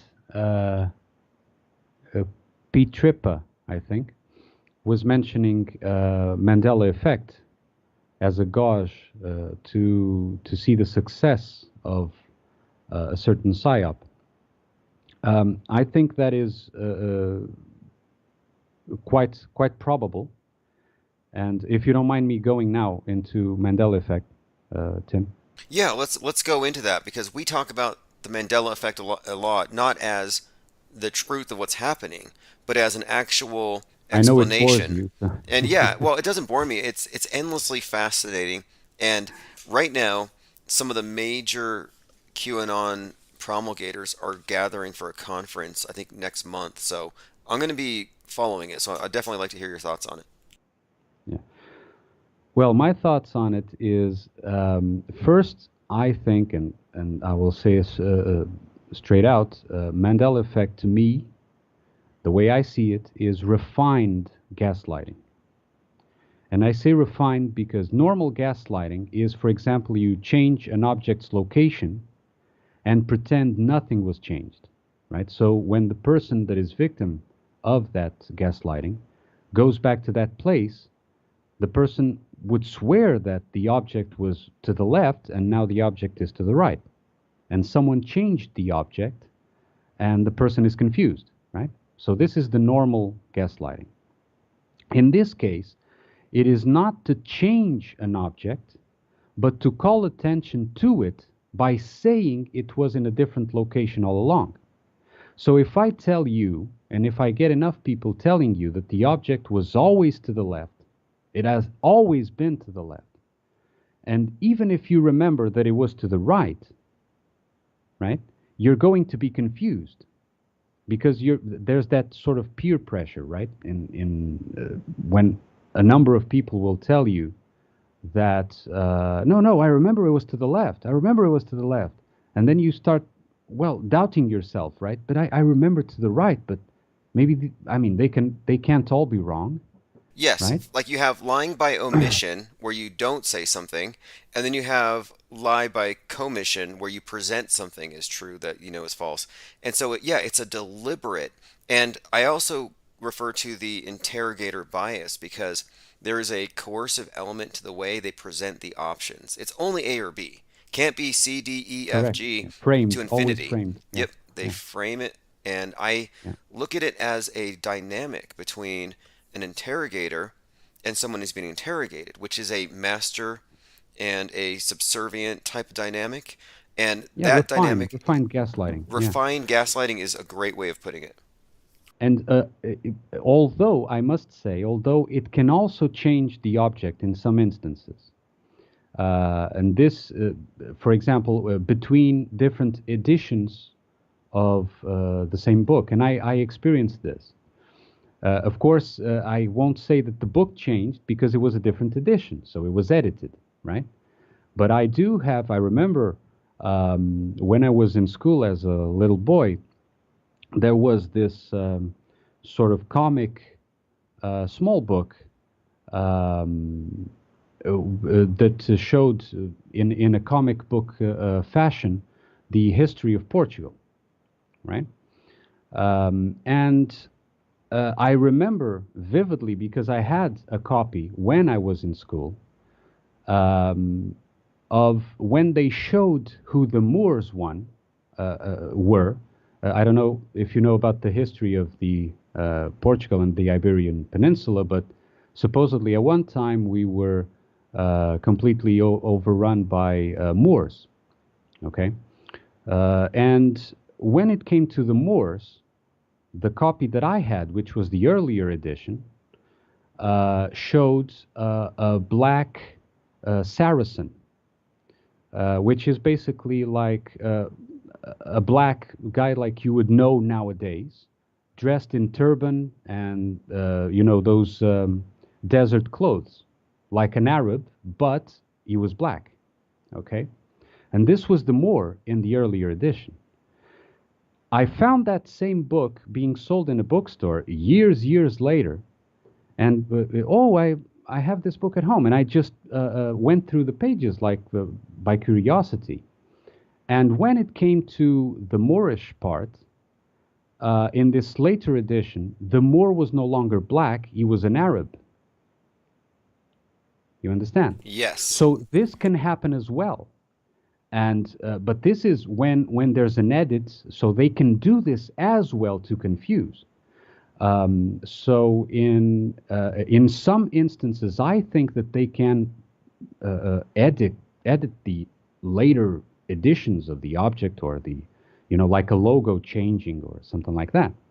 But in most of the occasions, it is refined gaslighting. It is just framing the thing. Well, think about this too, is there's this thing called I believe it's called the Innocence Project, where they found that in more than like 75% of cases where people are wrongfully convicted and later exonerated from some other evidence, they're convicted based on faulty eyewitness testimony. So are these people all lying to get people arrested, or are they answering questions that are framed in a specific way to elicit answers that the prosecutors want, or that they are, in other words, maybe these answers aren't based on specific recollections? And this is consistent. And the Mandela effect explanation for all these discrepancies presupposes perfect memory, which we don't have. It presupposes that we have this record. And it's like, well, show me a Mandela effectee that can win a spelling bee, and maybe I'll give it some attention. But most of them are atrocious spellers. So they're not even authorities on their own on the things that they're talking about as having changed. But the gaslighting is interesting to me because why would you have a conspiracy theory put out there that would intentionally cause people to doubt their own perceptions? And I think the reason why is this. Too many people are seeing fake news. So you distract them with fake reality. And then it takes them out of the way of the authorities. Because now, instead of asking questions about 9/11, now they're asking questions about Jif peanut butter and Hanes underwear. To make the unpredictable predictable, right? Yes, yeah, absolutely. Yeah. So all those ones who strayed from the mainstream path hit a guardrail, and it bounces them back on and keeps them in line. And even worse, and it's somewhat tricky, almost diabolical, is that if you go along with this notion, it actually leads you right into the heliocentric paradigm, into the totally chaotic universe where everything is always in flux and timelines do shift. And that's, to me, part of the new paradigm anyway. It's part of the post-reset religious view where, yes, we are pretty much like what you talked about with the quantum physics. We're looking at them bringing all these stray sheep back into the dominant paradigm. Yes, quantum physics is completely false. I mean, there's nothing in it. It's just equations on paper, and the rest is, you know, a Hollywood razzle dazzle, and you can do whatever. But going back to the Mandela effect, which is linked to the quantum physics as well, or so they want us to believe, it is supported by one point. Okay, and now I'll do a bit of the other side. And it's supported by the point that this planned fake script is too precise in its memory and spans too much time to be the product of mental characters in human minds. Okay? And this is what overwhelms when we try to analyze. Because when you look at what you call metascript, okay, and I agree with that term. It doesn't matter. But what you call metascript, when you really look at it, you see that it can't. I mean, this can't be a round table of people deciding, you know, of human people, you know, of human minds deciding. This can't be one guy at the top deciding, you know, having a sort of a wallboard with all these connections and memories and remembering. It's not possible. It's not humanly possible. So that is a point that goes in favor of people going into the Mandela effect thing. However, and adding to that, sorry, the planned fake scriptwriter, so the scriptwriter of these metascripts, is also extremely uncreative. It's uncreative because it can only repeat the same patterns over and over, as you detect and do all the time, right? These are archetypes, the same thing repackaged, like you usually say. But despite being uncreative, it shows inhuman access to memory. The only thing it's got is memory, right? And this is basically how a computer or AI would work, right? So it gives credence to the idea that there may be, you know, some sort of computer or group of computers that run through, they have all the memory that they want, of all the facts that they want, and they run through scenarios. Like war games, you know, that then present, you know, if you do this, you have this probability of this happening, and, you know, that sort of thing. So it gives credence to that because it's really not humanly possible. I know what you're saying. I mean, it is so intricate at times that it's like, is this what's responsible for synchronicity itself? Are we seeing synchronicity? Could man do this, or is this just a technology so developed it's indistinguishable from magic? But like to the point, if you look at the screen, the two towers falling at the end of the 30 years of the shuttles. Well, here's some names of the space shuttles: Columbia, Endeavour, Discover, Atlantis, and Challenger. And William Cooper from Behold a Pale Horse put this together as, it's a story, it's a metascript here. It's a Columbian endeavor to discover Atlantis, and all challengers will be destroyed. So you take the names of all of these space shuttles, and it tells you that's their mission statement. And I think the challenger to the new Atlantis is America. It is this concept of free individual liberty, free market, and I think we are the challenger to be destroyed. That's why the Twin Towers were pulled, and the new tower, the One World Tower, opened on 113. Challenger explodes, 1 minute, 13 seconds. Apollo 13 exploded, 113. This code is telling me, in my opinion here, my extrapolation from it is that this is a story about the reestablishment of this one world system, or Atlantis, whatever you want to call it, and if you challenge them, you'll be basically destroyed. No, sure, Tim, it is. But what I'm trying to say is that the way it links together, it has such perfect memory, but lack of creativity. This is important. It goes together with lack of creativity and perfect memory about all the of its own script before, right? Okay.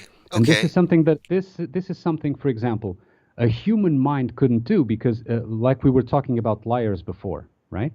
A human mind liar will often forget the lie he told 10 years ago, right? And then someone gets him on it. Hey, 10 years ago you told me that you lived there, that sort of thing. And he doesn't remember what he told them because it was a lie, right? And so things get out of hand. However, in this case, the metascript has perfect or near perfect memory.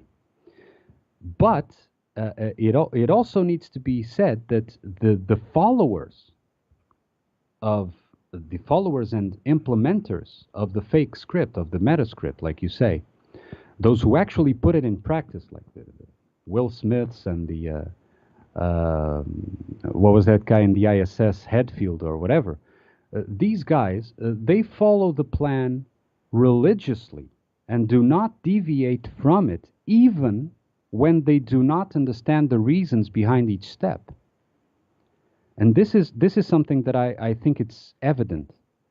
They do not understand why they are doing what they are doing in most of the cases, Yes. And it's sort of like the trust the plan motto, right?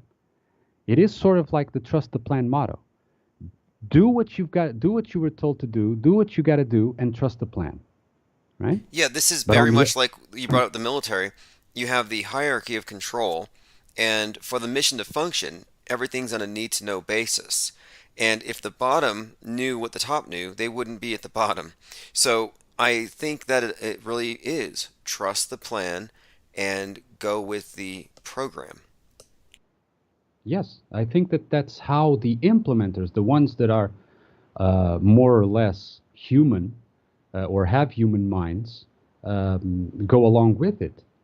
And so if we understand that this AI, or it could be, in my opinion, a sort of reflection shadow that is running the metascript, they are unable to deal with, because they are uncreative, they're unable to deal with metaphors and allegories.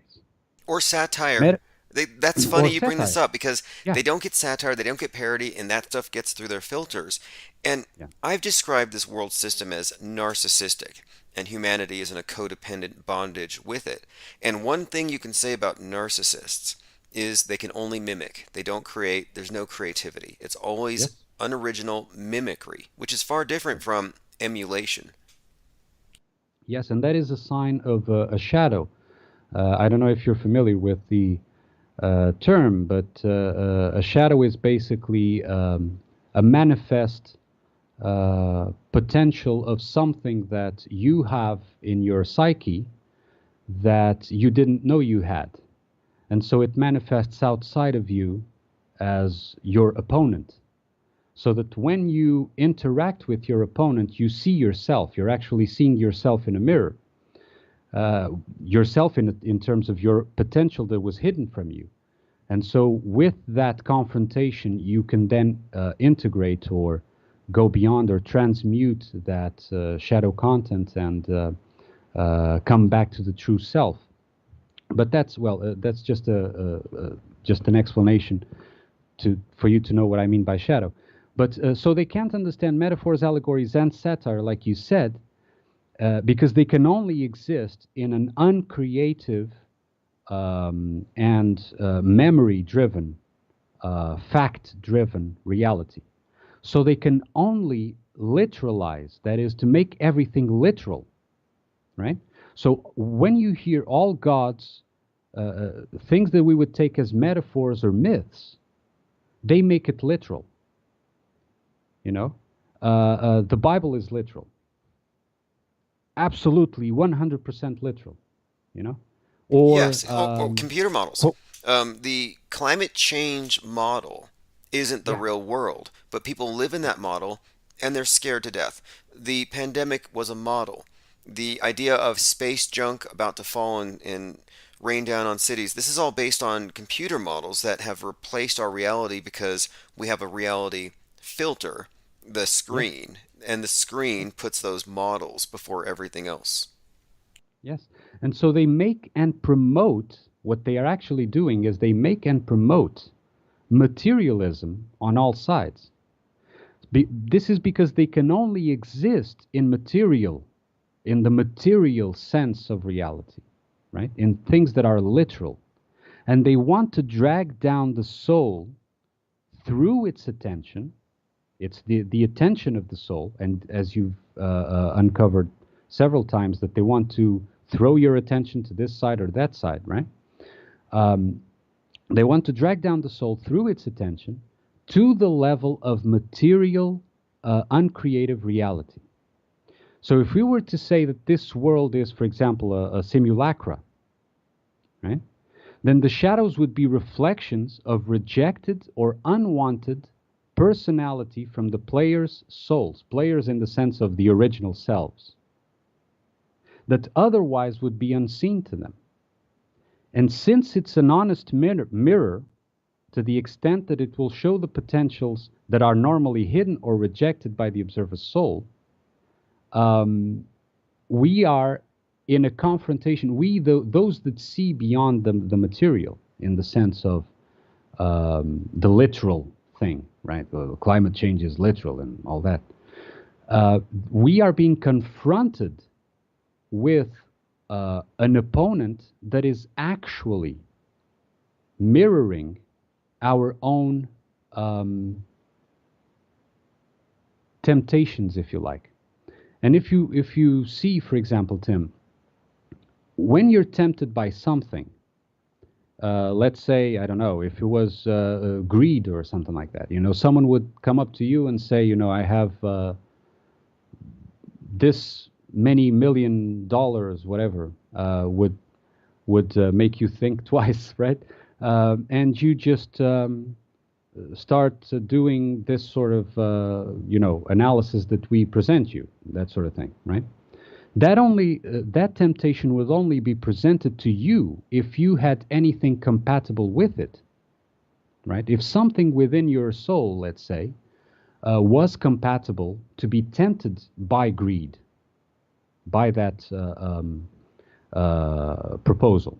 So, right? okay, so like with the question of I brought up the gun versus the needles. You have a perfect split, left, right. Like you got Greta on one side, same birthday as Kyle on the other.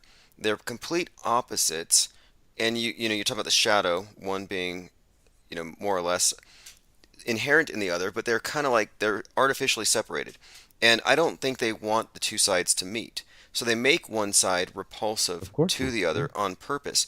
But there's this constant theme of mirroring that I'm noticing everywhere. It reminds me very much of Alice in Wonderland through the looking glass, the concept of the screen being not only like a looking glass, but a mirror. Like they're reflecting back, only they control the reflection. So it's like a funhouse mirror. So the world that we're supposed to believe in isn't the real one, but it's something that they control. And as long as they control that reflection, they even give us an ugly reflection of ourselves. Oh, there's too many of you. You're infectious. You're a super spreader. Your memes hurt feelings. And to me, that's the TV is there to inculcate us with self-hate, just like religions have done. You get people convinced that they're in need of salvation, and then what do? You sell them salvation.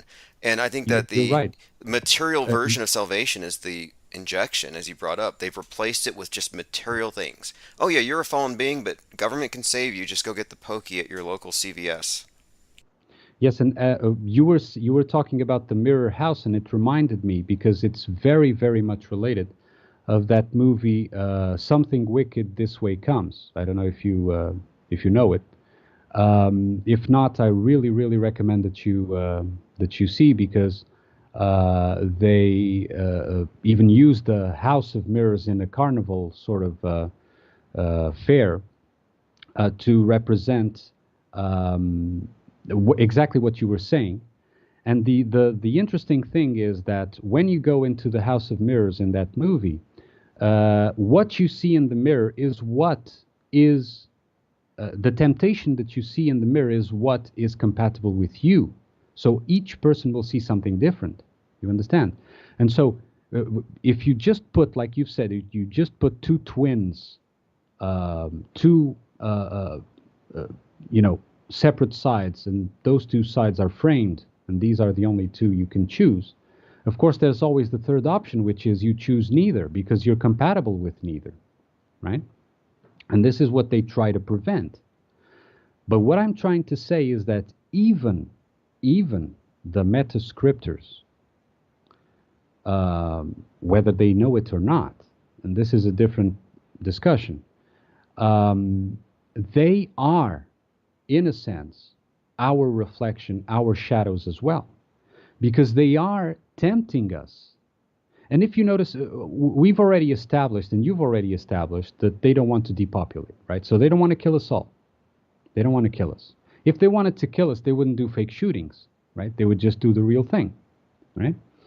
You just, release some guy on drugs or whatever, and on a completely altered state of mind, and let him shoot at random. You just clear out the people you don't want to die.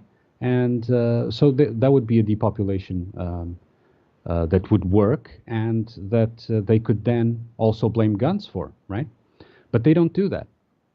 They stage it. They fake it. Because it's not depopulation, like you've said. It is conversion. And the conversion means that we are being tempted by what is compatible with us. Whether it's one side of the spectrum, the other side, it doesn't matter, but we are constantly being tempted for our souls to give attention, to give in to a certain state of mind.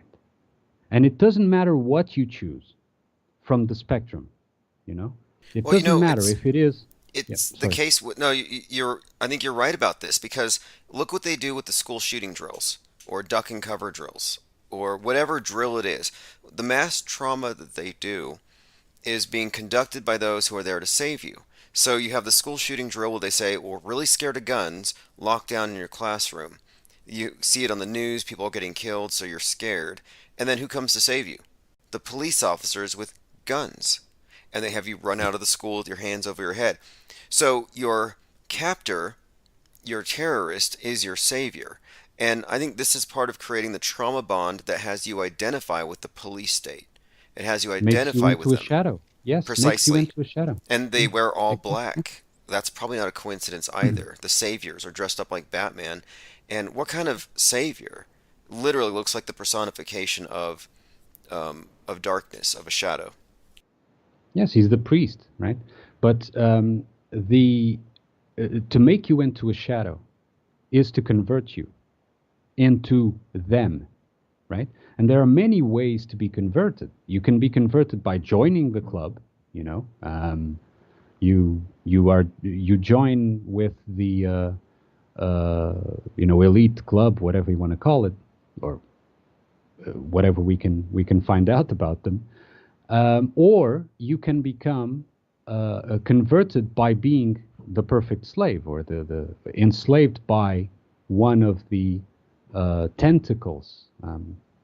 That is one of the other Kraken references that I think is important, is that the Kraken has tentacles, and this shadow has tentacles. And that's why the Cthulhu myth of Lovecraft is basically Cthulhu is the god of tentacles, and each of his followers has a tentacle attached to his mind, right? And they become a sort of hive mind. It is that conversion. The conversion is to make you into a shadow so that you become part of the hive mind, part of the shadow of the Borg, of the shadow collective. And for people who don't know, right? In the Lovecraftian mythos, the elder gods, El, Saturn, elder gods fall from the sky. They land at Point Nemo, and that's where Cthulhu is. And he's this big tentacle-headed deity, and he's literally connected mentally to the human hybrids on the Earth. And the common theme in the story, though, is that it's in their subconscious. And when they realize that they are related to this deity beneath the ocean, they go mad, or they run to the ocean and go into the water, which they become like this mermaid type of hybrid thing. But the meaning of it then is the ocean is a subconscious, and merging with the shadow, merging with the other side that had been subliminated. And it's also noteworthy too that Cthulhu is at Point Nemo, which is where NASA is planning on dropping the space station. And I can't separate Cthulhu from Kraken, this big squid-headed thing beneath the ocean. And Lovecraft's stories were all about how this Kraken was going to come to the surface, and all of his followers would be awakened, or the hive mind would be activated.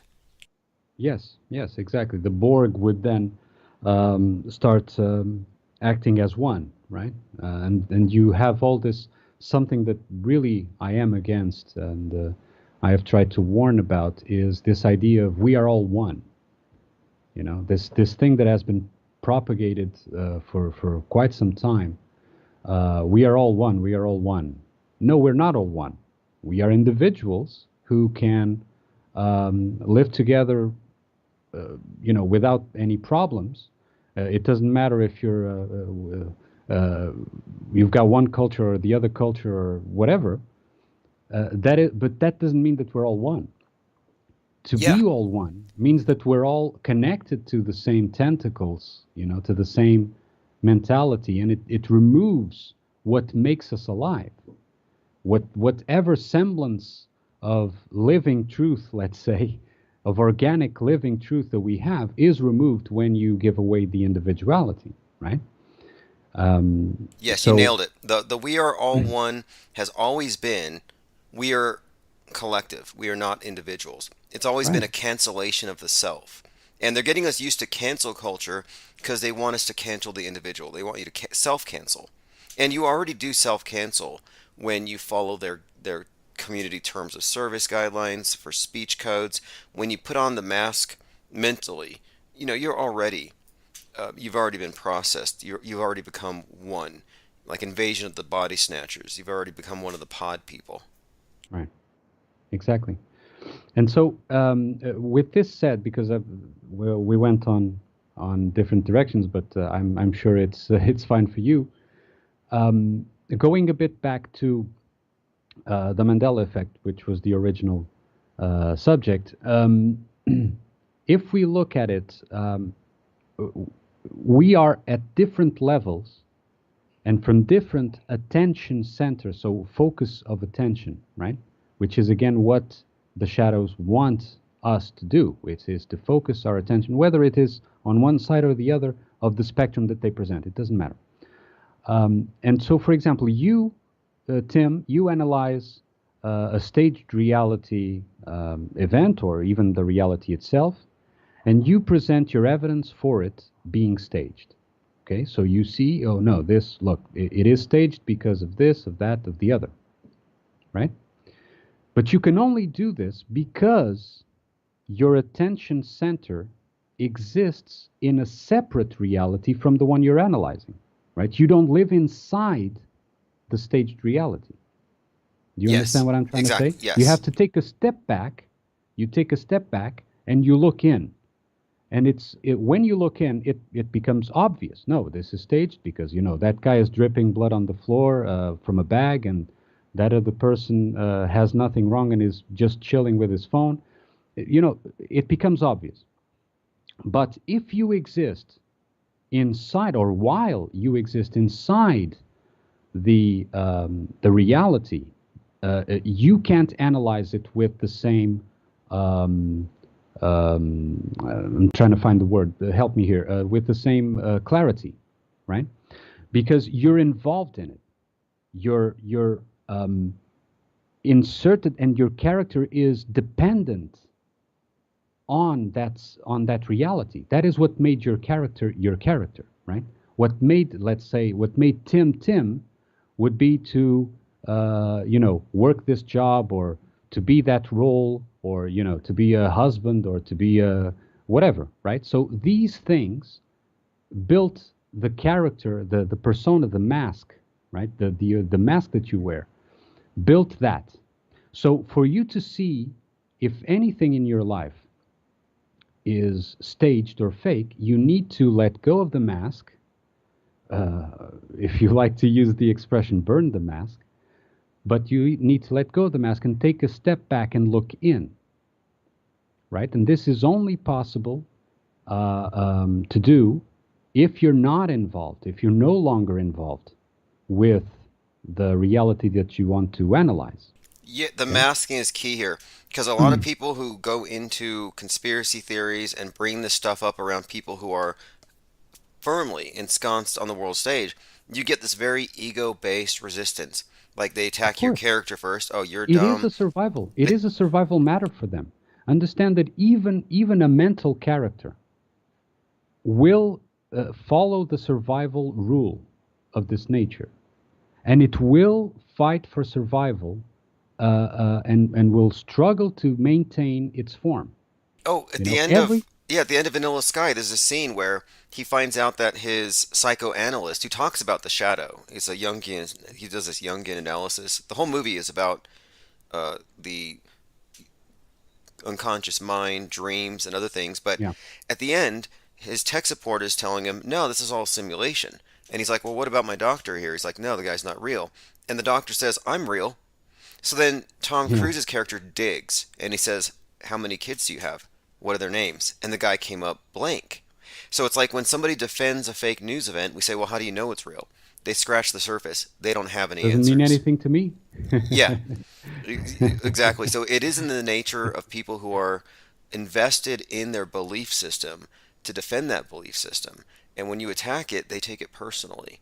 And to me, that's it's an ego-based defense. It's a mask that you can shed. And to get off the world stage, you do have to admit, I've been fooled. And a lot of people can't do that. Yes. And it's something that I've tried to sort of insistently but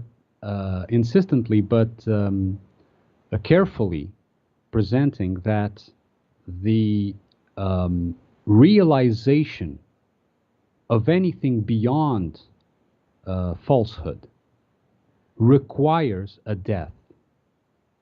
And of course, people are afraid of death, but it requires a death of that character that lives inside that story. Like you said about the free guy, right? The movie. There's a character that lives inside a story, right? But that character has to die and transmute and be reborn. Also, that myth has something of truth. They use it because it has a hint of truth. And be reborn. So the savior, let's say, is reborn as a different character that is no longer attached to that false reality. The Truman, the Truman Show, Yeah, Truman exactly. Burbank was a false man, but he became a true man when he broke out of the system. And this is such a reoccurring theme in a lot of these movies. It's the subtext. And yeah, it's absolutely true that it requires this transformation. You could look at it as a death. A lot of imagery about initiation has this death imagery about death of the old self. And you could look at the coffin and even these initiation rites as just emblematic of the old life ending and a new life beginning with the new information they're given. And it's a false enlightenment because it's all about, but it's there, the idea that it's a disparity of knowledge where the other side is kept in the dark. But anyway, with all these different movies, yeah, it's a reoccurring theme that the people will defend their own matrix. Even in the movie They Live, the other guy didn't want to put on the sunglasses that would give him the insights. He fought against it. They literally had a fist fight. Yes. And so that's He was another fighting lesson. for survival. He was fighting for survival, no less than survival, because he lived in a world, his character lived in a world where it was the only place where that character could exist. If he was to see a different world, the character would have to die. So it is a survival issue for him. You understand? And this is true. And you were talking about the ceremonies and the rituals that they use. The problem is that they always literalize. They make literal. They use these concepts that are organic because there is a sort of death involved. But you don't need to, lie down on a coffin and do yama yama or whatever it is. It happens. It happens organically. It happens without you even doing anything, So what they do is they put these archetypal concepts that they don't understand. The shadows do not understand metaphor. They do not understand myth or satire, like you said. And so they put all these symbols crammed into rituals to give an appearance that they are, illuminated and all of that. But it's, like you said, a very false illumination. It doesn't happen that way. It needs no ritual at all. Not saying that you can't do any rituals, I mean, for by all means, but it doesn't require rituals. It doesn't require involvement in that sense. And so, going back when I was saying that you would have to live in a separate reality and look in to be able to analyze it, Mandela effect people do live with their attention centers in the reality that is provided by their memories and minds. And even though they would agree with a lot of your stage reality analysis, they cannot look in on their own minds to analyze them unless they sort of take a step back and move away from the mental character, which would cause its death. Yeah, exactly. You understand and what some I'm of them trying are to say? their identity is fused with being part of this group, and that's how cults work. The cult makes you want to think that exile is worse than death. And you have to understand from their perspective that it is a closed system. So for example, when I debate people about the flat earth, the ones who are defending it really hardcore, I know that their frame of reference includes video and CGI as real. And until they can look at that objectively and say, well, what if it wasn't real? If the moon landing is fake, then what? And they never go that far. They say, I don't understand what it means that the earth is flat. They never actually go and say, if this, then what? And to me, that was a key point here. It's like you have to go one step further. If they're doing it, what's the reason why? What are they hiding? And when you start asking those questions, then you start finding, okay, there might be some basis for this. But when I say they, it's whatever agencies are promulgating things like the Mandela effect, they really do their best to make sure that all the critical thinkers who can still perceive clearly are kept in this world stage framework. And I think that our channel, the Infinite Plane Society, we represent a breakaway civilization from those who are still basing their assessment on most or some of that stuff being real as presented. I mean, it really does take a paradigm shift. Be very careful with that with that idea, because one day you may find yourself being on the other side. But well, I know what you mean. But be very careful with the idea of being a breakaway civilization, and then one day Tim Osman is the chief and he's distributing wrenches, and if you don't have a wrench, you don't exist. You know, that sort of thing. Yeah, exactly. Or we're out in the subways with wrenches, and you see a trail of bad crisis actors bleeding behind us. No, I'm just kidding. I don't see myself being used as a patsy in anything. But that guy, Frank James, the shooter of the subway, they're calling him the smirking shooter. He looks like Joker. They literally put him out there, I believe, to demonize people like us. People who are what they say engage in conspiracy commentary. Just talking about these things makes us dangerous to their worldview establishing system, and they don't want us to mess up with their post-reset paradise. And so I think that psyop, if I had to guess the motivation, it's to scare people about YouTubers with like 500 subs. Yeah. Okay. Yeah. But anyway, appreciate the call very much. And look, one thing that separates us, I would say, from many other channels is that we maintain a think tank versus echo chamber approach, meaning we never exclude new information or new voices. And so instead of having the same ideas and the same voices recycling things, we keep an open door, because if you don't, yeah, you do end up with a schism, and our society is an example of it. You know, and I would even say that the world stage is kind of a breakaway from the real world. That's the original breakaway. So we're the ones just returning to a firm grounding in reality. But I definitely get your point. The world is the biggest cult, though, in my opinion. And they want to point at the small cults like we're the problem. Yes, and I'm just saying to be observant always of even yourself, because it may come a point where you're in a position of relative power, and the temptations will be there, because if they are compatible with you. Let me just, before we end the call, let me just say one more thing. Is it possible, or are you in a rush? No, and actually, would you also, too, let people know where they can find you? I suspect you'll be calling in. I'll be live these mornings like this quite frequently, but yeah, if you also want to leave a point of contact, that would be awesome. Well, it's click on my name in the chat. I'll leave a message there. Click on my name, and that's my YouTube channel. People can also find you on Discord, and so that's another reason to join Discord. You can find a lot of the callers and other chatters there as well. But so if just one other thing, still about the Mandela effect, but so that I conclude that subject altogether. Sure. So as I was saying, you would have to observe a reality that you are not in anymore, right? So you have to take a step back and look in so that you're able to analyze it with clarity.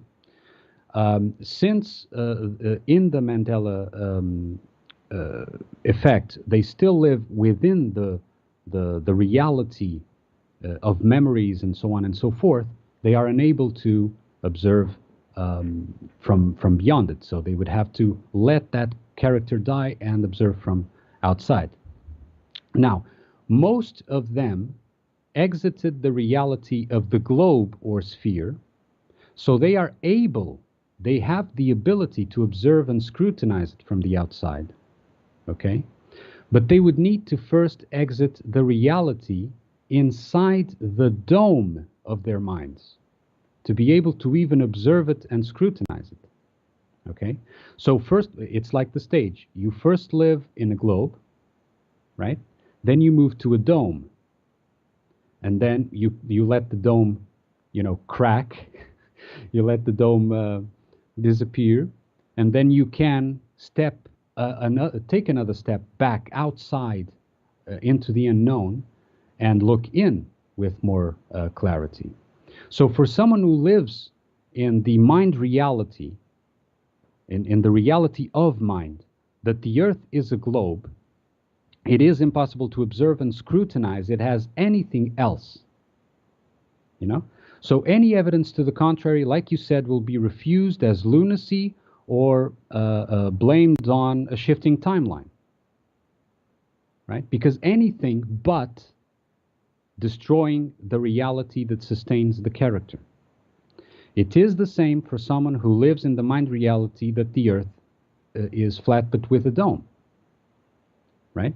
Because without a dome, I even heard you say, like, you need a pressure system. What was that? You need a container for pressure. And I think what you're getting at, and this is something I've been saying for some time with regard to the flat versus round, is that it's not about the shape. It's about, are we in an open system or a closed system? And from that perspective, there's no fundamental difference between a globe and a domed Earth. Same amount of surface area, and you can't go anywhere. There's no more land. And there's no answer as to what's beyond. And so I was saying, if you're still pushing the dome model, you're in a closed system. You haven't learned anything. It's about open. Is it open or is it closed? And my suggestion with this infinite plane notion here is that until we can prove otherwise, we have to consider that it's open, that it's literally open and it's not domed in. But again, this is there are so many layers and protective layers they've put around this reality. And I think even one of the astronauts, I think it might have been Neil Armstrong, said something about removing truth's protective layers. And there certainly are layers to this thing. Yes, and have you noticed, for example, and this is why I say that there's this danger even when we take a step back and the new character is born in that new reality that is no longer the reality we were in because we took a step back, right? And the danger is, for example, you said several times that some Mandela-affected people spend more time complaining about those who don't see it in the same way that they do than debating the actual presentations themselves or what they want to present, right? And if you notice, it is the same that happens with many flat earthers, with many mud floaters, that they spend more time complaining about those who don't see it than actually debating the subject itself. Why?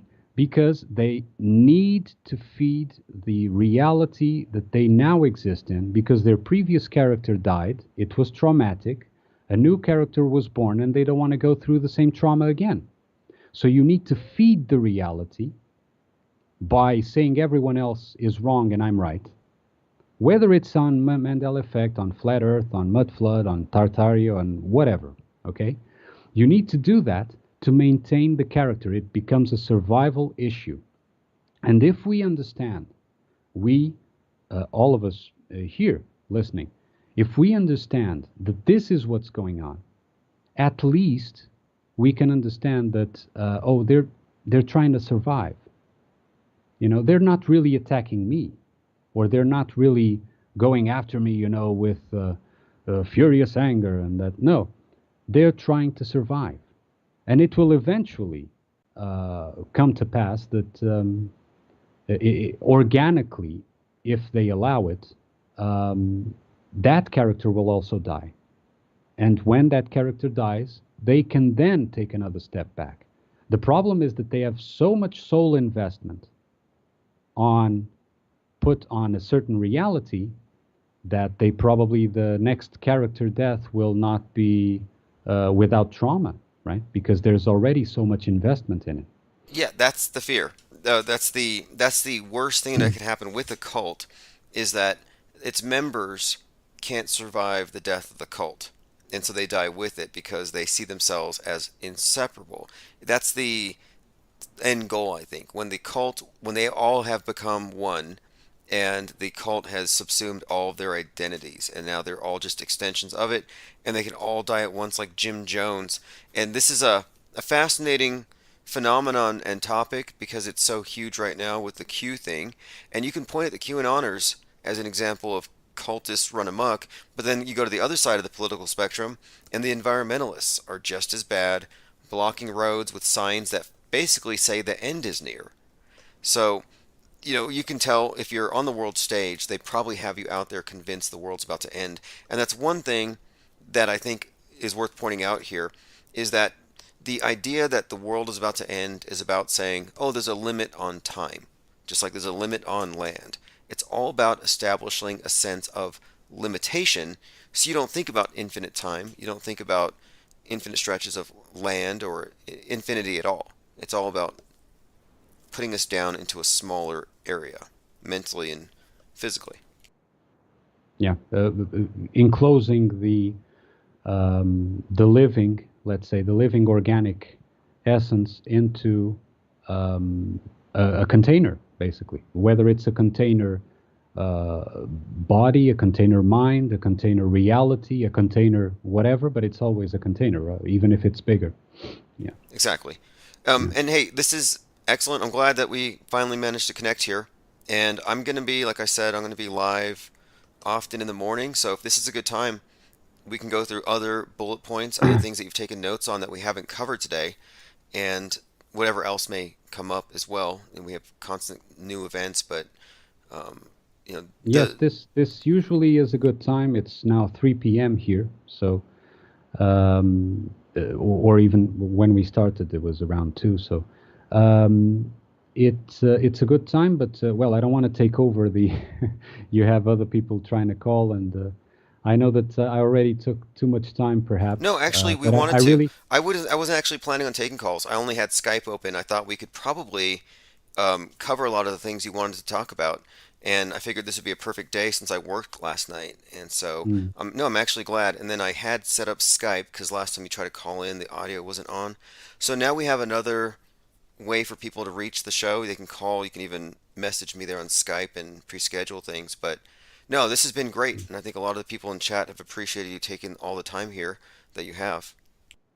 Yes, don't worry, I still have bullet points to go through. Okay, cool.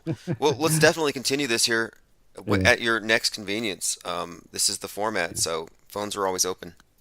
Okay, man. Thank you a lot. All right, great talking to you, and we'll have a replay later today, so notifications will go out for that.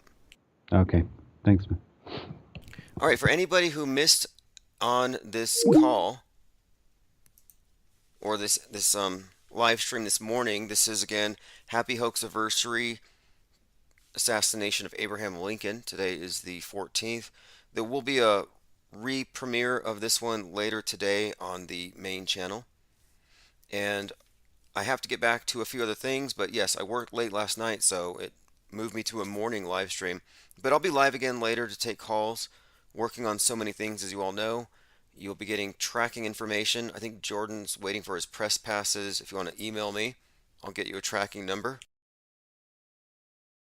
Appreciate everyone's patience on pretty much everything that got delayed finally getting out. And there's so many things to go through. This New York thing is big right now, and it ties into Batman. That's my main theme.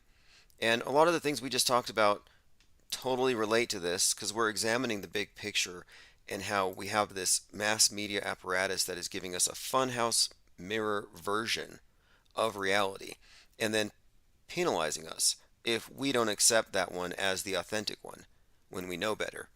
Anyway, this has been great. Thanks again to the caller. Appreciate it very much. And if you want to find me on Skype, just look up Tim Osman or Infinite Plane Radio and hit me up there. And by the way, on Sunday, which I believe is, this next coming Sunday, there'll be a live stream with myself, Fakeologist, and John Laban. And if there's any topics you want us to specifically talk about, let me know, because I'm setting up my notes for that one.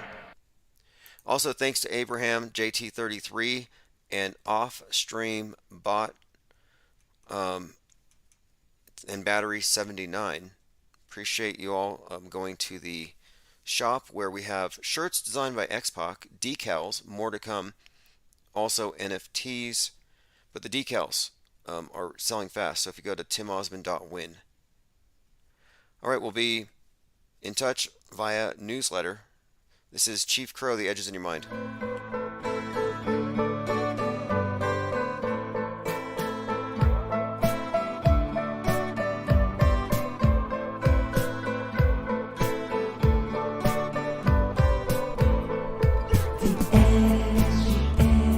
Is in your mind. The edge is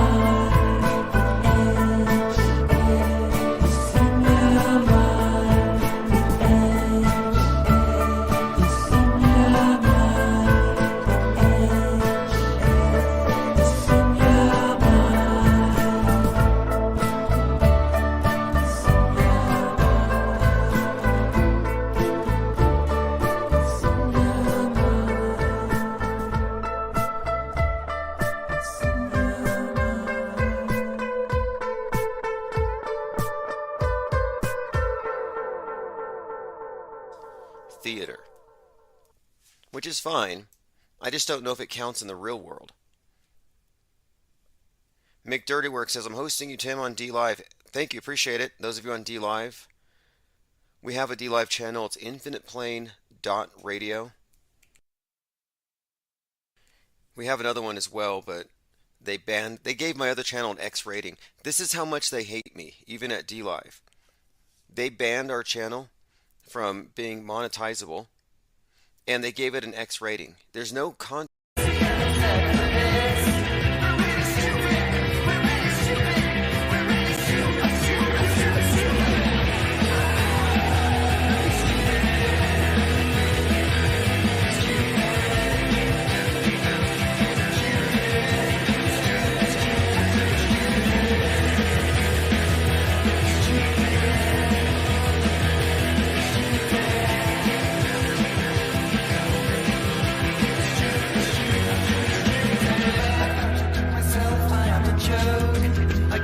Myself very well. I contradict myself. I am large. I am a multitude. I am a multitude. I contradict myself. I am a joke. I contradict myself very well. All right, it is 4/12/2022. Happy birthday, Adam Lanza / David Hogg. If that's the real birthday. He came across my radar today because David Hogg was tweeting about conspiracies and about having a father who was involved in some pretty deep stuff that he can't talk about. It's like, yeah, no kidding. I think he presided over that LAX psyop where they wheeled the dummy out on the wheelchair. Kind of a callback or a reference in a way, kind of an allusion to the Boston bombing where you had people being wheeled across the finish line. And what we had today, for the most part, was what I'm calling Boston bombing light. And we found some interesting connections between the antagonist, the villain, the patsy, the Joker, the chaos agent, the shooter, and the Riddler in Batman. There's a connection between the shooter and the Riddler.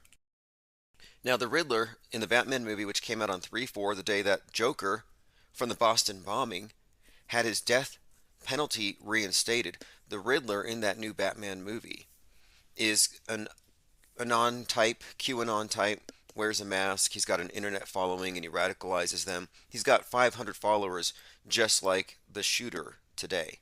So there are some connections here with Boston bombing light. Yeah, here's an actual tweet from David Hogg. I didn't realize how, not normal this was until I was older. And now I'm thinking about all the random things throughout my childhood, and though I didn't know exactly what it was like, now I'm. And he has himself, or he posted a meme of the conspiracy theorist. This is David Hogg just finding out that his father is some kind of Psy-War operative. Although he's not really saying anything, but we'll probably tap into that here in a moment. Also note here, the Brooklyn subway shooting gunman fired 33 rounds. What can you take from that? 33 rounds. So predictable. And this morning, we were live early this morning, right after I got off work, and I was looking at this situation, and I said, well, clearly, it's nobody died, nobody cried. It's a nothing burger. It's like it's not a real attack, and it's really low budget. And I called it Boston bombing light this morning, and having gone through all the available footage, the imagery, and, well, it's just standard. You got your water bottles, your lanyards, the single shoe. You have a guy getting out of the subway, laying down on the ground, and then after the fact, blood just magically appears everywhere. Well, you have this lady in a maroon trench coat, and we have one clip of her where she's obviously dumping theatrical blood on the floor. So you got this like art department person running around, and you'll see this is exactly like Boston bombing.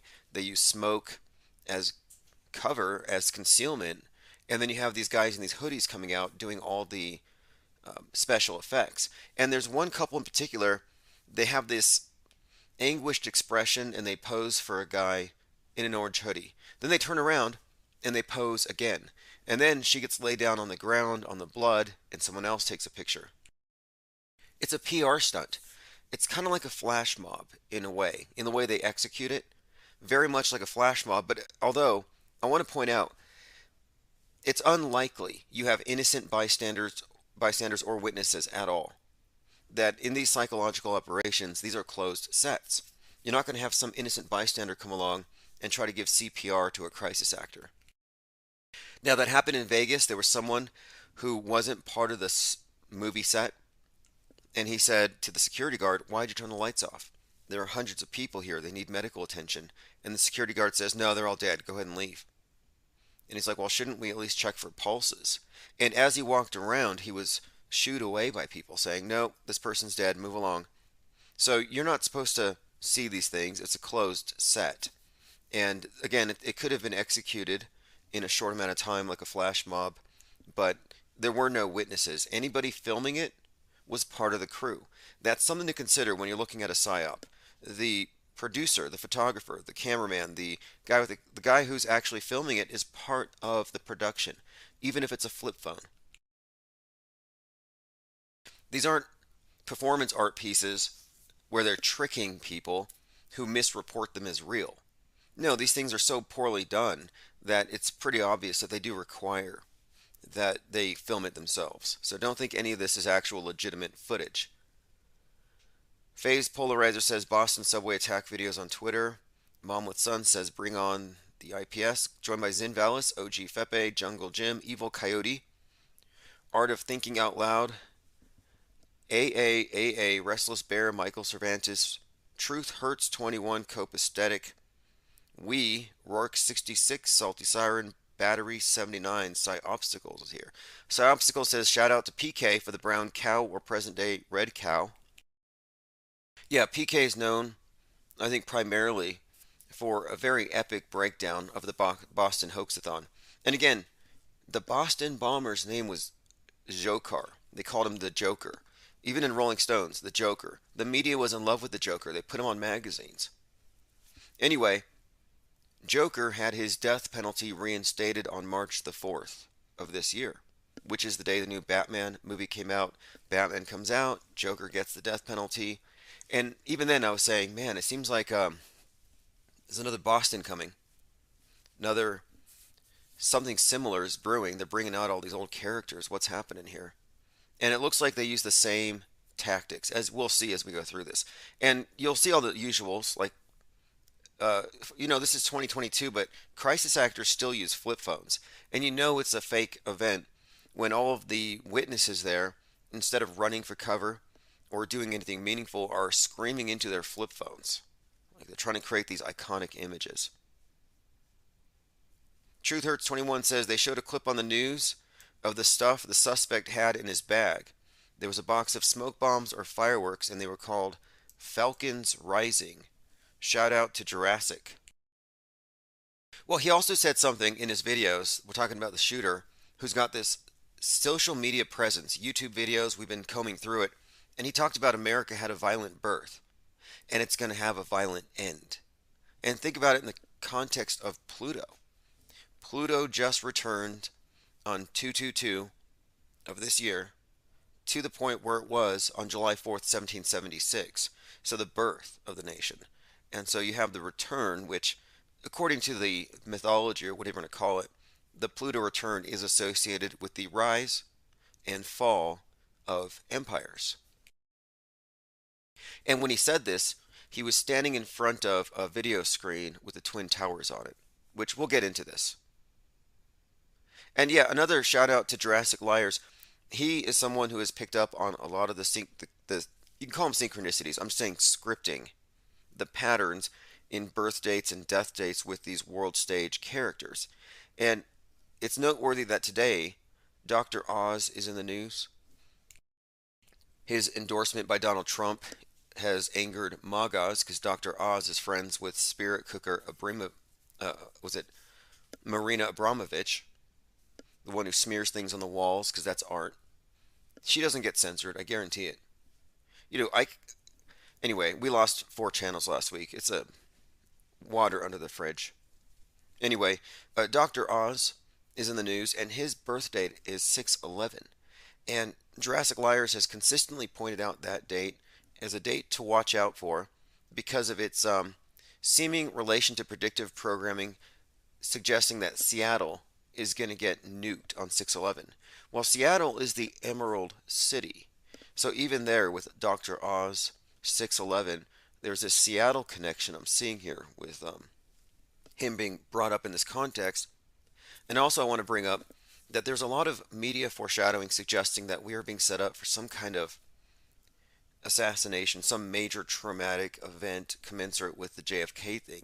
And it seems to me too that Oswald, there's a lot of foreshadowing in that regard as well. Like if you look into it, the Derek Chauvin event, there's some interesting bits of foreshadowing there, suggesting what I'm bringing up here, that we're being prepped for something. You know, when they let him out, when he first got out on bail, there in Hennepin County, they let him out at 11:22 a.m. You know, 11:22 is very specific. That's the date of the JFK assassination, and he killed a 46-year-old. JFK was 46, and in those shots, they made him look like Oswald. If you look at the later mugshots, there were a few, and they all looked like they were done in a studio. They didn't look like regular mugshots. And you know what's more? We go into all the 9/11 connections with the George Floyd, Derek Chauvin event. Derek Chauvin had a hearing on 9/11. I mean, how blatant is that? And Floyd's attorney, Benjamin Crump, brother Crump, Lodge 422, is out there in front of the courthouse with an 846 across his face on a mask. And of course, 846 on a 9/11, on the anniversary of 9/11. 846 is the time that Mercury was rising on 9/11/2001, and it's the minute that the attacks started. First plane hits the tower, 846. And again, these are not coincidences. We talked about how a 22-year-old was killed on 2/2/2022 at 6:48, and his name is a mirror, and 6:48 is a mirror of 846. And both of these events are in the Twin Cities. So these are all ritual scripted dramas, which we will get into. Let me go through some comments. Lean Dion says, Nick Cruz trial starting. Jurors had to leave the courtroom saying they were too emotional. You know, I'm glad you brought him up. I'm glad you brought up Nick Cruz. I was just thinking about him. You know, I'm the guy who started the Free Nick Cruz because he has an alibi that the media has ignored. And I only honed in on this because here we have an alibi.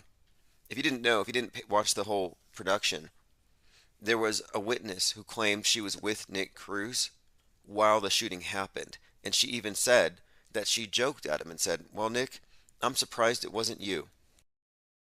And Nick and her had a laugh and left the scene. Anyway, Free Nick Cruz was based on this idea that he had an alibi. And I showed this story to people. I called various news agencies and I said, hey, take a look. And they didn't care. So the whole thing's obviously a joke. But also, Nick Cruz. Nicholas is a significant name if you look at the Children's Crusade. The Crusades. Nicholas was one of the leaders. And the name Cruz is cross. And the whole crusade is about taking up the cross. And these killings happened on an Ash Wednesday when people had the cross taken up on their forehead.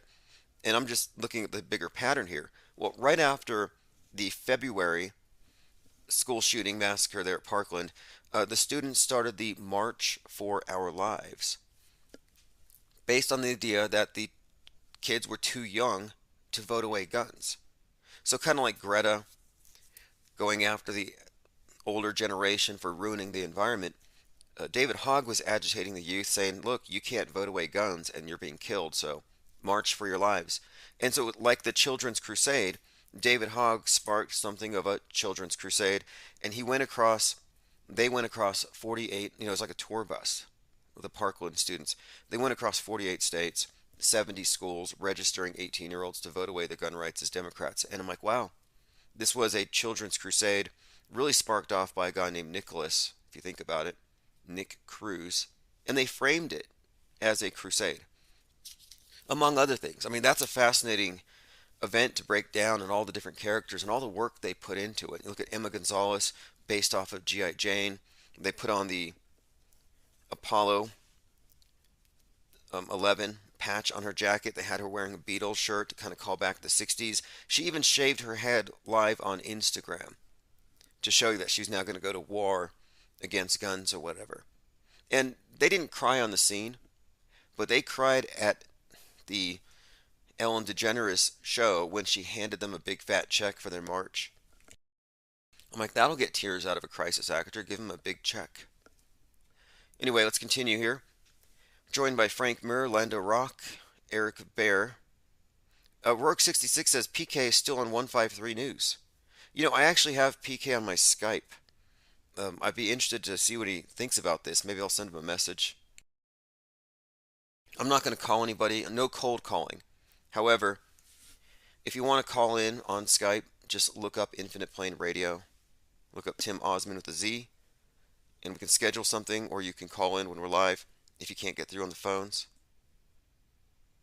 We almost had a call on Skype this morning, but I had to do some technical stuff. Basically, I had to make sure that the audio was being picked up from my mic here, not the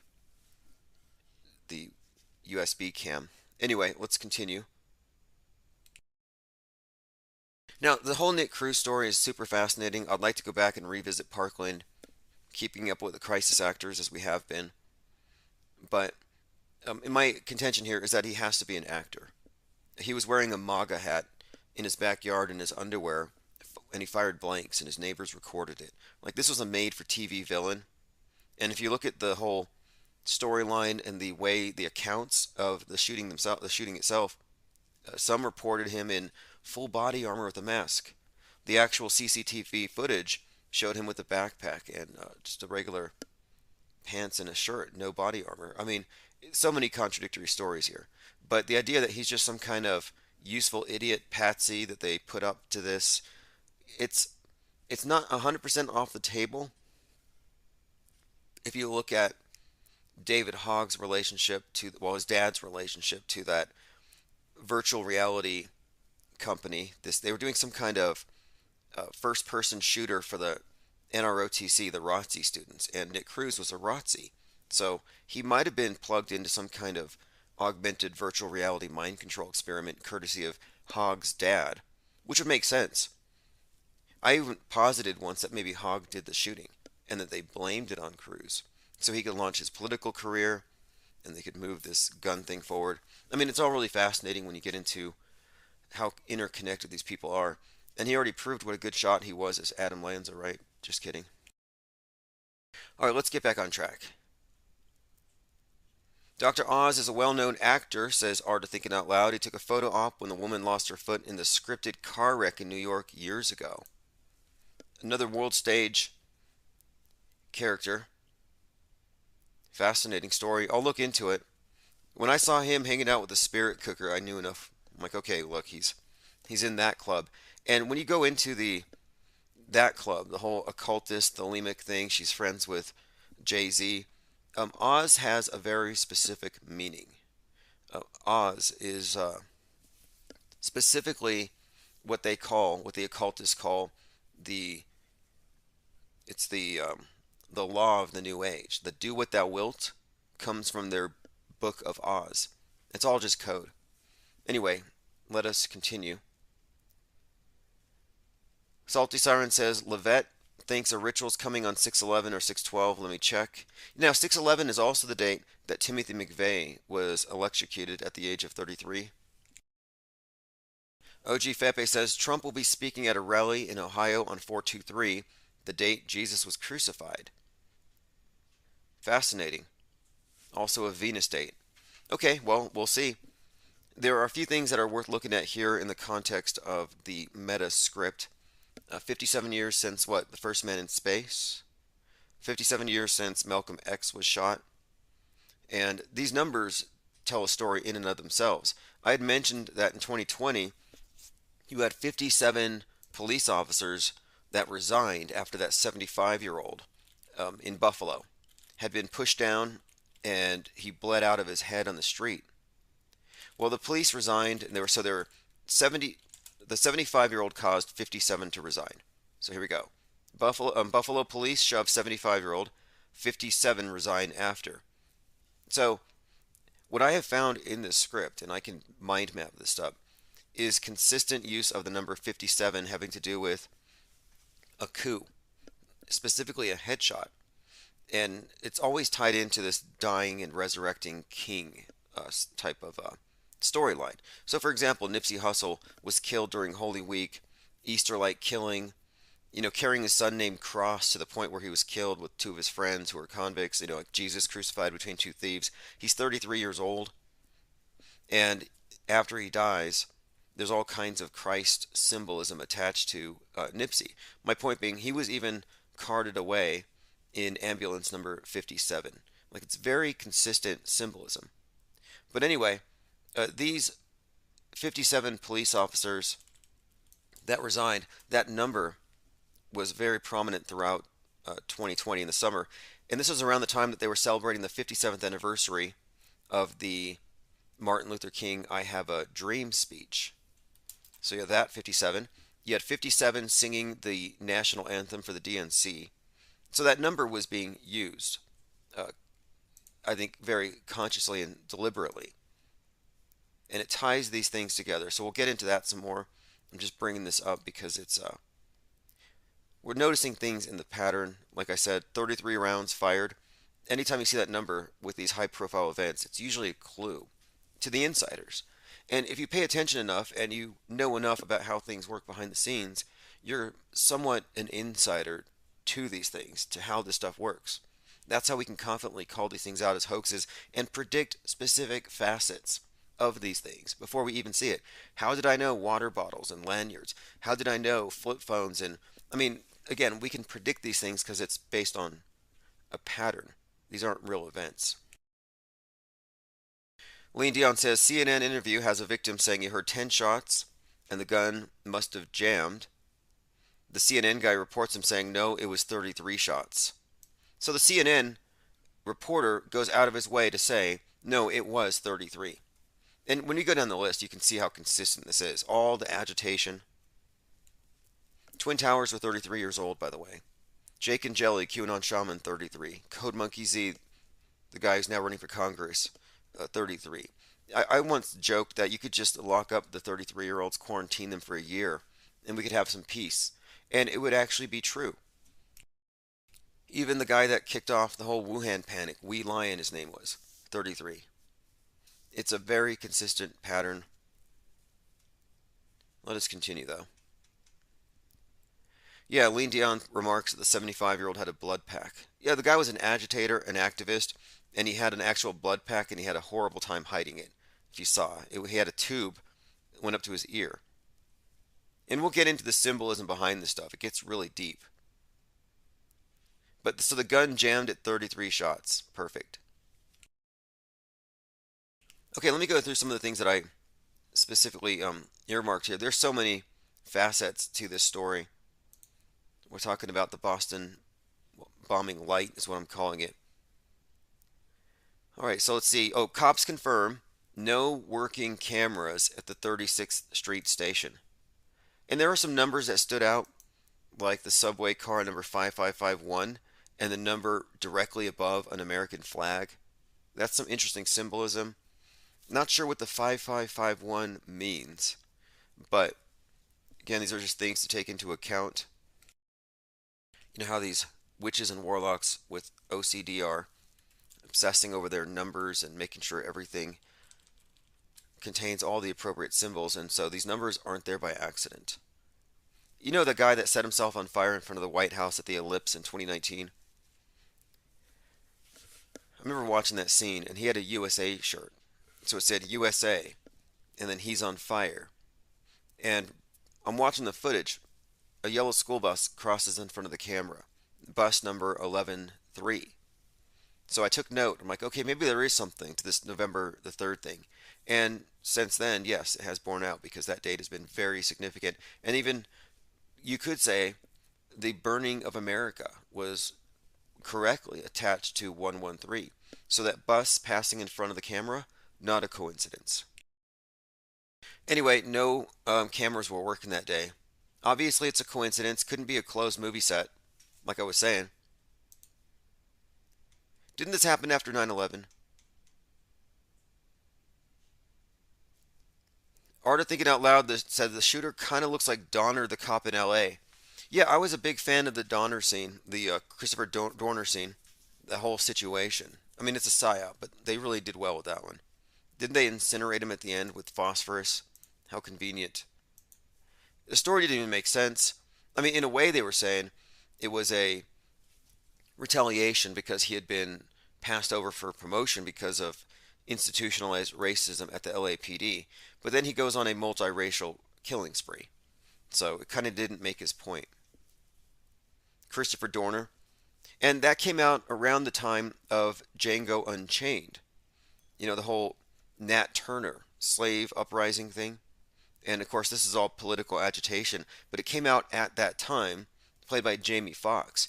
And I remember Jamie Foxx came out at some event, and he was wearing a Trayvon Martin hoodie. And the significance there is that the Trayvon Martin killing is what really kicked off BLM, which is just a modern iteration of Black Panthers, which we may get into the significance of Chadwick Boseman and the character, the Marvel character, Black Panther,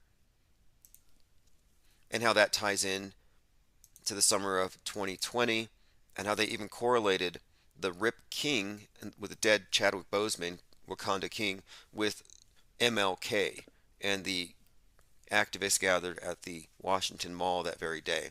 I mean, super integrated psyop.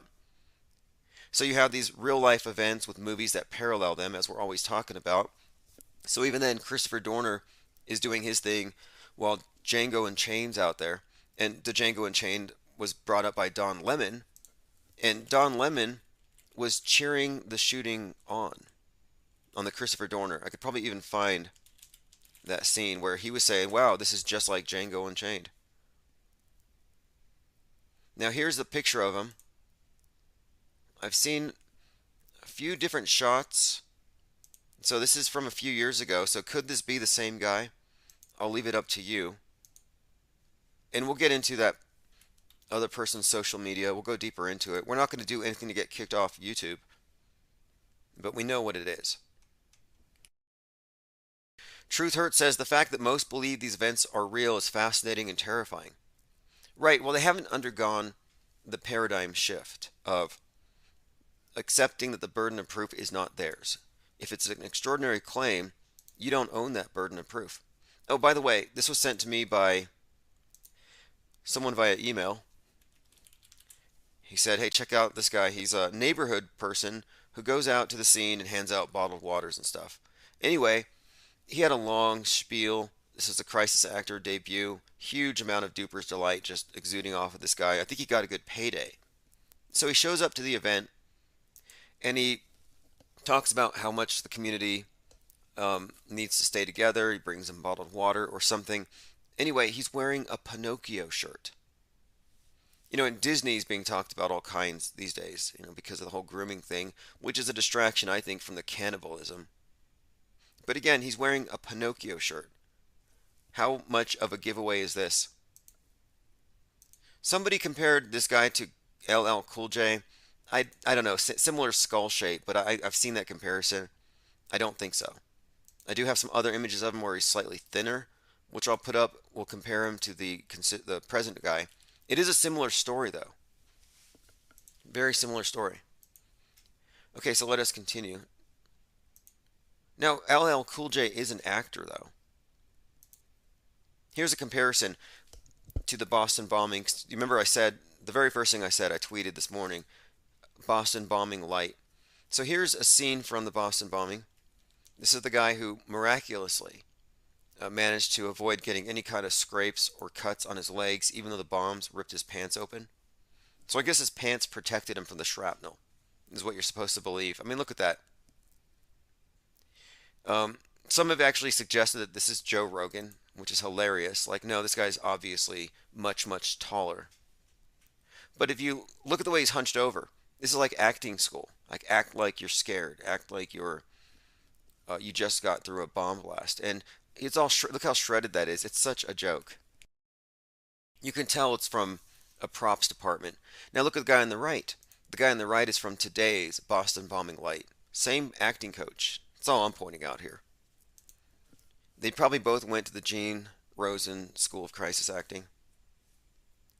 Lean Dion says 2021, quote, all subway stations now have surveillance cameras. The mayor pushed to put criminals in the subway on the fast track to justice. Yeah, how convenient again. David A. Pryor says you can tell it's real because it looks so fake.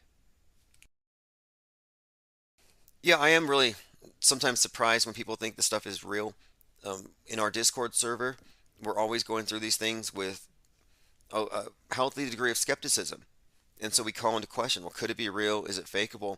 And what I've concluded is that this had to be a closed set.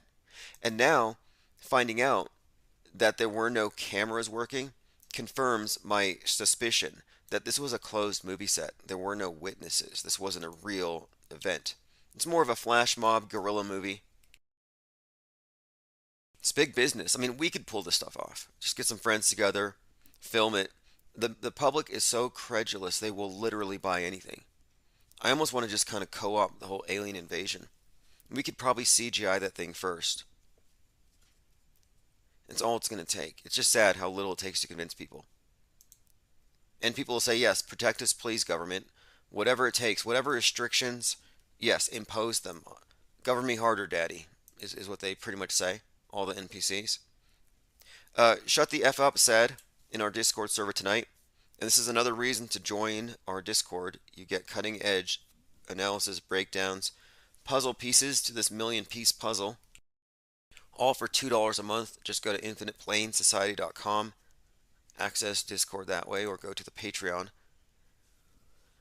He says, remember in the new Batman movie how Riddler inspired his followers to do a mass shooting. I would pay attention for any, quote, copycats in the news. There was a line specifically about how he had 500 followers. One of this guy's channels has 500.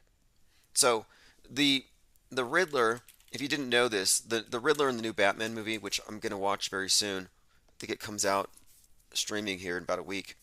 It's basically a Riddler for the QAnon age. This isn't Jim Carrey's Riddler. This guy is wearing some kind of a mask. He's got internet followers, and he instigates some kind of an event, and he's got 500 killings. 500 followers to do his bidding. So you've created this domestic violent extremist with an internet connection, and this shooter today kind of fits that mold. All right, we have so much to go into here, but I want to stick on this topic and go through some of the things that we pointed out this morning. And here's what David Hogg actually said, just so you know why he was on our radar today. And it's his birthday. Quote, has anyone else had the experience of having a parent who did a lot of classified stuff? And while they can't tell you about it, you start connecting the dots and realize that if you're even 10% right, your parents did insane stuff. This is coming from David Hogg. This guy, after the shootings in the school, he spent weeks going to local restaurants and playing dead. That's morbid, right? He and his friends would cover themselves in fake blood and play dead on the ground, hold up signs saying, you did this, your Second Amendment killed me. Just guilt-tripping shoppers. And I used to make fun of that, but I can't anymore because now anti-vaxxers do that. So now all sides are crisis acting. So it doesn't even stand out. Anti-vaxxers will lay on the streets, I've seen this, with giant fake needles sticking out of their backs. It's like if you got a pantomime, if you have to create psychological operations to convince some people that something is happening, then it's probably not happening. School shootings, not happening. Okay, let's see here. Phase Polarizer says the Batmobile flies out of a fireball chasing the Penguin. Yeah, I was kind of uncomfortable when I saw the trailer. And I'm like, wait, the Riddler, question marks, and penguins are the enemies here. And this is actually one of the reasons why, if you go over to the Ko-Fi shop, that's, or Ko-Fi, excuse me, Ko-Fi, Ko-Fi.com/Tim Osman, the Infinite Plane Society logo, let me just break this down for anyone who hasn't seen it. What you're looking at is the IPS logo. It's kind of truncated here on the left, but it's the wrench for the I. The P is a question mark. Because at some point they're going to ban question marks from keyboards. I'm pretty sure they're going to send in the troops, UN troops, blue helmets, Chinese tanks come down your streets, they're not coming to take you away, they're coming to take your Q's and the question marks off your keyboards. And the S is an infinity symbol, but at a certain angle it looks like a lightning bolt. So anyway, when you combine the three, it does somewhat form a penguin with a wrench. But I put the question mark into our very design. And when I saw this new Batman movie involved a bad guy that uses a question mark and Batman's killing penguins, I thought this has got to be a bad sign for the future here. Okay, here we have a picture of him. This is the individual, the shooter. I saw this video on Telegram, and he does look like possibly an appropriately aged Chris Dorner. Let me do a side-by-side. Now he's got a hat on, which will kind of hide his skull shape. It'll take a minute. I'll have to find some better pictures. But anyway, he talked about America having a violent birth and a violent death, and here he is posing in front of a big screen showing the Twin Towers exploding. So what kind of signal is that? Again, this in the context of Pluto return. Let's see, going through some comments. Greg Burns says it takes 10 years minimum to develop a test for a vax if you can first isolate. Right, true. The thing is, it doesn't have to exist. You don't have to isolate it if you can convince people it exists. Religions have always controlled people based on things that they believe in. Superstition. You don't actually have to prove that there are devils and demons in order to make a living as an exorcist. You just have to convince people that these things exist. And right now your government has basically taken the role of a priesthood, and they are exorcists in a sense. And all that requires is blind faith belief, which they have. They absolutely have that. Okay, let's look at some of the photography. Good photography, by the way. Great smiles, great hair, great wardrobe. I mean, I give him A+ as far as psyops go. And look, water bottle. How did we know that there were going to be water bottles? How did we know? This one here is noteworthy because I just talked about how the shooter was posing in front of the Twin Towers. So look at this anguished couple. And behind her, and again, the news media is walking around here because they obviously feel safe. Yeah, we're safe enough, even though there was a shooting. We're going to take these pictures. And look behind her. 9/11/01 and the Twin Towers make the 11. So we're looking at some of the photography that was from the New York Post. Just a 9/11 reference there. Okay, now this one is especially telling here. Here you're seeing a dead Gatorade bottle bleeding all over the place, or possibly a Gatorade bottle used to transport theatrical blood. Now, another point about the theatrical blood, you can find a scene where it's not trampled all over the place. This was done unnecessarily after the fact, and it even looks like a big squib on the floor. If you don't know what a squib is, it's a blood bag you wear beneath your clothes so that when you fake like you're being stabbed or shot, you can actually have some theatrical blood goop out onto the floor. That does not look real. I mean, you can just look at the stuff and compare it to the reality if you have ever seen real blood on floors. Now, this is another thing I wanted to point out. So here's an individual being given a tourniquet, which is kind of fascinating to me. An interesting choice that, this event just happened. This guy got shot in the leg, so luckily somebody nearby was there with a wherewithal to have a tourniquet on his person. And I'm looking at the bottom picture. And he's giving a tourniquet to a guy who's sitting upright. Now, I'm not an EMT. I took EMT basic. I took a few things. I don't claim to know for sure, but it seems odd to me, a choice to have the patient sitting straight up if you're trying to tourniquet his leg. Like, I would think you would lay him down and maybe elevate that limb. And I did a quick search here. Just a quick search. This isn't medical advice. I'm just like, am I off on this at all? And what I found is that no, it's actually customary or normal apparently to elevate. It says elevating the wound will slow the flow of the blood and to maintain pressure in case it bleeds again. But anyway, you have a demonstration where they're elevating a leg versus how it was done there on the subway.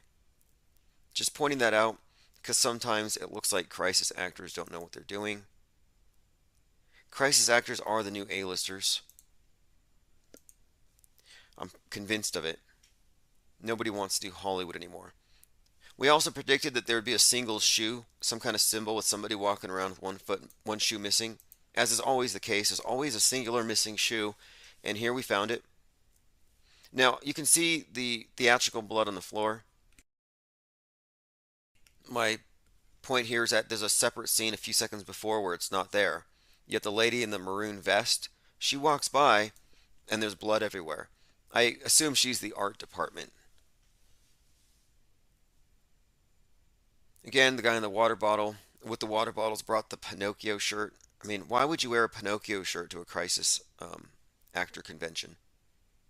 Now, this might be a clue as well. Breaking news, manhunt for the suspect. So the reporter's name, Will B. Wild. Will B. Wild this morning in New York. And I'm thinking, Will B. Wild. Where have you heard this before? If you recall, on 1/6, this was the war cry. The thing that sent everyone to the Capitol. Trump said, be there. Will be wild. Not it will be wild, but will be wild. So inside Trump supporters' online echo chambers, the chaos of January 6th could be seen coming. People posted their plans to come to D.C. and showed the weapons they would carry. So here I have an image where you can see the blood that magically appeared on the ground before and after. And what caused it? The lady in maroon. And you can also see on the right, there's a couple here doing a photo op for the guy in the orange hoodie. So you just survive a bomb blast, and you're going to stand up and pose for a camera, not once, but twice. They turn around, they do it again. Then they lay down in this guy on the right in his blood after he lays down here and mysteriously just bleeds out on the floor. But the blood isn't on his clothing. I mean, we're just talking about squibs. Like, this is 100% theater. Speaking of theater, looks like Sean Penn, who sometimes weirdly looks like all three Stooges at once, he's going to take up arms against the Russians. Sean Penn. Now, I don't want to play this event because you know how they'll say it's real and I'm playing violent footage. It's how they stop people from looking at these things critically. But just look at the footage and try to ask yourself, is this person a witness, or was this person here to film a choreographed scene? And that's what I've arrived at. And I think there might be some significance here to the train that they run out of and the very prominent American flag with the 5551. Don't know what that number means, but it must mean something. These directors don't put anything in there by accident. All right, let's see. Truth Hurts 21 says, now the Patriot anti-vax groups are saying the vax is some sort of snake venom. That's why monoclonal antibodies, the guy Stu Peters has some documentary out. He screams agent. Oh yeah, I thought it was satire. I was listening to this, and honestly, this guy sounded like he was ripping off of what we are always talking about, how it's just a new religion, but they missed out on all the nuance. Which I'll play some of that too. Yeah, again, there were no working cameras at the 36th Street subway station. This is a busy Sunset Park area, lots of businesses, lots of restaurants. So there's the nail in the coffin for anybody who still thinks it's real. I've circled, even on Drudge, conspicuous flip phones and lanyards and water bottles.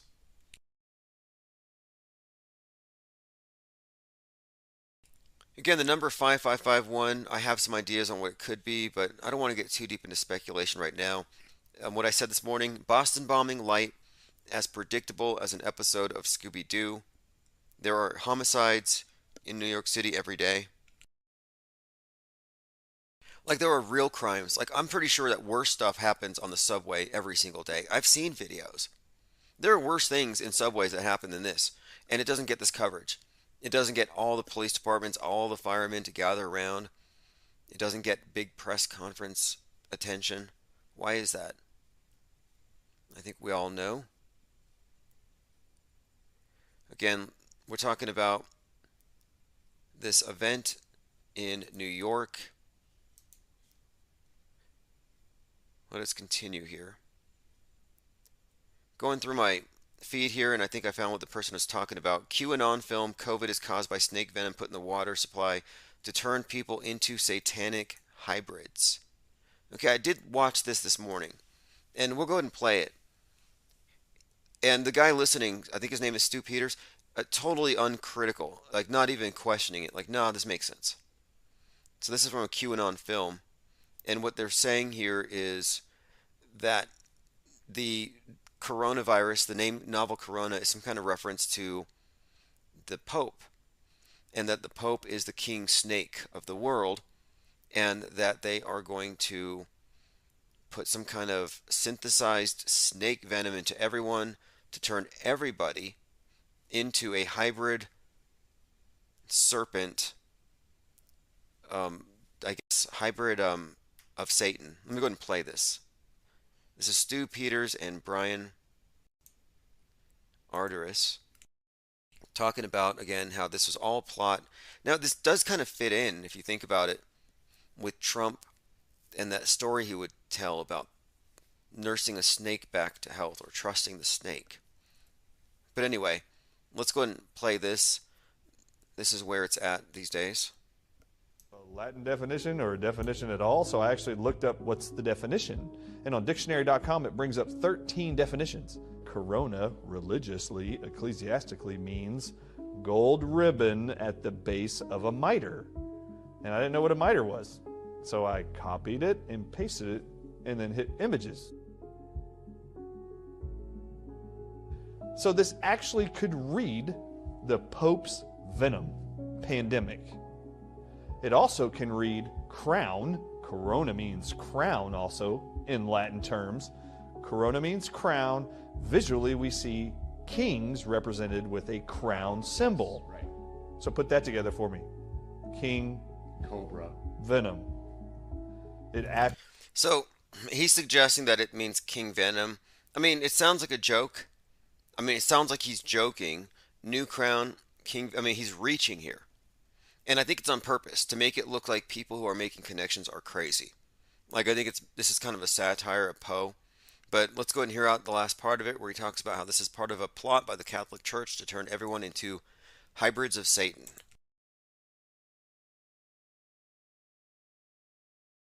Which, again, this is just a new spin on a not very novel topic. I mean, this has really been the take on it for some time. And I've often pointed out that, yeah, you'll be hard-pressed to find some pokey that doesn't have the mark of the beast somehow inculcated into its symbolism. Like AstraZeneca. Obviously, that logo is 3 6s interlocked. And yeah, I'll play the rest of this here in just a moment. I don't want to get kicked off for dangerous misinformation. You know, they got rid of our previous channel for a cartoon, a satire, about a guy named Bob Know-It-All who inhaled hot air from a blow dryer as sort of a curative thing. I can't even say what for.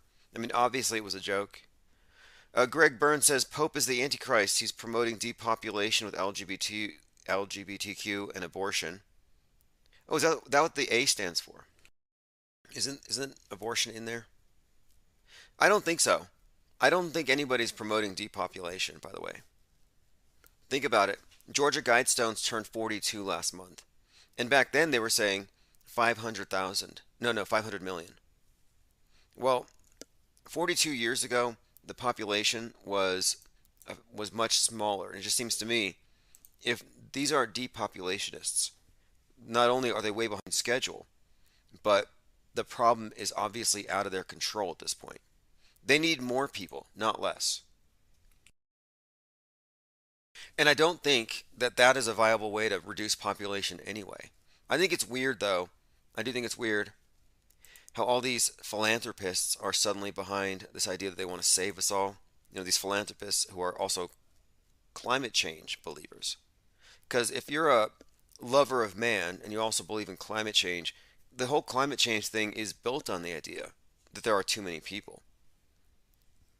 But I don't think they want to get rid of us. I think they want you to feel like the world's overpopulated. I think it's more about controlling you and your worldview than it actually being a fact. I mean, I don't even believe that the world is as small as they say. All right, let me go ahead and play the rest of this from Stu Peters and Brian created Ardis. DNA, and they figured out how to do it with the serpents, the evil ones' DNA into your God-created DNA, and they figured out how to do. Now, Greg says, LOL, you can't speak the truth because you're afraid of being deplatformed. No, you can't really say that. We've been pulled more than 120 times. I actually don't think you're speaking the truth. I think that your religious programming has just been reinvented. I don't think there's any difference between believing in sin, as the church describes it, and the virus. They're both superstitions, so a priesthood could control you. I think that the new Bible is what's coming through the filtered TV, but it's the same as the old Bible, same old controllers. I don't think that the Pope is the Antichrist in the sense of it being some bad guy that's going to end the world. By Antichrist, I believe it just means subsequent Christ, that you have the Son God, the Vicar of Christ, always there in that throne, but it's a position. We aren't in the end times. They're just basically updating their system. But no, at no point do I ever not speak the truth. I just think that the anti-vaxxers aren't the truth. I'm not anti-vaxxer. I just think that the vax itself is nothing more than a political schism to divide people along those who believe you can be saved by the state and its priests versus those who are not inclined to go with the state as the route to salvation. There's nothing in it. There has been no death spike.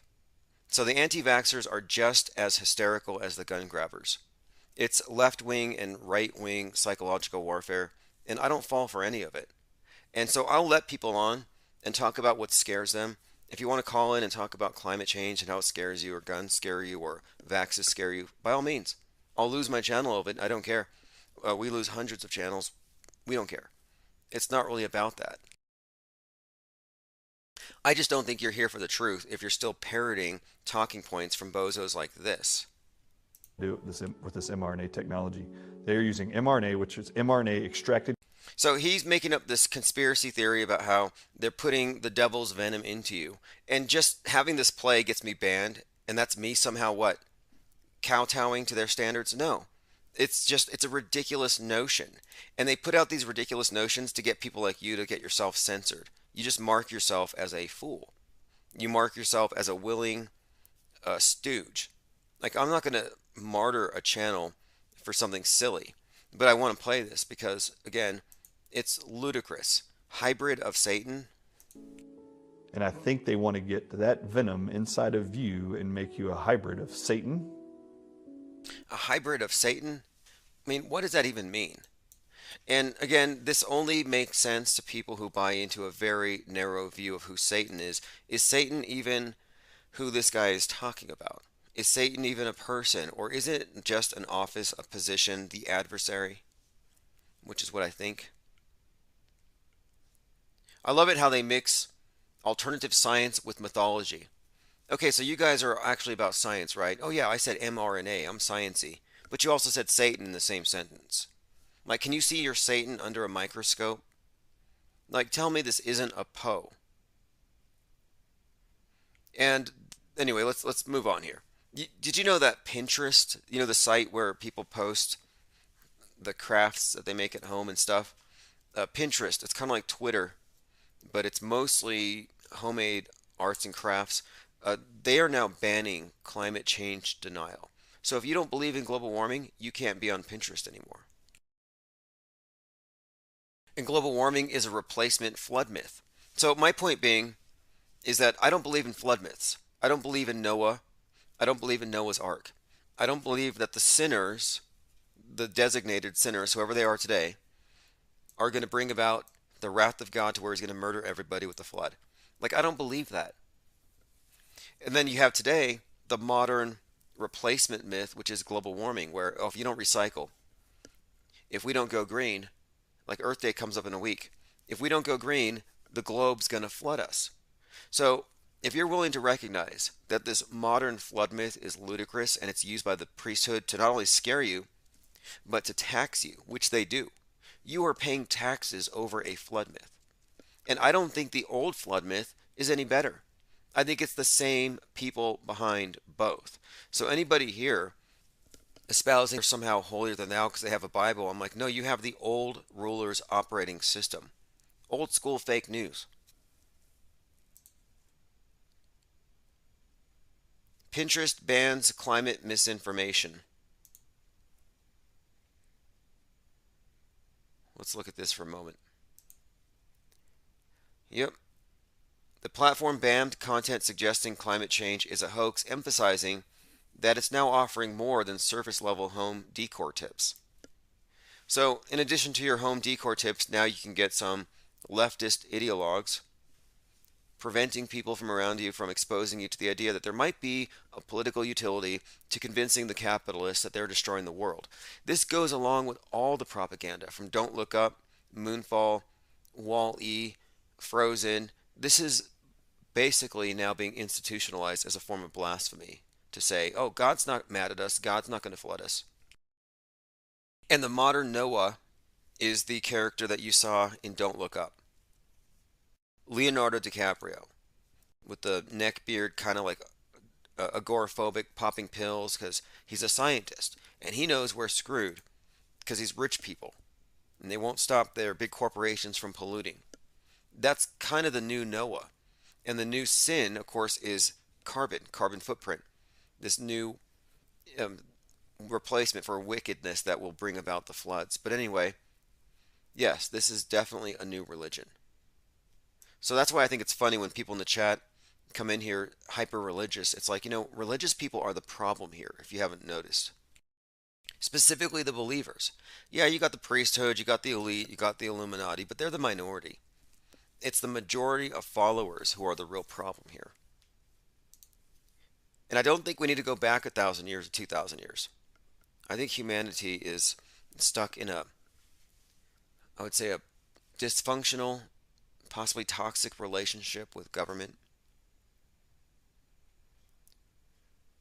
Okay, let us continue. I'm going to open phones here. I have some voicemails I need to respond to as well.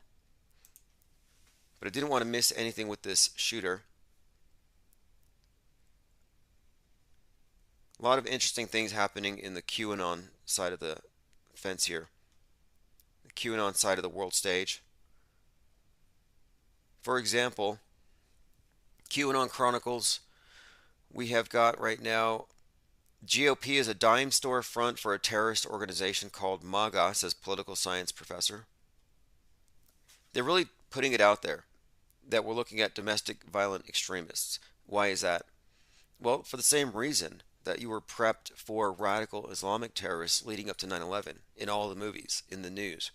They get you ready for stuff before they do it. So just a heads up, domestic violent terrorist attacks on the way. Roger Stone aide urged Trump supporters to descend on the Capitol, saying that martial law would be declared. Yeah, a lot of these people were led by a Judas goat named Donald Trump and his family into this situation to where that 1/6 simulated riot has effectively been turned into a new 9/11 of a sort.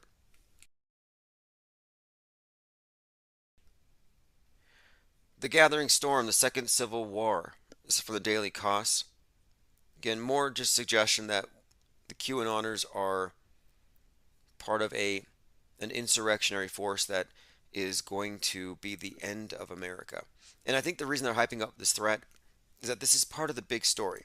As much as you might want to ignore Q, we have enough to suggest here that the authors, the directors of 9/11, of the Corona thing, of Islamic terror, of even the domestic violent extremist things with Timothy McVeigh, it's got the same authorship as Q.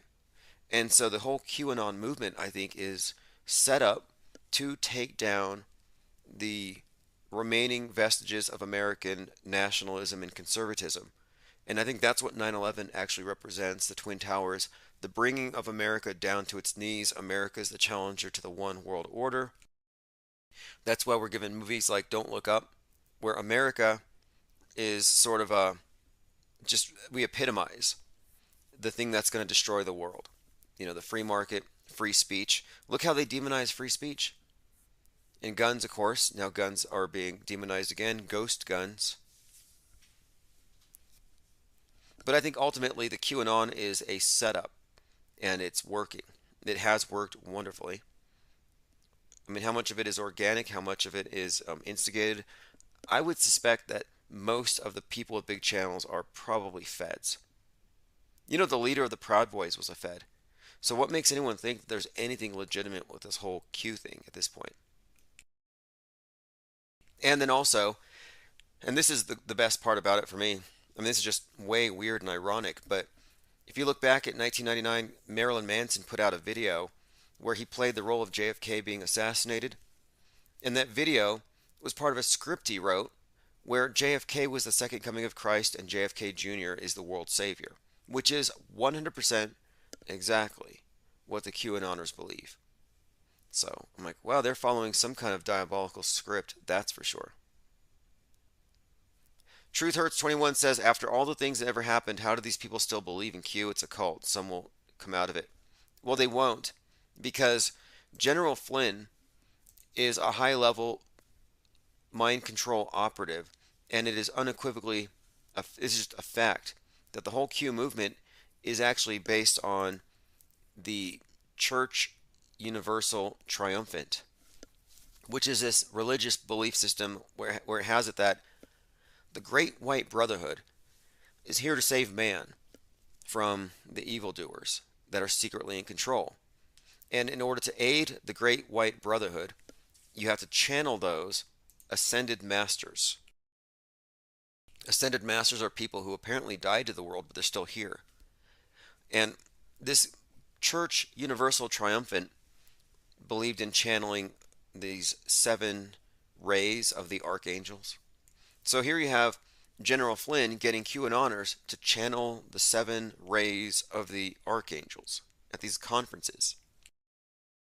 The QAnoners believe in Princess Di, JFK Jr., Michael Jackson, John Denver, and dozens of other dead celebrities that they believe are secretly working with the white hats. So you replace white hats, you know, so I mean, the Great White Brotherhood with the white hats. You replace the secret evildoers of the world with the deep state, and you can see it's a replacement cult. And the Church Universal Triumphant ended up putting a lot of people into a doomsday bunker for fear that China and Russia would nuke us. And right now, General Flynn, who's really the leader of this thing, the visible leader, he has said that China is going to use EMPs. And he's told people in private talks that when China uses electromagnetic pulse, high altitude nuclear detonations, people's heads are going to explode if they've been boosted 3 or 4 times. Anyway, this is what they're saying. And of course, you probably haven't heard about this because the people who know about it think that those people who went along with the program probably deserve to have their heads exploding. They're not being warned. But this is what they actually believe. This is part of a group, an older established group. It's a pattern, it's a template. I would call it the Church Universal Trump these days. Okay, so it says, several say they miss the good old days when they could simply follow along with the cryptic posts by whoever played Q. Quote, I think Q spoiled some people. They got used to the drops and the constant flow. And now that Q is pretty much gone, they seek to fill the void with anyone who claims to have inside info. Now, the final Q drop was in December of 2020, and it was a link to the song We Ain't Gonna Take It by Twisted Sister, Dee Snider. Dee Snider, by the way, did not want anti-maskers using that song when they romped through Target without their masks on. So he took it. Mr. We Ain't Gonna Take It took it. He's like, yep, mask me, vax me, boost me, give me a space junk helmet. And if you missed the story a couple weeks ago, space junk did fall in some rural area of India, sending villagers scattering or really running for their basements. space junk lockdowns have happened. Now, again, this whole Q thing, yeah, the last drop was "We Ain't Gonna Take It," and then General Flynn goes to a QAnon event, and he actually karaoke's that song. So they all know, like to them, it's an inside. They believe they have the inside scoop on a military operation. They do believe, many of them believe, we're undergoing something called devolution, and that the military is in control and Trump's still the president. I mean, it's rather delusional at this point. Says others are getting tired of the drama. Most channels these days are all at each other's throats. Some find it ironic that the same crowd that convinced people that JFK Jr. is alive and that celebrities are addicted to chemicals harvested from children's brains are now urging them to be careful about what they believe. Seems like General Flynn is telling his followers not to believe in conspiracy theories, which is a funny way of saying don't believe in other people's conspiracy theories, but believe in my conspiracy theories. If you didn't know, the MSM is the biggest promulgator of conspiracy theories in the world. But they are the ones who have the power of state. They're the ones who have the influence. So they have the most creative control over this place.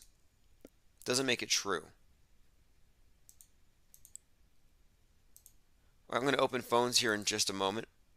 Again, we're talking about the new event, the subway event, which is connected to the QAnon event.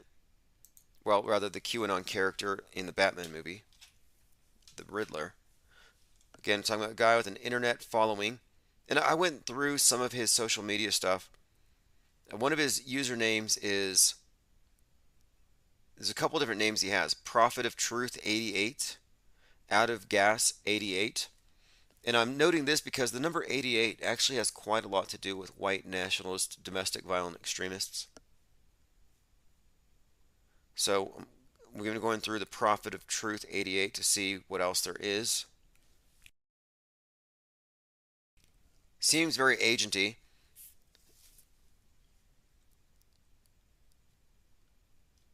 Alright, I'm going through our Discord server as well. If you've missed out on joining the Discord, just go to infiniteplainsociety.com.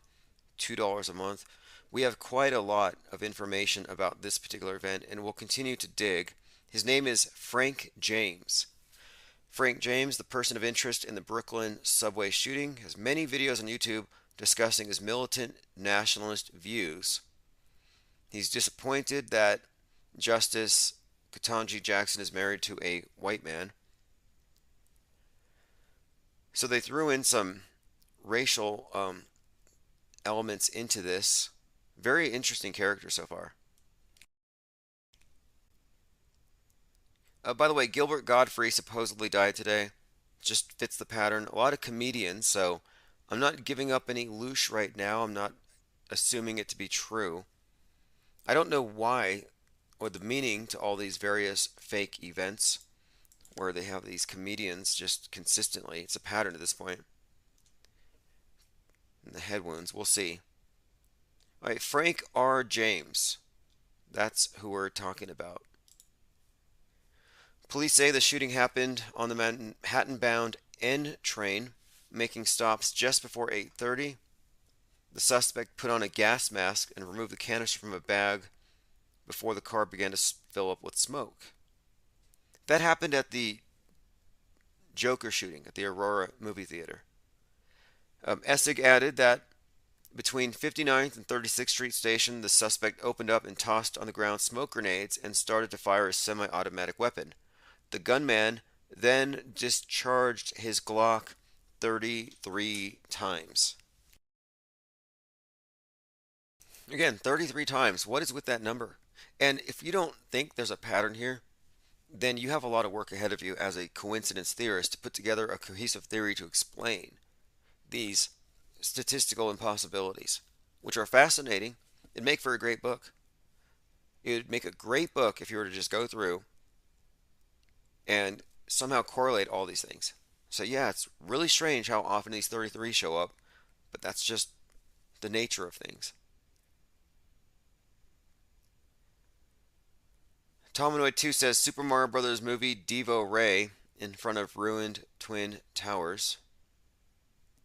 Sleepy Random says comedy is dying. Yeah, that's what I was thinking.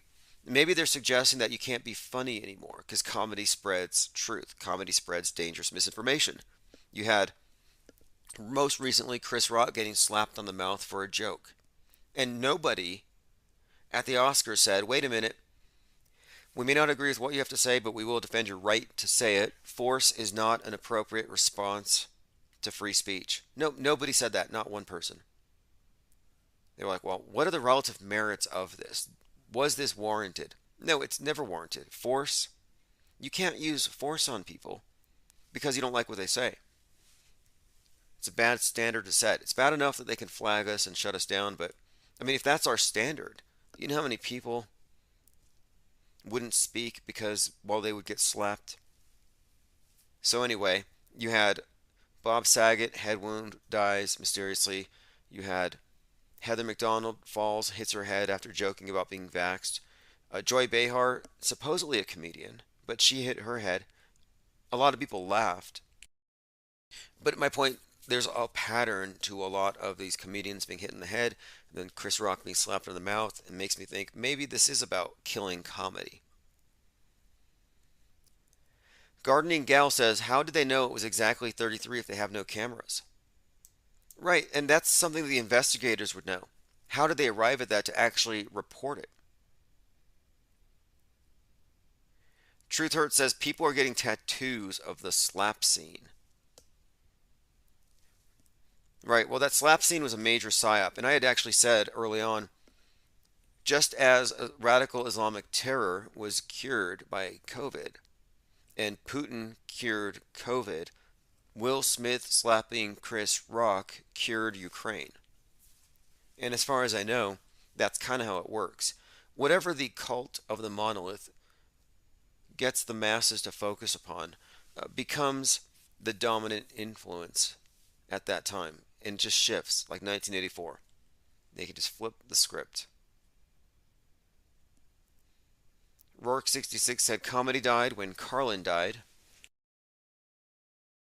Yeah, that was a politically incorrect individual there. How much did he know? Well, I mean, it's hard to say. Because you could have been the most informed, truthiest person on your block, but you would not have had the truth about 9/11 after it happened unless you already knew about CGI inserts, crisis actors. What I'm suggesting is that you would not have been able to have arrived at a cohesive view of the truth until very recently. So, yes, Carlin was certainly the best he possibly could have been at that time. All right, let us continue going through my minds. Some of these scenes are just so redonkulous. It's worth looking at just so you can see how staged it is. And if you've never seen theatrical blood and seen it contrasted with real blood, it's something to look into. Also look into squibs. Research squibs. Then you have the lady in the maroon coat, and we do have a clip of her actually walking low to the ground, hunched over, and we actually do see what appears to be blood that she's dropping onto the floor. I'm going to go ahead and pull up our Discord server onto the screen. We'll go through some of those images. Again, Sean Penn going out there to rush at a fight. You know, Sean Penn was in Haiti after that earthquake a few years ago. And this is before I even knew about fake news. But I remember there was a scene where Anderson Cooper was hanging out with Sean Penn out there in Haiti. And then the next scene, and I use the word scene advisedly here, Anderson Cooper in Haiti rescued some boy. So some kid comes out like a child with a bloody head. And it looks like the same type of blood that we see here in the subway. And he rushes to the kid's aid and picks him up and puts him in the back of an ambulance, but not before looking back to make sure the cameraman was watching. But he picked up the kid. Here it is, raw. Anderson Cooper rescues injured boy.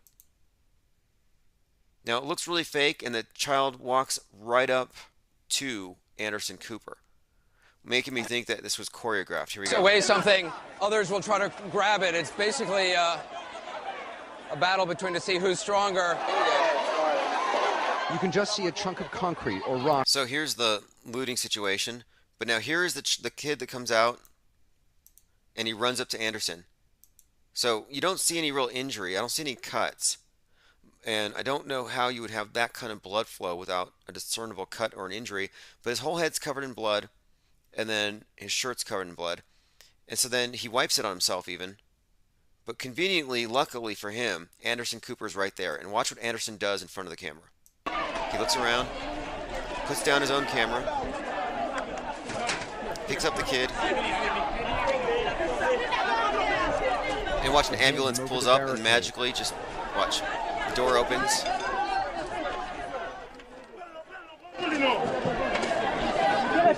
So now we're following Anderson Cooper carrying a kid over to an ambulance. It's so staged. So staged. What would he have done if it wasn't for Anderson Cooper? All right, going through comments here. David A. Pryor says Anderson is an unquestionable hero. Yeah, he saved that kid's life somehow. I don't know how exactly. That wasn't standard EMT practice. Like, wouldn't you put him down and, check for injuries? Look at this connection here. Was this posted on his site? Yes, it was. Prophet of Truth 88. That's the Frank, the shooter. This is one of his channels on YouTube. Prophet of Truth 88. And it has this 88 out of time. A reference to Back to the Future, which Biff Tannen is based on Donald Trump. Just a heads up here, but 88 out of time, 88 miles per hour, 1.21 gigawatts, and you travel through time. That number may pertain to the 88 constellations in the zodiac, the Wheel of Time. But anyway, out of time in Los Angeles was that festival that Snoop Dogg was at, the one where Draco the ruler had his throat slashed. Anyway, I'm coming through the Discord server to see if there's anything else about this individual. He's got quite a lot of content. Seems like a character. Again, he's got 500 subs on one of his channels, just like the Riddler. Frank James is his name. I'll continue to dig into the story as we go, but I think we accurately called it earlier on today. This is Boston Bombing Light.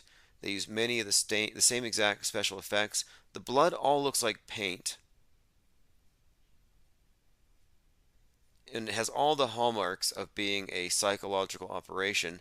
And this might also have something to do with the idea that we must do something about people on the internet with radical ideas. It fits right into that agenda. He is the Riddler, and the Riddler is the QAnon Riddler, as they've described him. Infinite Plane Radio.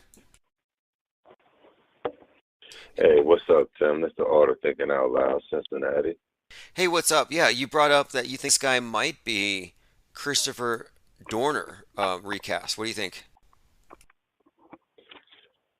Yeah, I was just looking at him, and it was like the first thing when I first saw the situation, the first thing I thought was when I saw how the people were laying like in the subway and just all of the just the way it looked, it didn't look right. See, and that's the crazy part about it, is that when people like us, when we see these type things, we see it automatically, because my girl sent me the story earlier today. I didn't even know about it. My girl sent it to me, and it was like, I looked at it and I didn't want to tell her what I saw, because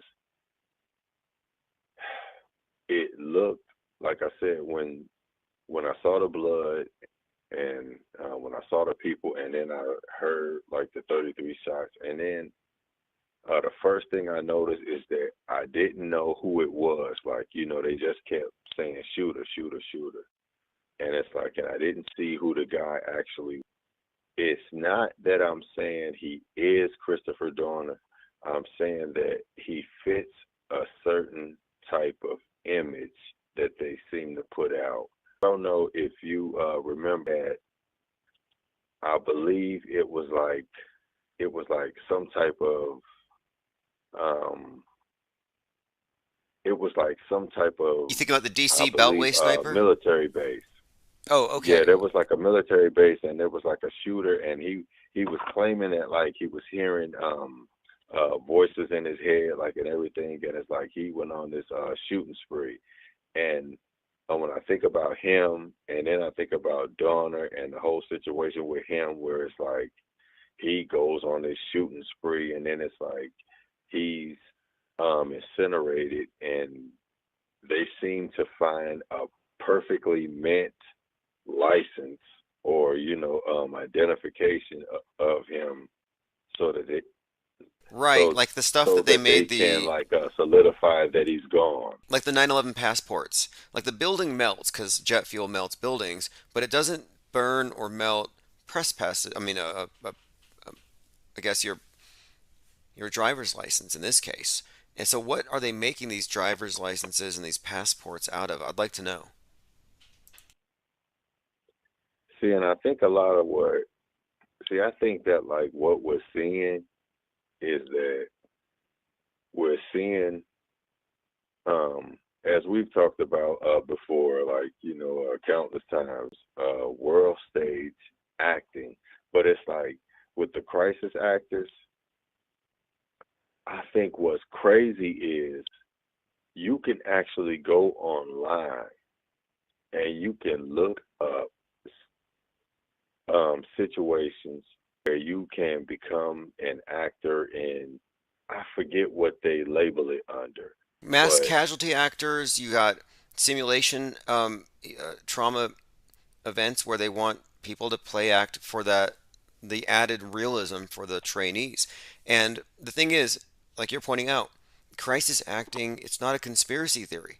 It's a fact. It's an option. I actually know someone, one of our listeners in Vegas, was a crisis actor for a day and went to a scene where they played they were injured with shrapnel and they used real movie special effects. So all media events, it's called propaganda. And some people are just, they're ignorant about the existence of propaganda.